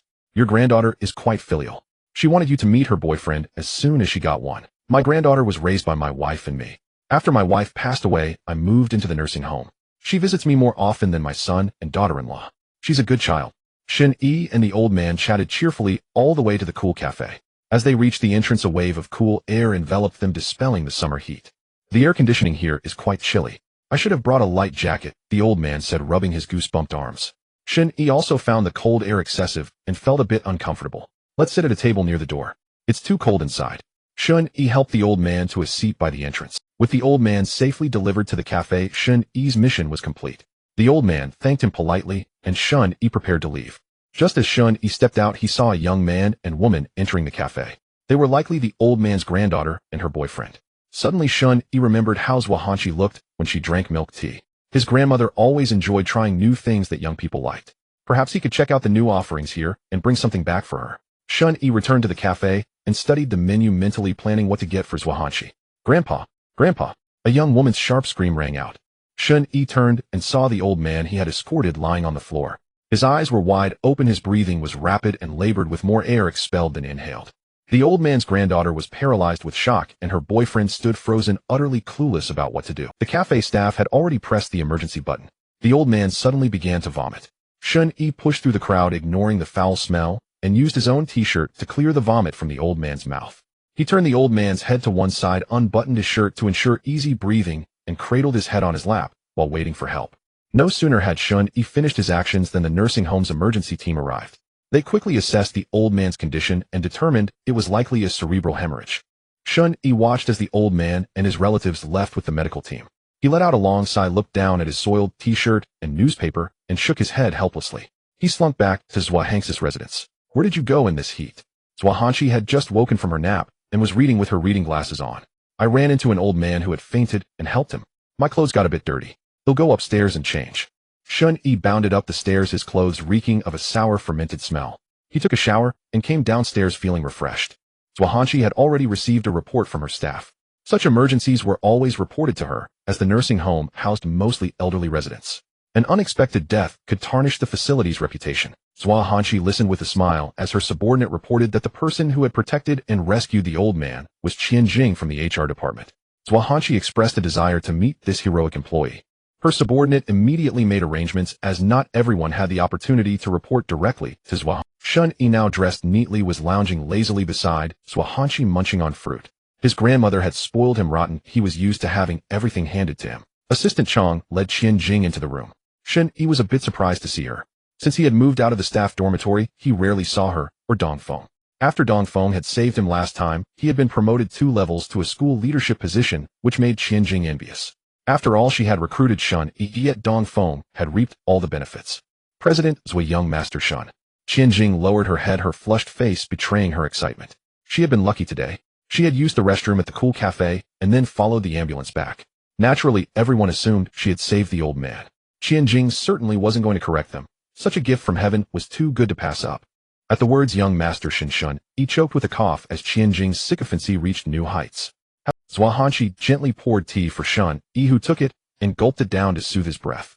Qian, tell me about the rescue today. For an employee who shows such courage in the face of danger, a commendation is in order. Shen Yi held the teacup, looking at Zhuahanqi with curiosity. She placed a handful of sunflower seeds into it. President Zhui, I've forgotten the specifics of the rescue. I was too nervous. After all, I'm in HR, not a professional doctor. I only learned those first aid techniques here at the nursing home, and today they came in handy. Forgotten the process. You should at least recall the first aid moves you used. This incident should be publicized, as it reminds everyone in all positions to seriously study first aid knowledge. Zhuahanqi's questions left Qianjing unable to answer a single one. She could only rely on vague memories from first aid training, giving a jumbled and incoherent response. I unbuttoned his clothes and pressed on his chest. Crunch, crunch. Qianjing's stammering explanation was accompanied by the sound of Shen Yi cracking sunflower seeds. Sister Qian, you should have cleared the vomit from his mouth first. Crunch crunch. Oh right. In the heat of the moment, I cleared the vomit first, and then. What did you use to clean it? Zhua Hanqi smiled, encouragingly urging Qianjing to continue. I used a towel. Then I threw away the dirty towel. Shen Yi was speechless. Even claiming she used a rag would have been more plausible than a towel. All right, you may go. Zhua Hanqi waved her hand, unwilling to listen further to Qianjing's false claims. President Zhua, I'm sorry. I was just too nervous in front of you rambling, and didn't give a satisfactory answer. Seeing Zhua Hanqi cut her off, Qianjing knew the leader was displeased. But since she had already claimed the deed, she had to make her explanation believable. Miss Qian, it's not about my satisfaction, but whether you are satisfied with your own conscience. President Zhua, I don't understand. Qianjing still intended to make a desperate struggle. Miss Qian, the supervisor of the Liangba, has already reported the incident to me. It happened in a blind spot of the surveillance, but the cameras did capture the image of the real rescuer leaving. Do I need to be clearer? I understand.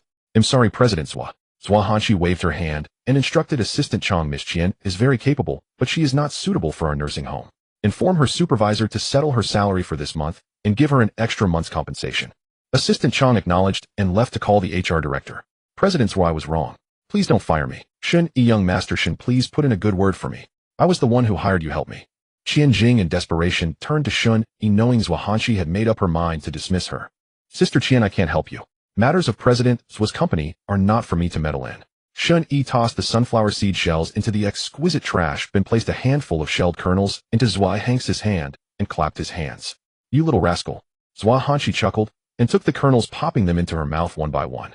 Seeing their intimacy without any pretense, Qianjing's contempt for Shen Yi deepened. She had originally recruited him because he could take a hint, yet she had gained nothing and ended up fired. Qianjing glared at Shen Yi viciously. President Zhui, do you know how Shen Yi got in? Zhua Hanqi had investigated before acknowledging Shen Yi, and knowing he was the lost Daodu, she only thought her clever boy was resourceful and farsighted regardless of the method he used. He got in through a woman. He seduced Dong Feng at the gate, and now Dong Feng has been promoted 2 levels. President Zhui, don't keep a kept man only to have him take over your family property. Shen Yi doesn't need to take my property. If he wants, I'll give it all to him. Zhua Hanqi said, casually stroking Shen Yi. He also offended Miss Shen, and his foster mother came to our nursing home. Miss Qian, keep some dignity for yourself. Go handle the procedures. I know all about what you mentioned. You know it all, then you. Miss Qian, the person who rescued today was Shen Yi. He had just returned before you came. Qianjing realized she was caught. She had taken credit for the favorite of President Zhua, and naturally the president would. President Zhua, was wrong. Give me another chance. I can't lose this job. I know other things, and I'll tell you everything. Qianjing didn't want to leave. The nursing home was not too busy, and though the holidays were few, the pay was good. President Zhua was generous with annual benefits far better than her friends working in ordinary companies. Qianjing sneaked a glance toward Assistant Chang, then turned back and said in a low but audible voice, President Zhua, I saw Assistant Chang sneaking around burying something in your little garden, and I also saw her meeting with Madame Shen. Zhua Hanxi's eyes turned sharp instantly. Her assistant secretly contacting her eldest daughter-in-law was abnormal. Your words are of no value to me. Leave. Knowing there was no room for turning back, Qianjing felt bitter resentment toward Shen Yi. She gritted her teeth and went through the exit procedures, leaving the nursing home. Shen Yi silently observed Zhua Hanqi, lost in thought. Grandma had only answered half of Qianjing's accusations. Grandma, don't dwell on it. Sister Song said you worry too much and it harms your heart and blood. Grandma's fine. I've been busy all these years, but now that you're here, I'm happy. My health has been improving lately. Then can you stop taking the sedatives? Every medicine has its side effects. Shen Yi believed that completely cutting off the accumulated medications was the most effective way. All right. Lately I've been secretly pouring them away, and I feel lighter instead. Then I'll accompany you for a walk and a foot soak every evening. That way you can relax and fall asleep, and your health will keep improving, living a long life. Ah, good. You must take good care of Grandma, and watch you grow up. Zhua Hanqi had an online meeting, so Shen Yi went out alone to find Shen Quan. This was Shen Yi's first time at the kickboxing gym. Located in the bustling area of B City, it spanned about 4 floors. When Shen Yi arrived, Shen Quan was on the ring wearing protective gear and sparring with someone. The sight of the free fighting match made one's blood boil. Even though Shen Yi was not a sports enthusiast, watching the exchanges on the ring and being swept up by the atmosphere of the crowd, he wished he could step into the ring himself. Huffing, you finally found time to see me, Shen Quan said, drenched in sweat. He removed his protective gear, his hair dripping like a sea urchin. Shen Yi just smiled. Shen Quan tousled Shen Yi's hair, then went to change and wash up. Kid, come out with your uncle tonight to see the world. After Nightfall City, B became a different kind of bustling. Shen Quan led Shen Yi out of their family's free-fighting gym, and on both sides of the streets handsome men and beautiful women could be seen everywhere, walking in twos and threes. Shen Quan, a cigarette dangling from his lips, slung his arm around Shen Yi's shoulders and entered his usual bar with several friends. At the entrance, some girls in the bar's uniform cast flirtatious glances at Shen Quan's group. Shen Yi looked curiously, and a few of them actually came closer, startling him so much that he hurried forward a few steps, not daring to meet anyone's eyes, which made Shen Quan and his friends roar with laughter. Those friends of Shen Quan were also dissolute and devoted to sensual pleasures. They teased Shen Yi, a minor high school boy. In his past life, Shen Yi had rarely attended drinking parties, and he had not entered many such entertainment venues. Shen Quan took good care of him, even ordering a drink that girls wouldn't drink. Quan Gu, when you were his age, you were a thousand slayer. Why are you so protective of this kid? Go to hell, stop corrupting me. He's just a kid out to see the world. You guys have your fun.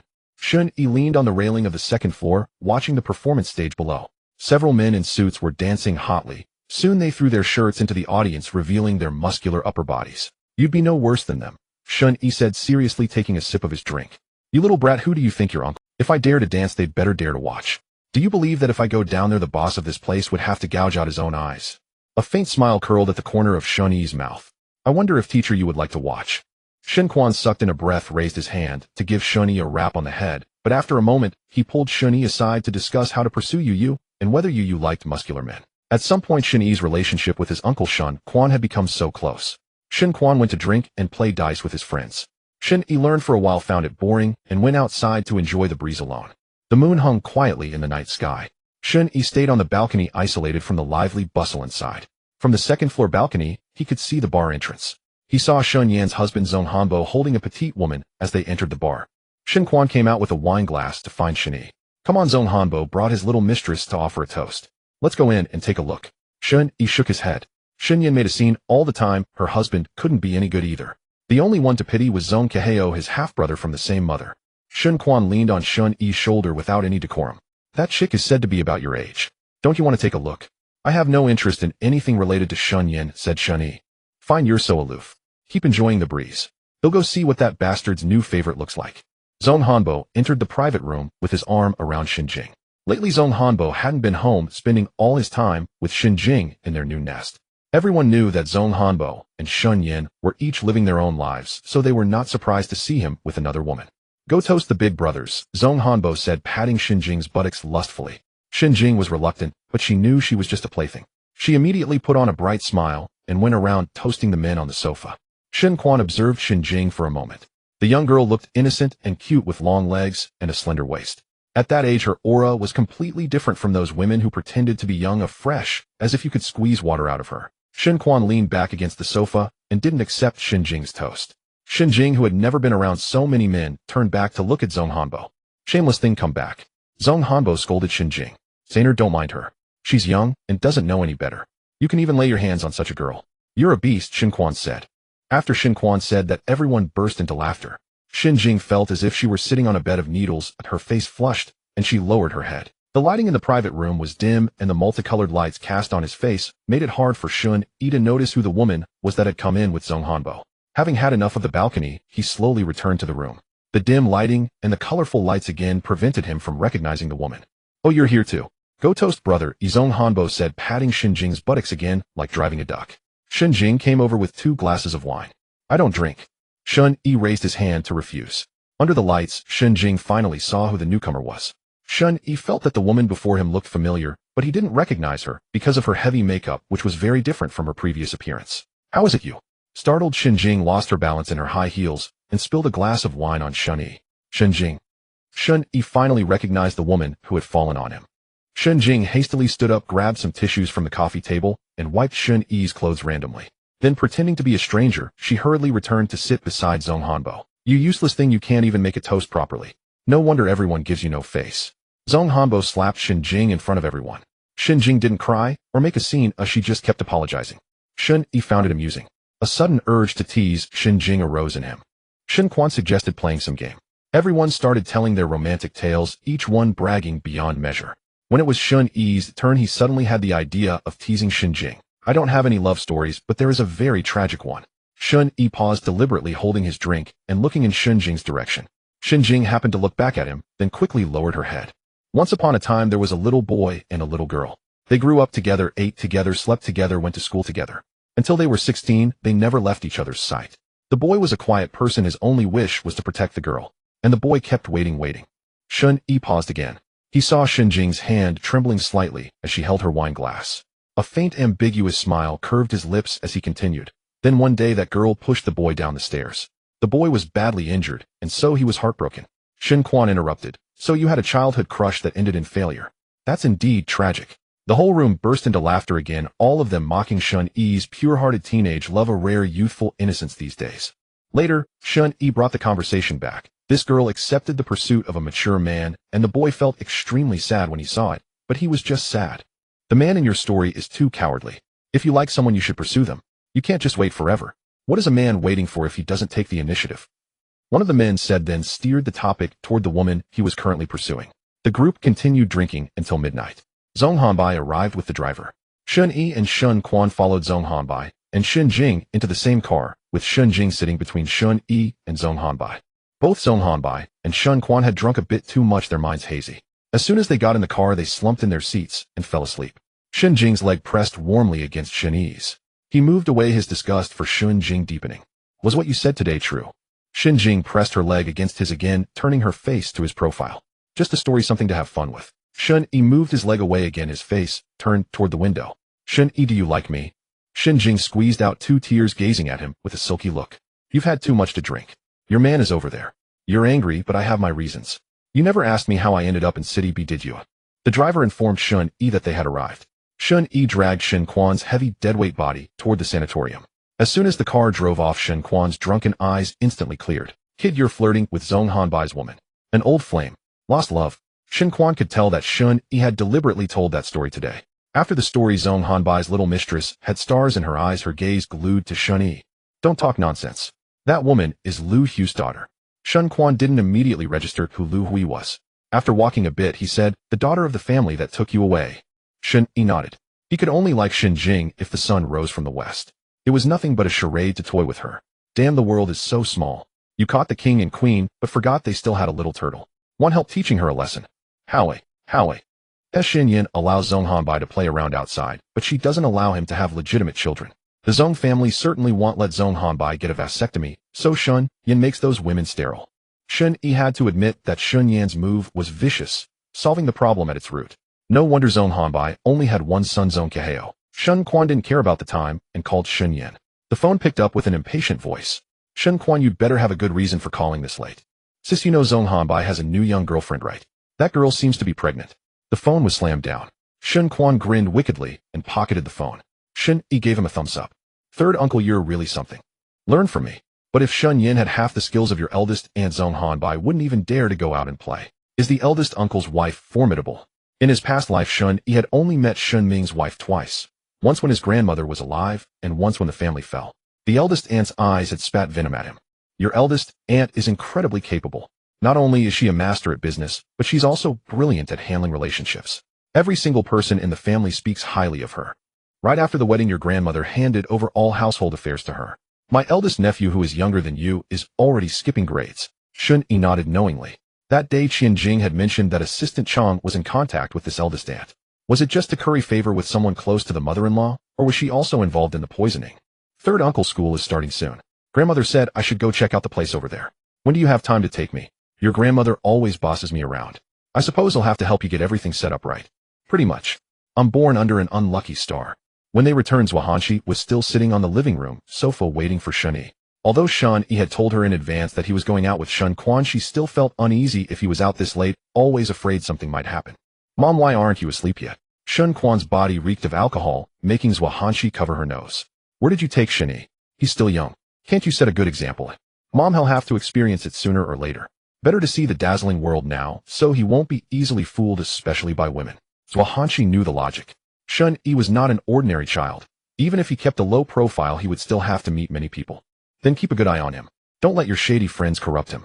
Shen Yi helped Zhuanghanshi upstairs to rest, then went to sleep himself. School was about to start, and he planned to stay home and study hard, spending more time with Zhuanghanshi. On the other side, Shen Yin called Zhong Hanbai, who hadn't been home for a long time. As soon as Zhong Hanbai entered the house, a magazine was thrown at his feet. Zhong Hanbai, did you take those women to get sterilized last time? Zhong Hanbai had been lost in the comfort of romance and hadn't remembered it all. Now with Shen Yi bringing it up, cold sweat broke out on his back. It's fine, dear. If I find out anyone is pregnant, I'll just take her there myself. You know my methods. Shen Yi turned and went upstairs. Zhong Hanbai turned back and went to Shen Jing's place. Hanbai Gij, why are you back? Didn't your sister ask you to go home? Shen Jing clung to him like syrup. Zhong Hanbai wrapped his arm around her slender waist, unsure how to broach the subject.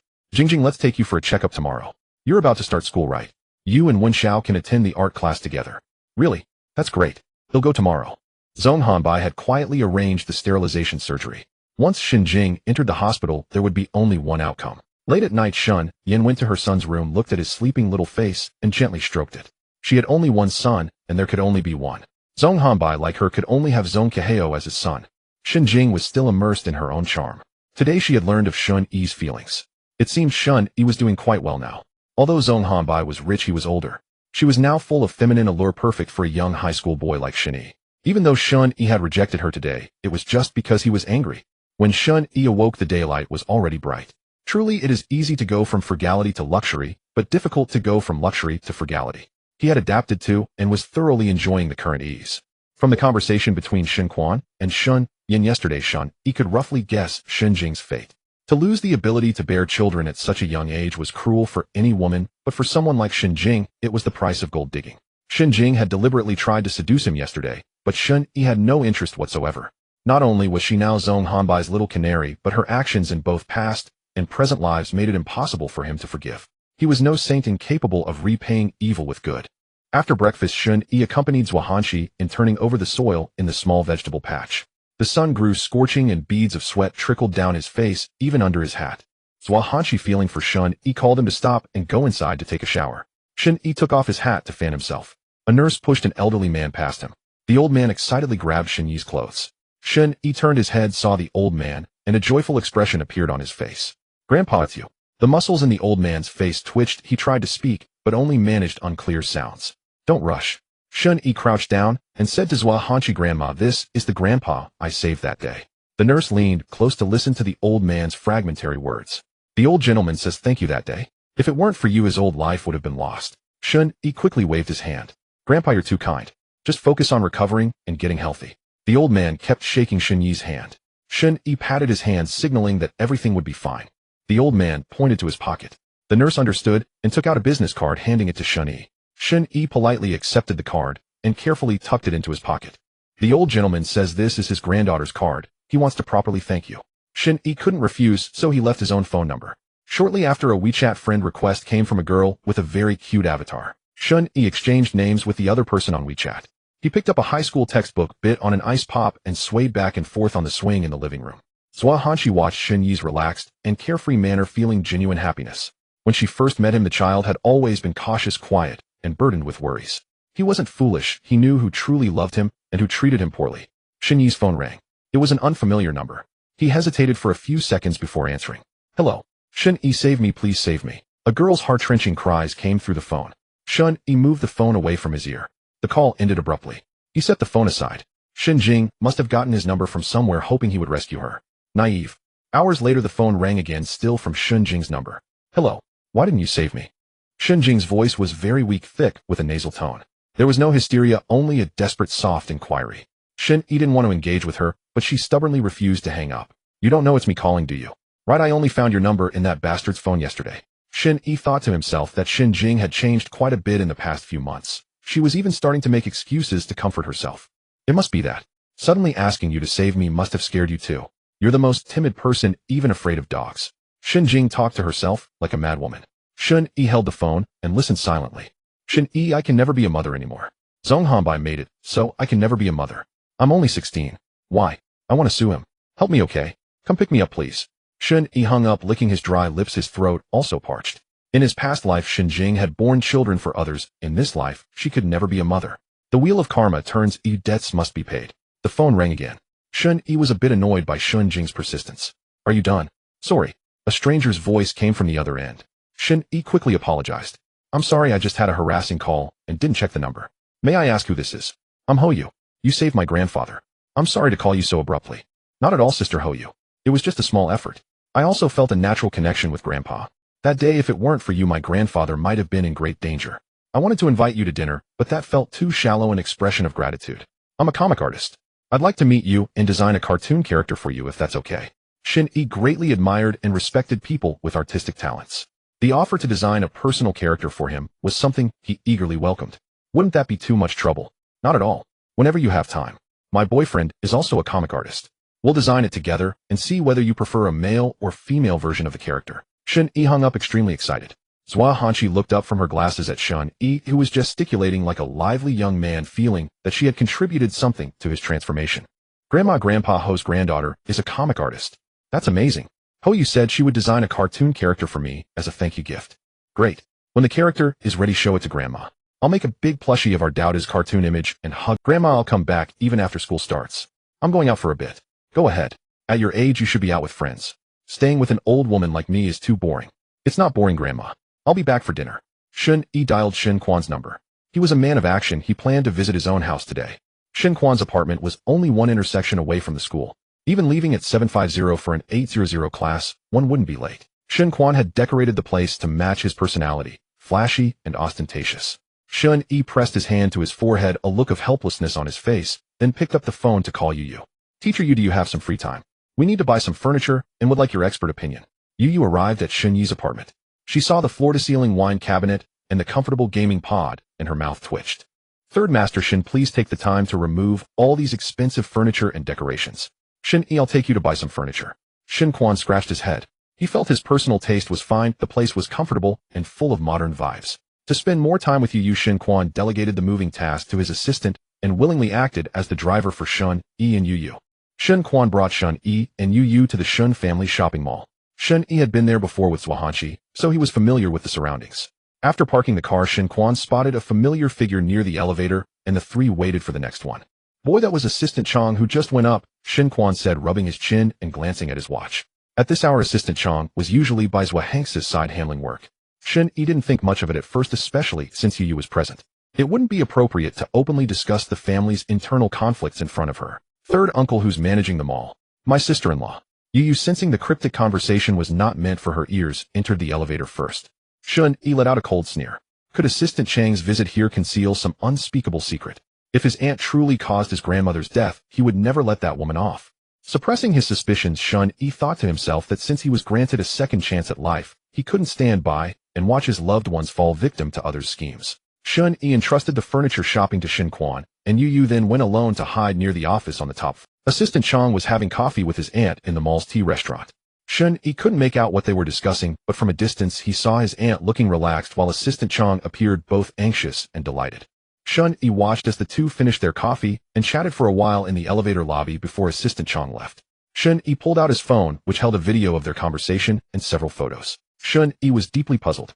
Zhua Hanqi was someone who dared to let go and act decisively. Why would his aunt want to harm his grandmother?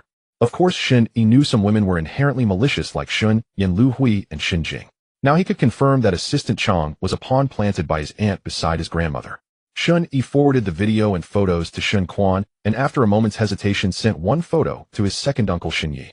Most of the Shen family's business was under Shen Ming and his wife, but legal matters were all in Shen Ye's hands. Shen Yi returned to find Yu and Shen Quan sitting side by side on the sofa flipping through catalogs to choose furniture. His phone rang. It was Shen Yi. Shen Yi sent a message to Shen Quan and took a taxi to Shen Ye's private office. Shen Yi was sitting on the sofa pouring tea for him. You followed them. Shen Yi stood by the door, quietly surveying the office's understated decor as fitting a lawyer's profession. No, I happened to run into them while shopping. Next time you see something like this, pretend you didn't. Shen Yi said, shifting his posture, crossing and uncrossing his legs. Shen Yi didn't sit down, his face darkened. You don't want to get involved in Grandma's matter.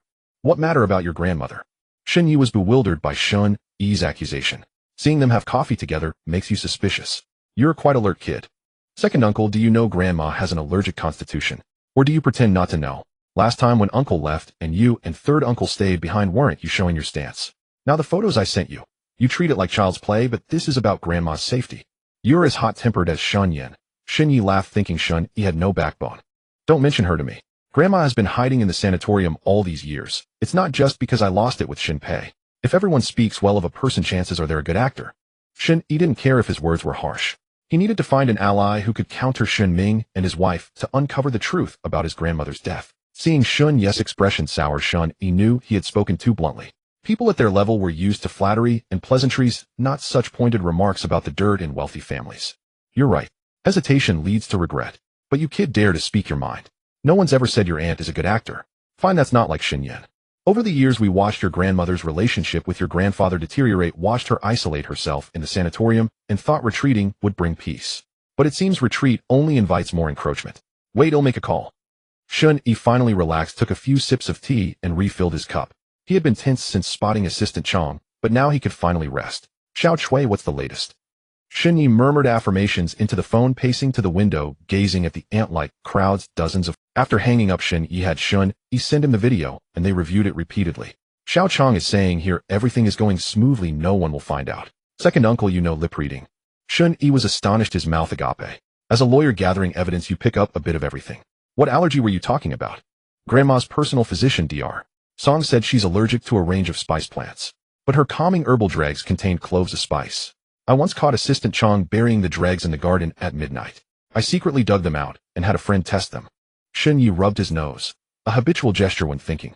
Soon he pieced together the cause and effect. You little fox, you've been suspicious all along, so you recorded the video and took photos today, even being cautious with me by only sending the picture. Shen Yi scratched his head sheepishly. It happened suddenly. Now tell me in detail about your recent findings and suspicions. Shen Yi recounted how he found the dregs, Assistant Chang's usual behavior, and the secret Qian Jing revealed before resigning. Shen Yi gradually sank into thought. Could it be that they want Mom's shares? Hearing Shen Yi mutter about shares, Shen Yi knew he had guessed part of the truth. Although Zhuanghanshi had stepped down from the group, the Shen family's wealth was vast. She had distributed some shares to her children, but still held a significant portion. A few years ago, when her health declined, she made a will stating that if she passed, Shen Ming and his wife would be the primary inheritors of her Shen family shares, a will Shen Yi had helped notarize through a friend. Second uncle, I know there's plenty of filth in wealthy families, but I hope Grandma lives a long and healthy life. I have no ambition for the Shen family. I know. Last time at the family dinner, when Mom brought you, it was clear she never intended for you to return to the Shen family. Oh, so only Shen Pei can't see that. Shen Yi patted the back of Shen Yi's head. Kids these days. Truly remarkable. Shen Quan sent a WeChat message to Shen Yi telling him to fend for himself for dinner, as he was taking Yu to a candlelit dinner. Holding his phone, Shen Yi felt happy for his third uncle, sensing that there had been a qualitative leap between Shen Quan and Yu. Second uncle, please take me back to the sanatorium. I promised Grandma I'd have dinner with her. Shen Yi stood up and said, "They'll go back with you. It's also a good chance to shake up some of those shady characters." The car Shen Yi drove was as understatedly luxurious as the man himself, and his driving was smooth and safe. Zhuanghanshi had temporarily instructed the small kitchen to prepare a few extra dishes. When the family gathered in the dining room, Assistant Chong was still serving the food. Shen Yi helped Assistant Chong arrange the plates, and Shen Yi's brows furrowed. "Sister Chong, we've finished serving. Please sit down and eat with us." Though Shen Yi said this, he was looking at Shen Yi, who was seated next to Zhuanghanshi. "Oh no, second young master. You all accompany President Zhua. They'll head to the staff cafeteria later." Assistant Chong was very deferential to Shen Yi, bowing and scraping like a sycophant. Indeed, Assistant Chong has always been a person with a keen sense of boundaries. Otherwise, how could she have stayed by President Zhua's side for over a decade? Shen Yi smiled at Assistant Chong, but he was not a man given to easy smiles, and the expression sent a chill down Assistant Chang's spine. "I owe everything to President Zhua's patronage over the years. President Zhua and the Shen family are my benefactors." Assistant Chang's words were hollow, but her expression was so sincere that it was hard not to believe her. Shen Yi inwardly marveled that it wasn't just his eldest aunt who was a good actress, the assistant she had chosen was equally skilled. "Xiao Yi, if there's anything you don't understand, you can also consult Assistant Chong. She's not only your grandmother's personal assistant, but also her work assistant."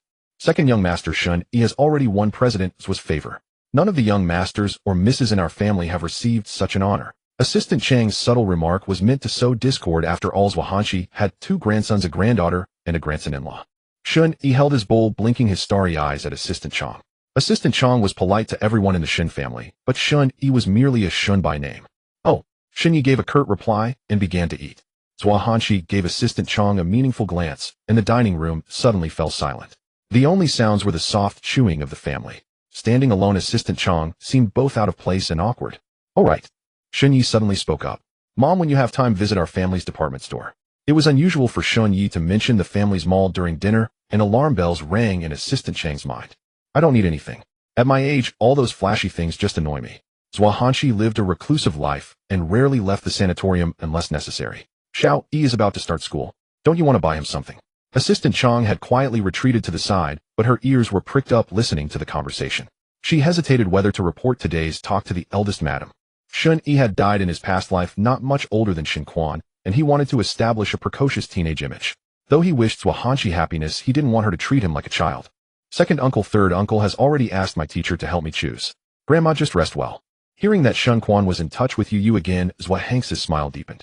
Your third uncle has finally wised up and found a proper girlfriend. All thanks to my little E. If your third uncle really settles down, Grandma, we'll have to thank you properly. Kids these days are so precocious. They know exactly how to talk and act. Third brother has fallen for Xiao Yi's teacher, hook, line, and sinker. Shen Yi ruffled Shen Yi's hair with a grin. Shen Yi was exasperated. He wasn't a little kid anymore. Why did they always have to touch his head? He dodged Shen Yi's hand and huffed as he ate. Watching Shen Yi laugh and chat with the Shen family assistant Chang shot him a sideways glance. Someone who just happened to bear the surname Shen actually thought he was someone important. Shen Yi knew that assistant Chang looked down on him. After all, his identity was a secret known only to the Shen family and a few others. Mom, Dr. Song's grandfather recently set up a medical examination center. He invited us to try it out. I hear it's different from traditional Western medicine exams. It's a combination of Chinese and Western medicine. That sounds good. Over the years, Weiner has been taking care of my health, but it's rare to have her grandfather take my pulse in person. Let's go together before Xiao Yi starts school. Assistant Chang placed a bowl of soup beside Zhuhanqi. President Zhu, you have a checkup every month, and Dr. Weiner takes your pulse every day. Another exam would just drain your energy. At the sight of the soup, Shen Yi tensed up, fearing it might contain something it shouldn't. He immediately moved the bowl in front of himself. Assistant Chang, President Zhu hasn't even eaten much yet, and you're serving her such a big bowl of soup. Grandma has a weak stomach. She can't drink soup in the middle of a meal. Shen Yi's displeasure was plain on his face. Assistant Chang's expression darkened. If Shen Yi had scolded her, she might have endured it, but Shen Yi was an insignificant nobody, hardly worth her notice. Shen Yi had witnessed Assistant Chang's fleeting anger, and his gaze shifted. Chang Wenhua was more arrogant than he had thought, daring to show her displeasure towards Shen Yi right in front of Zhuhanqi. Take it away. Seeing that Shen Yi was also against her, Assistant Chang assumed a submissive expression and carried the soup away. After a few steps, she realized she hadn't achieved her goal of dissuading Zhuhanqi from the checkup, but it was too late to bring it up again without drawing suspicion. It was past 9 o'clock when the three of them sat on the balcony to enjoy the moonlight. Zhuhanqi's villa had a balcony on the second floor. Since Shen Yi's return, he had come here every evening to sit, and Zhuhanqi was happy to keep him company, making it a routine. Lately, Shen Yi had become fascinated with stargazing. Zhuhanqi had someone buy him an astronomical telescope, and he was now immersed in the world of astronomy. You came home today and talked about all sorts of things. That's not like you. What's really going on? Zhuhanqi knew her second son well. Shen Yi was usually a man of few words, and even when he spoke he was concise and cautious, except when he was guiding Shen Yi. Mom, Xiao Yi noticed something suspicious about sister-in-law's contact with Assistant Chang, so he came to me. Shen Yi showed Zhuhanqi the videos and photos on his phone. So someone still thinks this old woman is in their way. Zhuhanqi's tone was icy. Shen Yi knew she was angered and worried it would harm her health. Mom, don't be angry. If Xiao Yi hadn't been so sharp, we might not have discovered this for who knows how long. Zhuhanqi heeded Shen Yi's advice. The words of that employee some time ago had already planted a thorn in her heart. Now, she simply had confirmation of the matter. This child is sensitive and suspicious. Don't be fooled by how affectionately he calls you second uncle and third uncle. It's hard to get into his heart. He's built a wall around everyone, and all you see is what he wants you to see. He takes after you, Mom. He's got a sharp mind. I heard he placed 19th in the provincial high school entrance exam. Zhuhanqi's face lit up with a smile. Who doesn't like to hear flattering words? Mom, now that you know Assistant Chang is trouble, keep your guard up. I suspect sister-in-law is still after the will from a few years ago. Shen Yi walked over. Zhuhanqi wanted to drop the topic, but Shen Yi didn't seem to mind Shen Yi's presence. Xiao Yi, tell your grandmother everything that happened today. If it weren't for Xiao Yi scolding me a few times with my cautious nature, I'm afraid. Zhuhanqi knew what Shen Yi was about to say. Shen Yi was cautious by nature, never acting without evidence and facts. A character like Shen Yi who could spot a problem and then think divergently was truly different. She had given birth to 4 children, each with a distinct personality. It was truly a case of one monkey, one. Grandma, Xiao Yi just hopes you stay healthy. Today it was third uncle who noticed Assistant Chang at the mall. Later, because I'm small and not conspicuous, I managed to follow them. Don't worry about me, Grandma. Second uncle has already scolded me. Shen Yi reiterated the key points to Zhuhanqi. Zhuhanqi fell into deep thought. Shen Yi then asked, Grandma, have you ever read your own medical report? Zhuhanqi shook her head. Her medical reports were always fetched by Assistant Chang, who would inform her of the important details and remind her about health care. Grandma, you have an allergic constitution, so you should stop drinking the calming soup from now on. It contains ingredients that trigger your allergies. Although the doses are small, the cumulative effect over time will harm your health. Although Zhuhanqi trusted Shen Yi's words, she was still hesitant. She only felt that Assistant Chang had been misled, not that she intended to kill her. Mom, the human heart is unfathomable.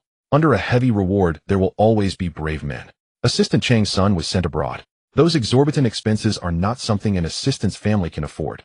Zhuang's gaze shifted. Looking at the worried eyes of Shen Yi and Shen Yi, she took both their hands and said, "Don't worry. I'm just old, but I haven't turned stupid yet."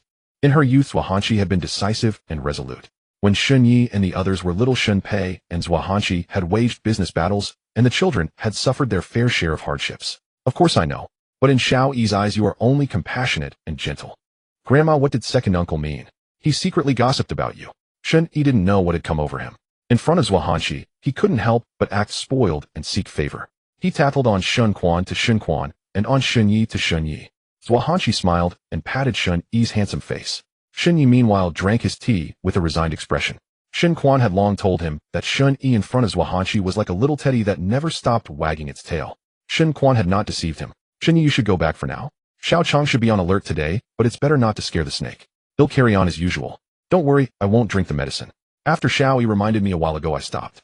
Now I'm afraid there may be more than just Xiao Chang as a planet agent. Since we've found a big target, I might as well take this opportunity to probe the nursing home and see how many people below have been deceived. Xiao Yi, stay by my side and learn well. You'll find it useful in the future. Seeing that Shen Yi had no objection, Shen Yi agreed. He escorted Shen Yi out of the nursing home, and on his way back, he ran into Assistant Chang delivering the calming soup to Zhuangzi. Watching Assistant Chang pass by with her chin raised and neck stiff, Shen Yi found it somewhat amusing. If you want someone to perish first, let them go mad. Assistant Chang, wait. Shen Yi said to the assistant who had already brushed past him. Assistant Chang frowned disapprovingly at Shen Yi. What do you want? President Zhua has already rested. Don't keep disturbing her. Didn't my second uncle say I should learn from you and seek your advice often? How only the young master and young miss of the eldest son's family can call me second young master Shen. You're quite presumptuous. What do you want to learn, eh? Assistant Chang's disdain was undisguised, sizing up Shen Yi with a sidelong glance. You're right, but President Zhua instructed me to do so. I see you can't rest even at this late hour, so I wanted to help ease your burden. I wouldn't dare trouble you. People like us rely on our own skills to earn a living, unlike some who live off their looks or their smooth talk. With that, Assistant Chang twisted her waist and walked away without looking back. Shen Yi touched his nose and went upstairs. He opened his laptop, the one Zhuangzi had provided for him, delivered by Assistant Chang. When he received it, he noticed it was used. At the time, Shen Yi thought it best to avoid trouble, so he didn't mention it to Zhuangzi. Shen Yi wanted to reinstall the computer's operating system, but he didn't know anyone in the nursing home's IT department, so the matter was delayed. Shen Yi opened the computer and casually browsed through it. In a small folder, he found Assistant Chang's chat. There weren't many chat logs, just a few days' worth. It seemed that Assistant Chang had recently replaced her computer. Knowing she would be getting a new one, she gave him the old one and equipped herself with a new one. Most of the chat logs were between Assistant Chang and her son. Contrary to her portrayal of him as a high IQ, high EQ, good-looking young man, his messages were almost entirely about asking for money. Judging by the address, her son was in a country with a high cost of living. It appeared Assistant Chang was selling her soul for money. Shen Yi browsed a few more folders and found several images, screenshots of bank statements and photos of checks. He backed up these images and sent them to Shen Yi. Their transactions were so secretive, but as long as Shen Yi traced them through check numbers or similar means, he could always uncover the specific details. You called. Shen Yi answered. Hello, teacher. Shen Yi, you're really something. You just dumped me with your third uncle and ran off. Where did you go? Yu had spent the whole afternoon choosing furniture with Shen Quan. Her feet were sore and her legs ached. Her long and used legs suddenly cramped, and Shen Quan knelt on the ground to massage them. Yu felt very embarrassed and offered to treat him to dinner, but in the end Shen Quan paid. Despite his kindness, Yu understood that no matter whom she married, her heart would always hold a place for Chen Baxian. Teacher, I'm sorry. He'll make it up to you another day. By the way, how is Sister Wan lately? I haven't heard from her in a while. Wan is doing well. She resigned from the newspaper. Now she's focusing on being a self-media blogger. Tuan is also fine. She mentioned you last night. Why did Sister Wan resign? Shen Yi was concerned about Wan Zhao's divorce, and now hearing she had quit her job, he was puzzled. Wan's divorce hasn't been smooth. Her ex-husband's family is in traditional media, so they threw many obstacles in her way at work, hoping to make her change her mind. But Wan was determined this time, so she simply resigned to free herself from their control. Shen Yi held a very low opinion of the Han family's behavior. Han Shuang himself was a scumbag, having ruined Sister Wan Zhao. With a domestic abuser like him, his family couldn't be any better. I support Sister Wan's divorce. That scumbag doesn't deserve her. But when are you coming back to school? School was about to start for both Shen Yi and Yu, and the time for parting was approaching. They'll be back in a few days. Please take care of Wan then. I'm afraid Han Shuang will keep harassing her. She has a small apartment in your neighborhood. You'll be neighbors from now on. Shen Yi chatted with you a bit more than hung up and sent Yu's return date to Shen Quan. Whether he could seize the opportunity was up to him. Shen Yi walked to the window and gazed at the quiet nursing home in the night. In his mind, he sorted through the recent events one by one. Although many things only showed a glimpse, they were the clues given to him since his rebirth. Now he needed to untangle these threads.